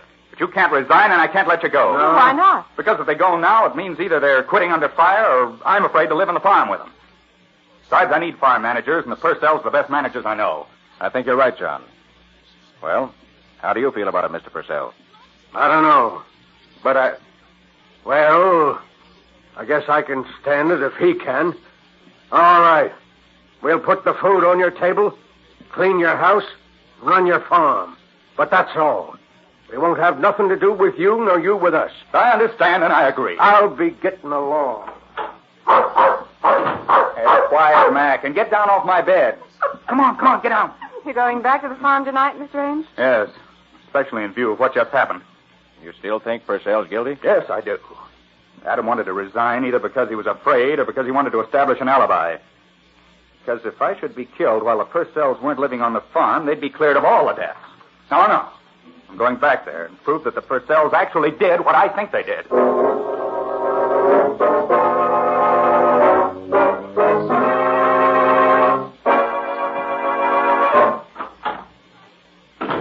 Well, Mac, this seems to be the kitchen. Oh, there's nobody here. there is, in that rocking chair. How do you do? You let your dog in the house? Why, yes. Max always lived with me in my room. Ain't fitting. Where you sleep? Why, in the master bedroom, of course. Good. Best room in the house. What time you want breakfast? About 8 o'clock. I'd like eggs, bacon, and coffee. You set the time, young man. I'll furnish the meals. Good night.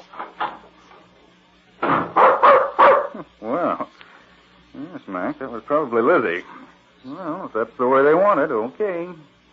Come on, let's have a look at our house.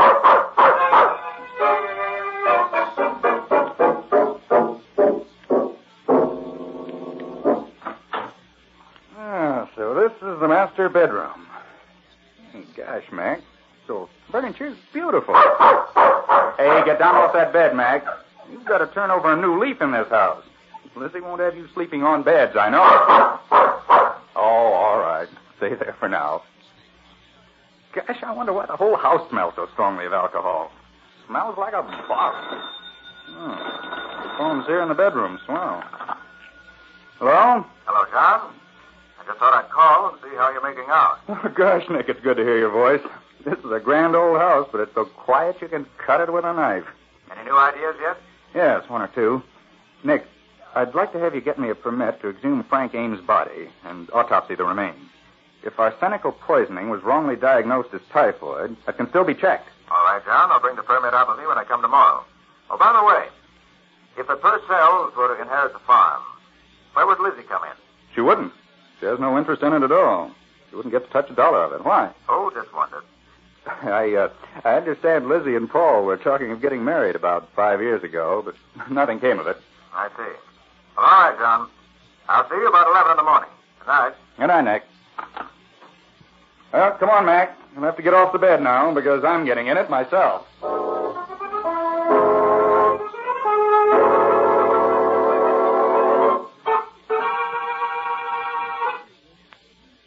Lizzie, that was the best breakfast I ever ate. And I mean it. Yes, maybe you do. I know when I'm being made fun of. Lizzie, I wonder if you could manage to get rid of that barrel of alcohol I saw in the cellar this morning. I can smell it all over the house. You'd better speak to Paul, young man. I've been trying to get rid of that barrel all winter. It leaks. Yes, it certainly does. You'll have to get Paul to get rid of it. And he's real stubborn. Hey, where is Paul now? Plowing, of course. Where else this time of year? Well, thanks, Lizzie. See if I can find him.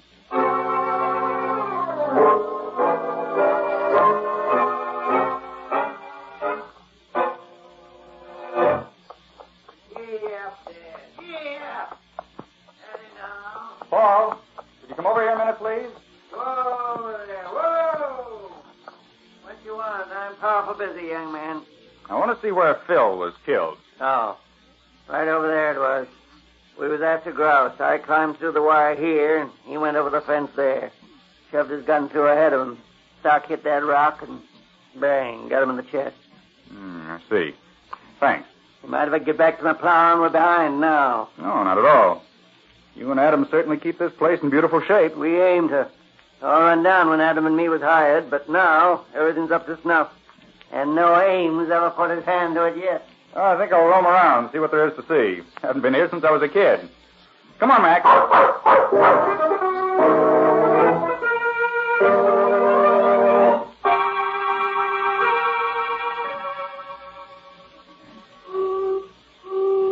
Hey, Mac, look at the time. 11 o'clock.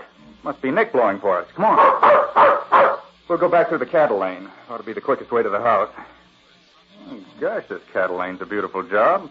Almost 200 yards, straight from the barn out to the fields where the cows are put out to pasture.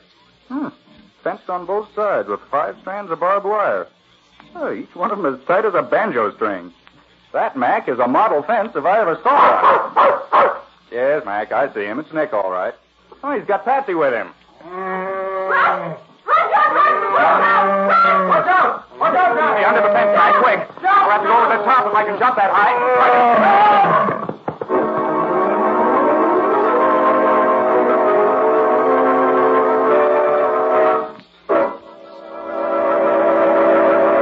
So, the series of accidents is continuing.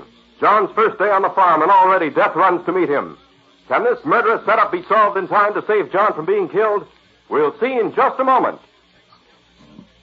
When your youngsters track in mud, slush, or snow just after you've cleaned the floor, you know it's exasperating. But when your floors are protected by Linex clear gloss varnish, presto, those wintertime puddles are whisked away in a hurry. That's because Linex clear gloss keeps dirt and water right on the surface. Linex clear gloss gives a beautiful finish, too. Its gleaming, transparent luster gives that lovely, sparkling, clean look every homemaker delights in. And how Linex clear gloss wears. It even resists damage by hot grease, boiling water, fruit acids, perfume, and alcohol, which makes it especially fine for tabletops as well as for linoleum and wood floors. Best of all, Linex clear gloss is brushed on so easily, so smoothly, that it's practically no work at all. And once it's applied, your home has that handsome, well-kept appearance for a long, long time. Ask for it at your dealers now. Linex, Lin-X, Linex Clear Gloss Varnish. You'll find all three great Linex home brighteners and Chemtone, the miracle wall finish, at hardware, paint, and department stores everywhere.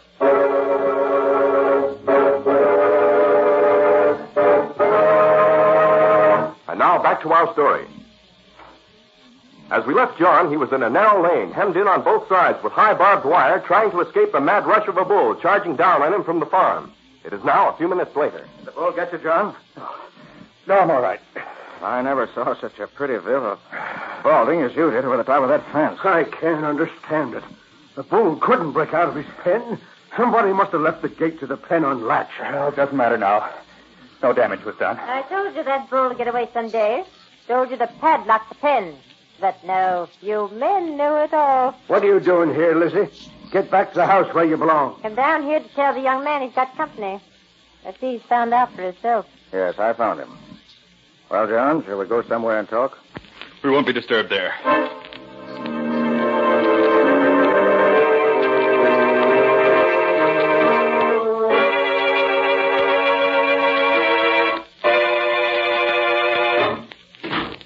Nobody will bother us here, Nick. Good. Well, first, John, I got the permit to exhume your uncle's body. I brought the undertaker along to dig it up and take it back to town. Good. Second, I got hold of your Uncle Phil's shotgun, the one that killed him. I examined it pretty closely. Find anything interesting? I did. I found evidence that seems to bear out your feeling that his death may not have been the accident they claim it was. Well, this house reeks of alcohol, doesn't it? Yes, there's a barrel of the stuff in the cellar. For some reason, it smells up the whole place. Come in. Young man, you leave this farm tonight. Otherwise, you're going to get yourself killed. Killed? By whom? Maybe I don't know, and maybe I do. I seen the hand and the arm that pushed the bolt on the bullpen gate open. That bolt was loose deliberate. Well, if you know who did it, you ought to speak up to prevent further tragedy. I only recognize the sleeve of the shirt. It was Toromite. But they could have got their shirts mixed up, so I ain't saying. Now you heed what I tell you, young man. Get out. And get quick. Oh. Wish she could have been more positive in her identification. I wonder how positive she really is. Maybe she doesn't know herself. Maybe.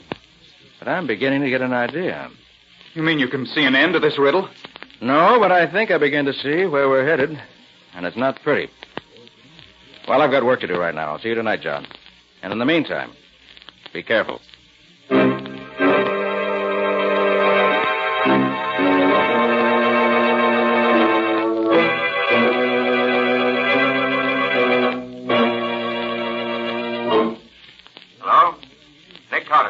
Hello, Nick.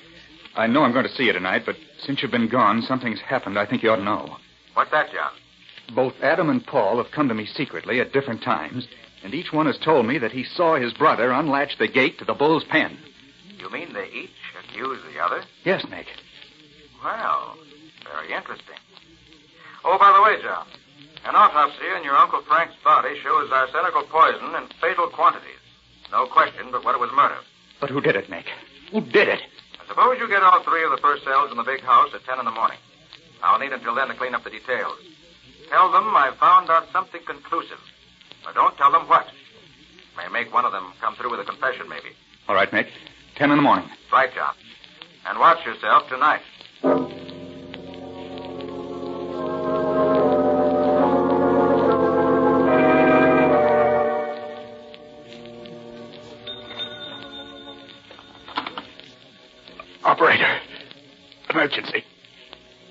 poisoned. Get me a doctor, quick. And then get Nick Carter at the hotel. You got that? Get a doctor, and then call Nick Carter.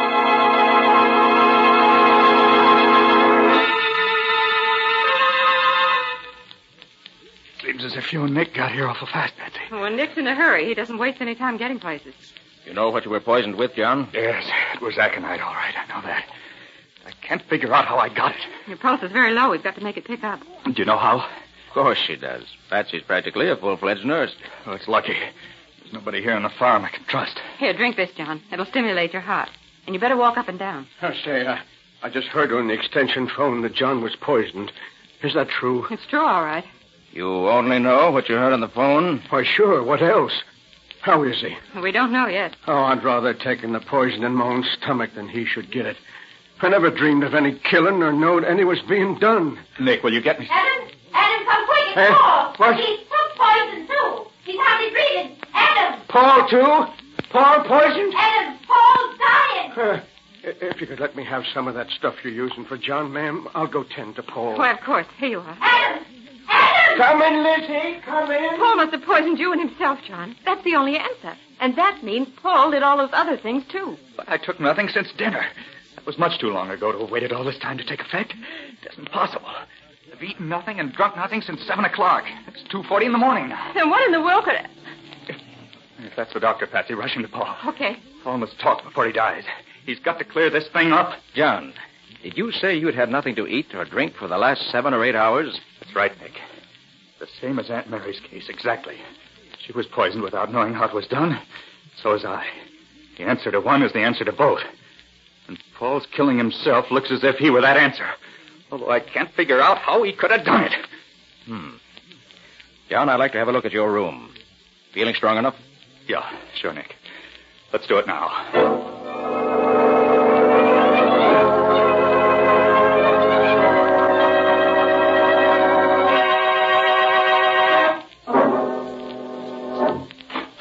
Nick, do you think that... Hey, Mac, get off that bed. Hey, Mac, come on. Mac! That's funny. Usually... Nick! He's dead. Don't touch him. Why not? Look, John. His head's on the pillow in the same place yours would be if you were in bed. Yes, Nick, but so what? You slept on that pillow and almost died. Mac sleeps there and does die. Doesn't that mean anything to you? No, I'm afraid not. What should it mean? Aconite was poured on the pillowcase before you went to bed. What? Remember, aconite is so powerful it can be absorbed through the skin, particularly the thin, damp mucous membrane of the lips. That's right, Nick. A person sleeping on that pillow with aconite spilled on it had poisoned himself in a couple of hours. Because you were restless, you got up before the dose was fatal. But Mac, with his very bad habit of sleeping on your pillow and sleeping very soundly, slept there once too often. But, Nick, why didn't I smell it? What does aconite smell like? Well, alcohol. Right. Oh, of course, the house reeks of alcohol. Naturally, I'd never smell it. That alcohol smell is part of the plot, John. But who, Nick? Who? Let's get everybody together and talk it over. Maybe that way we'll get along faster.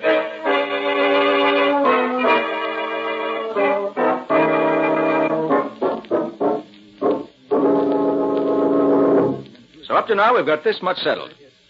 I found that the safety catch on the shotgun that killed Phil 2 years ago had been tampered with, so it is no good. Lizzie swears she saw Paul fooling around the gun just before the accident. An autopsy proved that Frank was killed by a mixture of arsenic and boron, which Lizzie and Adam both say Paul was trying out as a new spray for bean beetles. The bull was let out of his pen on purpose, unquestionably to kill John Ames. Lizzie says she recognized the torn sleeve of Paul's shirt on the arm she saw slip the latch. Adam agrees with her. Unfortunately, Paul died without saying anything, so we don't know his side of the story. But we do know he told John that Adam did it. I don't need to hear no more, Mr. Carter. I'm packing up and getting out of here now, tonight. I'll help you pack, Adam. I know where your things are. I ain't leaving you. You ain't a Purcell, Lizzie. It ain't fair to ask you to share my troubles. But I want to, Adam. I've always looked after you. You think I'm going to stop now? Lizzie, you're real kind, but I can't allow it. I can take care of myself. Adam, if I were you, I wouldn't refuse Lizzie like that. Huh? She's in love with you. She ain't neither. Lizzie's an old maid. That's where you're wrong. And that's where everybody went wrong. Lizzie is in love with you. That's how all this came to happen. Oh, Nick, you aren't making any sense now. Yes, I am, Patsy. Lizzie hated Paul for not marrying her that time they were engaged. Now she's grown to love Adam, and she wanted him to have the farm because she thought that was what he wanted more than anything else in the world. So she tried to kill off the heirs, one after another, and throw the blame on Paul. But the safety catch on Phil's gun. The poison that killed Frank. Oh, John, any farm woman knows enough to do those things, and she killed your Aunt Mary the same way she tried to kill you. No trace of aconite was found on your aunt's pillow because Lizzie changed the pillowcase before calling for help. She'd have changed yours, too, if things had gone right, but she didn't have time. And every once in a while, she spilled a little alcohol out of the barrel in the cellar to keep the house smelling of it. But that's not proof, Nick. No, it isn't. But I'm willing to bet that if you look, you'll find she just changed Paul's pillowcase.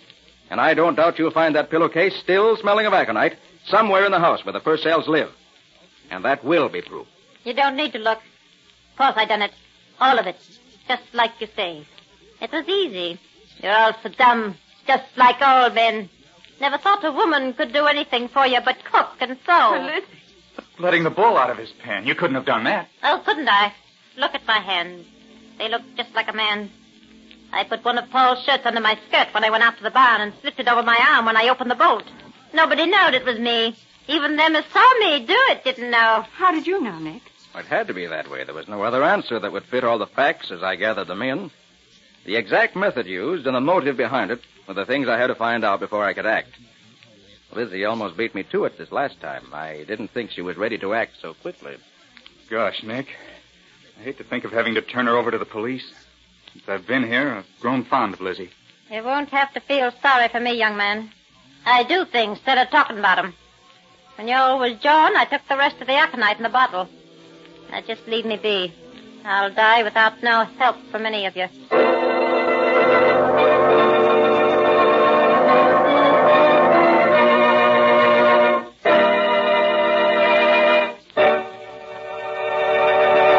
In just a moment, Nick and Patsy will bring you a preview of next week's exciting case.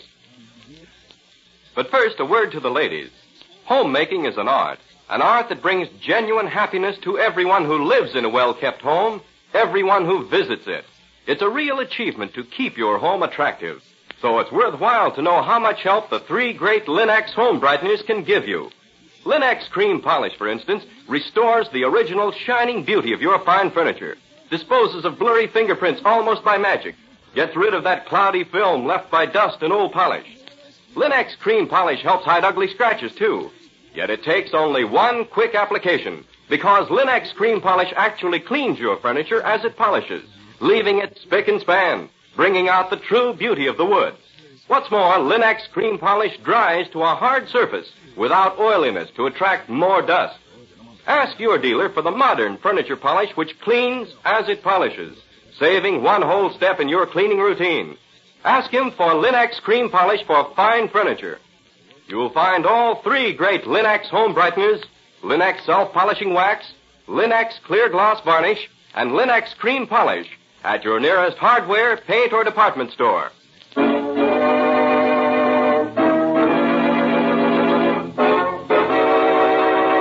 And now let's hear from Nick Carter himself.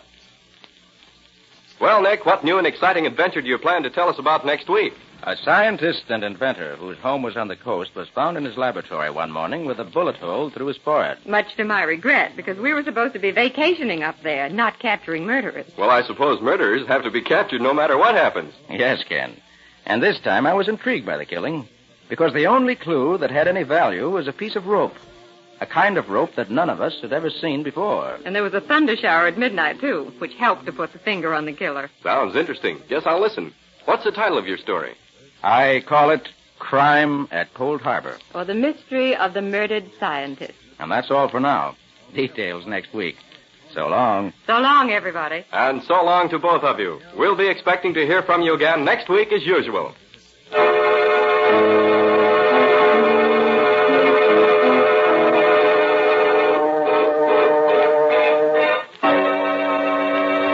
Next week at this same time, listen to another curious experience of Nick Carter, Master Detective, entitled Crime at Cold Harbor.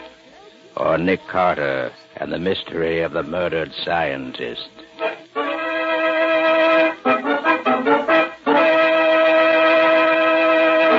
Nick Carter, Master Detective, is featured in Street and Smith magazines.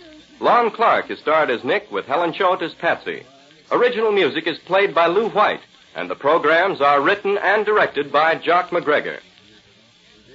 Nick Carter, Master Detective, is presented at this time and over these same stations each week by the three great Linux home brighteners.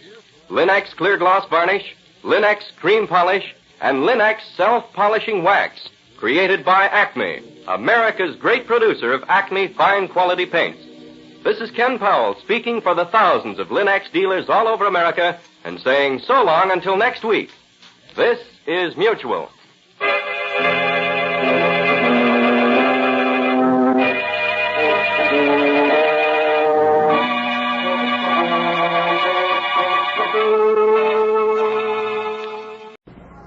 New post-war Old Dutch cleanser, famous for chasing dirt, presents Nick Carter, famous for chasing crime.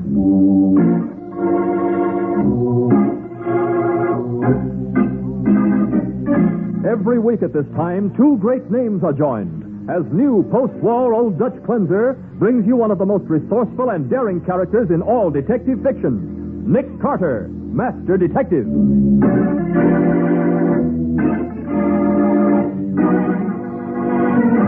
You haven't noticed anything at all unusual, Sheriff? Well, nothing that I can think of, Mr. Carter. Not even some little thing that's out of the ordinary? Well, the only thing I've seen different is that a lot of folks who never wore glasses are wearing them now. Hey, wait a minute, Sheriff. You say lots of folks have suddenly taken to wearing glasses? That's right, Mr. Carter. Sheriff, that's the answer I was looking for. New glasses. Come on. Come on where? To catch a murderer. And there's no time to lose. And now, the case of the failing eyes. Today's adventure starring Lon Clark as Nick Carter. Brought to you by new post-war Old Dutch cleanser. This early summer morning, a sleek new car drives into the yard of a small farm in western Pennsylvania. A man and a woman get out briskly, carrying notebooks and sheets of official-looking documents. They approach the tall old farmer who is watching them curiously and explain their business crisply.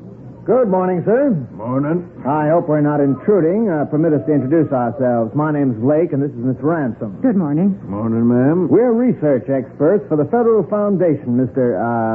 Thomas. Fred Thomas. Oh, Mr. Thomas. You've heard of the Federal Foundation, of course. Oh, can't say as I have. Well, the Federal Foundation is engaged in a nationwide survey of public health. Mr. Lake and I are one of 1,500 teams of research scientists covering the entire country. You don't say. So, if you've got half an hour to spare, we'll get our information as quickly as possible and move on. Ready, Alice? Yes, all set. All right. Physical condition of farm? Excellent. Drainage? Good. That's a chemical disposal plant back there, Mr. Thomas. Yeah. I thought so. Splendid. Electricity? Oh, yes, I see the wiring. Bottled gas for cooking? Excellent. Best conditions for maintenance of health. Got it, Alice? Right. Now, your own condition, Mr. Thomas. Age? 70. Any recent operations or illnesses? Nope. Physical condition? The best, I should say. I can say. One moment. What is it? Mind if I take a close look at your eyes, Mr. Thomas? My eyes? Yes, I see. You're having difficulty reading lately, huh, Mr. Thomas? Well, as a matter of fact, I do. Print is blurred, your eyes seem dim, tendency to squint, headache sometimes, huh? Yes. Oh, that's too bad. I'm sorry, Mr. Thomas. Alice. Yes? Put down condition of eyes bad. First stages of cataract. First stages of what? Cataract. Yes. You mean Mr. Thomas is going blind? Yes, I'm sorry. It's cataract, unmistakable symptoms. Well, it's no laughing matter, Mr. Thomas. If you value your eyesight... Son, you almost had me fooled for a minute. It's the same old racket, but with new trimmings. Mr. Thomas, what do you mean? You cheap little crook.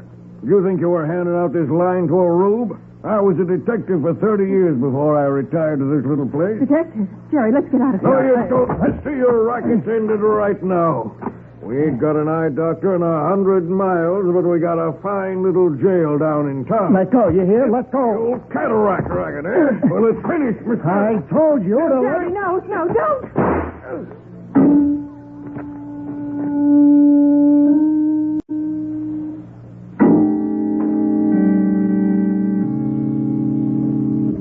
What's the letter say, Patsy? It says, "My dear Mr. Carter, in accordance with your wishes, I'm keeping you in touch with news about your old friend, Fred Thomas.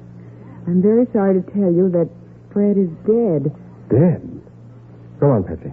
He committed suicide on his farm sometime yesterday. Suicide? A note was found in which Fred stated that he had been depressed for some time owing to failure of his health, and that he had decided to give up the struggle. Well, that's impossible. I can't tell you how sorry I am to give you this news. Yours very sincerely, Walter Bleecker, attorney." I can't believe it, Patsy. Fred Thomas was pretty close to 70, Nick. Fred could be 170. He'd never commit suicide. Well, some people, when their health fails, Patsy, Fred Thomas worked with my father. He was my father's friend and mine. Fred never gave up a fight. Never. Well, what do you think happened, Nick? I'm not going to do any thinking until we've got facts to go on. Do you want me to write to the lawyer, Bleecker? No, get your bag packed. We're driving out to Westville at once. Come in.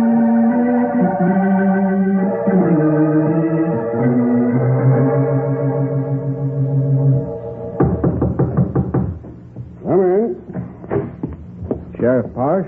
In the flesh, mister. I'd like to talk to you. My name's Nick Carter. This is my secretary, Patsy Bowen. Hello. The detective fella, eh? What do you want to talk about? Fred Thomas. Nothing to talk about. Case is closed. Well, Sheriff, I'm not exactly satisfied with the facts as they stand. You're not, eh? No, I'm not. Well, ain't that too bad? Look, Mr. Nick Carter, we've got a small police department here. Not exactly fancy like your big city outfits, but we know our way around. I'm sure you do. So if you've got any idea of making a big show down here... Excuse me, Sheriff. I don't like to interrupt, but you don't understand. I've come down here to cooperate and help. If there are any headlines, you can have them. Ah. Look, Sheriff, Patsy and I just checked in at the Westville Hotel. Would you mind calling the desk clerk? Why should I do that? To prove that I'm sincere. Call him and ask him to read you the names of the people who just checked in. If that doesn't satisfy you, we'll get out of town. Well, I think you're crazy. But just to get rid of you, I'll do it. Ellie, get me Sam Woods at the hotel. Yeah. Sam? This is Joe Parsh. I understand a man and a woman just checked in. What's their names? Mr. Nelson Crane and Miss Paula Brown. Shoe salesman? Well. Thanks, Sam. Well, Sheriff? I guess maybe I made a mistake, Mr. Carter. I apologize to you and Miss Bowen. Forget it, Sheriff. All I want to do is to find out what happened to my old Fred Thomas. Well, come on. We'll go out to Fred's farm right now. And by heaven, if you earn any headlines, I'll split them with you.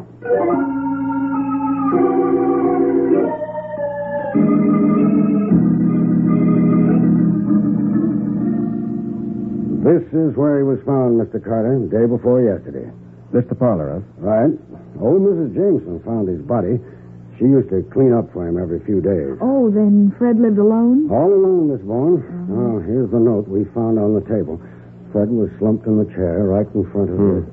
My health is going fast. I'm 70 years old. Doesn't seem worth fighting anymore. Sheriff, this doesn't smell right. No? This note is printed. Why wasn't it written? Well, that bothered me, too. But then I remembered. Fred's eyes had been going back on him. Maybe. But how about the suicide? Did he shoot himself? Yeah. Through the heart. You checked the gun for prints? Yeah. The gun's down at the courthouse. But I've got photos with me. Here, I'll show them to you. It was a .38 automatic. The bullet checked with the gun, all right. We dusted it for prints inside and out. Found Fred's prints all over it. Sharp and clear as a crystal. Every one of them. You see them? I think the sheriff's right, Nick. Fred must have committed suicide. No, Patsy. Well, these photographs prove I'm right. The fingerprints on that gun were placed there after Fred was killed. They were what? It's a simple matter, Sheriff. You know that. All the killer had to do was take the dead man's hand, wrap it around the gun, of course, Nick, but what makes you so sure that's what happened? Because the prints are too clear and sharp, Patsy, especially when Fred's supposed to have held the gun when he shot himself. Too clear? Yes, the recoil of the gun in his dying hand would have smudged the prints. They couldn't possibly be sharp. By heaven, you're right. I've been a fool. The question now is, who killed Fred Thomas and why? That's right. Let's go back to your office, Sheriff, and start thinking.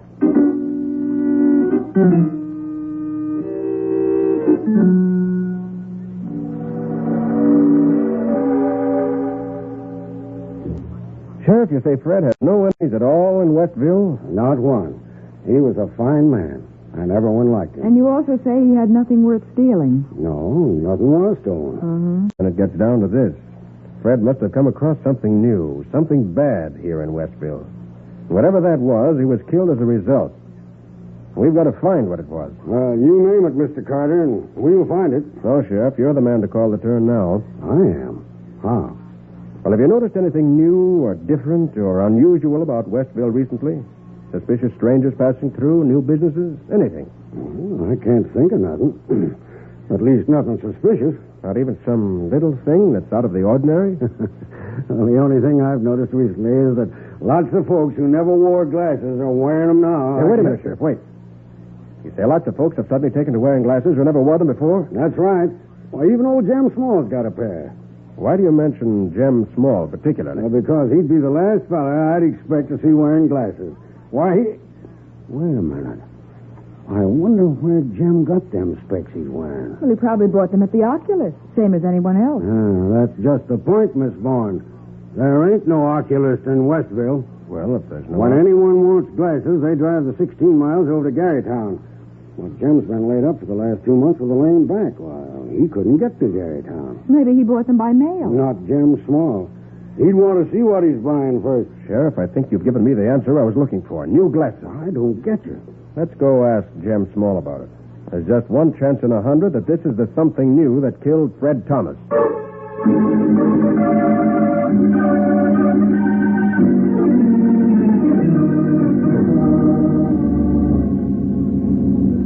Physical condition of farm, excellent. Best conditions for maintenance of health. Got it, Alice? Right. Now, about your own condition, Mr. Olson. Age? Oh, I was 65. Mm-hmm. Recent operations or illnesses? Well, 10 years ago, I get appendix taken out. Nothing serious in that. Now, your physical condition. Well, the best, I should say. One moment. What is it, Jerry? Do you mind if I take a close look at your eyes, Mr. Olson? My eyes? Mm-hmm. Yes, I see. You're having difficulty reading lately, huh? Prints blurred, your eyes seem dim, tendency to squint, headache sometimes, huh? Yeah, that is right. Oh, that's too bad. I'm sorry, Mr. Olson. I've got bad news for you. Bad news? Take this, Alice. Mm-hmm. Condition of eyes, dangerous. First stages of cataract. What? Cataract. Yes. You mean I go blind? I'm sorry, but it looks as if you... No, not blind. I cannot go blind. Better I kill myself. Oh, it's not as bad as all that, Mr. Olson. Mister, you and lady, you scientific people from The Federal Foundation. You know science. You know about eyes. Maybe you tell me how it affects them up, please. Well, there is a cure, Mr. Olson. Oh, yeah, tell me. The Federal Foundation elixir. Alice, get a bottle. Right, Jerry. Now, this treatment, when taken with the special foundation glasses, retards the progress of cataract. Oh, yeah, that is good. Unfortunately, it's a difficult formula to prepare, Mr. Olson. It's rather expensive. How much? $100. $100? If the price is too much for you, Mr. Olson... No price too much to pay for eyes. I pay. You wait here. I got money from home. Get a pair of the foundation glasses, too, Alice. Wind southwest 24 miles an hour. Barometer 29.91 and falling. Darn it. Why please radio on again? This afternoon and tonight. Tell her next time she leaves that on. WQXQ brings you a special warning. Huh? Sheriff Parsh, in association with Nick Carter, warns all citizens to be on the lookout for two crooks now working the cataract racket in this county. That's all right. A man and a woman claiming to be representatives of the Federal Foundation are working through the farms and selling bogus cures for imaginary cases of cataract. Imaginary? Any information as to their whereabouts should be phoned directly to this station. A reward of $1,000 will be paid. By Jiminy, I get them and I get the reward, too. Hello, Mrs. Schultz. I want to call radio station right away. Sure, I hear announcement. I think I've in reward. You get radio station, quick, please. I think Crooks is here on my farm now. Jiminy, they try to take $100 from me. Now I take $1,000 from them. I tell Nick Carter all about this. Good work, Jerry. Yeah, he's out cold. Hang up that receiver quick. Okay. We're in a jam, but there's one ray of sunshine. At least this big mouth didn't get through to Nick Carter.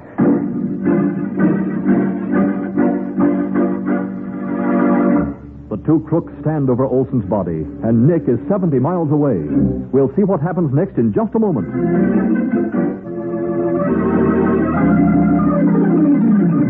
Now back to The Case of the Failing Eyes. Today's adventure with Nick Carter, brought to you by new post-war Old Dutch Cleanser. It's 4 o'clock in the afternoon. Heavy thunderclouds are slowly covering the sky as Nick's long black convertible scorches down the roads, eating up the miles to Olson's farm. How much further, Sheriff? Just a few more minutes, Miss Bourne. You know, Nick, I keep thinking about that phone call to the radio station. People kind of make fun of the way local phone operators in the country gossip and listen in to local conversations. Yeah. But if that Mrs. Choate, you know, the local operator, hadn't been in the habit of listening in on what people were saying, she wouldn't have been able to relay Mr. Olson's message to us. Well, I'm still worried about Olson. Why, what do you think happened to him? I'm afraid the crooks overheard his call and shut him up. Ease up, Mr. Carter. Here's Olson's place. Golly. Thank heaven that's over. 70 miles in 73 minutes. That's traveling. Oh, it sure is. Come on. This is Ed Larry here, local police officer. Hi, Ed. Hi, Joe. Finally got here, did you? Yeah, this is Nick Carter and Miss Patsy Bourne. Ed Larry. How do you do? How's Olson, Mr. Larrow? We don't rightly know, Mr. Carter. Now, what do you mean? Seems like he ain't around nowhere, Mr. Carter. Seems like he's disappeared.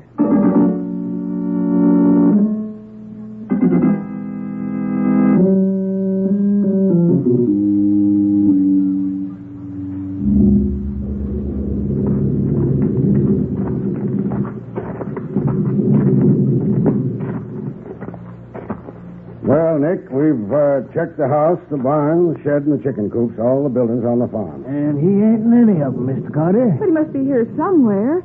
I'll tell you what, Mr. Larrow. Suppose you have your men check the rest of the farm. Search all the ditches, gullies, the brook back of the orchard, and so on.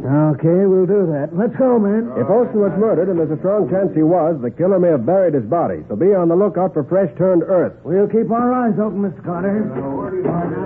All right, Sheriff. Will you come out to the driveway that turns off the road? What's on your mind? Tire treads. Oh? Rained last night, just enough to make all the tire marks made today plainly visible. Now, look here. Quite a mess of tracks in this drive. Mr. Carter, you think you can make anything out of them? Yeah, maybe. Let's see. This diamond pattern tread belongs to Ed Larrow's car. This India balloon is from Olson's truck. Well, how do you know that, Nick? I checked him while the sheriff and his men were looking for Olson. What? Oh, so that's why you didn't go with them. Yeah. Now, these are the marks of my tires. These triangular treads are from the other officer's car. Also, the ones with the straight-boarded band. Yes, those are from Tom Adams' car. And that accounts for all our cars. Right. Now, look here, Sheriff. Here's one tire track unaccounted for. It's a half-moon pattern. Funny looking, too. And an easy pattern to identify. Sheriff, let's have another look at those pictures you took at the time of Fred Thomas's murder. Yeah, I got them right here, Nick. You want them all? Yeah, I remember one in particular, a close-up of the drive. Yeah, here it is. What? It's a picture from tire marks. How'd you happen to take that one, Sheriff? Well, I'll tell you. I've been reading a book on detection, and it said to never overlook a thing. Uh-huh. So when I saw these marks and knew that it wasn't Fred's car, I took the picture just in case something might come up later. And it has, Sheriff. Look closely at this shot. Nick, that's the same tread. Yeah. By heaven, that same half-moon pattern. And since that tread appears in both places where we know the Cataract crooks have been, it's 10 to 1 that it's the tread of their car. I'll buy that. Now what do we do? Well, this is mostly a backcountry district. Practically all the roads are dirt. Maybe we can follow this tire mark and catch up with those crooks. Maybe. If the rain holds off. Yeah. Got to work fast. We want to beat the rain. Let's see. The tire marks here from the right are overlapped by those going out to the left. That means the ones to the left are more recent. Mm-hmm. Then the killers drove out and turned south on the road. Right. So let's get in my car and follow the tracks. You really think we've got a chance, Nick? Yes, Patsy, if they stick to the dirt roads. And if the rain holds off.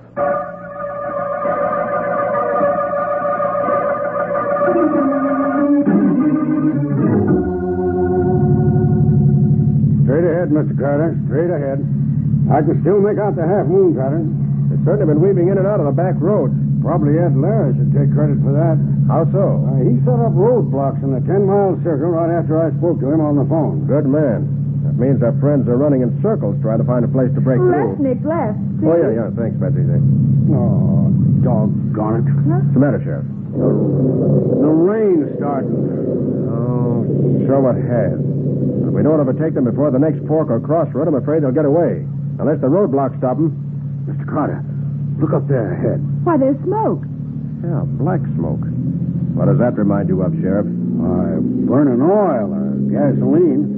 Hey, them crooks couldn't have cracked up running away, could they? We'll see in a moment. Hold on. Right. Well, it's a car, all right. Down in the culvert. Come on. Oh, good grief, look at it. Pretty well burned out. Must have crashed at least an hour ago. Yeah. Watch your step, Betsy. I'm all right. Hey, look. 2 bodies inside. Badly burned. Well, looks like a man and a woman. Oh. 2-door sedans, searchlight on roof, fog lights over bumper, last 2 numbers on license plate, 5-9. That all checks with what Jem Small told us, Nick. Yeah, it's the killer's car without any question. The whole front end smashed in. Yeah, looks like death caught him before we did. Hey, give me a hand with this door, will you, Sheriff? All right. Force it open. Oh, a man and a woman. That's about all we can say now. Have to check further for identification. Looks like the remains of books and bottles here in the back seat. And what's left of a lot of spectacles, too. Well, I guess nobody'll ever drive in this car I again. don't know that anybody will want to drive it. Them 2 crooks don't need a car no more. Not that they're both dead. I wonder whether they are. Nick, what on earth do you mean? Patsy, I've got a job for you. This case isn't finished yet. What? Are you crazy, Mr. Carter? Don't death finish a case? Depends on who's dead, Sheriff. Now, listen, both of you. Here's what I want to do. Somewhere, not very far away.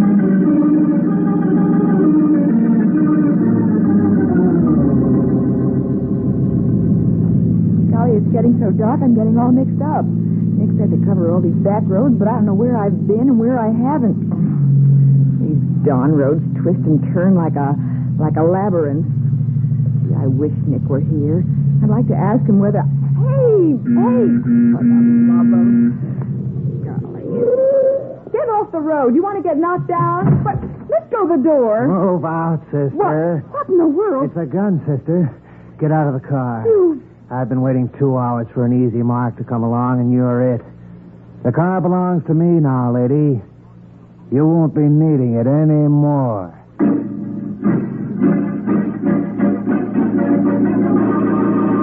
Patsy stares at the wild-eyed man who fingers his revolver nervously and motions her out of Nick's car. We'll see what she does in just a moment.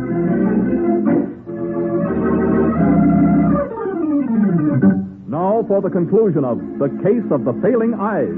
Today's adventure with Nick Carter, brought to you by new post-war Old Dutch Cleanser. On a lonely country road, Patsy crouches behind the wheel of Nick's convertible. The armed man who has stopped the car shifts his gun to his left hand, reaches through the open door, and grabs Patsy.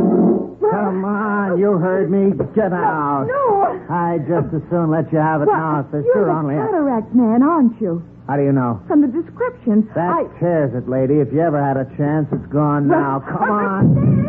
Oh, Nick! He can't help you now. Come on, let's get off the road.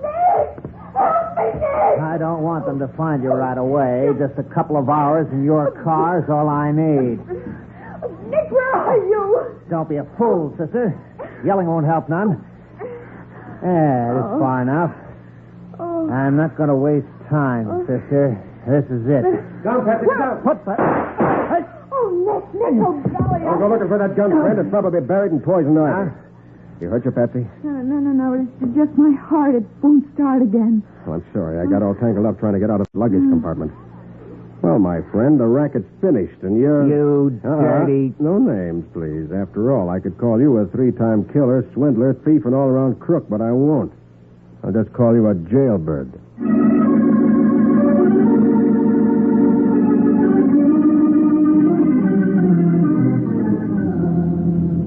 Feeling better now, Patsy? Oh, I guess so, but golly, I was scared stiff, Nick. What? Even though we planned everything in advance? I know, but... Nick, how did Jerry Lake get away with that cataract racket? How did he manage to scare people into falling for it? Well, they only picked on the older folks, people who were suffering from the natural short-sightedness of old age. All he did was describe the symptoms of failing eyesight. And they thought he was describing the symptoms of cataract. That's about it. What a dirty racket. Yeah. Oh, another thing, Nick. Yeah? You say it was Olson's body that was burned in Jerry Lake's car. That's right. You see, Jerry murdered the girl he worked with and left her body and Olson's body in the car when he burned it. Yeah? He figured by making us think he was the one who died in the phony wreck that he could get clear. Well, you said you knew it was a phony accident because the car was still in low gear. Well, I certainly did. If the wreck had been on the level and they'd gone off the road while they were driving along, the car would have been in high gear. I didn't notice what gear it was in. I just saw the dead bodies, and that was that. Well, that's what most people think. They look, but they don't see. Just like Jerry Lake. What about Jerry?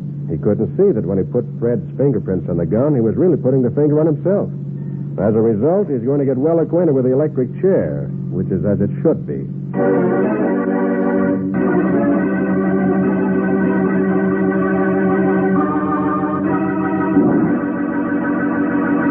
Well, Nick, what about the adventure that new post-war Old Dutch Cleanser will bring us next week? It's a story about women's fashions, Mike. Women's fashions? Well, they've always been a mystery to me. Don't tell me in this case, they're more than a mystery. They're a cause for plenty of violence. You see, the fashions were being stolen, and Mary Danville said she knew who was stealing them. And when we went to see her, she walked out of her apartment without saying a word. And a moment later, we found her murdered in her bedroom in that same apartment. Hey, wait. This is confusing enough without going any further. What do you call this adventure, Nick? I call it The Case of the Quiet Roommate.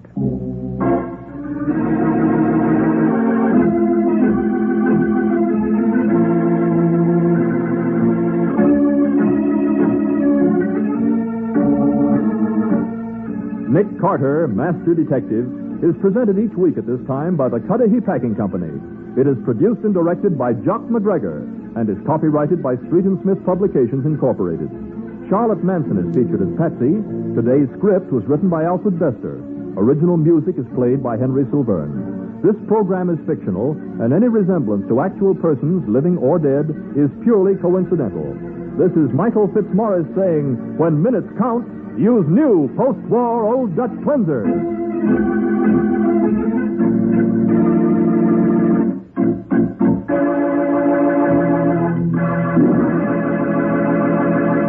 This is the Mutual Broadcasting System.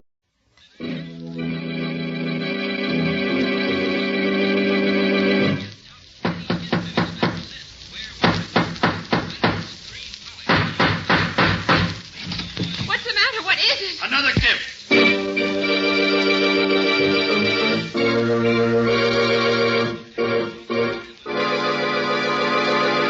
Yes, it's another case for that most famous of all manhunters, the detective whose ability at solving crime is unequaled in the history of detective fiction.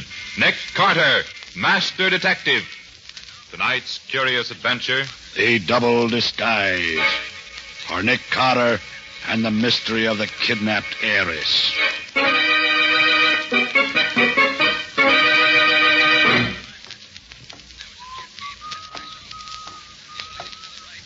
Pardon me, but could you tell me which way to Bond Avenue, please? Bond Avenue? Why, yes. We'll just walk 3 blocks Okay, straight mister. ahead. It's a stick-up. What? Yeah. Hand it over and be quick about it. Hand what over? Your wallet, of course. Come on. Oh, come now. Isn't it quite late in the evening for this sort of thing? There's nothing funny about this. I mean business. Now, you haven't been in the business very long, have you? That's enough talk. Just hand it over. Hand it over, I'll shoot. You really would shoot me, would you? Yes. This is your last chance. Please, I don't want to have to kill you. Okay. But you won't find very much. All right, I'll take that toy pistol now. There. Oh. You knew all the while. Sure. Would have fooled most people, but you just happened to pick on the wrong man. I'm Nick Carter. Nick Carter? Gosh, I guess I did. My name is Brown. Chester Brown. Well, Mr. Brown, let's have it. What's the story? You're no gunman. Oh, you're right, Mr. Carter. I've never done this sort of thing before. Now, why'd you try to hold me up, then? Oh, I was desperate. I've been out of work for 3 months now. In times like these? Yes, I know, but I'm a salesman. There's no need for them now. How about manual work? I tried that, but my heart isn't very strong. Oh, I see. Married? Yes, I was married 6 months ago. Where do you live? We live in a couple of rooms in a boarding house. Only a few blocks from here, Mr. Carter. Why do you ask? I'd like to go home with you and meet your wife. Oh, that means you aren't going to turn me over to the police. No, not yet at least. Oh, thanks. But one never knows, Mr. Brown. Let's go.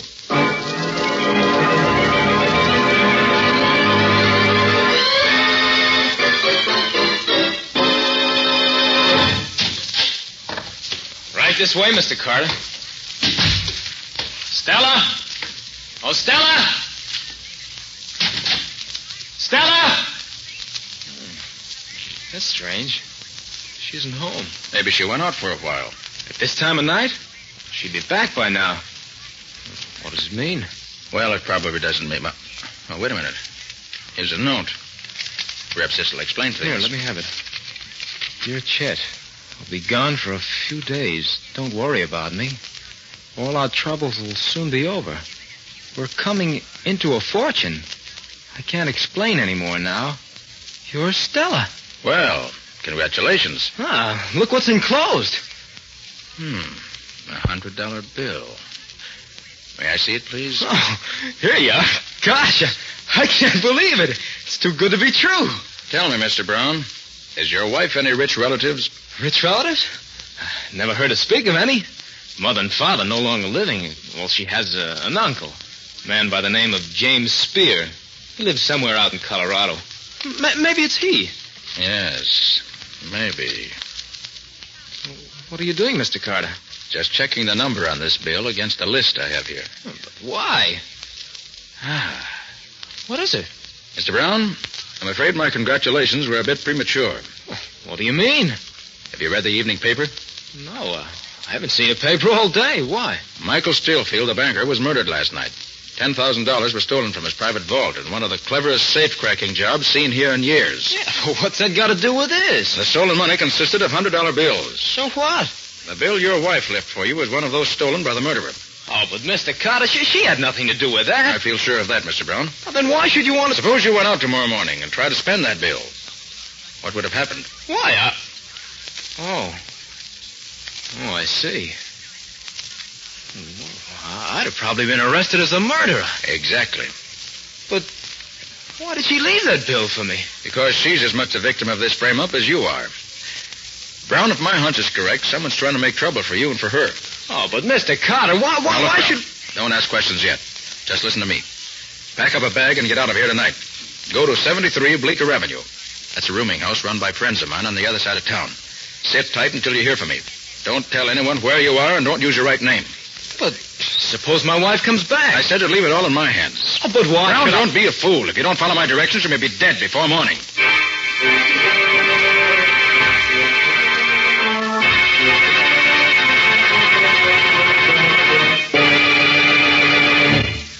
So you don't think either Brown or his wife had anything to do with the murder, Nick? No, Patsy, I don't. It's too obvious a frame-up. A frame-up? Yes, don't you see? The murderer persuades Mrs. Brown to go somewhere with him on some pretext or other and gives her one of the stolen bills to leave for her husband, who's sure to be arrested if he tries to spend it. But why should the murderer want to pin the job on Mr. Brown? That I don't know the answer to, Patsy. Except that for some reason or other, he wants to get Brown out of the way. Hello? Hello, Nick. I'm glad I found you in. Oh, Riley, what is it? You still say you're not interested in the Stillfield killing? Well, as a matter of fact, Riley, something's happened since you spoke to me about it. I've changed my mind. Oh, so you've heard already? Heard? What? About the big Postal Express robbery down on Front Street. That's where I'm calling from. I know, that's news to me. What do they get, Riley? $40,000 in negotiable bonds. Right out of the vault, Nick. Not bad. Yes, and this is the interesting part. Yeah? You know who those bonds were being shipped to? Michael Stillfield. Stillfield? Okay, Riley, thanks. I'll be right down. Well, Patsy, this thing gets more interesting by the minute. Let's go.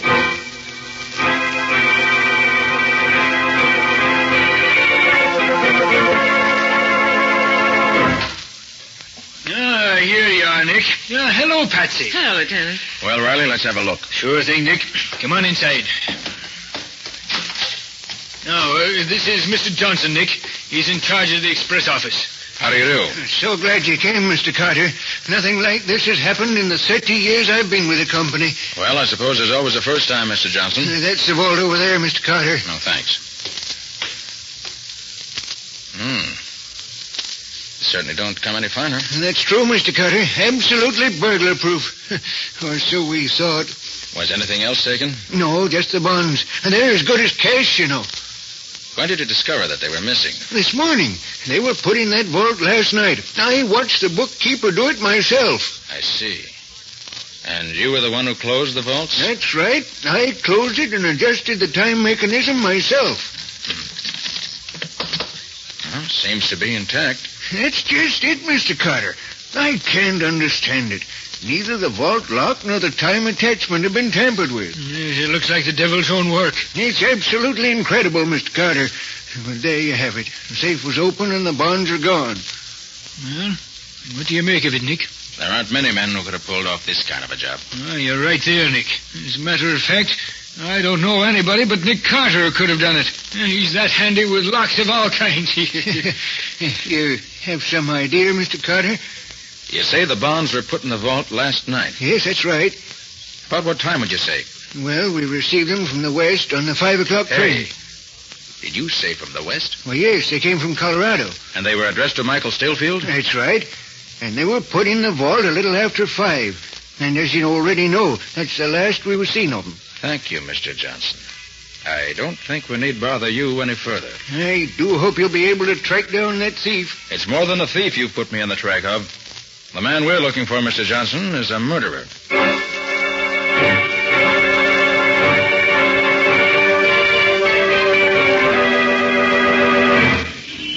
Hey, what was that stuff you were giving Johnson about looking for a murderer, Nick? That's exactly what I meant, Raleigh. You mean there's a connection between the murder of Michael Stillfield and this robbery, Nick? You catch on fast, Patsy. How do you figure it, Nick? Well, in both cases, it was Stillfield's property that was stolen. And in both cases, there was a remarkable safe-cracking job, right? Yeah, there's no doubt about it. Looks like it could be the same ones, all right. And you recall where Johnson said those bonds came from? Yes, from Colorado, Nick. Well, sure, I remember his saying that, but what's that got to do with it? Just a hunch, Raleigh. By judging by the way these two safes are broken into, I think I know who probably did it. Who? Clint Bartow. Clint Bartow? Oh, you're having me believing the dead come to life again, Nick. Why, don't you remember? He was reported dead 5 years ago up in Canada someplace. Yes, but where Clint Bartow's concerned, I don't have much faith in that kind of a report. He's the most dangerous and resourceful criminal on the continent. Riley, I wouldn't be surprised that he had that report circulated purposely. Well, no, I hadn't thought of it that way. Furthermore, I suggest you make a thorough check on the background of Michael Stillfield, the murdered banker. An idea there may be some interesting facts turned up. Okay, Nick, it's as good as done. When you get the information... Well... What is it, Nick? We're being followed. Huh? Well, not for long we won't be. Now just let me... Wait a minute. I want to handle this my own way, Riley. You continue on the way you're going. Patsy and I'll turn up this side street. Okay, Nick. I'll be seeing you. So long. So long, Riley. All right, Patsy, come along this way. Is he still following, Nick? Yeah. He's hanging on, all right. Here. Into this doorway here. Okay. Now what? We'll just wait. He'll be along. Yeah, here he comes now. Stay here, Patsy. Be careful, Nick.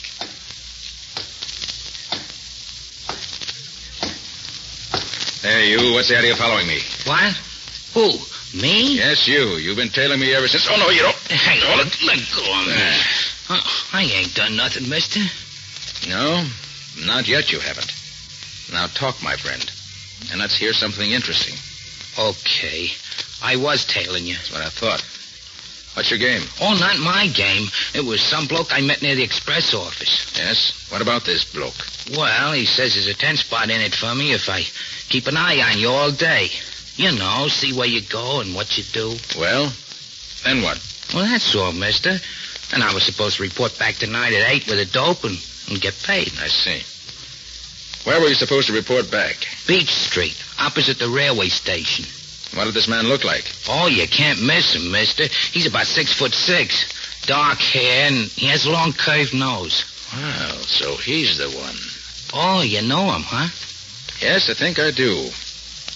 You were offered $10, you say? Here's 20. What for? For forgetting all about reporting back, see? Oh, I get it. Sure thing. Thanks. Wait a minute. Yeah? I want to get a good look at you. Huh? Mm-hmm. Yeah. Okay, I shan't forget what you look like in a hurry.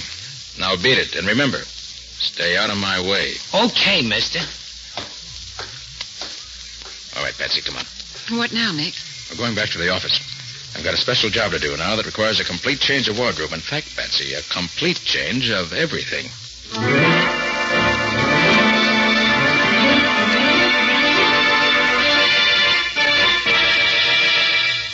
There, that does it. Hand me that mirror, will you, Patsy? Mm-hmm. Here you are, Nick. Not bad. Well, Patsy, do you think I look like the man who was following us? Simply perfect, Nick.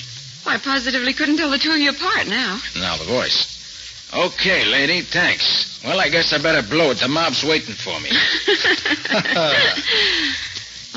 Nick. Yes, what is it, Patsy? I'm afraid of what you may be letting yourself in for. No, don't worry. I'll be watching my step. You better. Make one false move with Barto. Yes, Patsy, I know the kind of man I'm up against. Hello? Oh, yes, Riley. Oh, you did, huh? What'd you find? I see. Yeah, that's fine, Riley. Oh, no. I've got a plan of my own. Yeah, I'll do that. All right, Riley, thanks. Bye. What is it, Nick? Patsy, my suspicions were right. The report came through on Michael Stillfield. He proves to be none other than James Spear. Spear? You mean Mrs. Brown's uncle? Right. Seems he made his money out west many years ago, then got into some difficulties there. Changed his name and came east. And he never got in touch with his niece? Apparently not. Well, then that fortune Mrs. Brown spoke about in her note is true. Yes. According to his will, she becomes sole heir to the entire estate, being his only surviving relative. Well, not bad. If she lives, Patsy. If she lives? Well, why shouldn't she live, Nick? Well, the person she left home with last night must be the same person who killed Stillfield. The $100 bill she left her husband proves that. And you think that... I think that if that person is Barto, she's in very real danger. Stillfield owned the fortune and was killed. Now Mrs. Brown owns it, and she may very well be next on the list. Oh, I see what you mean. What time is it now, Patsy? 7:30. Okay, I better be off. I'm going to keep my 8 o'clock date. You will be careful, Nick. Yes, of course I will. You know what you're to do. Yes, I'll do just what you told me. Good. Well, so long, Patsy. I'll be seeing you. I hope so, Nick. I hope so.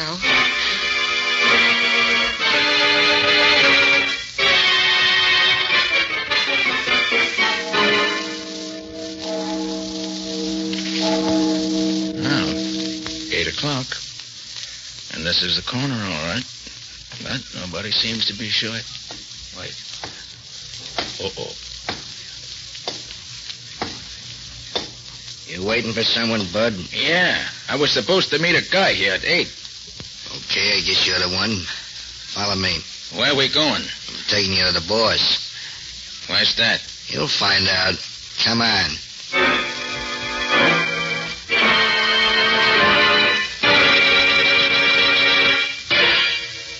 Here we are. Just a minute. It's me, boss. Is this the guy, boss? Yeah. Come in. Close the door, Malone. Yeah. Well, what'd you find out? I followed the guy like you said. Well? How about that tent spot you promised? Don't worry, you'll get it. Now, what happened? Nothing. What do you mean? I tailed the guy to a house on Elm Street. He went in. I didn't see him come out all day. I see. Well, okay, you did a good job. Here's the tent. Anything else, mister? I could use more dough. And I ain't particular how I make it. If you get what I mean. Yeah, I get what you mean. You see, I figure you must have some kind of a racket, mister. Mm-hmm. Very clever reasoning on your part. Yeah.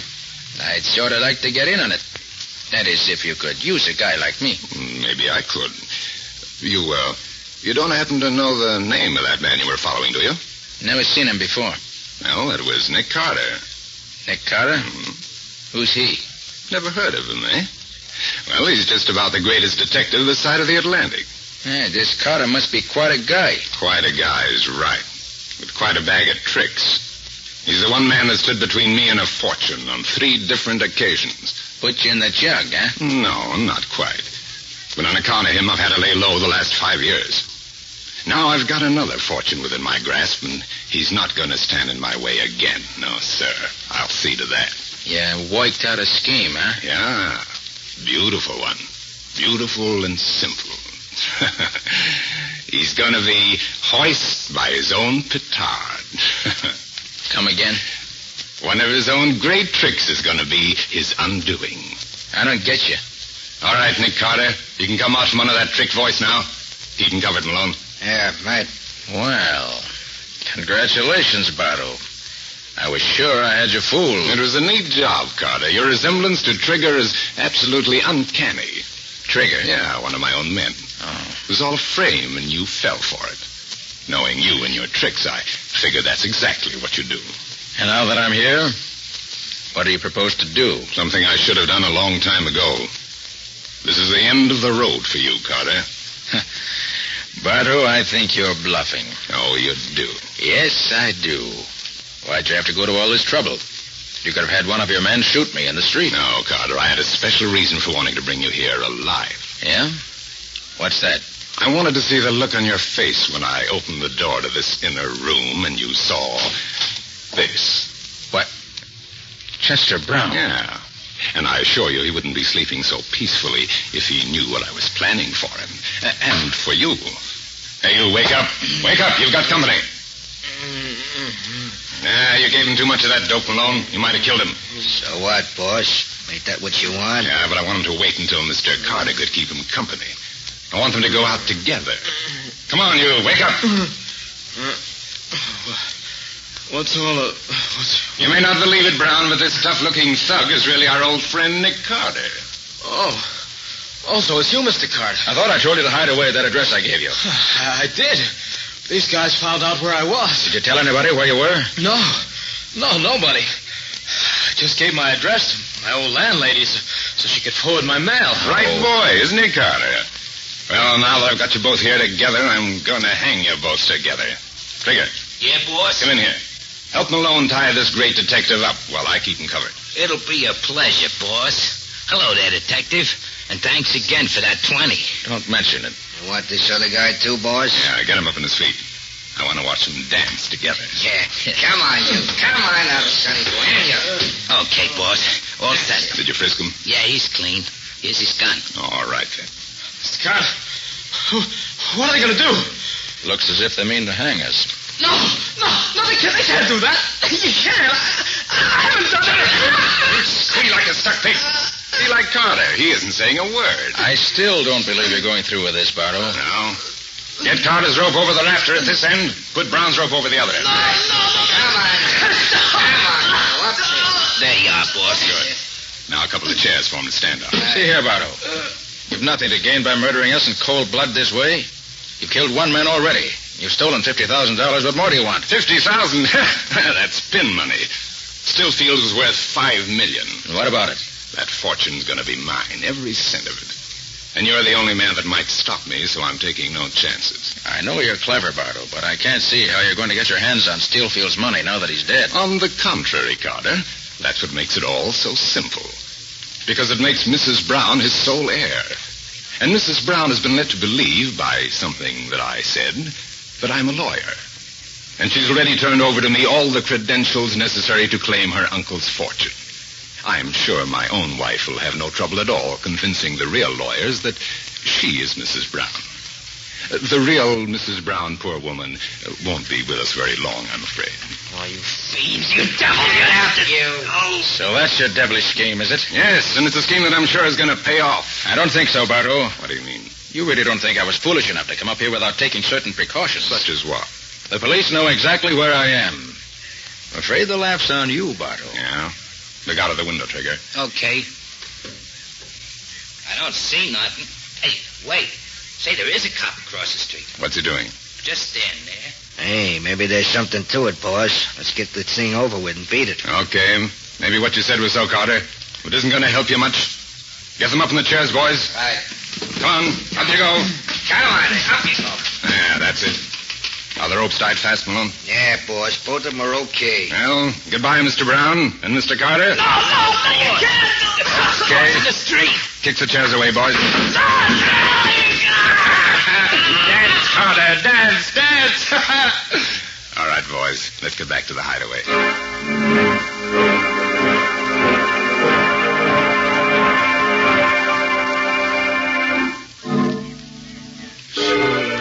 So that was his plan, Patsy. Yes, Lieutenant. I see. And if Nick didn't come out in a half an hour, we were to go in after him. The time's just about... Oh, look, Lieutenant. Huh? What is it, Patsy? There's 3 men leaving the building. They're getting into that car. Yeah, and in an awful hurry, too. Come on, Patsy, let's go in. Nick, where are you? Nick Carter, are you here? Try this door. He's not here. Try that one over there.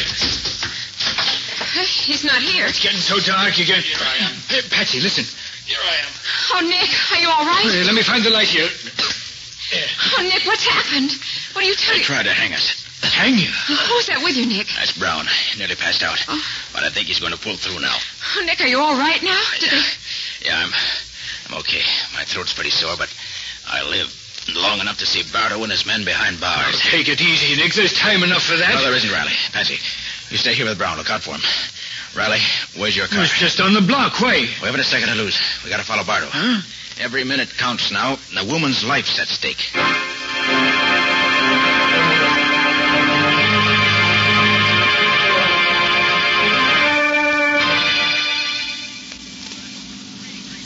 There's no sign of him yet, Nick. Oh, that's all right, Riley. Keep straight ahead on this road. Hey, do you have an extra gun in the car? Yeah, you'll find one under the seat there. Good. Oh, yes. Here it is. Well, how does your head feel, Nick? Much better now. How did you ever get loose, Nick? They actually had you strung up, didn't they? They sure did. I can still feel it. Well, how did you do it? Well, after they tied my wrists, I got Bartow to talking and gave me time to work them loose. Oh, you mean you swelled your wrists when they tied them so that when you relaxed, they'd be so much smaller, huh? Mm-hmm. Except that having my hands free wouldn't have helped me much if Bartow and his men hadn't left right away. Fortunately, they saw you coming across the street, and they ran as soon as they strung us up. Well, what did you do then, Nick? By that time, I'd worked my hands loose. So I grabbed the rope above my head and pulled myself up. Phew, that was close. Yes, it was. And I cut the rope with a little trick knife that's built into my tie clasp. They never thought to look for one there. Then I cut Brown down. Poor fellow, he was almost gone. Well, thank heavens you outsmarted them, Nick. And as for Bartow, that dirty, murdering, no-good scoundrel... Oh, look, Riley. Huh? It's a car ahead of us. Oh, was that the right one, Nick? Let me see. There's so much dust on that. 3J20 R7... Is that last... Oh, 6. Yes, that's the car. All right, now take it easy, Riley. I don't want him to get suspicious. Right. Yeah, they're turning up that dirt road there, Nick. Shall I follow them? Say, I know where that hideout is now. Oh, you do? Yes, must be the old Fairbanks Cave, not far from here. Bartow used it before. You stop the car here. If luck's with us, this is the end of the trail. And the end of Bartow.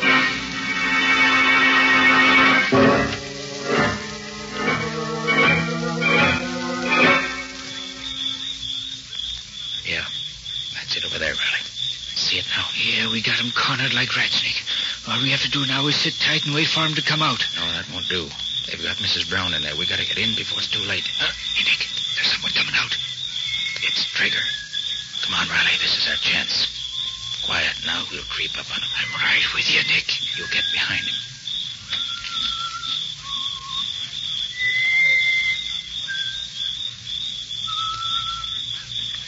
Oh! Ah, that was worth $20.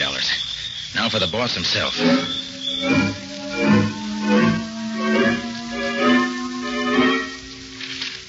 Well, boss, when are we going to get it over with? Right now, Malone. Did you take a look at her? Yeah, she's all tied up the way we left her. All right. Say, Trigger. Trigger. Yeah, boss, coming. What's up? That special little job on the lady inside. We're going to take care of that right now. Then what, boss? What do you mean, then what? Then we bury her, of course. That's the end of Mrs. Brown. Then my wife takes over, claims the fortune, and we're all set for life. Oh, yeah. I was forgetting that you're going to palm the wife off as Mrs. Brown. You talk too much, Trigger. I prefer action. And so do I. Get your hands up, Clint Bartow, and you too, Malone. Hey, what is this? Boss, that's... Hoist by his own petard, eh, Bartow? Carter.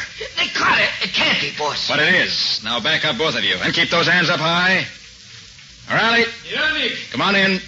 Oh, good work, Nick. Were you in time? Yes, Mrs. Brown's okay. She's inside there. Well, I guess we can call it a day, Nick. You saved the lives of the Browns, and we got Bartow and his gang where we can put him away forever. Yes, Riley, that's true. Huh. Clint Barter won his tricks. Hoist by his own petard. Huh? What in the world does that expression mean, Nick? That? Oh, it's an old Hindu proverb, Riley. It means, men who make noose for other fellow sometime find it around own neck.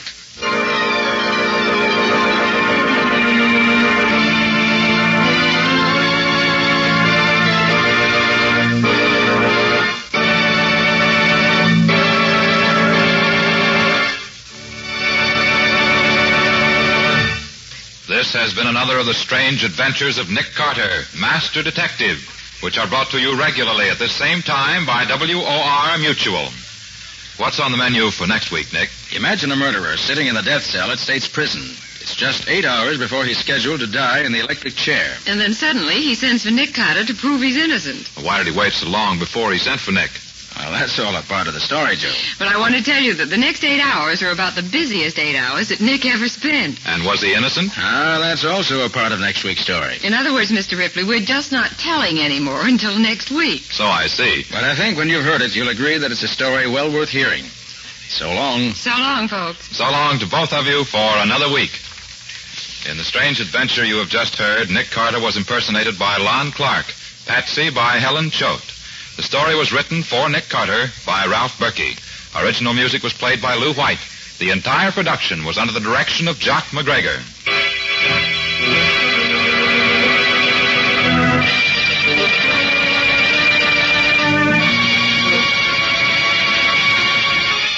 Next week, at the same time, listen to another curious experience of Nick Carter entitled 9 Hours to Live. Or Nick Carter and the Mystery of the Death House.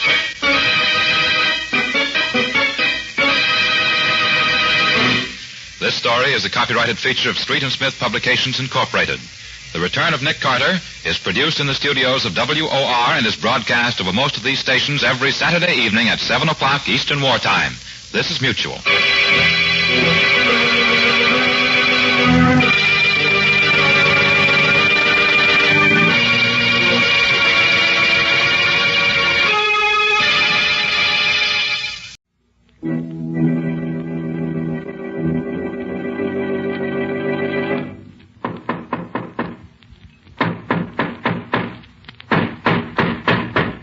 What's the matter? What is it? Another case for Nick Carter, Master Detective.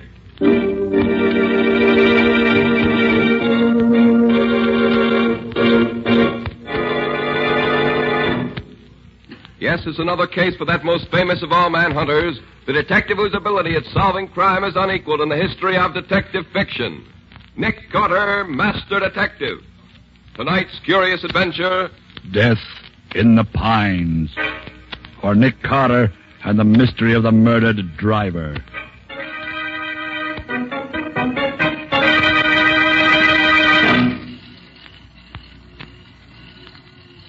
Well, let's see. There's a truck coming up the grade now. It ought to be them. Yeah. Just 1:30. That's a tape truck, all right. Now, you guys know what to do. We've done it often enough before. Sure. All right. Get going. When the truck gets close enough, I'll put the searchlight in the driver's face like before. He'll stop fast enough. Keep those tight. Hey, what the blazes goes on here? What's the big idea? Get those hands up, wise guy, and get down out of that cab. You guys can't get away with this. You want to stay alive, get down out of that cab and keep quiet. And bring your helper down with you. You're a bunch of crooks. Don't. They got us. There ain't nothing we can do. Okay, boys, get busy. Get up on that truck and get that stuff dumped out in the road. Okay, shake it up, boys. We want to get out of here. Hey, keep your boys moving, Jake. We got another one to take care of yet. Hey, I know that voice. So you're the guy who's in back of all this hijacking. Now I know you. Oh, yeah? Well, I hope you try it. Oh! What's the idea? What'd you have to kill him for? Shut up, punk. You don't want to get bumped off, too. But you didn't have to kill him. Shut up. Hey, that changes our plans a little, Jake. Get your men down off the truck. Pick these two stiffs up and put them back in the cab of the truck. Then put a hole in the gas tank and touch a match to it. Okay, boys, come on down. There won't be much left for the cops to work on when they get here, which is all right with me. I don't like to see them get killed, but when they know too much, it's the only way.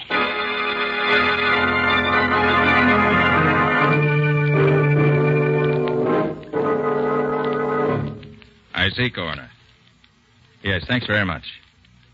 Yes, thanks. So long. Might as well let me know the worst, Mr. Carter. After what I've been through, a little more or less doesn't matter. Mr. Tate, I'm sorry to have to tell you this, but your driver wasn't burned to death. He was shot. Murdered before the truck was set on fire. Yeah, I was afraid of that. Regan was my oldest and best driver. Been with me for 10 years. You're having trouble with racketeers? Yes, have been for the past year. How do they work? Well, I operate about 40 trucks, hauling vegetables and green stuff from South Jersey to the New York markets. It has to be done at night, so we get to the New York market before morning. About a year ago, somebody called me on the phone and said he represented a protective agency. And he'd like to sell me protection at $25 a truck. $25 a truck? Well, that's pretty steep, isn't it? It's exorbitant. I told him I wouldn't pay it. So what happened? 2 days later, one of my trucks was stopped and the drivers were beaten. The produce was dumped and destroyed. The next day, the guy called again. I told him I wouldn't pay. Did you try getting protection from the state troopers? Sure I did. And they did what they could.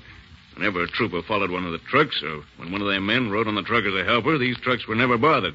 But the other trucks, it was the same old story. I see. Well, how do you account for the fact that the trucks with the troopers on them were never touched? I don't know. Unless the hijackers had spies at the loading points to watch if the trucks had their regular crews. And what was the outcome this time? In the end, I had to agree to pay the $25. And then, for 6 months, there was no more trouble. A week ago, this same guy called and said the ante had been raised from $25 to $40 a truck. $40? I told him I couldn't pay that because I didn't make that much. And you know what happened last night. Yes, I know. Well, are you going to try to keep writing the stuff through? If you can help me, I will. I'll do it.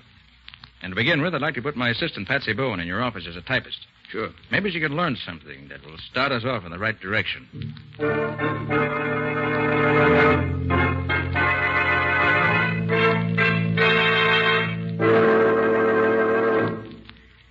Well, Patsy, did you have a nice eventful day in Tate's office? I learned a few things, Nick, if that's what you mean. Good. Let's have them. Mr. Tate makes up the daily schedule of operations based on the orders he receives. Then he turns the completed schedule over to Al Laparo, who's the fleet foreman. Mm-hmm. Only Mr. Tate, Laparo, and Dave Morgan, who's Tate's assistant, know what the orders are, as far as I can find out. I see. Any suspicions? Not yet. Laparo's been with Tate 9 years and Morgan for about 4 years. When the trouble started about a year ago, both of them rode the trucks.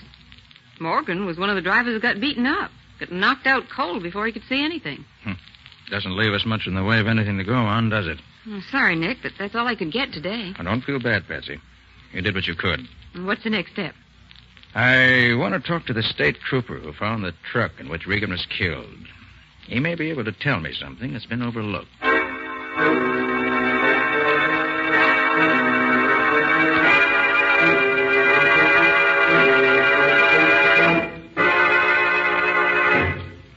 You say you read my report, Mr. Carter. I don't know that I can tell you anything else. Were you on the state police force when Tate started having his trouble about a year ago? Yes, I was. Well, that business of the hijackers never picking in a truck guarded by state troopers needs explaining. Could there have been any leak from this end? Absolutely not. I rode several of the trucks myself. None of us ever knew where we were going until Tate's office gave us our orders. And we went out on the road just as soon as we got those orders. Good. Then the leak must be on Tate's end. Now, the next thing. Your report gives the impression that the thug simply stopped Tate's truck, killed the driver in cold blood, and then burned the truck for good measure. Was that your personal impression? Well, no. Ah. When I first got there, I was suspicious because the truck hadn't gone off the road or collided with anything that would cause a fire or a wreck. Then I remembered that Tate's trucks had been having trouble a while back, so I took another look around. And the result of that second examination? The truck was surrounded by crates which had been thrown off the truck. Crates that were smashed and broken, but not burned. Now, if the hijackers were going to burn the truck, why bother to throw all those crates off the truck first? It just didn't make sense. That's what I wanted to know. I'd say the gang started out to do the usual job, smashing the cargo and manhandling the crew. But then something happened. Something that made them switch their tactics. And they did something they had never done before. They killed the driver. Yeah, that explanation would fit the facts as I saw them. But what do you suppose caused the change in plan? Well, I could make a guess, maybe. Tate told me that Regan was his oldest driver. Yeah? Now, somebody in Tate's outfit must be in league with the hijackers. That's the only way they could know as much as they do. I believe that Regan recognized one of Tate's men in the Highgate gang. Sure. And that fits right in with the idea that somebody in Tate's outfit was crossing him. Yes, Mr. Carter, I believe you've hit something.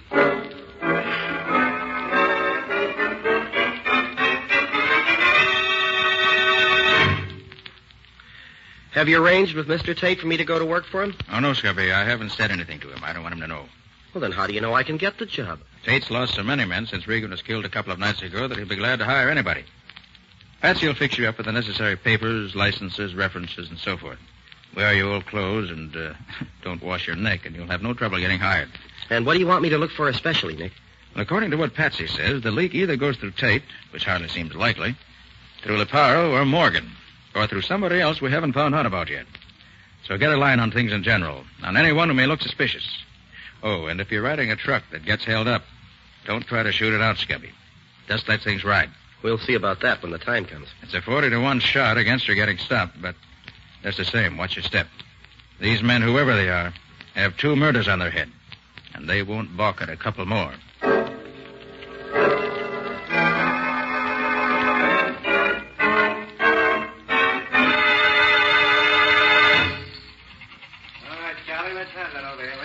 Men looking for jobs, line up over here. New men over here. Hey, buddy, who's the guy over there at the desk? Oh, that's Al Leparo, the fleet foreman. Oh, that's the guy. Looks like a tough egg. Don't worry, fella. He ain't turning nobody down these days. This outfit's got the finger on it. They had 40 men walk out on him yesterday. And I got a hunch this new gang ain't gonna last long either. Oh, you mean on account of the killings the other day? Yeah, that and the beating up of a couple of other drivers.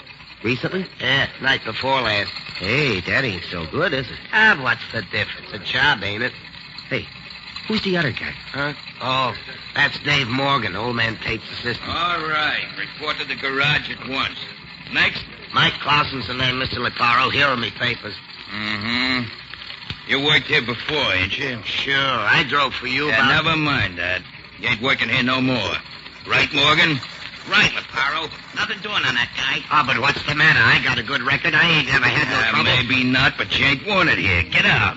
Next. Ah, the big bomb. Who's next? Oh, me. The name's Wilson. Where's your papers? Oh, yeah. Here. Mm-hmm. Wilson, huh? Yeah. Okay, you're hired. Report to Matt Steiger on truck number 11. You start as helper at $23 a week. Satisfied? Sure, boss. Okay by me. Tell Steiger he picks up his load tonight at Freeman's Farm down South Jersey. He knows where it is. Get going. Right. Thanks.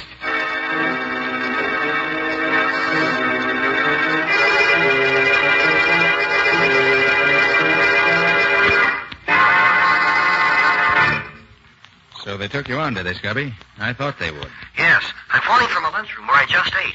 Anything happened yet? Well, just before they gave me a job, an old-timer named Mike Clausen was turned down. He used to work for Tate years ago. But Leparo wouldn't take him back. I see. Maybe they didn't want to take on anyone who ever worked there before, or who has been there for long. Well, maybe it doesn't mean anything, Nick, but it looks as if the... What's the trouble, Scubby? I'm not sure, Nick. But I just realized the guy in the booth next to me here isn't saying a word. He went into his booth as I came into this one. But he hasn't dialed a number or said anything yet. Looks as if somebody's onto you already. Any idea who it could be? No idea at all. Oh, but how could anybody know about me so soon? There's always a chance that somebody's recognized you. Well, keep your eyes open, Scubby. Don't start anything. Any orders? No. Let me know at once if anything worthwhile happens. And good luck to you. Thanks. Hey, what are you going to be doing?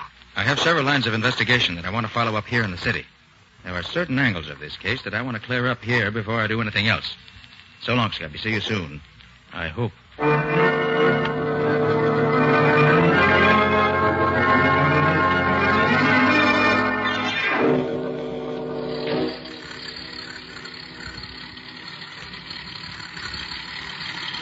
Gosh, Matt, driving one of these trucks is no cinch, is it? How do you mean, kid?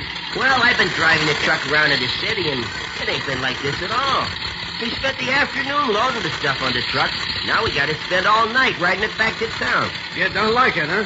I'm beginning to think it wasn't such a bright idea, hiring on with this Tate outfit. Especially with a chance of getting beat up throwing in free. Ah, cheer up. You might ride for weeks and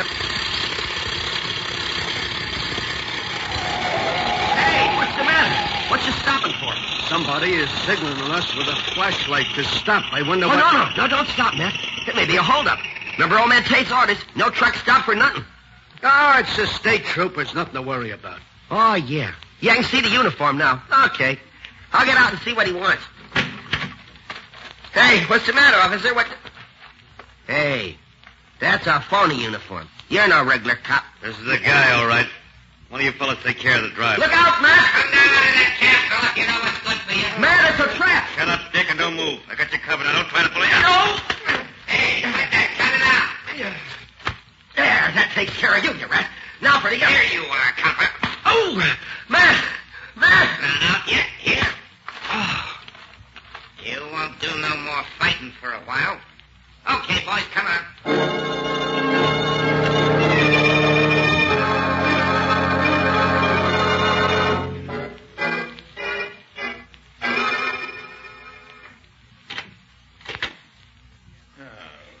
Gosh, I'm tired, Patsy. I've done more of my own leg work today than I've done in years. I almost wish I'd kept Scubby here to do the walking around. Going out on the truck myself. Did you find out anything, Nick? Yes, Patsy, I think so. But I can't be sure for a little while yet. Not until I get some more answers to some of the thousands of questions I've asked today. There have been several messages for you. I think this is probably the only one that's really important. Yeah. Oh, thank you. I thought so. He's trying to borrow money. At least all that much of it. Makes me positive I'm on the right track. Any report from the state troopers, Patsy? Yes, they think they've located the place. They're going to call you later this evening when they get the details. Good. That'll give me time to join them before they make the raid. I don't want to miss being in at the kill.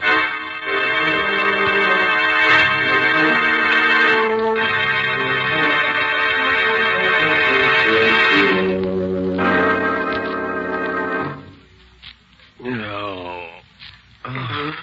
Hey. Oh. You awake, Wilson? Yeah. Oh, who are you? That's Tiger, your driver. Oh, yeah, I remember now. They stopped us. I tried to fight, and they knocked me out. How about you? Yeah, they count me, too. Yeah. I wonder why they didn't shoot us and be done with it. Yeah, I wonder. Hey, where are we now? Any idea? No, but I seem to remember taking a long ride last night after we left the truck. I wonder what time it is. I don't know. It's still dark, though. Yeah. Hey, Wilson, I've been wondering. I heard one of them thugs call you Dick and Copper when they were scrapping with you. Are you Copper? Well, kind of one, yeah. Just trying to get a line on what's going on in the state outfit. Yeah? But how in heck did that guy know it was me? Did Tate know what you are? No. Nobody knew about me working for Tate but me and my boss. Hey, wait a minute. What? Right after I got the job, I phoned my boss, and somebody in the next phone booth overheard what I told him. Boy, they trapped me neat as you please. They probably was afraid of you. Looks like it. Well, the first thing to do is to get out of here. Well, I've been working at the ropes that I got my hands tied together with, and I can't budge them at all. They're too tight for me. Well, I think maybe I can get mine loose if I have time. I think my boss taught me several tricks to get out of ropes like this. Yeah? Guess you'll have to get us out of this one, then. I can't. Hold it, Matt. Yeah. Somebody's coming. Time we got that red-headed punk waked up. Boss is due any minute now. With pleasure. Come on, you. Leave me assist you to a chair. Sorry you can't walk by yourself tied up like that, but that wouldn't be etiquette. Come on. Cut the comedy. Wake up, you. Come on, copper. Get them eyes open. Ooh, hey. Hey, what's the matter? Hey, what you trying to do? There you are, Mike. You want me to soften him up for you? Let's see if he talks first. Maybe he'll talk without any persuading. Well, okay, but I hope he needs some waking over. I enjoy that. All right, punk. You gonna talk? Talk about what? There's no use stalling. We know you're Nick Carter's man.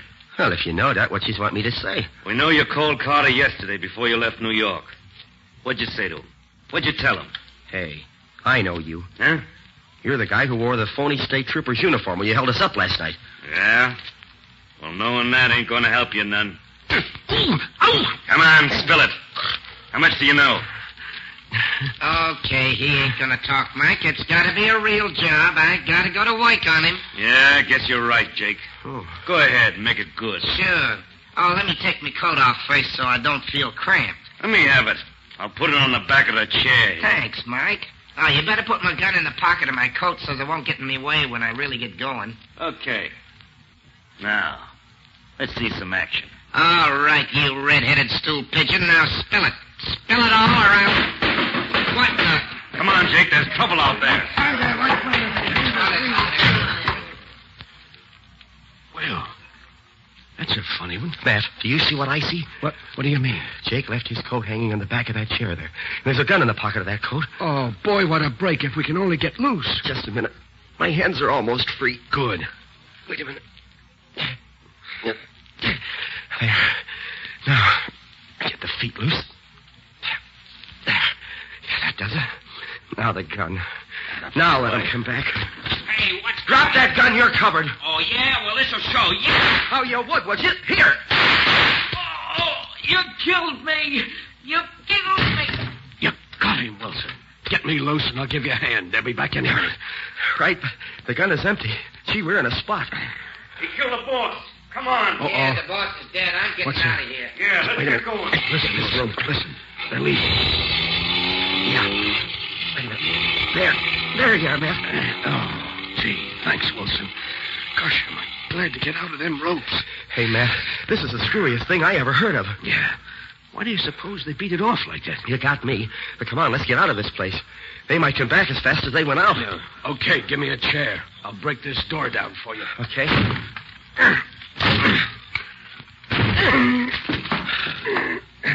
Gosh, Matt. There he is on the floor, the boss. And 2 holes through his forehead.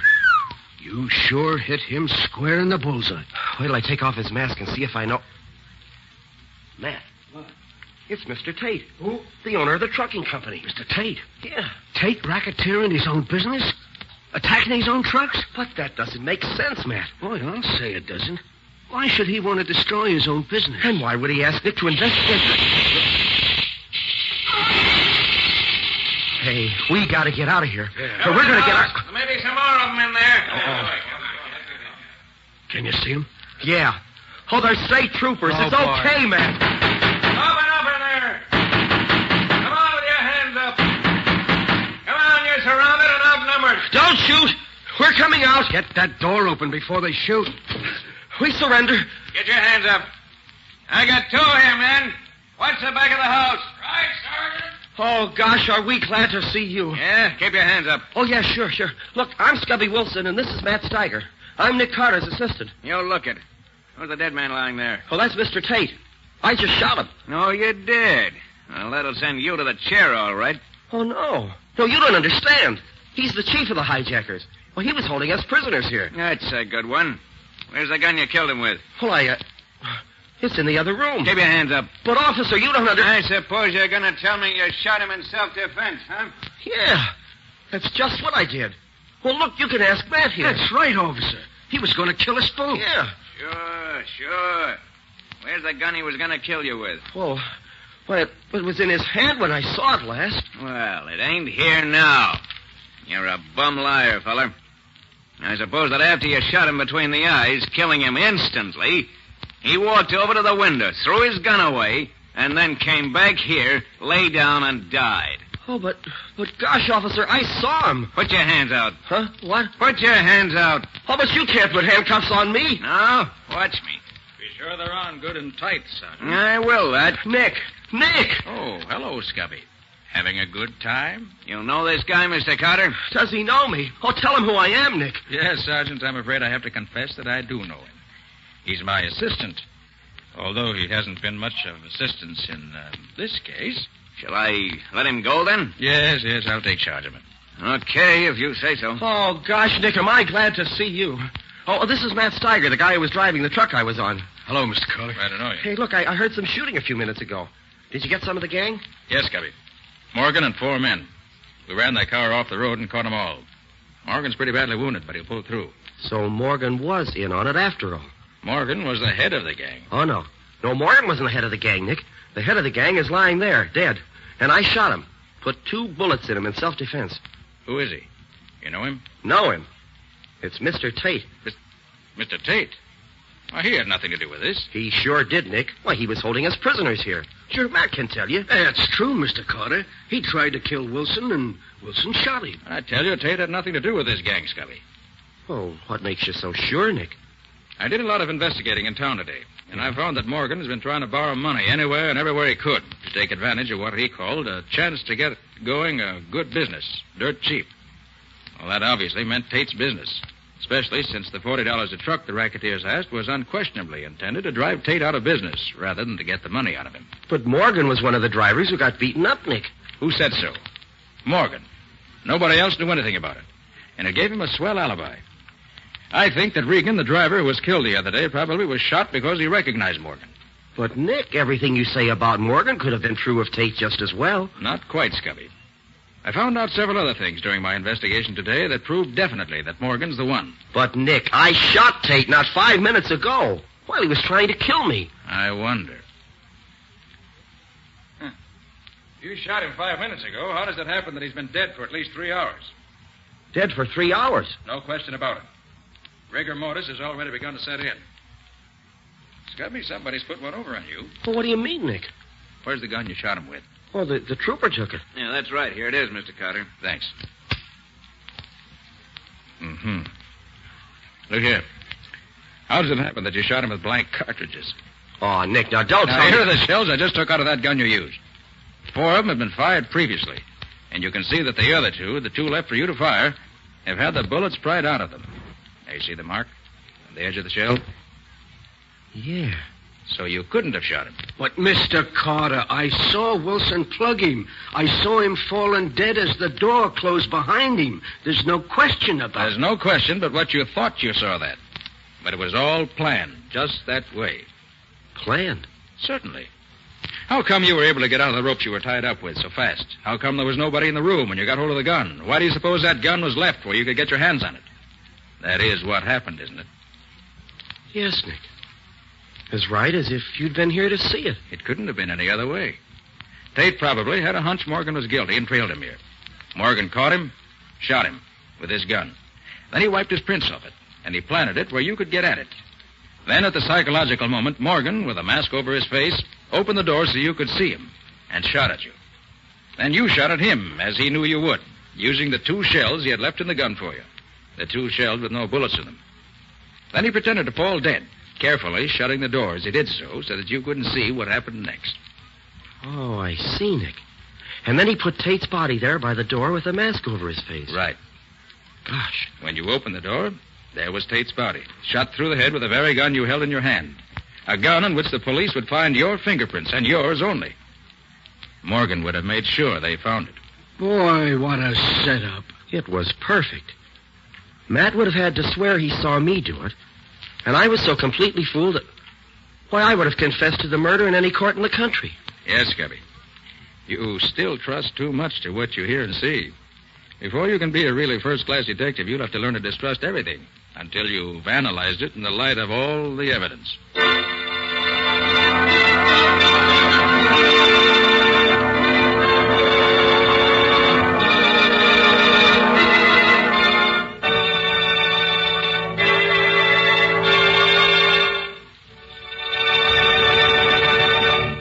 This has been another of the strange adventures of Nick Carter, Master Detective, which are brought to you regularly at this time by WOR Mutual. Well, Nick, what about next week's story? Can you give us a hint? Next week, my story concerns a murderer who killed his victims according to the sign of the zodiac under which they were born. A very unpleasant and dangerous man, I might add. Yes, definitely. Patsy and I got so close on his trail that he tried 2 different times to get rid of us. But in his attempts to be very clever, he made a bad mistake, and Nick caught him. And caught the murderer, too, I imagine. Quite right. After a chase. I call the story The Horoscope Murders. So long. See you next week. So long. So long to you, Nick and Patsy. In the strange adventure you have just heard, Nick Carter was impersonated by Lon Clark, Patsy by Helen Choate, Scubby by John Kane. Original music was played by Lou White. The entire production was written and directed by Jock McGregor.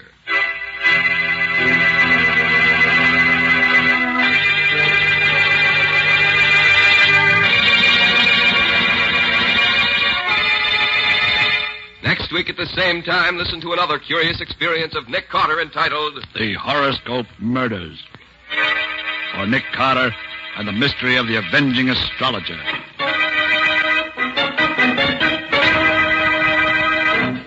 This story is a copyrighted feature of Street and Smith Publications, Incorporated. The Return of Nick Carter is produced in the studios of WOR and is broadcast over most of these stations every Saturday evening at 7 o'clock Eastern War Time. And don't forget that the adventures of Nick Carter's adopted son, Chick Carter, are broadcast over most of these stations Mondays through Fridays at 5:30 p.m. Eastern War Time. This is Mutual.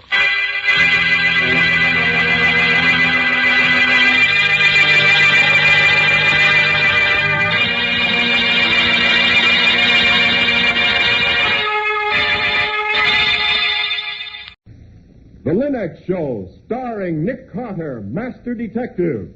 Presented by Acme, America's great producer of fine quality paints.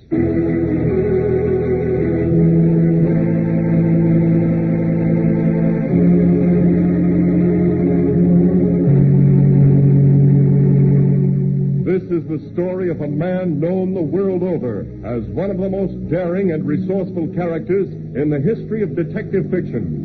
A man whose name has become a symbol of the triumph of right and justice over the sinister forces of crime and lawlessness. A man recognized as one of the great masters of deduction. Nick Carter, Master Detective.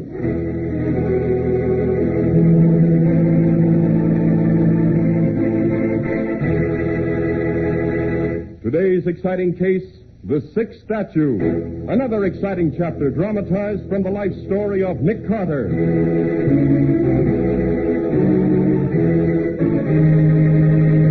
In just a moment, we'll hear how Nick Carter investigated a strange plague called bronze disease that murdered 2 people and almost killed a third.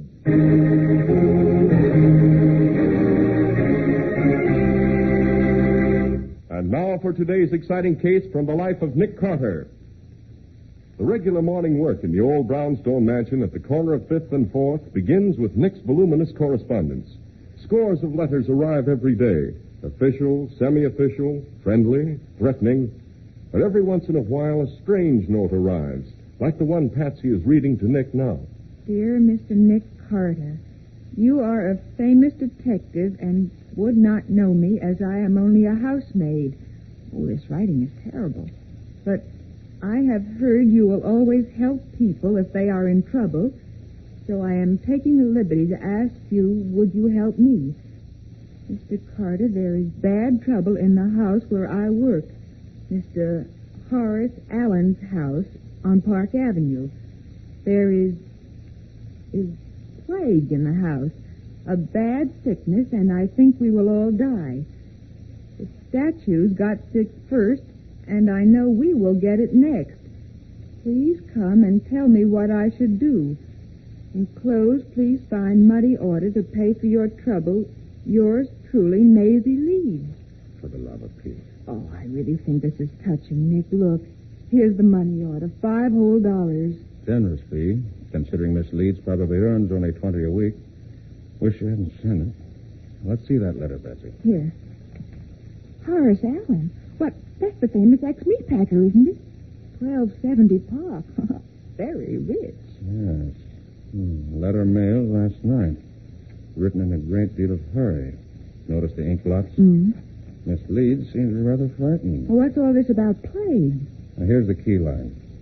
Statues got sick first, and I know we will get it next. Statues got sick? But what's that mean? I think we better drive to 1270 Park and find out. Right now? Oh, can't it wait a few minutes, Nick? We've got so much work to do here, and, well, Miss Maisie Leeds' trouble is probably a very vivid imagination. You've forgotten I've been paid a retainer, Patsy. I'm now devoted to the interest of my client.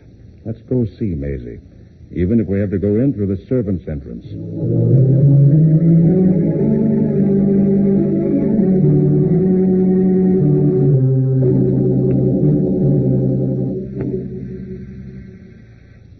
This is a pretty swank mansion for an ex-meat packer, Nick.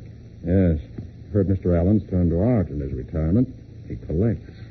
Oh, I wish he'd go back to meat packing for the duration.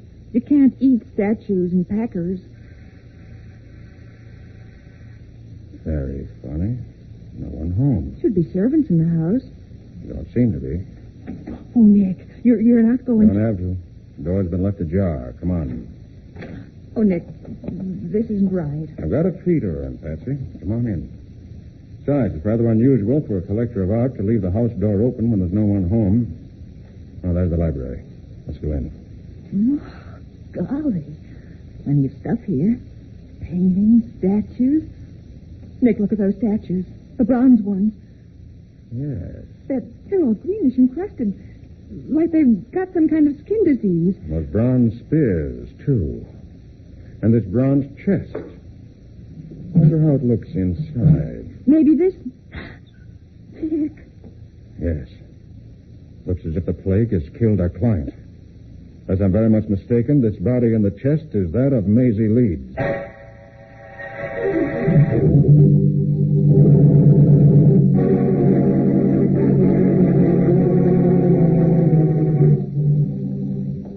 I've been through most of the house, Nick. There isn't a soul around.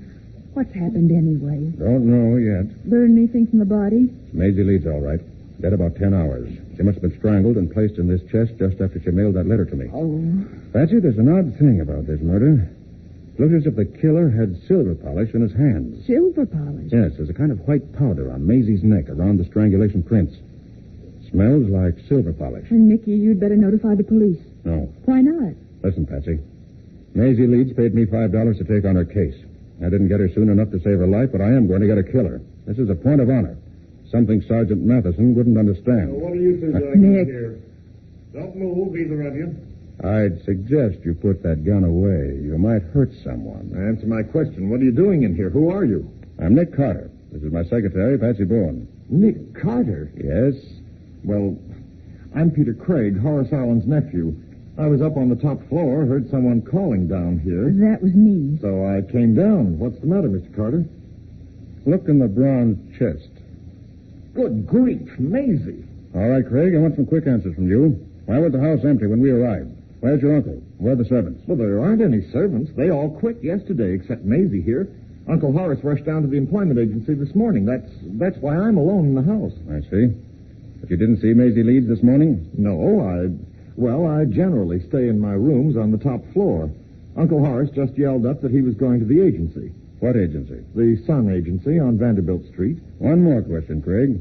You know anything about bronze statues? No. Who sold these to your uncle? St. John Arrowfield, English dealer at the plaza. All right. You stay here. Try and locate your uncle on the phone and get him home. We're hustling over to see Arrowfield. I want to find out what 6 statues have got to do with murder.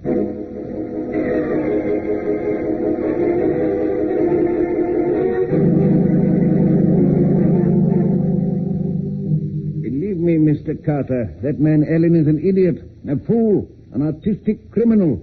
I should never have sold rare pieces to an ex-meat packer. Go on. Antique bronzes are as delicate as tropical fruits.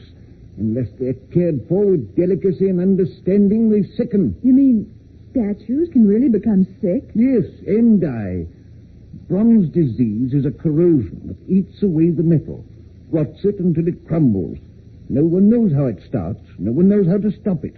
Once it attacks a collection, the infected pieces must be removed or the entire collection will die. Golly. And bronze disease has attacked Allen's collection? You saw it, didn't you? The green, crumbling crust on the surface of the bronze. And unless he removes the infected pieces, his collection is doomed. Well, why did you call him an artistic criminal? He has $500,000 worth of items there. All the money in the world can't replace one of those pieces once it's lost. Don't you understand? There's nothing more valuable than a work of art. Oh, yes, there is, Mr. Arrowfield. A human life.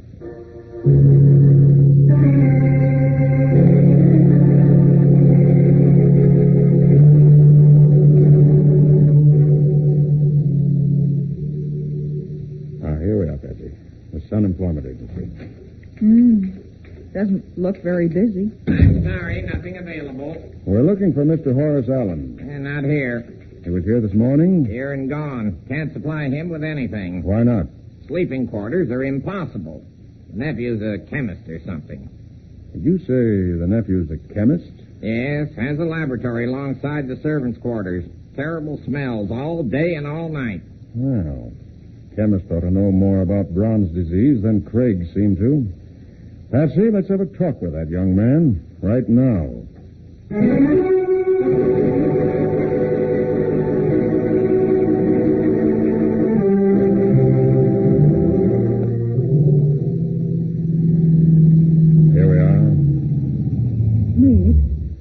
Craig was lying. Don't know, Patsy. Perfectly possible. I hope Mr. Allen's back by this time. With somebody to answer the door.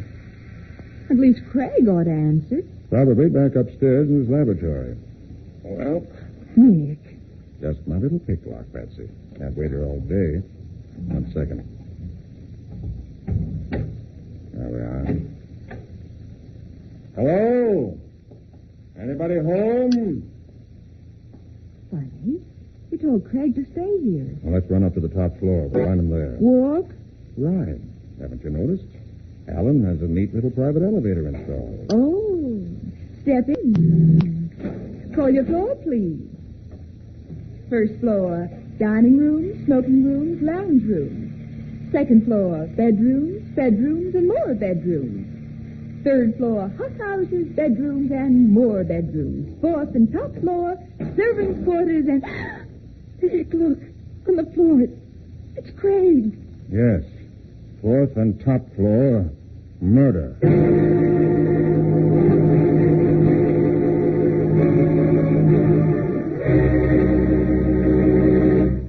First, a murdered housemaid, then a murdered chemist. How will Nick explain them and solve the mystery of the 6 statues? We'll see in just a moment. And now back to our story. Investigating a strange complaint about 6 statues, Nick and Patsy entered the empty home of Horace Allen to discover Allen's housemaid, Maisie Leeds, murdered. Nick finds that Allen's artworks are suffering from a rare disease known as bronze disease, and also that Allen's nephew, Peter Craig, is an amateur chemist with a laboratory on the top floor of the house. When Nick and Patsy return to the house to question Craig, they find him murdered, too. Now they're in the murdered man's laboratory examining his body. Well, Nick? Stabbed through the chest with a bronze spear, Patsy. Evidently one of the spears from Allen's collection. Golly. It's a powerful thrust. You see the tip protruding from Craig's back. You can also see it's tainted with the same bronze disease that's hit some of the statues. Hello. What is it? Craig didn't die at once. What do you mean? Look, here on the floor. Oh, Craig must have tried to write something in blood as he was dying. Yes. It says N-H-L. N-H-L, what's that? Couldn't tell you yet. Nick, I got it. Initials. The initials... Him murdered. The killer. Maybe. It couldn't be Allen or Arrowfield or the Sun Agency. Maybe it was one of the old servants. Hey, what's going on in this house? Where is everybody? What goes here? Nick, I think I hear... You don't think you do hear. Our old friend, Sergeant Matheson. Hey, anybody home? Craig, Allen. Hey, Mr. Allen, Oh, glory be unseen things. Oh, we're real, Sergeant. Good afternoon, Matty. Nick Carter and company, I might have known. What are you two?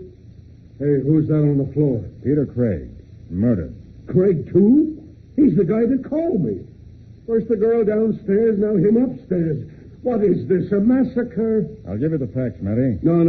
Explanations first, if you please, Mr. Carter. Here we go. Now, look, I warned you 1,000 times when you get mixed up in murder cases to notify homicide. There's a law in this city. Don't you ever do anything but break the law? Yes, I solved murders. You ought to know. Yeah, I know, but Nick, please. We've got laws to enforce. Make it as easy as you can for us to enforce them. Matty, I'm going to help you enforce one law today. The law against first-degree murder. Come on down to Allen's laboratory.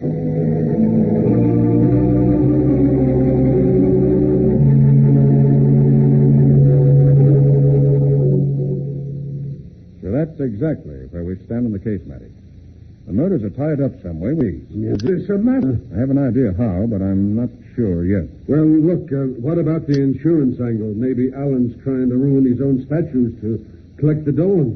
Oh, no, Matt. He could get more by selling them. Well, maybe Craig ruined the statues and Alan killed him for revenge. Maybe, but I doubt it. Besides, that leaves out Maisie Lee. Oh, forget her. She's just an accident in this case. She's not an accident in this case, and she's not to be forgotten. Matter, you won't understand this, but in this case, I'm working for Maisie Leeds. I'm not working for you or the police. What's that? I'm working for justice. Justice for Maisie Leeds. I think you're crazy. Huh?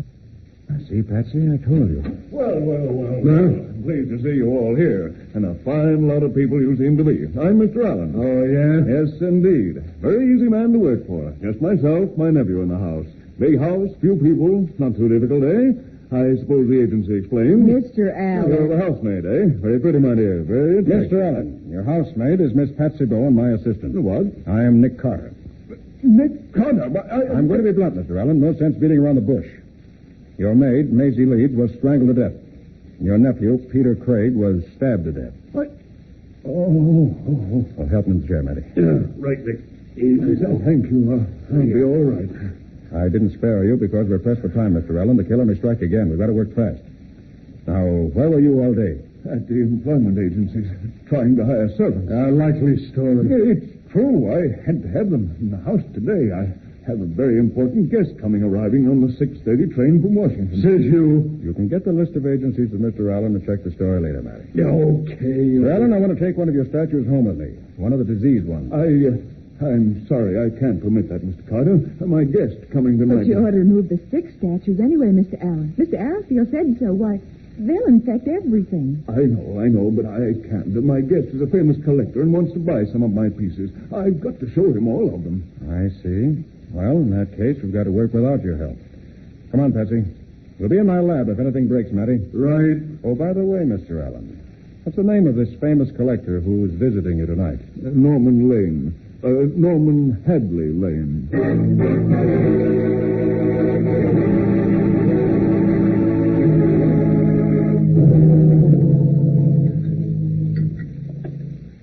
Patsy, turn off the Bunsen burner, will you? Of course. Nick, I just realized what Alan said. What's that, Patsy? The man coming up on the 6:30 train from Washington. Norman Hadley Lane. NHL. Mm-hmm. Found at a couple of museums. Get a file on him. But the letters, NHL, that's his initials. Mm-hmm. Oh, Nick, you're not listening. Just finishing this analysis, Patsy. Here. See this precipitate? Yes. That's the silver polish from Maisie Leeds' throat. Is it silver polish? No. Something that came from Peter Craig's lab. Now, hand me that package I brought from Alan's house. Here. Thanks. I'll wrap this. Nick, you don't seem to care about the initials. I'll bet Lane's the killer. I bet he isn't even on the train. He's probably here already. Here we are. Nick, that's the spear that killed Craig. Right. But that's stealing police evidence. Oh, golly, Sergeant Matheson's going to be sore. Alan would let me have a sample of his diseased bronze, so I had to steal it. Now let's cut a sliver of bronze off the tip of the spear, and we'll take a look at it under the microscope. Now you're destroying evidence. Oh, Nick, I don't like it. Not destroying. I'm just taking off a shaving. There. Now let's see. Well? Well, what do you see, germs? Yeah. Why don't you have a look? You see? This is a slice across the tip of the spear. Now, you see the outer portion? Those crystals all around the edges? Yes. They're malachite crystals. Shows the presence of the brown disease. Now, what do you see inside? Toward the core of the section? Just reddish metal. Exactly. Amorphous bronze metal. Just pure, uncrystallized bronze. And that, Miss Bowen, breaks the case right open. Why, what do you mean, Nick? I mean that... Oh, I'll get it. Hello? Nick Carter? Speaking. Who's this? Here's a tip for you, Mr. Nick Carter. If you want to find who killed Peter Craig, watch the clerk from the Sun Employment Agency. Quick, Patsy, get a line on this call. Trace it. Right. Afraid I don't follow you. The clerk from the Sun Employment Agency. You'll find him at the Hotel Brighton. Now, he'll tell you who killed Craig. Just let me get that down, will you? Hotel Brighton. Whereabouts is that? I've talked long enough. You know what to do. Goodbye. No, it's no use, Patsy. I couldn't hold him long enough. You get any kind of a trace? No. Sorry. Well, it doesn't matter. Get Matty on the phone. Tell him we're picking him up and taking him for a ride. To the Hotel Brighton? Just tell him the killer will be at the other end of the ride.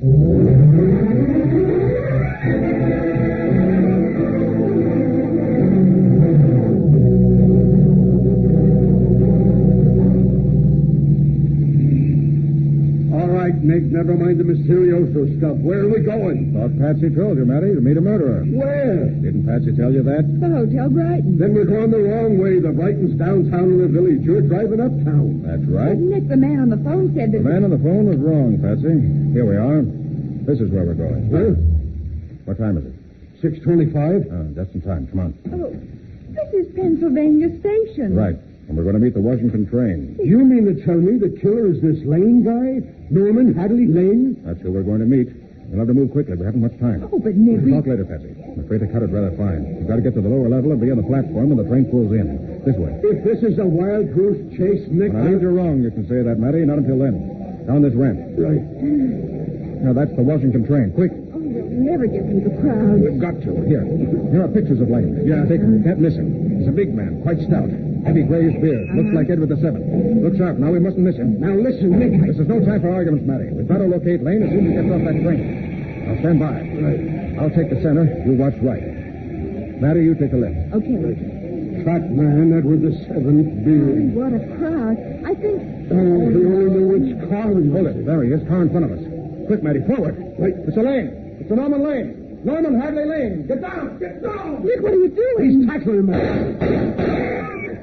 Hey, Matty, you got him? Yes, I got him, Nick. Right, hold on to him. Right. Let's take him to the station master's office. You can call the wagon from there.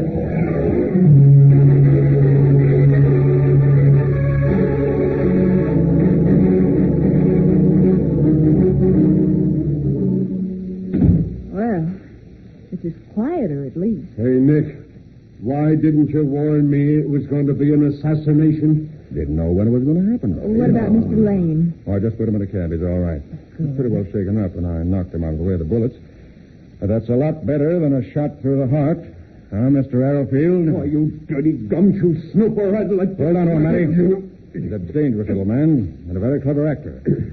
Phony Englishman, phony dealer in art objects, including phony bronzes. Phony bronzes? Certainly, Patsy. That was the whole motivation. When Mr. Allen took up collecting objects of art, Arrowfield got hold of them and sold him a lot of supposedly antique bronze masterpieces. But in reality, they were completely phony, being merely modern copies of those masterpieces. And unless I'm wrong, Mr. Norman Lane owned many of the originals from which Allen's bronzes were copied. Well, Nick, what about that bronze disease? When Arrowfield learned that Lane was coming to see Allen's collection, he knew Lane would recognize many of Allen's bronzes as copies of items in his own collection. Yeah? So Arrowfield, in order to force Allen to remove those phony pieces from his collection, he deliberately infected them with a bronze disease. What do you know? Allen refused to remove them in spite of the disease, so Arrowfield had to do the next best thing, kill Lane. Otherwise, he faced exposure as a dealer in fakes and phony pieces. The murder of Lane, fortunately, didn't succeed. The others did. And I am going to see that you pay for them, Arrowfield. I want to be sure that Maisie Leeds, wherever she is now, gets her full $5 worth.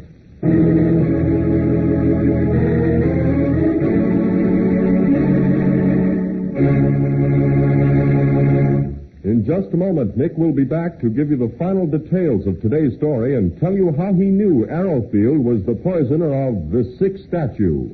And now let's hear from Nick Carter himself. Nick, I don't see why Arrowfield killed Maisie Leeds. Because when Maisie returned from mailing her letter to me, she saw Arrowfield in the collection room deliberately infecting the false antique bronze statues with the bronze disease. She was killed to silence her. But how could Arrowfield poison the statues? Well, Patsy, as Allen's guide and mentor in the new business of collecting, Arrowfield had easy access to the house. He was able to steal in and infect those statues with chemicals he took from Craig's laboratory. To be precise, with ammonium chloride. That's the corrosive agent that causes bronze disease. Oh, and was that the powder you found on Maisie's neck? Right. Some of it was on Arrowfield's hands when he strangled her. Evidently, Craig remembered seeing Arrowfield in his lab taking the chemical, so Arrowfield killed him. But those initials Craig wrote. Oh, they weren't initials, Patsy.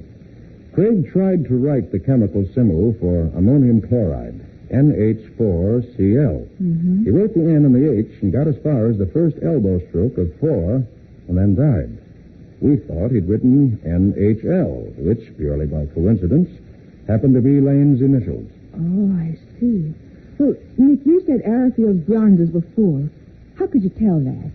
Well, Patsy, remember this afternoon in my lab? You looked through the microscope at a piece of that spear that killed Craig? Yes. Well, really ancient bronzes become heavily crystallized through the years. But the piece we examined was crystallized only around the outer surface, showing that it was cast quite recently. So that's it. Well, was Arrowfield trying to sidetrack you with that phone call so he could get at Lane when he arrived in town? Yes. Oh, lucky you weren't fooled. Well, you know, it's a funny thing, Patsy. I've met thousands of crooks in my time, each one more clever than the next. And believe it or not, the only ones they fooled in the end were themselves. Well, Nick, what story are you going to tell next week? Remember the time we drove south to investigate the mystery of a legendary giant called Erdman the Earthshaker, whose footsteps apparently frightened a man to death? Oh, yes. The clues to the case were green rice grains on the dead man's hand and a drop of blood on a bird feather. Right. What are you going to call the story? The Case of the Bleeding Bobolink.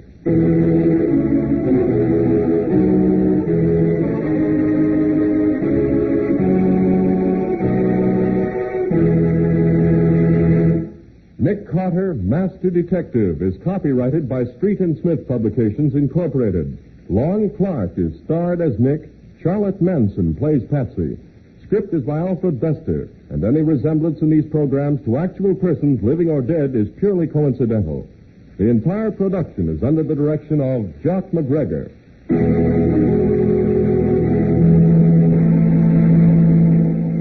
Nick Carter, Master Detective, is presented at this time and over these same stations each week by the three great Linex home brighteners: Linex self-polishing wax, Linex cream polish, and Linex clear gloss. Created by Acme, America's great producer of Acme fine quality paints. This is Ken Powell speaking for the thousands of Linex dealers all over America and saying so long until next week.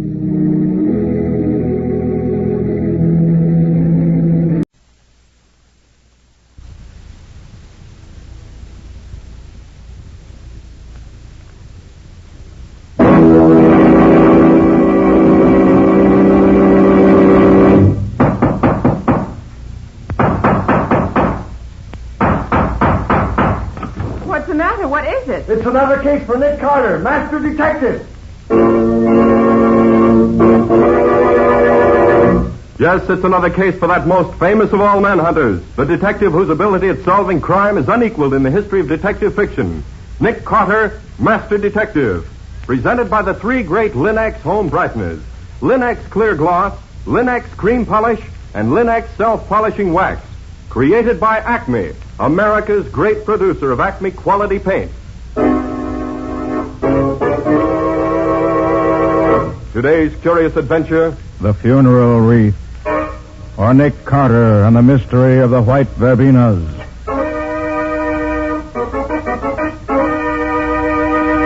In just a moment, we'll hear how Nick Carter made a funeral wreath give him the answer to a cold-blooded murder. But first, a word of advice. As a homemaker, you know what a job it is to keep a home attractive. That's why you've appreciated the new beauty which Chemtone, the miracle wall finish, has brought to your walls. And that's why you'll appreciate Linex cream polish, which restores your furniture's original handsomeness in one quick, easy application. Yes, Linex cream polish saves one whole step in your housekeeping routine, for it cleans as it polishes without tiresome rubbing. And it removes cloudy dust and polish accumulation, banishes fingerprints, helps to conceal ugly scratches, drying to a hard finish that leaves no oil to attract more dust. So ask for Linex cream polish now at your hardware, paint, or department store. Headquarters for all three great Linex home brighteners and Chemtone, the miracle wall finish that covers in one coat. And now for today's mysterious adventure with Nick Carter. As we look in on Nick's office, we find Lieutenant Riley telling Patsy and Nick about a rather unfortunate experience. Well, it's like this, you see, Nick. Tonight, after old man Bramwell gave me the devil this morning about there being 4 robberies on his street in 3 weeks, I picked the best man I got on the force. And I sent him up to Pine Street, where all these robberies been taking place, and I told him to watch like his life depended on it. Mm-hmm. And then about 1 o'clock this morning, I got to thinking about it, and I decided to go up there and have a look for myself. Just to be sure, you know. Sure, I know. The demon of the police force goes on the job himself. Oh, now, look, Nicky, you got to let me tell this or not. Sorry, Riley. Go on with your story. Well, like I said, I went to Pine Street myself, and I found the cop I'd sent up there was right on the job okay, and everything was quiet as far as I could see. So I asked him how he was making out. Nothing stirring so far, Lieutenant. No suspicious characters around at all. You've been right here all the time, eh, Green? Oh, every minute, Lieutenant. Good. I just dropped around to be sure. Lieutenant, have you got a minute to spare? What do you mean, have I got a minute? Well, it's like this. My wife's having a baby tonight, I expect. Oh. She went to the hospital this afternoon, just before I came on duty. And being as how I'm out here where no one could reach me, well, I just kind of thought I'd you like want to call find her to see if you're a father yet? Well, yes, sir. And I thought that if you wouldn't mind watching here a minute, I just phoned from the drugstore just around the corner. Only take me a minute, sir. Oh, if you wouldn't mind. Sure. Go ahead and phone. I'll wait until you come back. But don't stand gabbing for a half an hour, man. Oh, I won't, sir. So he went off and left you all alone, huh? Oh, too bad. I'd say it was too bad. If we'd both been there, we might have got that dirty crook. So what happened then, Lieutenant? Well, I stood there in the shadow of the corner house, you see, watching. Uh-huh. And a moment later, I saw a dark figure come out of old Bramwell's house, which was just 2 doors up the street. Now, I knew Bramwell and his wife lived there alone, with only a maid, so I wondered who it would be coming out there at that time of night. And what made me even more suspicious, there was no light on in the hall, like there would be if somebody was saying goodnight to him. So I says to myself, I'll just go over and find out who he is, because I'm not taking no chances tonight. And you went over? I did that. And the guy just stood there at the top of the steps. He seemed to be fumbling with something in a bag there. And as soon as I got up to the house, he turned around and hung something right beside the door. But it was too dark to see what it was at first. But as he started down the steps, I saw it was a funeral wreath with a long streamer of purple ribbon on it. How was the man dressed, Riley? Just like an undertaker, Nick. Black gloves and a tall hat and a long black coat. Could you see his face? No, not very well in the dark patches. Well, I wasn't looking for nothing like that. So I asked him who was dead. I regret to inform you that Mr. George Bramwell has just passed away. Bramwell, you say? Old man Bramwell himself? Yes, very suddenly. Almost in his sleep, you might say. Oh, and he was down to see me just this morning. Looking fine, he was. Yes, very sad. Well, if you'll pardon me, I must be going. Allow me to present you with one of my cards, in case you ever have need of a man in my profession. A card? Oh, yeah, thanks. This is J. Atherton Osgood, mortician. Yes. If you should ever need my services, I shall be happy to be of service in any way I can. Atherton Osgood. Osgood? There ain't no undertaker in this town by that. Hey, you, just a minute. There ain't no one. No. So long, Copper. Lieutenant, what happened? That man, the one with the black bag. What? There's nobody on the street, Lieutenant. What happened to you? Undertaker. He knocked me down. What's that? Hey, that came from Bramwell's house. Come on. Are you all right, sir? Can you walk? Of course I can walk. I can go on. What's the matter here, lady? What are you screaming at? Look there. Bramwell, with his head all smashed in. Oh, gosh, Lieutenant, no wonder you're worried. I'm afraid to read what the newspapers will say. I can see him now. Lieutenant Riley of the Metropolitan Police talks to murderer on steps of murder's man's home and then is tricked into letting him go. Oh, it is a sorry day for me. Well, Riley, feeling sorry for yourself isn't going to hurt you anywhere. This man interests me. Huh?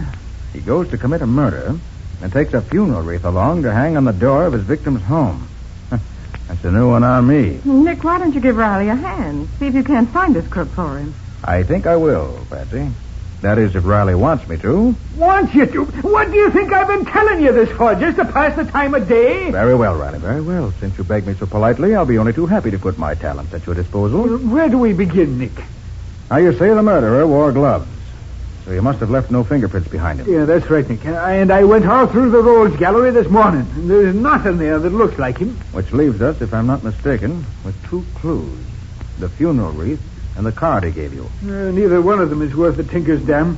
No? Why not? Well, that's the same kind of wreath they tack on anybody's door when there's a death in the family.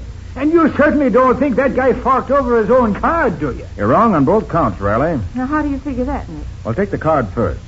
May not be, probably isn't his own. But it's somebody's card. Look at it, Patsy. It's not printed, it's engraved. You're right. If it was a phony, chances are it would just be a printed one. Good morning, folks. Beautiful morning, lovely morning, isn't it? Get out of here, you reporter. Hi, Johnny, come on in. Oh, morning, Johnny. You're just in time. Now, look here, Johnny Winters. If you dare to print a word of this in that yellow rag you work for, I'll... Now, hold on, Lieutenant. It's not a yellow rag, and I don't work for it. I'm a feature writer, and not a reporter. So just keep your shirt on, huh? Whatever it is, it's getting you all hot and bothered. Riley's in the spot, Johnny, and the very thought of publicity makes him squirm. Oh, fear not, lovely policeman. Your secret shall be locked forever within the four walls of my heart. Lovely policeman. Hey, Nick, what's this all about? It's a long story. I'll give you the details later. But right now, I've got a job for you if you have time to do it. Huh? Always at your service, Nicholas. And the beautiful Patsy. Speak on. I want you to get hold of someone who can let you into the public library. At this hour of the day? I don't care if it is early in the morning, and I don't care how sore they get about letting you in. But dig up somebody who can find you a copy of the Mortician's Annual. The Mortician's Annual? Yes, you know. It's the Undertaker's trade publication. See if you can find an undertaker named J. Atherton Osgood. J. Atherton Osgood, huh? All right, then what? Come back here and let me know what it says about him. And make it a rush order. This can't wait. Consider it done, Nicholas. I'm on my way. Toodaloo. Nick, are you batty? Did you mean to tell me you think that guy's name really was J. Atherton Osgood? Not at all, Riley. But since it's a genuine business card, he must have picked it up somewhere along his travels. This man Osgood may help us get a line on him. Too much for me, Nick. You want me for anything more here? No, not just now, Riley. I'll let you know if I do. Well, what are you going to do? I'd rather be shot than do what I have to do, Nick. What's that, Lieutenant? Go down to headquarters and explain to the reporters how it happened that crook got away from me last night. Well, good luck to you. And you better put a shamrock over your left ear for luck. Okay, Nick, okay. Have your fun. But you're laughing at a sick man. So long. So long, Lieutenant. I don't envy Riley when the reporters get after him. Well, Patsy, we've got something to do ourselves. Get me the latest city directory. It's right here, Nick. I was using it. What do you want to know? I want a list of all the florists in the city. What on earth for? We're going to call on them and see which of them made this funeral wreath and for whom. So get busy.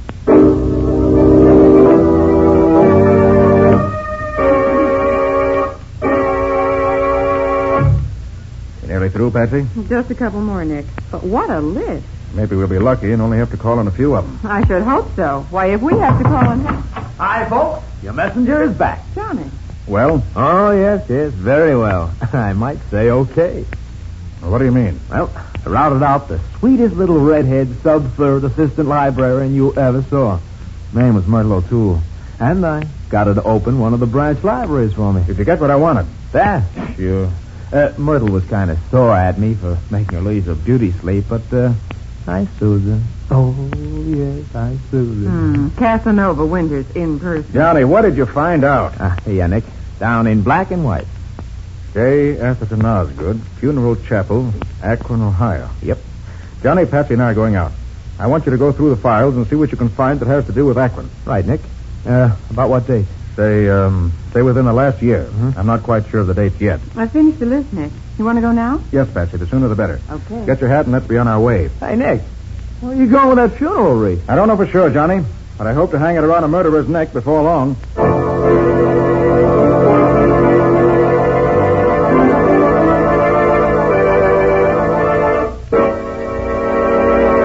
So Nick believes the funeral wreath, which the killer hung on his victim's door, will lead him to the killer himself. What can there be about that wreath that makes it such an important clue? We'll see in just a moment. Ever notice how much a shining, clean floor adds to the appearance of any room? All your rooms will look brighter, more attractive when you protect your wood floors and linoleum with Linex Clear Gloss, the durable coating that flows on easily without brush marks, drying to a hard, tough finish which wears and wears and looks well for a long, long time. Linex Clear Gloss gives a lustrous, transparent finish to all wood or linoleum surfaces in your home, resisting boiling water, hot grease, perfume, fruit acids, even alcohol. And it's so easy to keep clean. For Linex Clear Gloss keeps the dirt on the surface where it's easily wiped away. Its gleaming beauty, its protective durability, make it a standby in thousands of American homes. So get it now. Famous Linex, spelled L-I-N-X. Linex Clear Gloss, the ideal way to protect your floors and woodwork. Remember to ask for it at your paint, hardware, or department store, where you'll find all three great Linex home brighteners and Chemtone, the miracle wall finish that dries in 1 hour. And now back to our story. We left Nick and Patsy trying to find the florist who made the funeral wreath which the killer hung on the door of the man he had just murdered. That's it, Patsy. Just ahead. I, Silverman. Well, I hope this florist can tell you more than the other four we visited. They didn't know from nothing. I hope this wreath doesn't get worn out before I find out who made it. Yes, what is it? Did this funeral wreath come from your shop? From my shop. Let me see. No, it couldn't be from here. All day yesterday, business was very bad. I sent out not one single order all day. Only 2 customers. All right, I'll take your word for it. But how about the day before? Did you send it out then, perhaps? That's not possible, mister. These flowers, they're too fresh. They could not have been picked before yesterday, or so fresh they wouldn't be now. You mean the wreath was definitely made up yesterday? Sure, mister. Couldn't be before yesterday. The flowers, they are too fresh. Any idea who might have made it up? That I couldn't say, mister. It's a very ordinary piece. Could be anybody made it. Okay, thanks. Come sometime when you want to buy something, maybe. Yes, mister? Thanks, I will. Any luck, Nick? No. I did find out the wreath was definitely made yesterday, but that's all. Oh. Well, who's next on the list? Before we visit the next place, I want to call Johnny and ask him what he found. Maybe that'll give us a lead.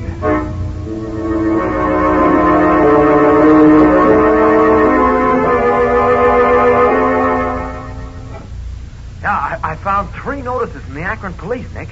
Any of them the man we want, Johnny? Well, I can't tell. Descriptions are so general, they don't mean much. What are the dates on them? Well, one is dated almost a year ago. One is dated about 3 months ago, and the other is 2 months ago. I see. Well, not much help there, I'm afraid. And, wait a minute. 2 of the men are wanted for murder and robbery, and the other for robbery alone. Okay, Johnny, sit tight. I may need you again. So long. So long, Nick. I gather he didn't find anything that will help us? No, not without some additional evidence. Too bad. Well, I better call on the next florist on our list. That's the only lead we have that's any good.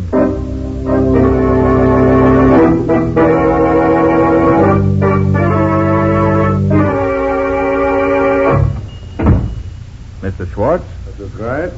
Could you tell me if you made this wreath? Did I make it? No, mister, I did not make it. Well, could you tell me who might have made it? Let me look. Yes. I could not say for certain, mister, but I am in this business a long time, and I think this was not made by a professional florist. Oh? Is that so? Are you sure? No, I am not sure. But it looks as if it was made by someone who has seen a lot of wreaths like this, but who's not a regular florist. Someone who's seen a lot of wreaths like it, but not a professional florist. Funny none of the other florists noticed that. They probably were not as experienced in the business as I am. Or they did not look closely enough. I'm sure it is not professional. And, well, another thing. These flowers. Yes? Well, like a book I know of the greenhouses around here. And not one of them grows flowers like these. That I'm sure. Thanks very much. You've told me a lot, Mr. Schwartz. So long. Goodbye, mister. Any luck this time, Nick? Patsy, I think we've got something. Oh, good. What is it? Find me a telephone. I want to talk to Mr. J. Arthur Denar's of Akron.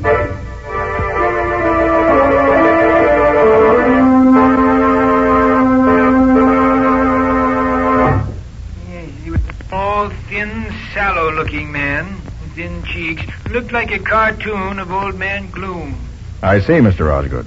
And you say he left your employ very suddenly? Yes, it was about 3 months ago. He went home one night and he never showed up again. No word from him at all. That's the man, all right. Thanks very much, Mr. Osgood. Could he help you, Nick? Yes, Patsy. He says he had a man working for him as undertaker's assistant who left him suddenly about 3 months ago. Huh? And his description of the man agrees with Riley's description of the man who killed Bramwell last night. So what do we do now? Visit some more florists? No, Patsy. We visit some undertakers.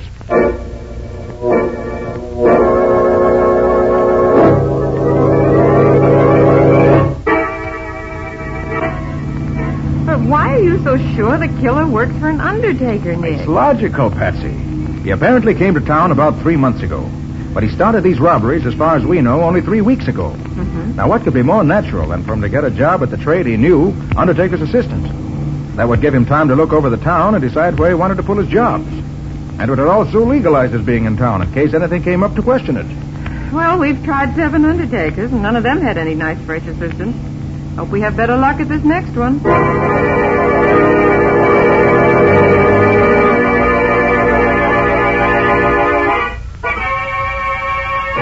Why, yes, Mr. Carter, we do have a new assistant, Mr. Carnes, a very fine man, most efficient.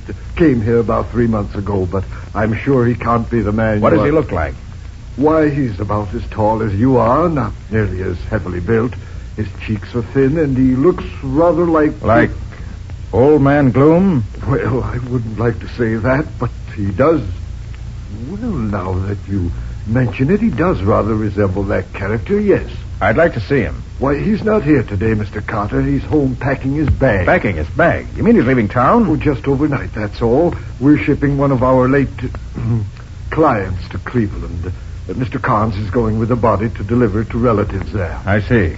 Well, do you mind telling me where your Mr. Carnes lives? Why, I'm not sure, Mr. Carter. I've never become that friendly with Mr. Great Carnes. heavens, man. Surely you know where your own employees live. Oh, but he's not one of my employees, Mr. Carter. I'm not the head of this establishment. Mr. Grayson is.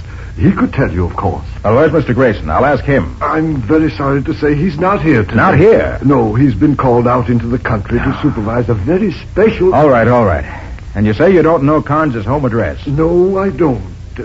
But I believe he lives on Oakmont Terrace, if I remember correctly. Oakmont Terrace? Yes, Mr. Carter, but I don't know the number. I'll find it. Oh, by the way, this body that Carnes is taking to Cleveland, who got it ready for shipment? Why, our Mr. Carnes did. He came to work early this morning in order to get it ready in time, and now he's... Thanks, that's all I want to know. So long.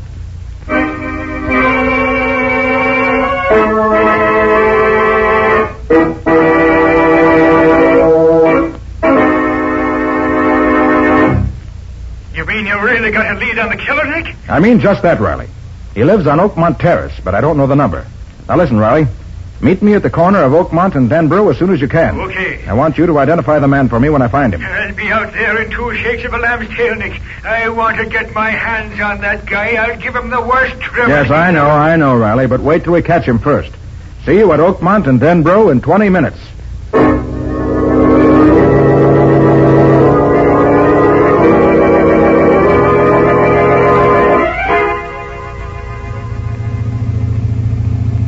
Just drive slowly along the street, Patsy. I want to see if I can get any clue to which is Carnes' house.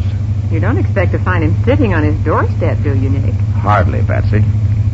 But one of the florists I visited gave me an idea. An idea about what? About the flowers and that wreath. He said that... there. That's the house. My hunch was right. You mean the house where Carnes lives? Yes, I'm sure of it. Why, Nick, how can you tell? By the garden in front of the house. But what can... Oh, there's Riley putting around the corner up there. Shall we go meet him? Yes. I want to get this over with as soon as I can. Right.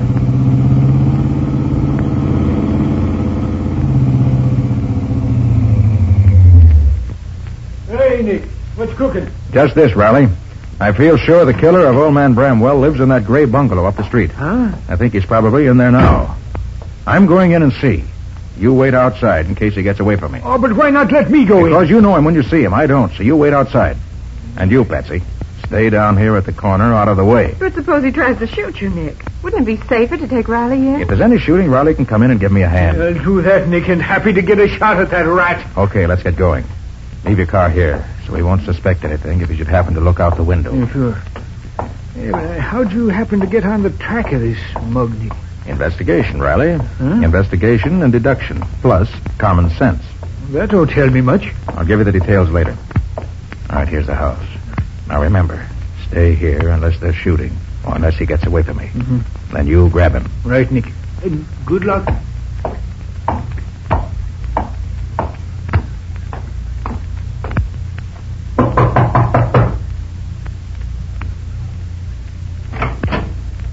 Well? Mr. Carnes here?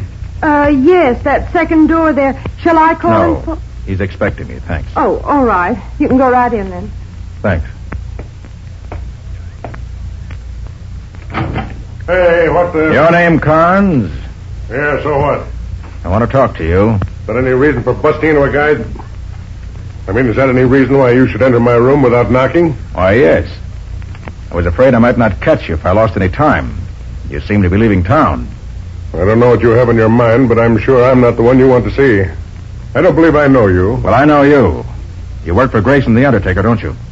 And you're leaving town to chaperone a dead body to Cleveland. That's quite correct.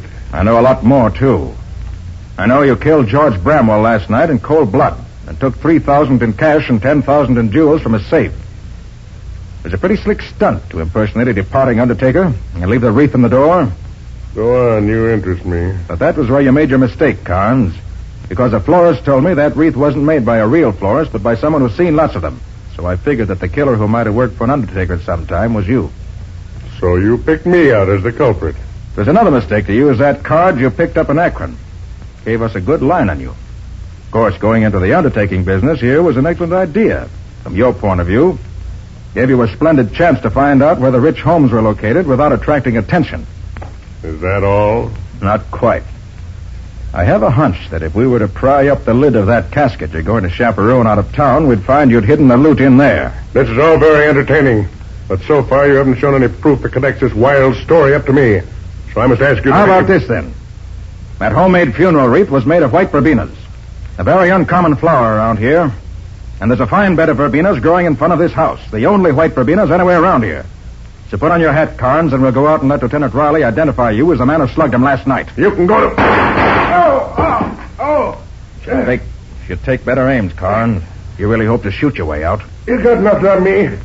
I was just trying to... Whatever you're trying to do, that shot you fired just now was a signed confession of guilt. You all right, Nick? Did you get it? Yes, everything's under control, Riley. There's your killer. Hey, that's the guy, all right. Convicted by his own funeral wreath, which is poetic justice if I ever heard it.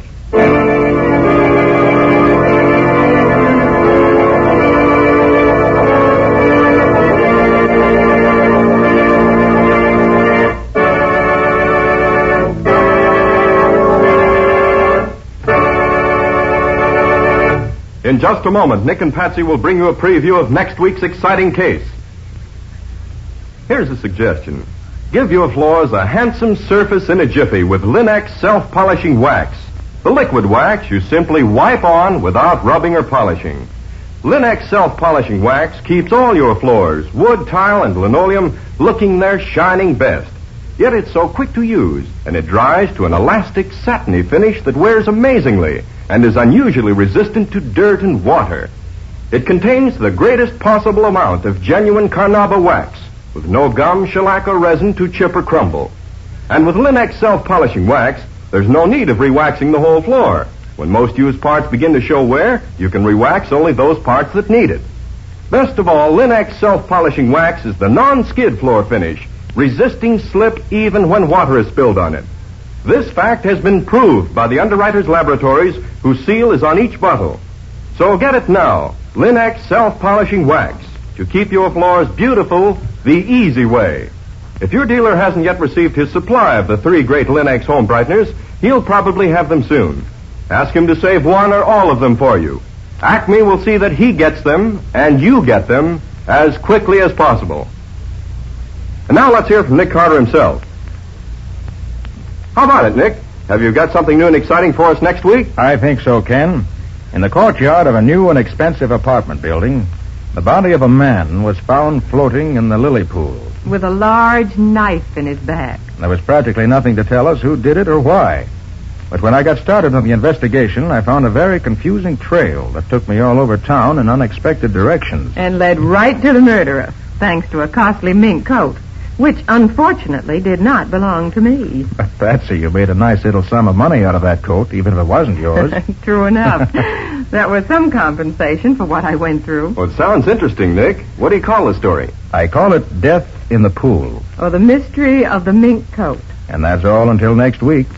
So long. So long, everybody. And so long to you, Nick and Patsy. We'll be looking forward to seeing you again next week.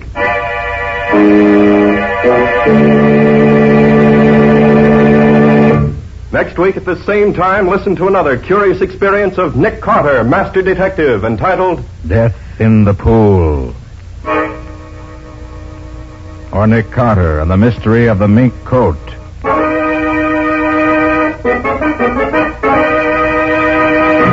Nick Carter, Master Detective, is a copyright feature of Street and Smith Publications, Incorporated. It is presented at this same time and over these same stations by the three great Linex home brighteners: Linex Clear Gloss, Linex Cream Polish, and Linex Self-Polishing Wax. Created by Acme, America's great producer of Acme quality paints. In the Nick Carter Adventures, Lon Clark is starred as Nick. Helen Choate is featured as Patsy. Lieutenant Riley is played by Humphrey Davis. Original music is played by Lou White.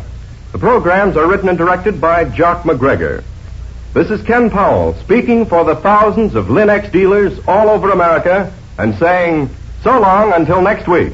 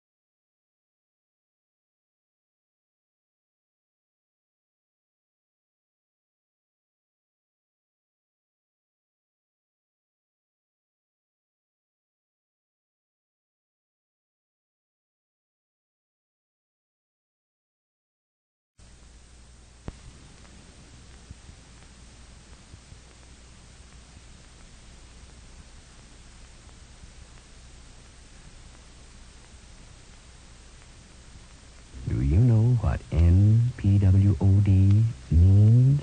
Take an A and a C, add TIV, then ATE, and end with a D.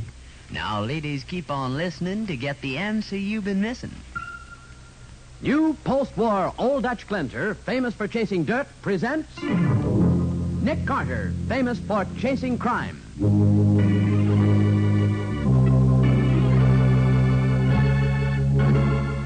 Every week at this time, two great names are joined as new post-war Old Dutch Clinter brings you one of the most resourceful and daring characters in all detective fiction, Nick Carter, Master Detective.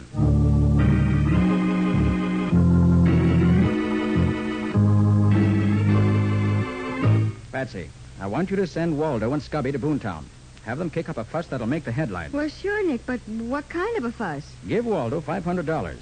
Then I want him to hold up a bank and put the money in the bank safe. Hold up a bank and put the money in the bank safe? Yes. Well, that'll make the headlines all right, but how will it help you? It'll help me a great deal.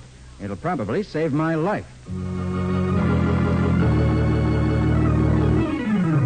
Now, the case of the two-faced firemaster. Today's adventure starring Lon Clark as Nick Carter, brought to you by new post-war Old Dutch Cleanser.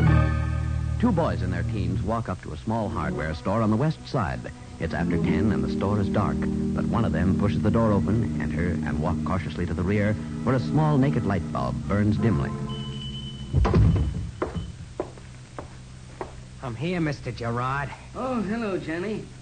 Where's Fred? Outside. You got the guns? Right here. Sweetest pair of .45 automatics you ever saw.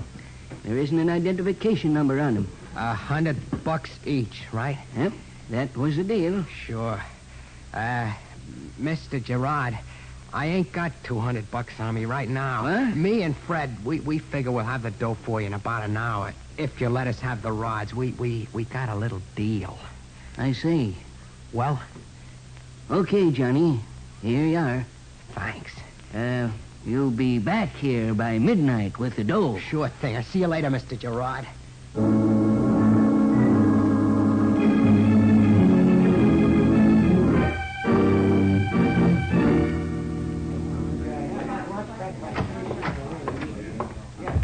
This is a stick-up. Don't nobody move. This is a stick-up. You hear me? This is a stick-up. Why, you young squirt, you can't... I told no one to move. Get over against the wall or you'll get the same as he got. Hurry up. Fred, check up the back of the store before you hit the register. Maybe there's someone back there. Who turned on that alarm? Who did it? For the love of God! Yeah, there was somebody back there, kid. He got your pal. Now drop that gun. You don't get me so easy. Stay back against the wall, you. Stay inside, all of you.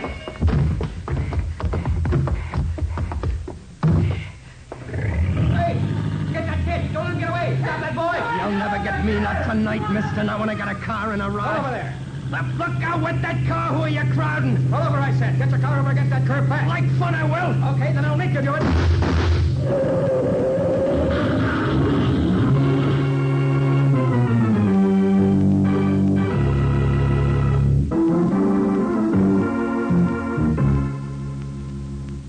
Nick, you get mixed up in everything. Were you born that way, or is it a result of practice? I don't know, Brady. Patsy and I were driving down Central Avenue last night, minding our own business. We just finished the candle case, Sergeant. And that was the moment when Johnny Macklin came tearing out of the place and jumped into his car. And someone from the store yelled, "Stop him." And I was the closest, so I cut him off. Well, Nick, why should you be interested? One kid's dead. We've got the other one cold for attempted robbery. There isn't any case. It so happens, Brady, that there is a case. Oh, yeah? The guns the boys used. What about them? Every identification mark and serial number has been removed, and in a professional manner. So what? Somebody's in the business of preparing and selling firearms to crooks, and potential crooks, Brady. And that somebody's got to be put out of business. You're right about that. So, with your permission, I'm cutting myself into this deal. Okay, Nick, where are you going to start? Going down to the hospital for a talk with Johnny Macklin.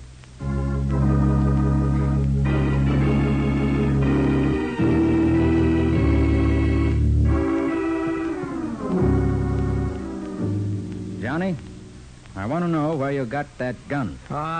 Go fly a kite. Now listen, Johnny. The man who sold you that gun is as much responsible for the jam you're in as you are. And I want to know his name. Go scram. You know, I can trace the gun. Like fun you can. There ain't no number on it. I said I can trace the gun, and I can. And I can get the man who processed it and sold it to you. And you can save me a lot of time if you'll answer my questions. It'll make things easier for you, Johnny. You can't trace that rod and you know it. You're bluffing. You think so? Let's have the lab kit, Patsy. Right here, Nick. You see, Johnny, the serial numbers are stamped into the metal of a gun, and they're stamped with a lot of pressure. But even if someone very carefully removes those numbers with a file and acid, they can't change one thing. What, for instance? The fact that the stamp has hit the metal so hard, it's permanently changed the crystalline structure of the metal. What do you mean? I mean that I can drop some of this chemical reagent on the gun where the serial number was originally. Like this. I'm watching.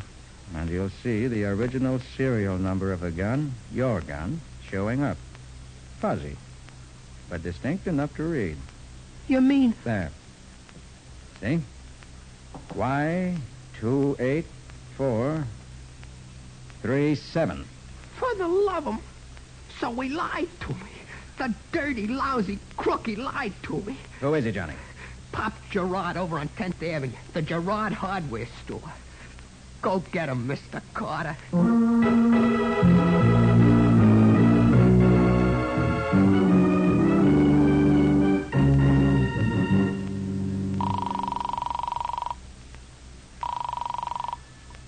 Homicide, Sergeant Brady. Brady? Nick. What you got, Nick? I've located the man who sold Johnny Macklin his gun. Great. He's a man named Gerard, who runs a hardware store on 10th Avenue. Gerard. But I've got a hunch Gerard's only the salesman. So what? I want the manufacturer. Sure, but how are you going to get him? Going over there and place an order for guns.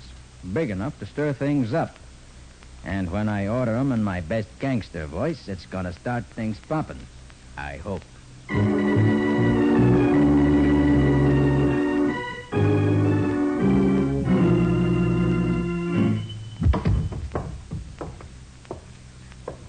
You, Gerard?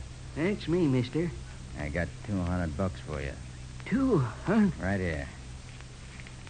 Fred and Johnny sent their regards with the dough. Fred and Johnny? Smart, don't you get it? They pulled a nice job last night, but they figured it'd be safer maybe to lay 'em out of town. So they sent me with the dough. What's your name, mister? Kane. Nels Kane. From St. Louis. You don't know me. Well, I'm much obliged, Mr. Kane. Listen, Gerard, I like the way you did business with the kids, so I figure maybe you and me can make a deal. Yeah? How much for 40 belly guns? 38s. 40? And maybe a Thompson gun, too. Mr. Kane, that's one big order. Well, I run one big organization in St. Louis. I'll see what I can do, Mr. Kane. Unfortunately, I can't let you know right away. Look, Gerard, ain't got no time. Suppose you come back this afternoon at 3. I'm sure we can do business together fine, Mr. Kane. Real fine.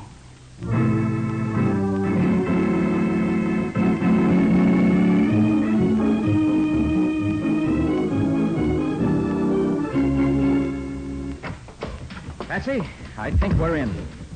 Is Gerard your man, Nick? No, my hunch was right. He's just a salesman. So I gave him a big order in my best gangster dialect, and he said he had to find out whether Mr. Manufacturer had enough stock to supply me. And? I'll get to the manufacturer through Gerard this afternoon. Uh-huh. Oh, golly, I forgot. Brady called 10 minutes ago. He said you asked him to keep the story quiet. I did. Well, one of the police reporters got hold of the boys' names. Oh, for the love of... And they'll be in the paper tonight. Oh, Nick, if Mr. Manufacturer sees it, your case is shot. That's no lie. What do you do now? Well, I don't know. I only know I've got to find out who's supplying the underworld with guns.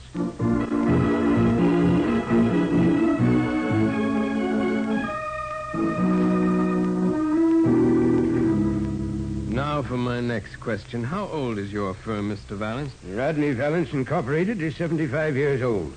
I'm the third Rodney Valance to head this old and respected firm as firemaster. Firemaster? What's that, Mr. Valance? The firemaster invents and creates the new types of fireworks that are manufactured each year. Oh, that's very interesting indeed, sir. Excuse me, Mr. Valance. Yes, Linda? Mr. Gerard to see you. He says it's urgent. Very well, my dear.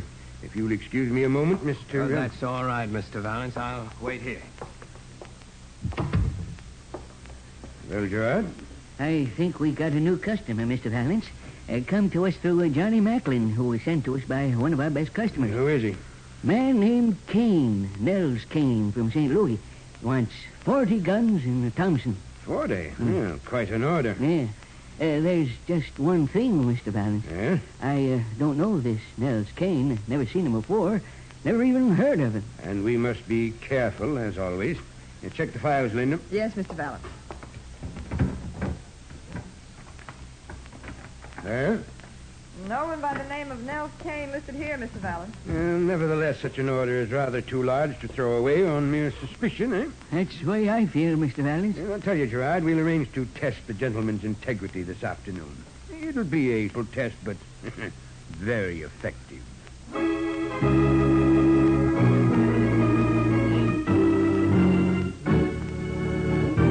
Well, now that Johnny and Fred's names will be in the newspapers, and Valance is already suspicious of his new customer, it looks as though Nick Carter may be up against a tough problem. We'll see how he meets this challenge in just a moment.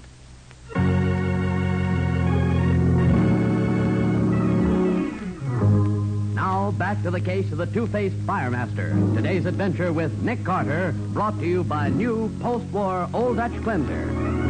For the past hour, Nick has been engaged in his favorite pastime while thinking. He's throwing darts at a target set up in his office. Finally, however, Patsy just can't stand not being talked to any longer. Nick, haven't you thought of anything yet? Patsy, I guess I'll just have to go ahead and take a chance. Hmm? Maybe Gerard and Mr. Manufacturer won't see the hold-up story in the paper until it's too late. Maybe. In the meantime, I have a plan that may help. Oh? Tell Walter to pick up Scubby and fly out to Boontown at once. Okay, but what for? To carry phony identification with him, identifying them as Johnny Macklin and Fred. And then? Out in Boontown, they're to create some wild fuss that'll get them picked up by the local police, something that'll make a big splash in the newspapers. And it's got to be so big that the local papers here will be sure to pick it up. Well, what should they do? I want you to give Waldo $500 Mm-hmm. and tell him he's to hold up a bank and put the money in the bank safe. Hold up a bank and put the money in the bank safe? Yes. Oh, that'll make the headlines all right. Naturally, I want you to make arrangements to have the bank cooperate. Well, I should hope so. On the quiet, of course. Check. In the meantime, I've got a 3 o'clock date with Gerard. And I hope he doesn't have a newspaper with him.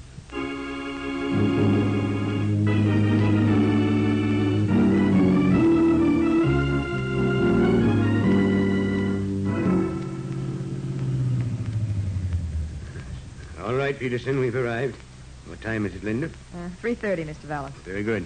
You understand your instructions, Peterson? I think so, Mr. Valance. Gerard has told this Kane person to meet me alongside the trolley power station at 3:30. But you will meet him and, of course, pretend that you are the key man in this deal. Yes, sir. Yes, you will also carry this bag. Okay. There's a Thompson gun in it, which you will offer as a sample. I see. And, if this Kane proves to be a cop or something... Trust me, Peterson. Trust me. Okay, Mr. Valance. And I'll be off with you. You mustn't keep Mr. Kane waiting.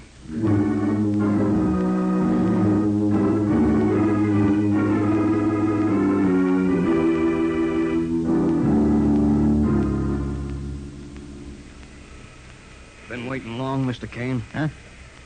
Oh, yeah. Gerard said... I know. I'm a little late. Sorry. You're the big boy? That's right, brother. Go ahead. You carry the ball. What do you mean? I'm a stranger in town, mister. I'm not taking no chances.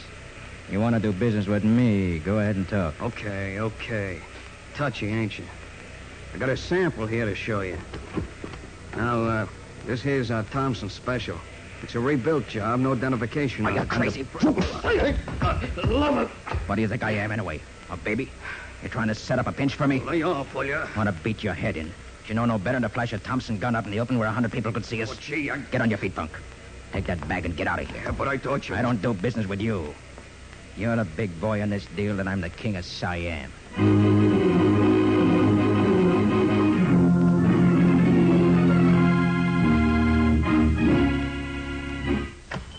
Hey, Gerard, I want a couple of words with you. What's the idea of sending that mushhead to meet me at the power station? Come right in, Mr. Kane.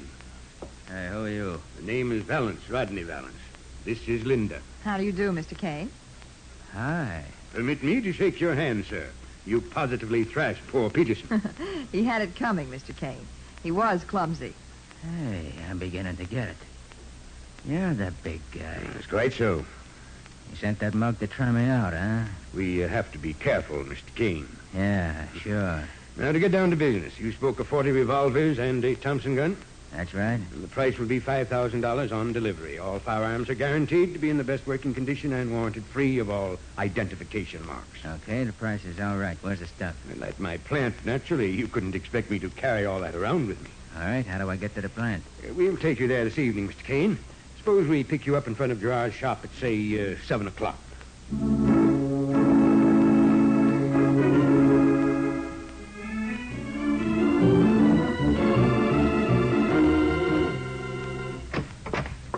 Patsy. Right here, Nick. I've been waiting for you.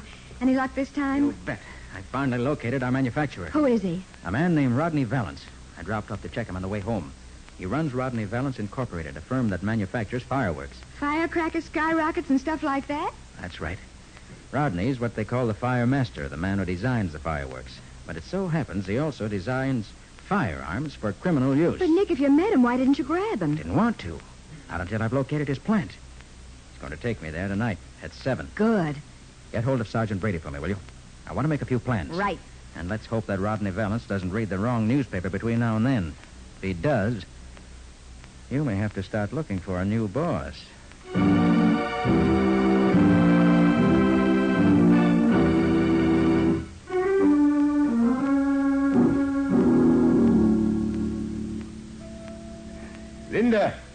Linda, it's 6:45. Time to be on our way. Mr. Valance. We've a busy night before us, Linda. There's Mr. Kane to be taken care of, and... Linda, what's the matter? Mr. Valance, Gerard said Kane was a friend of Johnny Macklin's, didn't he? Quite right. Johnny gave him the money to pay for his guns before he left town. Well, Johnny didn't leave town. What's that? Johnny didn't pull off that job last night. Fred was killed and Johnny was caught. Let me see that paper. There. Johnny was caught by Nick Carter. Nick Carter. Well. Thank you, Linda. You're a treasure.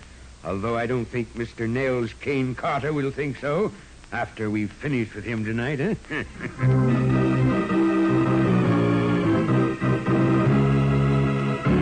Swiftly, Rodney Valance and Linda leave for their appointment with Nick, who waits in front of Gerard's store.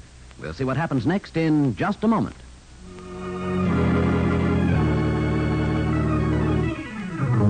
And now for the conclusion of the case of the two-faced firemaster.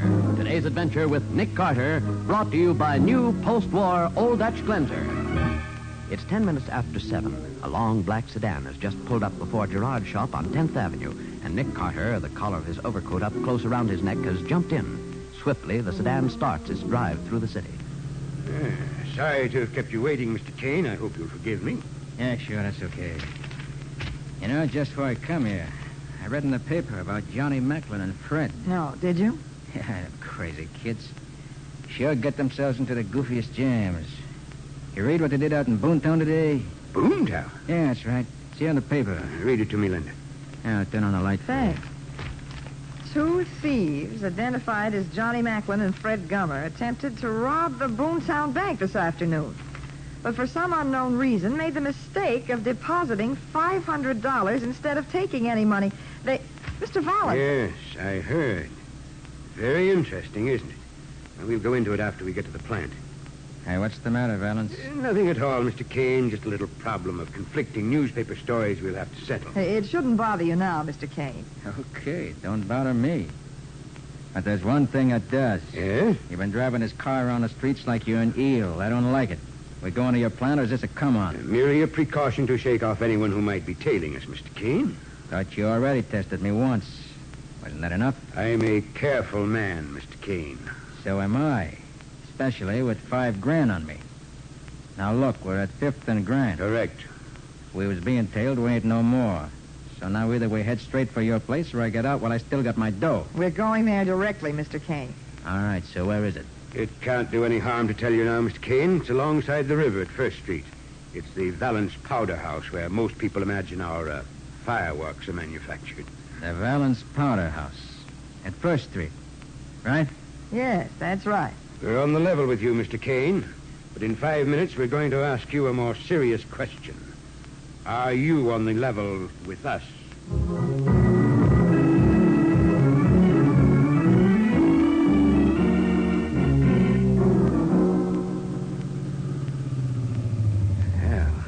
here we are.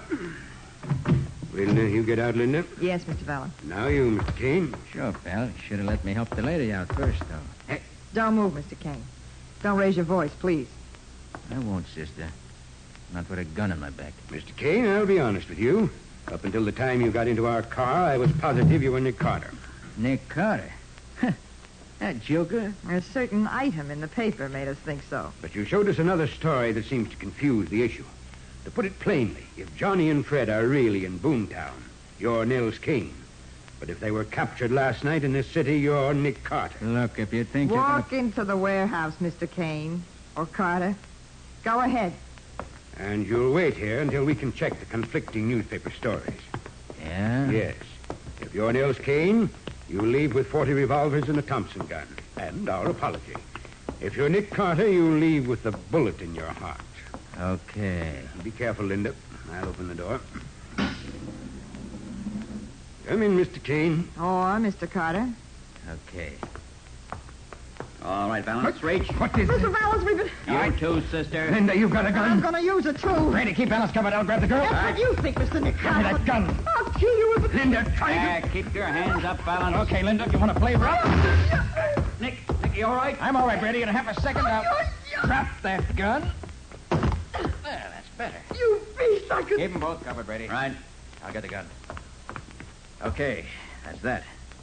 Did you get Gerard and Peterson back at the store? Oh, you sure did. Then let's wrap up this case and go home. Well, Mr. Valance. Now, look, Carter, if you think... I don't think, Mr. Valance. I know. This is the beginning of a long and profitable relationship between you and a prison cell.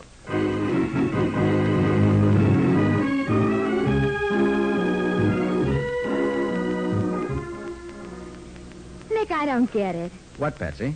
When you got into Valance's car, did you know where his plant was? No, I didn't have the slightest idea. Then how come Brady was waiting for you inside the plant?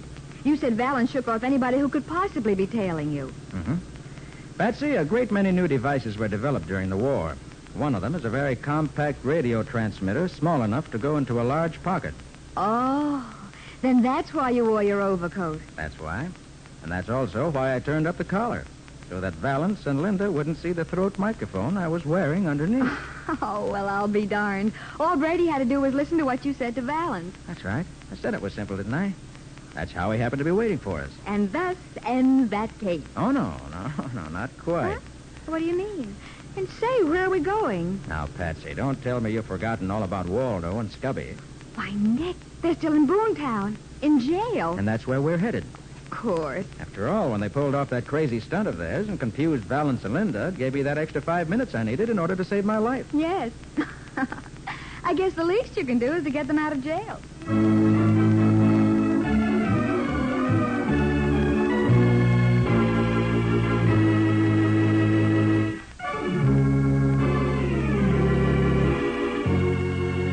Nick Carter, Master Detective, is presented each week at this time and over these same stations by the Cudahy Packing Company, makers of new post-war Old Dutch Cleanser.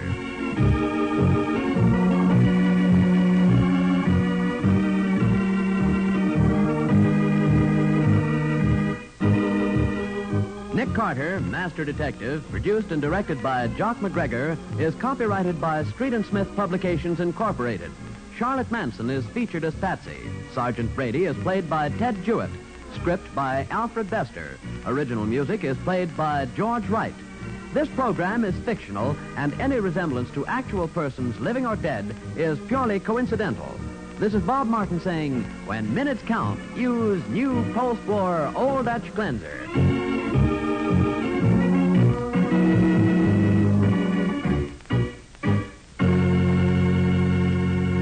This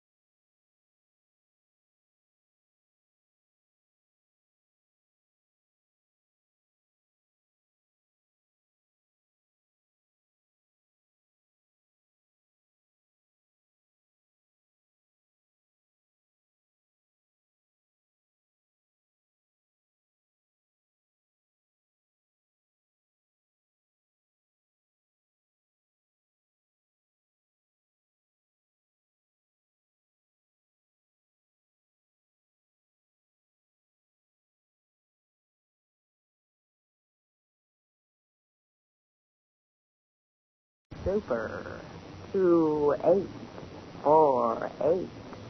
That is all. New post-war Old Dutch cleanser, famous for chasing dirt, presents Nick Carter, famous for chasing crime.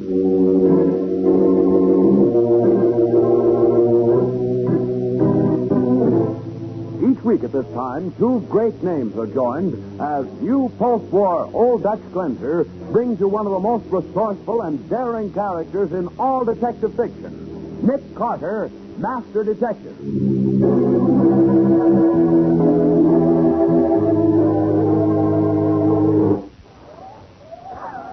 Oh, gosh, Nick. I just don't like tramping around in an old cemetery in the middle of... Oh. Careful, Betsy. Smaller gravestones are hard to see. You're telling me. I almost broke my neck on that. Betsy, look. That headstone there. What about it, Nick? Oh, don't you see the name on it? Yes. But so what, Nick? This grave holds the key to the whole mystery. Now, the case of the Graveyard Gunman. Today's exciting adventure starring Lon Clark as Nick Carter, brought to you by new post-war Old Dutch cleanser. As our story opens, the somnolent quiet of Patsy Bowen's room is suddenly broken by the harsh, urgent jangling of the telephone.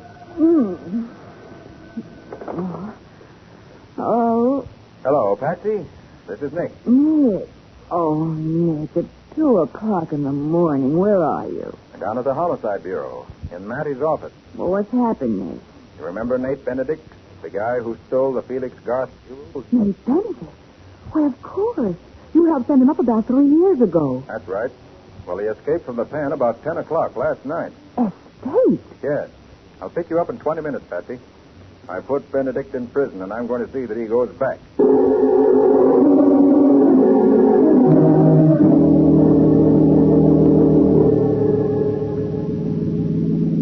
what are we going to do at the office, Nick?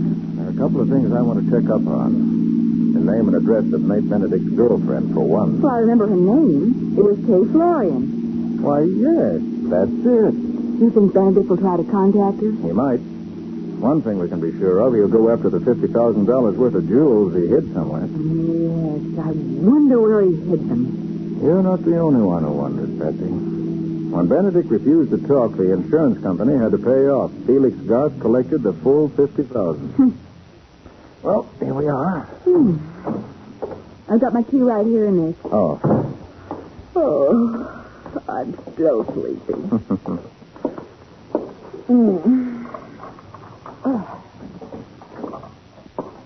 Well, snap on the lights, will you?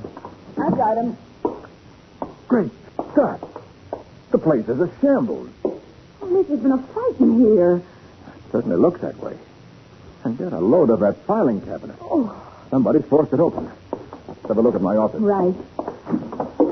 Nick, your office has been ransacked, too. Someone must have... Nick, look. Over there by your desk there's a man lying on the floor. Turn on the light. Who is it? Wait till I turn him over.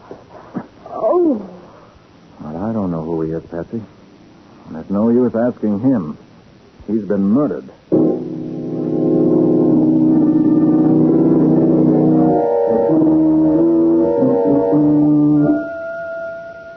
I got Matty on the phone, Nick. He'll be right over. Oh, thanks, Patsy. Did you find anything on the body to identify him? Just a slip of paper in his pocket with an address on it. 1019 Willow Hill Drive. Uh-huh. What do you suppose he was after, Nick? Whatever it was important enough for someone to follow him here and take it away from him. After he put up a fight. Exactly. My guess is that whoever killed him didn't mean to do it here in the office. But when the fight started, there wasn't any choice. Nick, maybe we can find out what they wanted if we check our cross files against the files in the drawer that was forced open.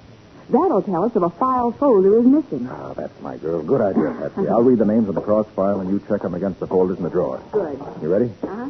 Adams, Albright, Anderson, Applegate, Babcock, Bannister, Barton, Benedict. Oh, hold it, Nick. Yeah? That's it.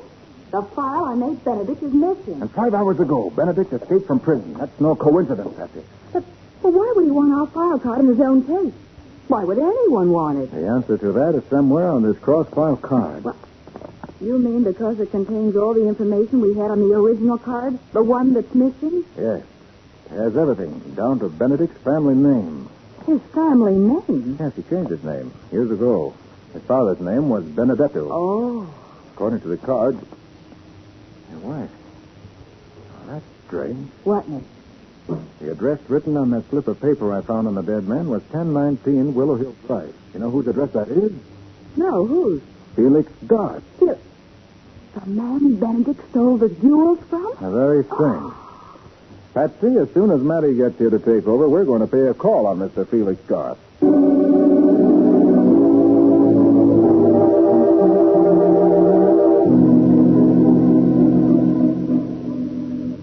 Sit down, Mr. Carter. Miss Bowen. Thank you. Sorry to break in on you at this hour, Mr. Garth, but... Oh, not at all, Mr. Carter. As a matter of fact, I just heard of Nate Benedict's escape and was about to call you. Call me? Why? About a visitor I had yesterday. Who was he, Mr. Garth? Well, he wouldn't give me his name, but he said he could find out where Benedict had hidden my jewels. That's so? Yes. And he offered to get them for me if I'd pay him $5,000. And you agreed? Why not? The insurance company is offering a reward of $5,000 for the jewels.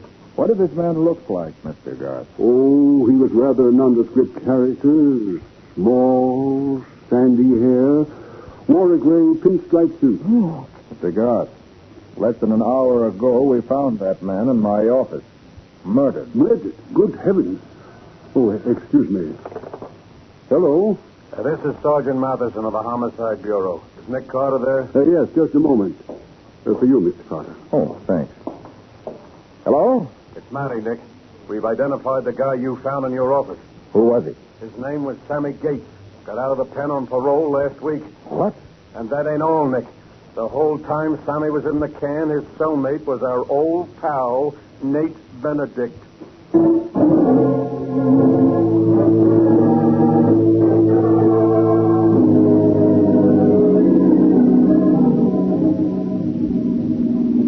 Going to meet us at the Melbourne Arms Apartments, Nick? He said to be waiting out in front. He wants to be there when we question Benedict's girl, Kay Florian. What does he expect to find out? I don't know, Patsy. As far as I'm concerned, the only question I want answered is, what was on that file card that would have told Sammy Gates where the Felix Garth jewels are hidden? You're sure that was why Gates was after the file? Well, that's the only way it adds up. Gates was Benedict's cellmate in prison. Yeah? Evidently, he learned enough from Benedict to know he could locate the jewels from something in our file. And he tried to do it, but Benedict broke prison, found Gates, trailed him to our office, and surprised him there. Then there was a fight, and Gates was killed. The way it looks at the moment, Patsy. Well, here's the Melbourne Arms, Nick. Ah, there's Matty waiting for us. Good. Hello, Sergeant. Oh, hello, Patsy. Oh, hiya, Nick. What's the word, Matty? Should we go in and talk to Kay Florian? Yeah. I've been casing the joint a little. Her apartment's on the first floor, right around the corner from the desk. This way, follow me. I take it you've had someone watching her. Sure. I planted a man out here as soon as I heard Benedict escape. But the dame hasn't budged from her room. Oh, here we are. Apartment 101. I'll knock. Here, wait. Front Matty, listen. What? I tell you, I can't see you. Too dangerous. Talking to someone on the phone. No, I tell you, the police are watching me. Matty. Here, Nick. Get out to the desk in the lobby and get that call straight.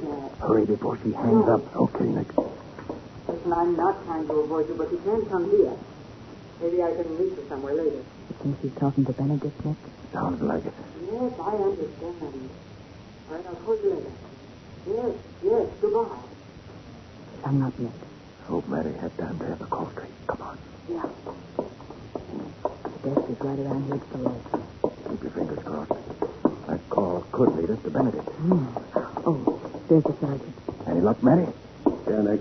The operator traced the call. Yeah? It came from the caretaker's cottage out at Wildwood Cemetery. Wildwood Cemetery? Yeah. That's where Nick caught up with Benedict when he arrested him. Right, Nick? That was the place, all right. We fought it out with him out there. That's why the newspapers called him the graveyard gunman. He must be there again, Nick. I will soon find out. Matty, I suggest you call headquarters. Get as many men as you can spare out to Wildwood immediately. Right, Nick. I'll have the cemetery completely surrounded in 5 minutes. Operator. Hey, get me police headquarters and step on it. Hello, headquarters. This is Sergeant Matheson. I want to... What? What? What is it, Matty? Yeah, I got it. Okay, I'll be right in. Well, what do you know about that? What's happened, Matty? The state police cornered Nate Benedict a half hour ago. There was a gun battle, and Benedict was killed. Killed? Why did they find him? That's what's so screwy, Nick. He was only 5 miles from the penitentiary when he was trapped. He never got any farther. Only 5 miles? But, well, that means he hasn't even been in town. Right, Patsy. And that means that our theory is blown up in our faces. Nate Benedict couldn't have murdered Sammy Gates.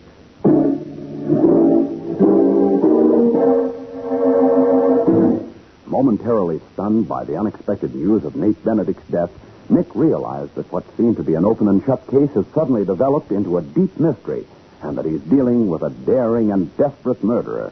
We'll see what happens in just a moment. Now, back to the case of the Graveyard Gunman.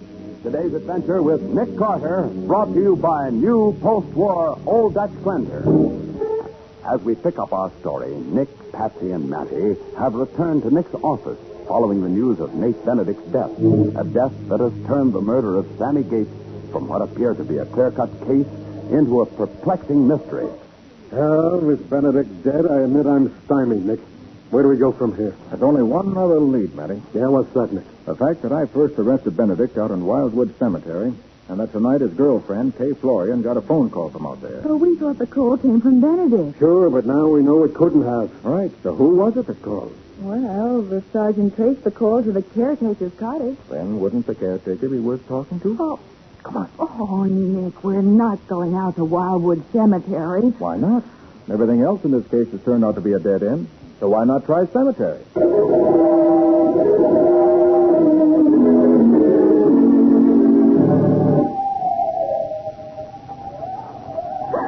Oh, gosh, Nick, I just don't like tramping around a graveyard in the middle of the night. Yeah, and what's it getting us? The caretaker isn't home, his cottage is dark, so why don't we blow? Because he may be back at any minute, Matty, and I think it's worth hanging around for a while. Hey, let's go this way. Oh, but Nick... Be careful, Patsy. Oh. It's hard to see those smaller gravestones. Oh, you're telling me I almost broke my nose. Hey, wait a minute. What's the matter, Nick? Nick, what is it? What are you looking at? The headstone there, the one my flash is on. You see what I see? Just another headstone as far as I'm concerned. Look at the name. Joseph Benedetto. Benedetto! Nick, that was the name on the cross-filed card. What are you talking about? Matty Joseph Benedetto, the man who's buried here, was Nate Benedict's father. Is that... Well, I'll be a monkey's uncle.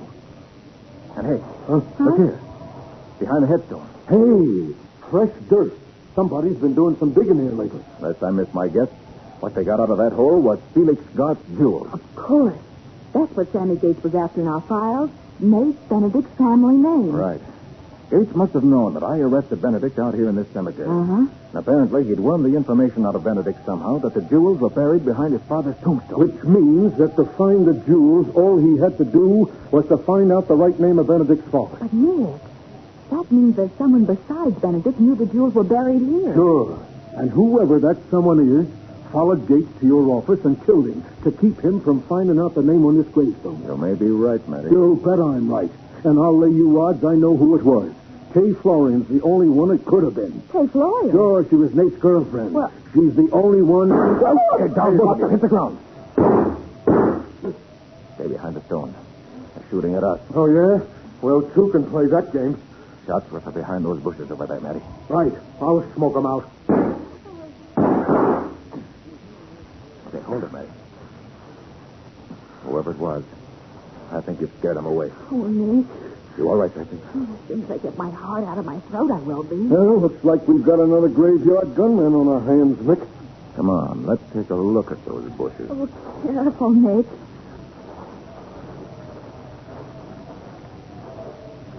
Ah, here. This is the spot. Right here. No one's in. What is it? There's a man standing right over there. Hey there. Stay where you are. All of you, don't move. He's got a gun, Nick. What do you do here? Why do you do all this shooting? Maybe you could answer that question, brother. Put down that gun, pal. You're talking to the police. Police? Yeah. Who are you? My name is Otto. I am caretaker of cemetery. So you're the caretaker, huh? Yeah. I come home, I hear shooting, I run out here. And, of course, you didn't do the shooting yourself. No. I shoot no one. All right. Take it easy, Otto. You made a telephone call a couple of hours ago, I believe. Called Miss Kay Florian at the Melbourne Arms apartment. Why? No, I no call no one. We traced the phone call to your cottage. Wanted to see her, but she wouldn't let you come to her apartment. No, on my word of honor. Okay, if he won't talk, we'll have to run him in. Come on, Otto. You're going down to headquarters. No. Wait, I talk. I tell you everything. That's better. You did call Miss Florian, right? Yeah. What about? About the jewels. The Felix Garth jewels? Yeah, that's them. Miss Florian has them. Uh-huh. What'd I tell you, Nick? Go on, Otto. How do you know she has them? Last night, she come here. She dig them up. I see her do it. I didn't know who she was. I go to Benedict trial 3 years ago. I see her. So after you saw her dig up the jewels, you called her and demanded money to keep quiet about the fact that she had them. Is that it? Yeah, that's right. You think he's telling the truth, Nick? Well, there's one way to find out, Patsy. How's that, Sergeant? By talking to Kay Florian like I wanted to do in the first place. Well, that's what we've got to do, Matty. All right, then. What are we waiting for? Let's go see the Florian dame. For my dough, she's got a murder to explain. There's one thing you're overlooking, Matty. Oh, yeah? What's that? According to Otto, the Florian woman dug up the jewels last night. So? What time was it, Otto? About 10 o'clock. In other words, Matty, before Sammy Gates was killed. She already had the jewels. What difference did it make to her whether Sammy found out where they were buried? Nick's got a point, Sergeant. No, I don't see it. If Gates hadn't found the jewels behind this gravestone, he'd have gone after the Florian babe. So she bumped him off, not only to protect the jewels, but to keep Gates from bumping her off. It all adds up, don't it? Maybe, Matty. Maybe not. We'll know after we hear her story. Let's go.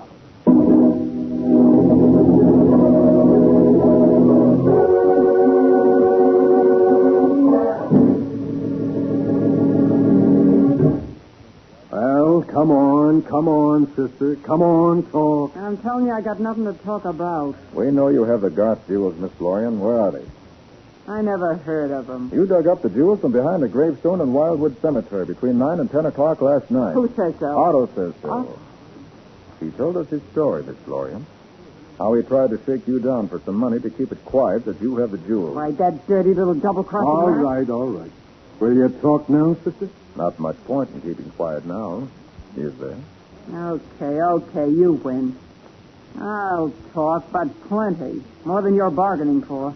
What do you mean? I'll tell you a story about those jewels that'll floor you. All right, let's have it. And remember, just because I've got them, that doesn't mean I killed Sammy Gates. Where are the rocks now? In my bedroom under my mattress. I'll get them if you want me to. Yeah, I'll go with you just to make sure you come back. Okay, Copper, come on. And no tricks, sister, no tricks. What? So Otto was telling the truth after all, Nick. I rather thought he was, Patsy. What about Kay Florian? You think she's lying about not killing Gates? I don't know yet. At the door to that bedroom. Somebody slammed a stepmother. Those were gunshots that came from the bedroom. Hey, the door's locked. Matty! Oh, Nick, he doesn't answer. Stand back, Patsy. I'm going to shoot off the lock. Yeah. That's it. Careful, Nick. It's dark in there. Should be a light switch. Yes, here it is. Oh, Nick. Hey, Matty. Oh, Nick, he isn't. No, it wasn't shot. He's slugged. And the Florian woman got away. That other door there must lead into the kitchen and out the back. Yeah. Matty. What happened? I don't know, Nick. I came in here, the room was dark. The door slammed shut, and then something hit me. Well, what about the shots? Shots? Nick, the jewels. He said they were under the mattress. I wonder if he had time to get them. Well, let's see. I'll lift the mattress. You see him, Patsy? Yeah, they're here, Nick. You didn't have a chance to catch... Oh! What's the matter? Over here. On the other side of the bed. Up to the wall. Great God. Kay Florian. And she's dead.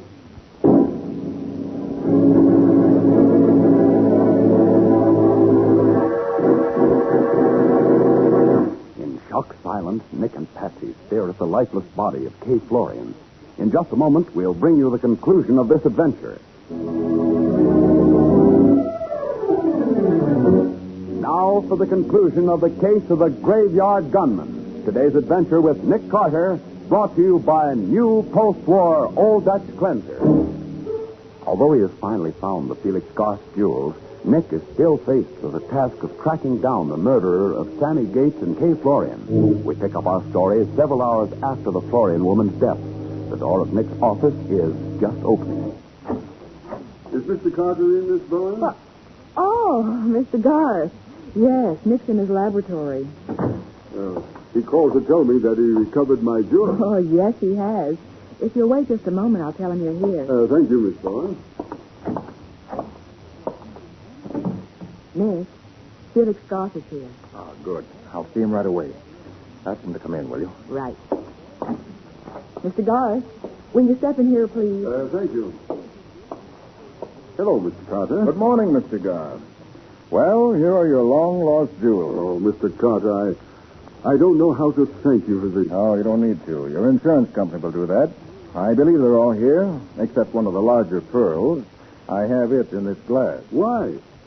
What on earth did you put it in a glass of water for? It isn't water, Mr. Garth. It's a solution of acid. Acid? Yes, acid. You see the pearl? Just as round and firm as it was when I dropped it in the glass 2 hours ago. You know what that means, Mr. Garth? Oh, Nick, look out. Stand right where you are, both of you. Don't move. This revolver's loaded, and I have no qualms about killing you. We know that, Garth. After what you did to Sammy Gates and Kay Florian. You mean... He's Garth? Yes, he's the murderer, Patsy. And the motive's right here in my hand. If the pearl in this glass were genuine, it'd have been dissolved by the acid. But it's a phony, like all the rest of Felix Garth's jewels. It's very clever of you to discover that, Carter. They're the best imitations money could buy. But hardly worth the $50,000 you collected from the insurance company after they were stolen. And Nate Benedict stole worthless jewels. He did, but he didn't know it. Oh. No one in the world knew it but you, did they, Garth? You killed Sammy Gates to keep him from finding out, and you killed Kay Florian after she found out. I had no intention of killing either of them, But it was the only way you could keep the insurance company from nailing you for fraud. When Gates told you he could find the jewels, you got panicky. So you followed him here. When he caught you spying on him and swung on you, you killed him. And you tried to do the same thing to us out in Wildwood.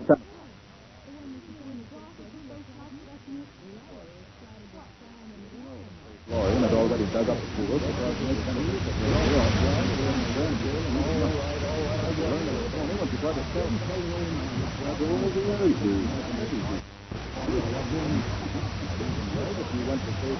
I began to suspect it when... Well, it helped. I'd already eliminated her as a suspect because she wouldn't have got us out there in the graveyard. She already had the jewels, so why should she? Oh, I see. The person who was doing the shooting didn't know if the jewels had already been taken out of the grave. Exactly. So that automatically eliminated Otto, too. There was nobody left but Garth who had any interest in the jewels. He'd been paid off for them, so he wouldn't kill the recovered. But I realized that he might kill to keep them from being recovered. Because he wouldn't want the insurance company to know they weren't genuine. But how did he hope to square with the insurance company even if he did get his hands on them? Oh, that wouldn't have been hard. Garth's made a lot of money since he collected that $50,000. He was broke when he sold the real jewels after having them insured. But today he's rich. He figured he'd pay back the insurance company and keep the phonies, and no one would be the wiser. Oh, I get it all now, Nick. Except one thing. Why wasn't Garth horribly burned when you threw that acid in his face? That's easy. It wasn't burned because it wasn't acid. What? No. Nothing but water, Patsy. Water? I didn't need acid to test that pearl. One good look under my microscope was enough. Then why all that business about the pearl being an acid?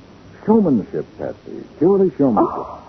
When I threw that water in Garth's face, he was so sure it was acid, he raised his hands to his eyes and dropped his gun. Oh, well, for heaven's sake. From the way he howled, I thought sure he'd been burned. I imagine he will be. But I'm satisfied to leave the burning of Felix Garth to the proper authorities.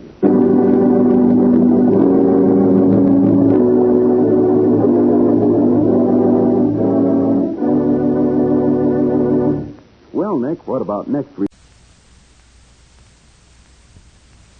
for chasing dirt, presents Nick Carter, famous for chasing crime.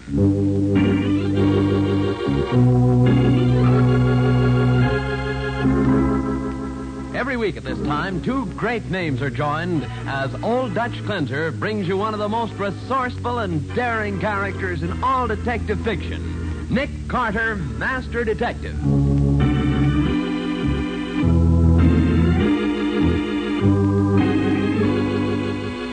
But, Nick, with the man you're chasing murdered and the stolen diamonds gone from their hiding place, how can you possibly hope to carry on? That's simple, Patsy. We just follow the clues. Clues? What clues do we have? The gold-headed cane, the angle from which the knife was thrown. And the ink spots on the bill. Of course. When we put them all together, they spell the end of our search. But there's no time to be lost. We dock in less than 2 days. Now, the case of the gold-headed cane. Today's adventure with Nick Carter, brought to you by Old Dutch Cleanser. As our story starts, we find Sir Armand Coleman and his servant Gig being shown through the Filbert Diamond Mine, one of South Africa's biggest. I say, Mr. Hopkins, it's awfully decent of you to take your time to show us through the mine. Being general manager of a mine like this must be quite an undertaking. Yes, Sir Armand, it keeps me pretty busy. But we're always happy, to show visitors how diamonds are mined. Yeah, but how do you know one of these visitors won't walk off with some of the diamonds? You don't seem to have any guards here. We don't need them, Sir Armand. Before you leave the mine, you have to pass through a special exit gate, where an X-ray machine shows the attendant whether or not you have any diamonds on your person, no matter how cleverly concealed. Oh, I see. Clever idea, that. Blimey, look at all the diamonds spread out on the table, Sir Armand. By Jove, they are beauty. Yeah, those are some of the choice samples of diamonds found in this mine. May I look at them, Mr. Hopkins? Closely, I mean. Why, certainly. Now, Mr. Hopkins, could I ask you a question, please? Yes, of course. What is it, Gig? This picture here on the wall, is that the mine we've just been through? Yes, Gig, it is. You see, we came in here, went down through this way, then turned here, came back along here. We're now standing in this room here. Blimey, we've had some walk, ain't we? Where's this exit gate you've been telling us about? Well, you see this passage leads out of this room? Well, the gate is right here, just around the corner. Oh, yes, sir. Thank you, sir. That sure is some map. Well, Sir Armand, you ready to leave? Yes, thank you. Through this way, please. This has been a most instructive... Oh, confound it, my ankle, and I dropped my cane again. Oh, I'll get it, sir. Oh, here it is. Your ankle hurt much, sir? No, it's all right, Gig. Let's get on. Your bad leg troubling you, Sir Armand? A little, yes. Must be this long walk we've had. Well, here we are. Here's the exit gate. You go first, Gig. Yes. Stop under the archway until the attendant says he's satisfied you're not carrying any diamonds out. Oh, yes, sir. Glad I didn't try to get away with nothing near. Okay, you can go, sir. Oh, yes, sir. Couldn't find nothing on the old Gig, eh? You next, Sir Armand, if you will, please. Of course. There's a queer sensation. Confound it, my ankle again. Here, I've got the cane, Sir Armand. I'll keep it till you come out. Oh, very well, Gig. You're all right, sir. You may go. Thank you. You have to go through this too, Mr. Hopkins? Oh, yes, indeed. Everyone does from the owner down. Take no chances on anyone. Okay, Mr. Hopkins. Well, Sir Armand, that's about all. Been very interesting, I assure you. Thanks no end, Mr. Hopkins. Been just fine, Mr. Hopkins. We go out this door here. That's right. You'll find your car just outside. Goodbye. Goodbye, and thanks again. Did you get those diamonds, Sir Armand? I certainly did. The trick worked like a charm. And Mr. Hopkins will never know I got the idea from one of the stories he told us. That's good, sir. Come on, Gig. Let's get back to the hotel and pack. In 12 hours, we can be on the boat, headed for the States, and a life of luxury.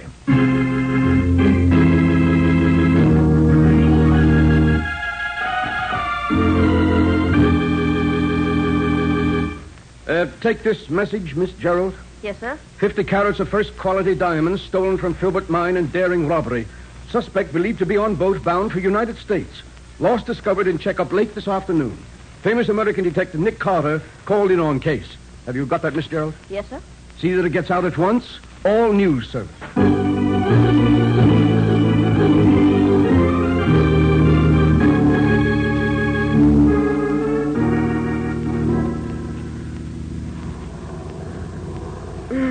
This has been a wonderful trip, Nick. Except for this cold of mine. Oh. Poor girl. You know, it's the first time I made a transatlantic crossing by plane. Yeah, I don't mind taking time for a trip like this, particularly when it's at someone else's expense. You know, from what John Filbert said... Filbert is the owner of the diamond mine, Nick? Yes, I met him at a convention some years ago. Uh-huh. From what he said, he's more worried about how the diamonds got out than he is about the loss of these particular stones. You'll find out, Nick. I'll bet on that. Huh? Hope you're right.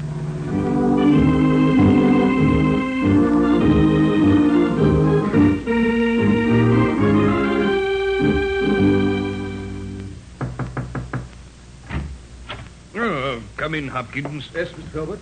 Nick, this is Charles Hopkins, our general manager. Hopkins, how do you do? He was the one who showed this man Coleman through the mine the day the thefts occurred. Oh, yes. Mr. Hopkins, Mr. Filbert here tells me you're sure Coleman is the man who got away with the gems. He must be, Mr. Carter. Our display table is checked every night, you see.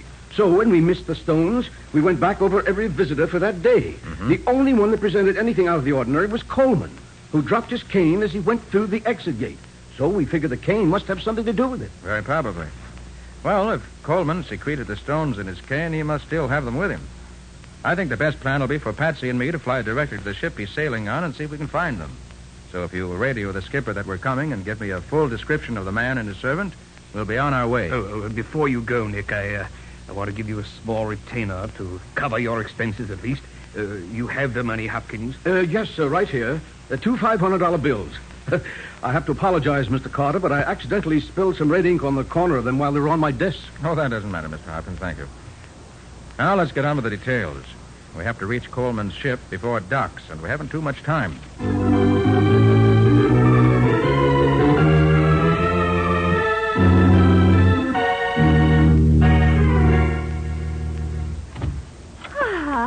It has been such a beautiful stroll around the deck, Monsieur Coleman. I say, Madame Duquesne, I think a cocktail won't go badly before we go down to dinner. Ah, that is such an excellent idea, Monsieur. Shall I mix the cocktails, sir? No, Gig, you may go. We won't need you until after dinner. Oh, yes, sir. You'll find everything you need right there. Madame Duquesne, we've gotten to know each other quite well these last few days. Yes. Why don't we stop being so formal? You call me Armand, and I'll call you Sarita. That is another of your lovely ideas, Monsieur Armand. Shall I mix the cocktail? I am very good at it. If you like. You'll find the things on that table. You would like a Manhattan, Armand? They are my favorite. Whatever you desire, Sarita. Huh? There's the vermouth. Oh, of course, Dick. Oh, shall I? No, I have it. Oh, Armand, I've spilled it all over my hands. Now I shall have to wash them. The wash basin's in the other room, Sarita. I'll mix the cocktails while you're gone. Hurry now, I shall return at once. Mixing drinks is a man's job anyway. A woman's job is to look pretty and feed a man's vanity. Do I feed your vanity, Armand? You do indeed, my pretty. And I'm happy that you do. I shouldn't... What is that funny noise, Armand? Are you drinking already? Please wait for me. Now, Armand, I'm ready for... Who are you? What are you? Armand, who is that? Armand!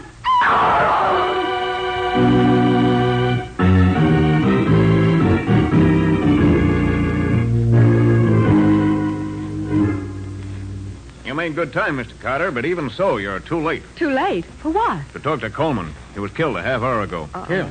How? A knife in his throat. The woman who was with him when it happened reported it to me.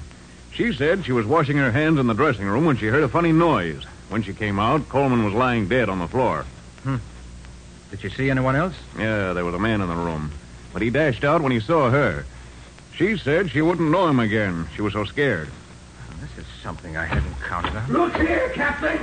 I want something done about this man Redding. I'm busy just now. Drop in later, won't you? I want action now. 2 days ago, this Redding moved my deck chair to one side and put his own chair where mine should be.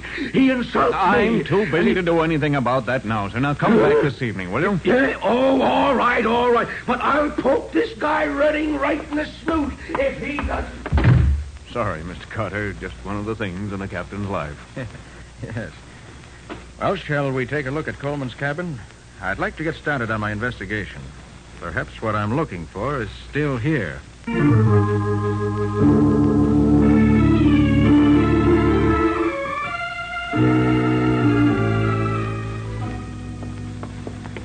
This is Coleman's stateroom, Mr. Carter. Dr. Samuels, this is Nick Carter and Miss Bowen. Mr. Carter, this is the ship's doctor. How do you do, sir? How do you do, Doctor? How do you do, Doctor? Now, that's Gig, Coleman's servant. Is everything the way you found it, Doctor? Yes, Captain. You said Mr. Carter was coming, so I've made my inspection without moving anything. Oh, thank you. Doctor, would you say that this knife was stabbed into the throat or thrown? Well, I did think that it was a peculiar angle for a stabbing, but throwing hadn't occurred to me. You find anything on the knife, Nick? Handle seems to be clean. No prints. Uh-uh. Gig, where were you when Coleman was killed? When Sir Armand and the lady came in after they'd been walking on deck, he told me he wouldn't need me till after dinner. So I went out and talked to a man I met yesterday. When I came back, the captain and the doctor was here. I verified that part of it, Mr. Carter. Looks as if Coleman was mixing a drink when he was killed, doesn't it? That's what Madame Duquesne told me when she was the one who was with him at the time. Oh, I see. Well, if he was standing there at the table where the drinks are, the knife must have been thrown through the window, judging by the angle at which it entered his throat. Yes, you're certainly right about that, Mr. Carter. Oh, Patsy, do you see that gold-headed cane Filbert told us Coleman carried? Yes, it's standing over there in the corner. Ah, good. You want it? Yes, please. Have you seen that cane before, Mr. Carter? No, but I've heard about it. Here, Nick. Thanks. Imagine this head comes off. Well, there must be a catch here somewhere. That does it. Why? Well, inside we find the motive for the killing. You mean the diamonds? I mean, the diamonds are gone. You expected to find diamonds in the head of the cane? I did, Captain. When Coleman left South Africa, he had about 50 carats of flawless diamonds hidden there. It's empty now. So I should guess that the killer has taken the stones. Then all we have to do is search the ship, find the diamonds, and arrest whoever has them as the murderer. Yes, you could do it that way, Captain, but maybe I can save you some time, if I can do a little figuring. You know, Mr. Carter, there's one thing that puzzles me about this. Yes? What's that, Doctor? Well, the woman who reported the killing, Madame Duquesne, said she came to the captain's office immediately. Now, allowing for the time it took her to get there and the time it took me to get down here after that, the man should have been dead about 20 minutes. But I found that he'd been dead at least an hour. Is that so? Nick, I wonder why she waited over half an hour before reporting the murder. Yes, Patsy. I wonder, too.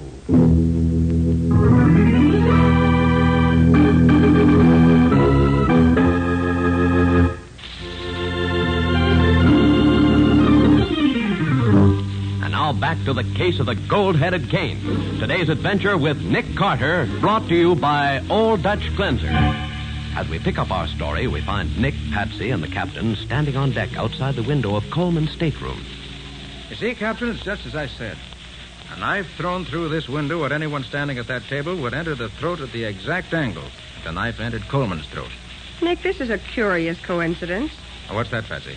The name on this deck chair right under Coleman's window is Redding. Yes? You remember that the passenger who busted into the captain's office was complaining about his chair having been replaced by one belonging to a man named Redding? Yes? Well, here it is. So Redding wanted to be in this particular spot no matter whom he annoyed, huh? Mm-hmm. Patsy, take down the names of the passengers in the adjacent chairs and see if any of them saw anything of this. Surest thing you know, Nick. What are you going to do? Going to see what Mr. Redding has to say about this.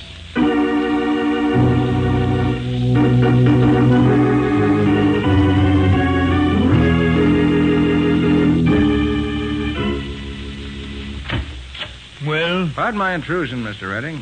Just curious to know why you changed your deck chair from wherever it was to the position it now occupies. They put my chair in the wrong place to begin with. What's it in your life? I'm acting on behalf of the captain. His chart doesn't show your chair in its present position. I can't help that. That's the spot I was promised. Mr. Redding, do you happen to know a man named Sir Armand Coleman? Coleman? Coleman? Yes. Never heard of him. Oh, I see you have a burn on the palm of your right hand, Mr. Redding. Been working recently? What I have on the palm of my hand is no concern of yours. Quite correct. I was just curious to know if you got it by practicing knife throwing. Knife? Get out of here. Get out. I've had enough of this. Very well, Mr. Redding. Oh, by the way, did you hear about the murder on board a while ago? Murder? Mm-hmm. I'd like to know what you're getting at with all these questions. You suspect me of the murder, perhaps? I was going to say, when you interrupted me, that I'm about to make a very interesting call. I'm going to call on a woman who saw the killer and says she can identify him. So long, Mr. Redding. See you later.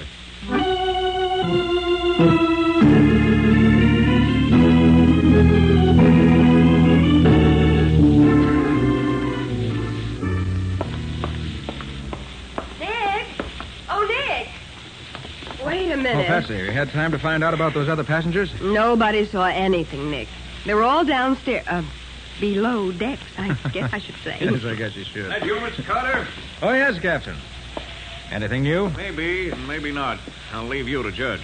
Okay, what is it? Well, as soon as Madame Duquesne, the murder witness, got back to her cabin, she called for a plumber. Said the drain in her wash basin was stopped up. As it happened, the plumber was free, so he went there at once. He cleaned out the drain and left. But when he got back to his quarters, he discovered one of his wrenches were missing. He asked Madame Duquesne about it, but she said she hadn't seen it, and he's sure he left it there. Well, very interesting indeed. I'm on my way to her stateroom now, Captain. You want to come along? Maybe we can find the answer.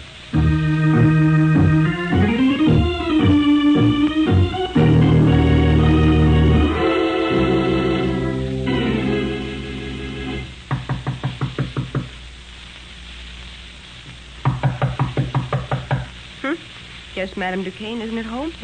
Well, I think we better get in and have a look at her room anyway. I have a key, Mr. Carter. I'll let you in. Thanks. All right, Patsy. See if you can find the wrench. I'm sure it's hidden somewhere here. Right.